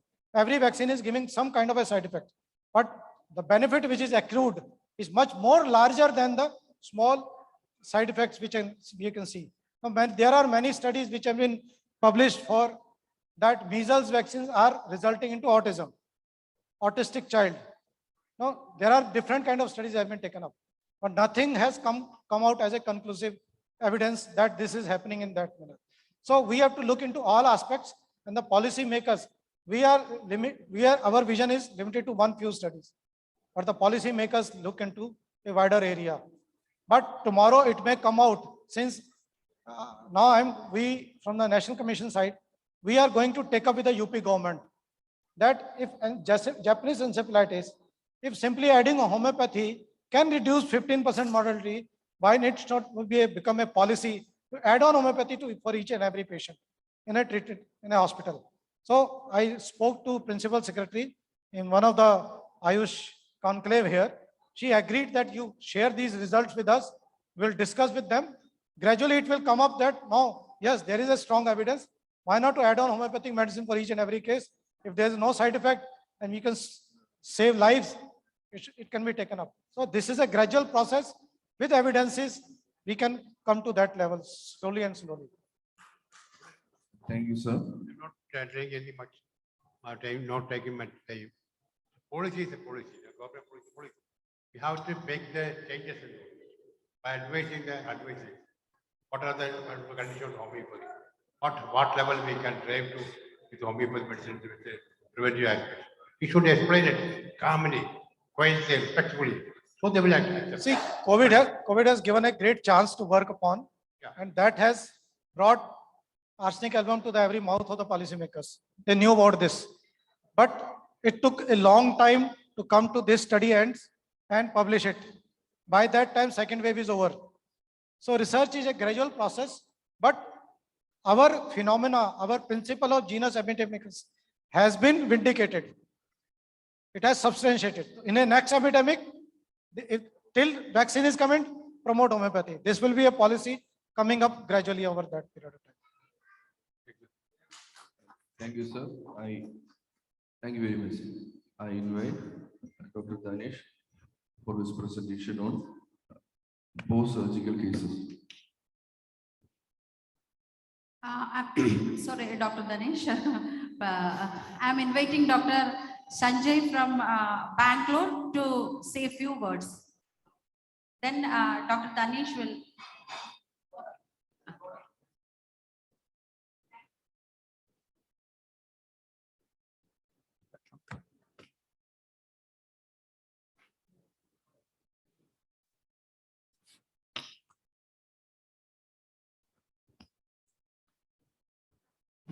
Good evening, all. As we have completed some important sessions since the morning, and today my subject here is to say something about surgery and homeopathy. This is the third time we are talking about surgery this morning, because Dr. K.S. Prasad has presented a wonderful case on the internal surgery, and what I am going to present is some of the cases from external surgery. And let us begin the case, because since the time is running out, I am going quickly.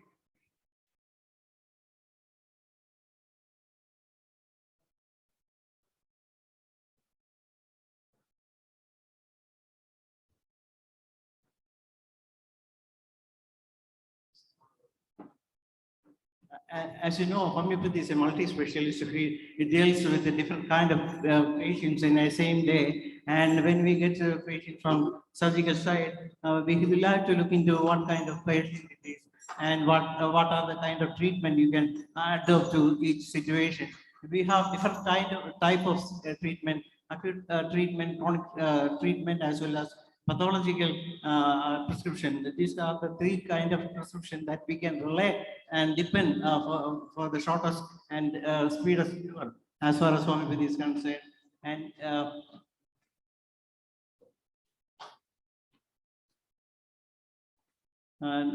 according to B.S. what comes from within must be treated from within, and what comes from without must be treated from without. This is the basic answer to as far as homeopathy is concerned. And you see, these are the quotations. Horizon 186 and Horizon 7 also gives a good idea about how to deal with the surgical conditions by a homeopathic doctor.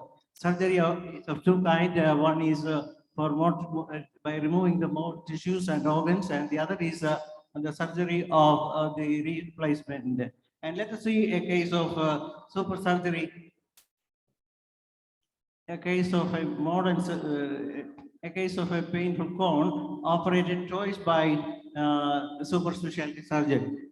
A painful cone, it's a severe pain at the time of consultation while touching the ground. This patient was brought to the clinic from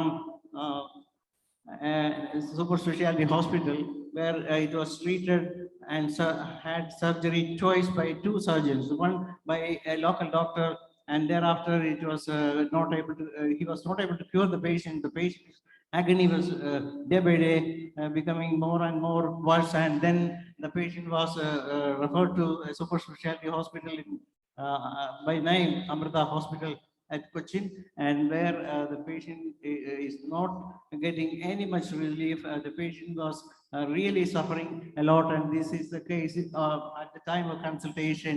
And you can see the stitches there, but the patient cannot touch the feet on the roof, on the floor. Every time when the patient touches the feet on the roof, on the floor, she was having severe pain.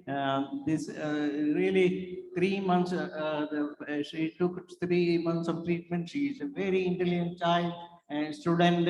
She was 17 years old, and just after completing the first year +2, she was taken to this hospital for this management, but unfortunately after the surgeries, the pain is again was getting worse, and then the surgeon felt pity of himself, so he directed the patient to consult a homeopath, and as a result they consulted me, and at the time of consultation this was the case. And after taking this case, the child was an intelligent child, is very, she is a family oriented, and she has having a moon, just like a face of a moon, and that's the round face, and there is a history of suppression, as you know.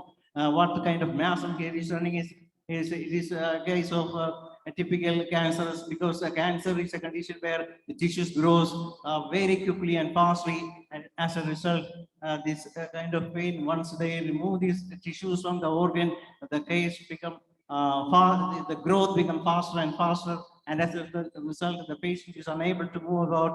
And you see, after giving this medicine, within the 5 days, this kind of change has happened. Hello, there is some technical problem. It's coming half. It's not in the middle. Okay, thank you. After this is the result of the 5th day. Then since the pain was there, I have to give anti-growth venom, 3 doses tedious, and then Celicia. As you know, homeopathic surgeon, I repeated with the same medicine, and you can see the changes in the 10th day. This is what is the result on the 10th day, and on the 21st day, you can see how beautifully things cleared out. And this is what is a super homeopathic surgery without touching, without using a scalpel or a blade or even anything. This is what we call as homeopathic super surgery.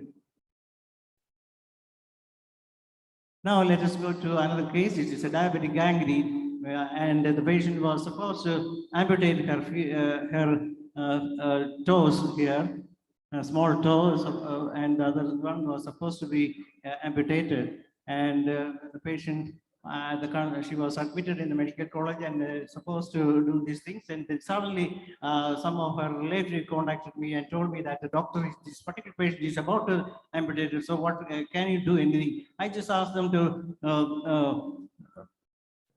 take relief from the hospital, and then take discharge from the hospital, and they took the lady to my home clinic, and then this was the condition at the stage of consultation. After giving this medicine, you can see the next stage. Then I have to go on to the syphilis also. Why this is a typical case of pathological prescription, I advise, because there is severe infection, severe pain, as well as there is every chance of worsening the case. So that's the reason why I have to change medicine frequently, but never I give 2 to 3 remedies at a time, but in different hours also. You can see the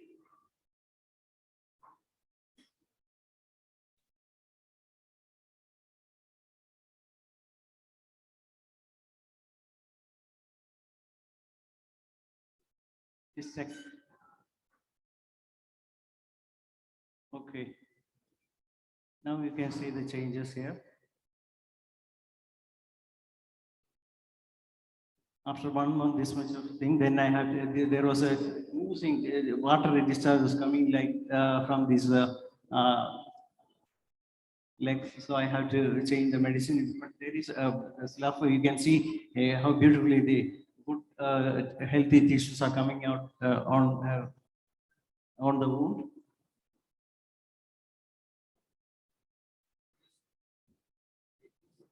Hello. Some problems. It's still. You can see how beautifully the change is happening here again. And let us see the next picture. The wound was totally healed and there is not even a scar. This is the beauty of homeopathy. This is what we call a homeopathic super surgery without touching anything. Only the thing is that I just ask the patient to clean the wound with echinacea and apply some calendula in diluted water. And no other antibiotic was given. Only the patient was advised to continue her insulin treatment. And that too even was reduced after homeopathic medicine. And this is what we call as the super homeopathic surgery. This is the beauty of homeopathy. This is what a homeopath can do as a surgeon. And this is why some people used to ask whether you people doctors, what kind of surgery you can do. Yes, we can do surgeries internally as well as externally with our homeopathic medicine. Let me share one more case here, because as the time is running out, I'm not going into the details. This is the lady. She came to the clinic by walking after 3 months. This was the lady who came to the clinic after 3 months of treatment. There was a video also, but with the lack of time, I'm not going to cover the video. And then this is a case of acne. This patient was having surgery.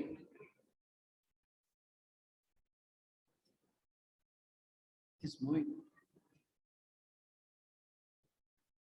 This patient undertook surgery from Kottayam Medical College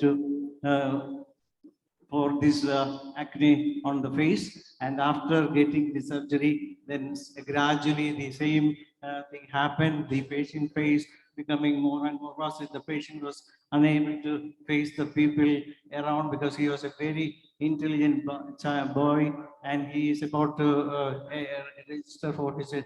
He's about to write his entrance examination for MTech. And suddenly this patient was brought to my clinic, and you can see the patient at the time of consultation, and because of his mind, oily face, everything was there, recurrent acne and all those things.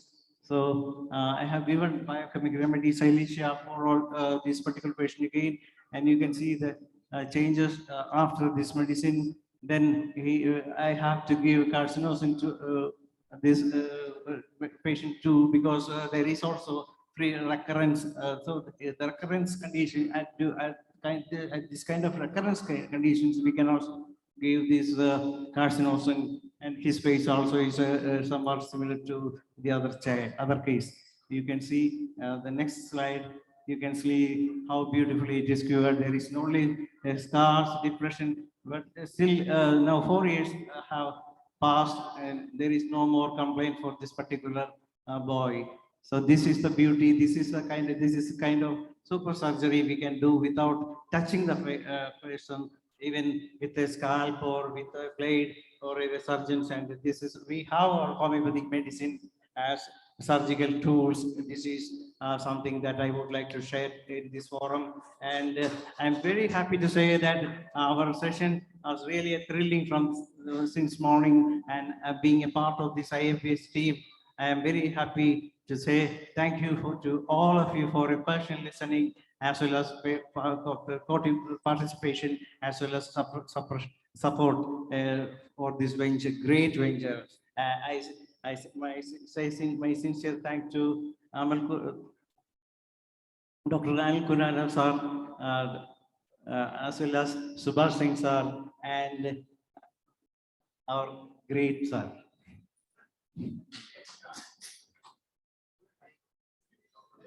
Sanjay Gupta sir, I have so. Janardhan sir was not looking at me, that's why I just call you sir. Yes, sir. Thank you all for this session. Thank you.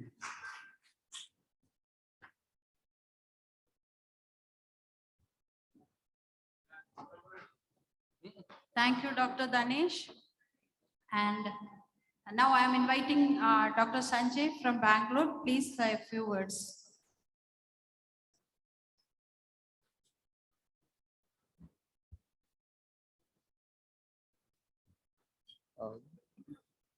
Good evening, everybody. I don't think I'll take much time because it's almost the end of the day.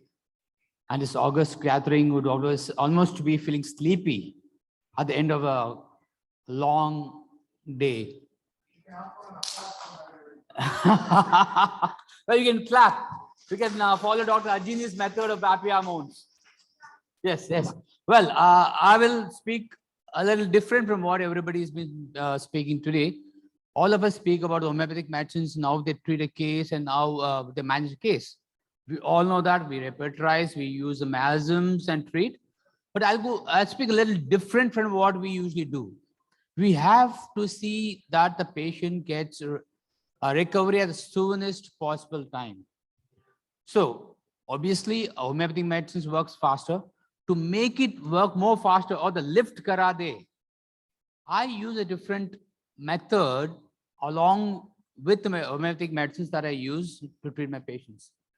I make a use of a few things like what Dr. Ajin just told, the happy hormones.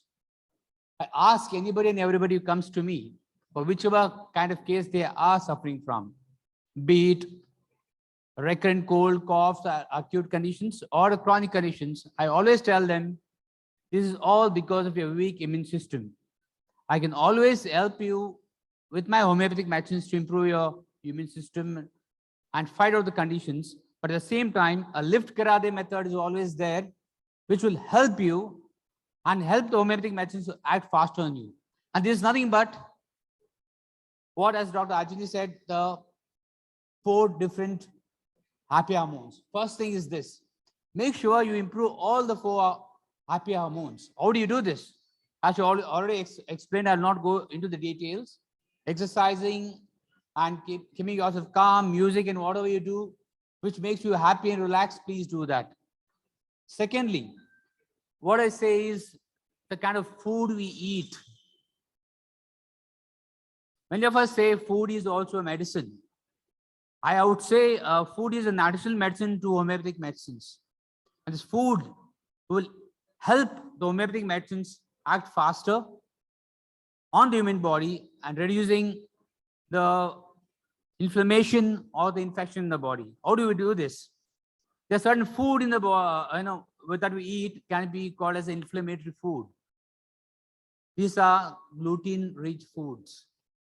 You would have heard a lot of things about wheat, not to consume wheat. Why does one say not consume wheat? Because wheat contains an inflammatory protein, which can inflame your body. Much of the diseases or conditions are because of the inflammation that cells undergo, thereby resulting in conditions or diseases. First step would be to prevent the inflammation. So how do you prevent the inflammation? It is by eating less inflammatory food. That is gluten-rich food. Wheat is one of those which are rich in gluten. Barley is also one more food which is rich in gluten. Be it whichever condition. I treat a lot of autoimmune conditions. wherein there's a lot of inflammation in the body. The first thing I do is, apart from giving homeopathic remedies, I always tell them to follow a regime of reducing the inflammatory food, that is gluten-rich food. The second food which can increase inflammation is dairy. Dairy also can increase a lot of inflammation, except for curds and ghee. Curds and ghee, why? Curds in particularly because they contain probiotics.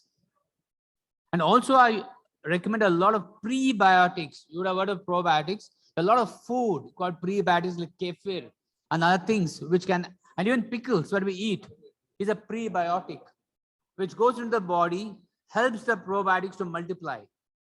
So I would suggest very strongly that we always, as homeopathic doctors, also take care of these things which will help us expedite the cure or the relief to the patient, especially in autoimmune conditions. And I would not forget to tell about this probiotics. You should understand that probiotics play a big role in the mind and physical health of the body. You'll be surprised to know there are 40 trillion bacteria, good bacteria present. It should be present as 40,000. 40 trillion, 40 trillion bacteria, good bacteria. 40 trillion good bacteria is supposed to be present in your body, in the gut, to help you recover soon. We usually do not have this much because of various reasons. The kind of food we eat and the kind of allopathic medicines that you eat, consume, they kill a lot of good bacteria. So I very strongly recommend that we always recommend a probiotic, whichever inflammatory condition that you're treating. We have a lot of good probiotic supplements in the market, one being VSL3. It's a very good live bacteria, but mind you, this VSL3 capsule has to be stored in the fridge between 2 and 8 degrees Celsius. And ask your patients to pick it up from the fridge, consume them and keep it back. This will help a great lot in increasing the immune system, as also reducing the immunity, increasing the immunity. Thereby, you can make the patient stronger very soon. In any condition, I would recommend that you always do this. And I would not take too much of time. I just wanted to speak something different because I was not aware that I was going to be given a time to speak rather. So I'm just speaking extempo from whatever I thought would be a little different from what everybody else spoke. Thank you once again. Thank you. Thank you, Dr. Sanjay. He is our IFPH is going to conduct cancer classes. He is one among the faculty of our cancer program. Thank you. And now I'm inviting Dr. Shaji Kudiat for speech. Then we will have a photo session. Those who want to take photographs with our guests, Dr. Anil Kurana and Sanjay Gupta and IFPH President, all of you come forward and we will have a photograph together. Hubert sir will sing for you after Dr. Shaji Kudiat's speech. Thank you.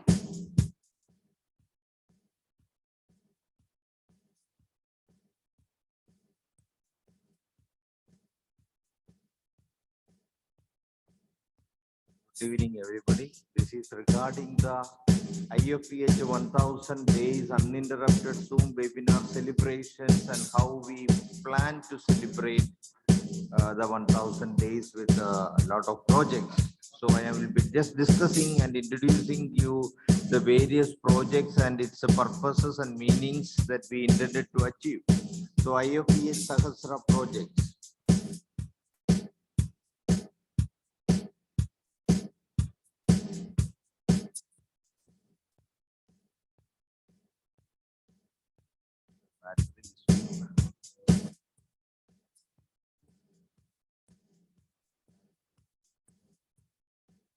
Can you put the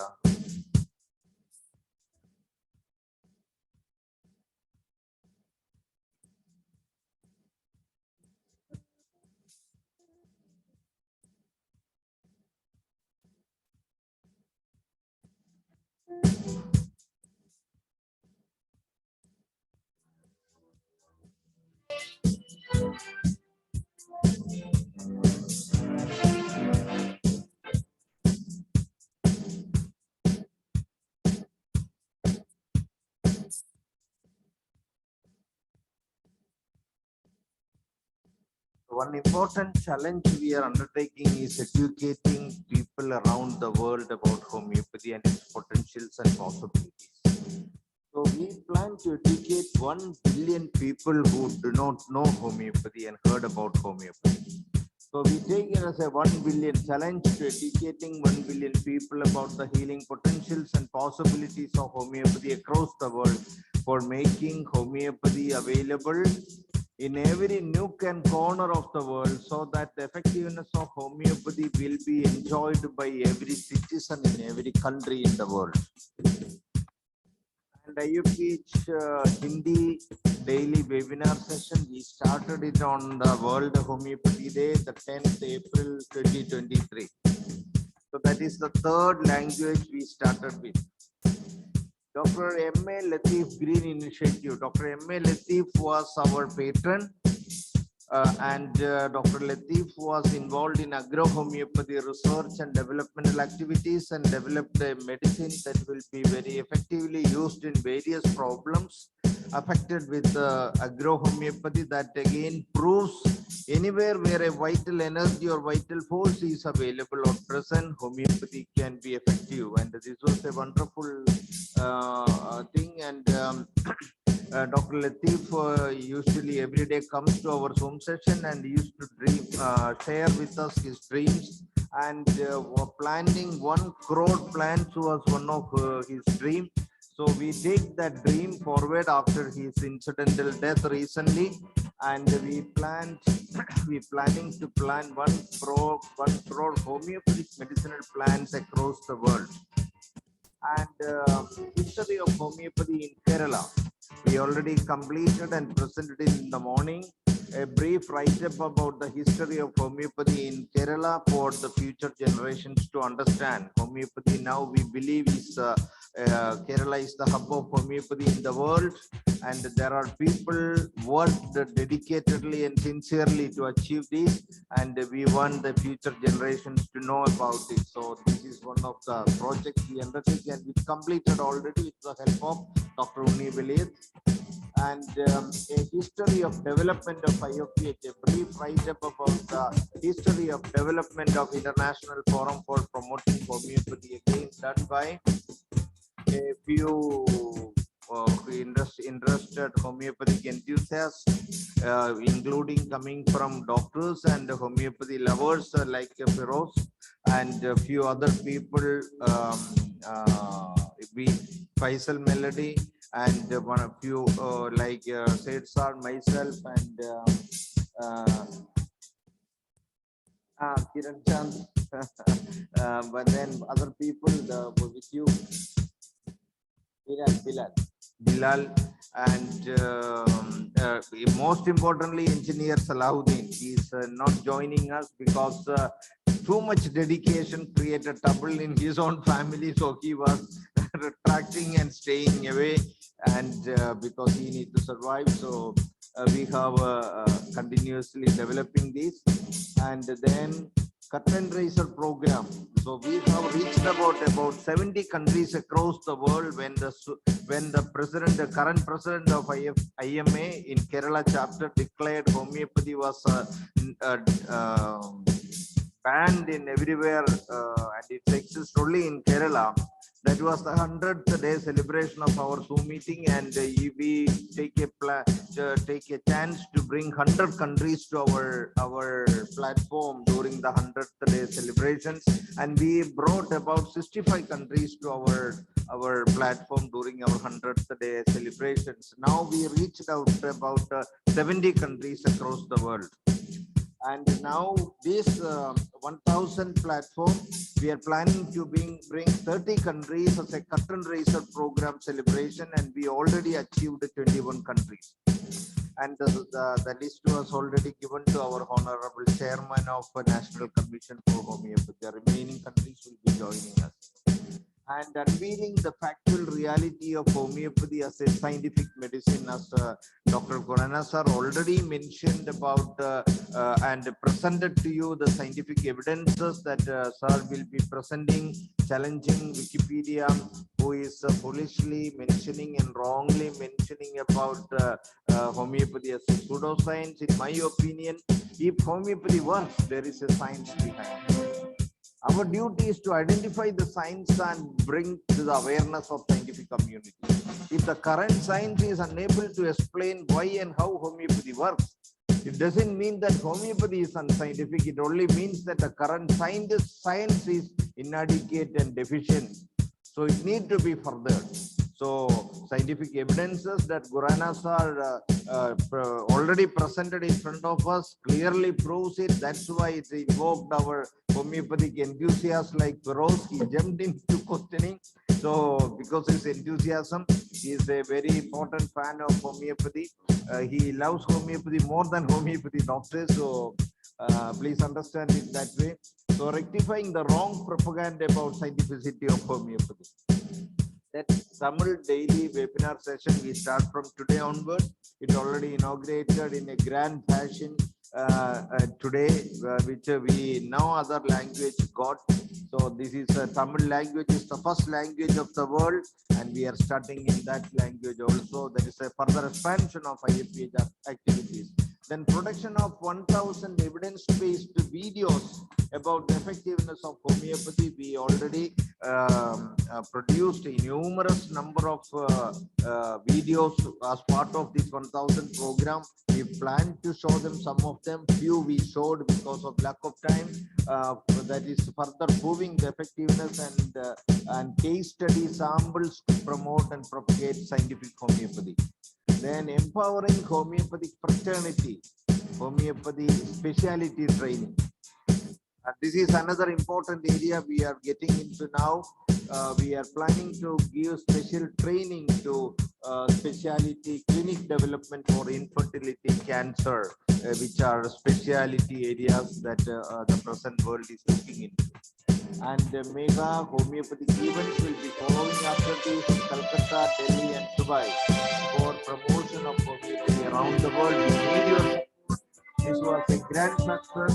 Thank you all for joining us, and we expect more support from National Commission for Homeopathy. Thank you again for coming and joining us.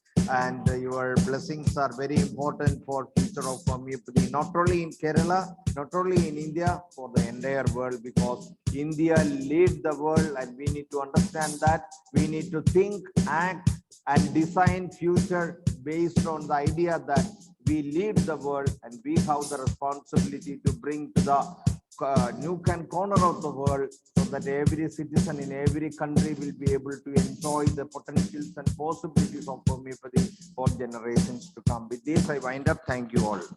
Thank you, Dr. Shaji Kudiyar. Now, Hubert.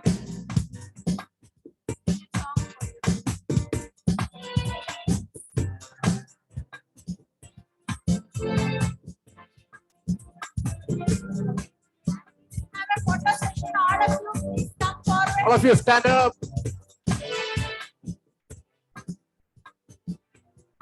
Let us enjoy this evening.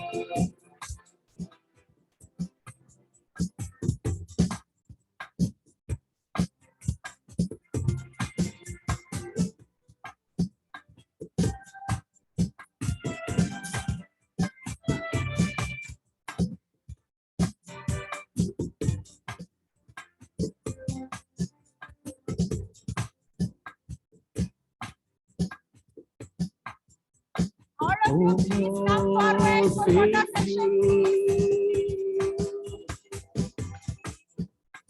photo session.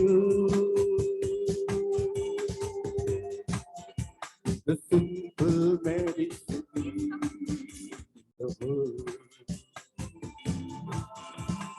Homeo saves you simple, and the safest medicine that in the world. In the world. IFPH, IFPH, IFPH, IFPH, IFPH, IFPH. knowledge makes you happy and safe in this world. Where is COVID gone after homeopathy? It rushed out from the world when see homeopathy. Homeopathy. Please come.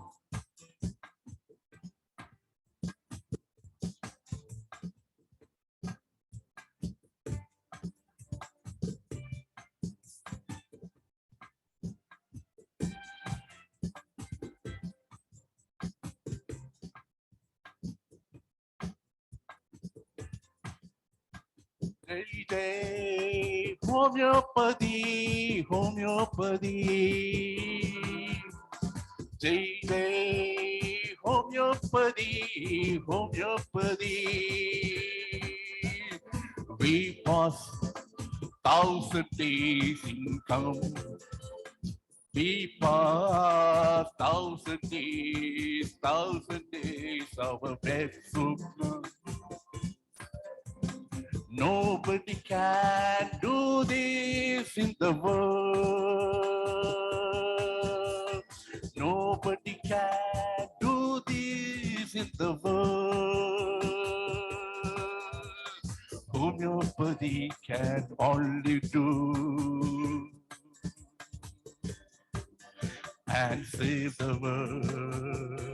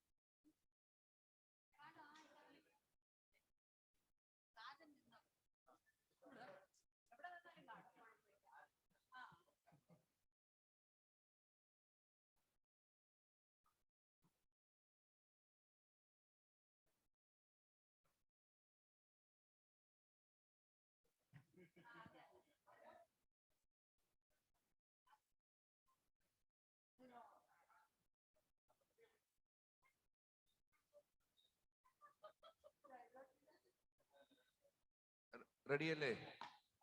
Okay. റെഡിയാ റെഡിയാ. അപ്പൊ എല്ലാരും ഒന്ന് ചിരിച്ചേച്ചി.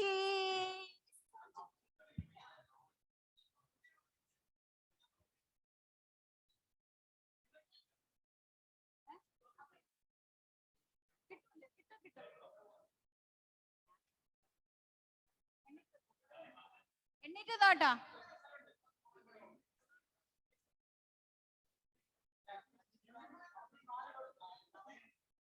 ഞാൻ തറയിരിക്കാം, കുഴപ്പമില്ല.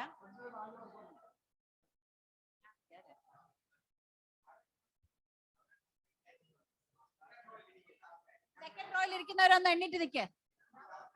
എണ്ണീറ്റ് 2-3 പേരും കൂടെ ഉള്ളേ. ഹലോ,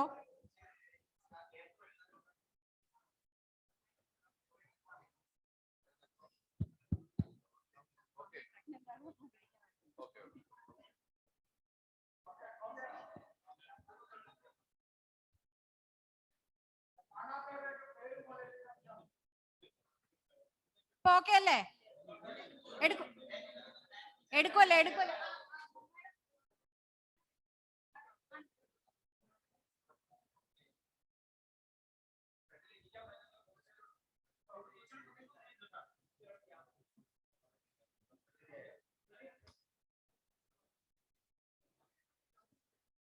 എല്ലാം സ്ട്രൈറ്റ് നോക്കിയോളൂ, straight.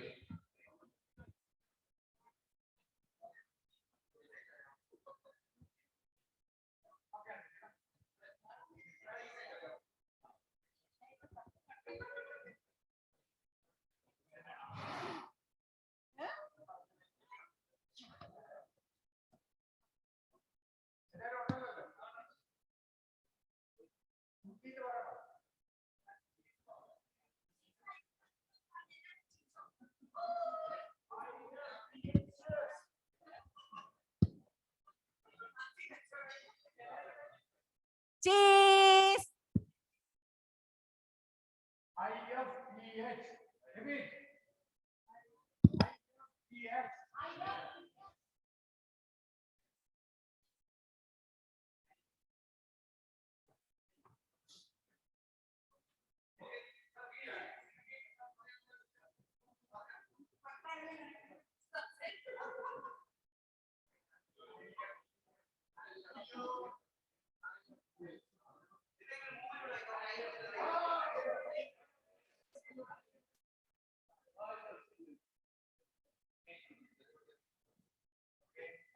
Okay, thank you. Thank you.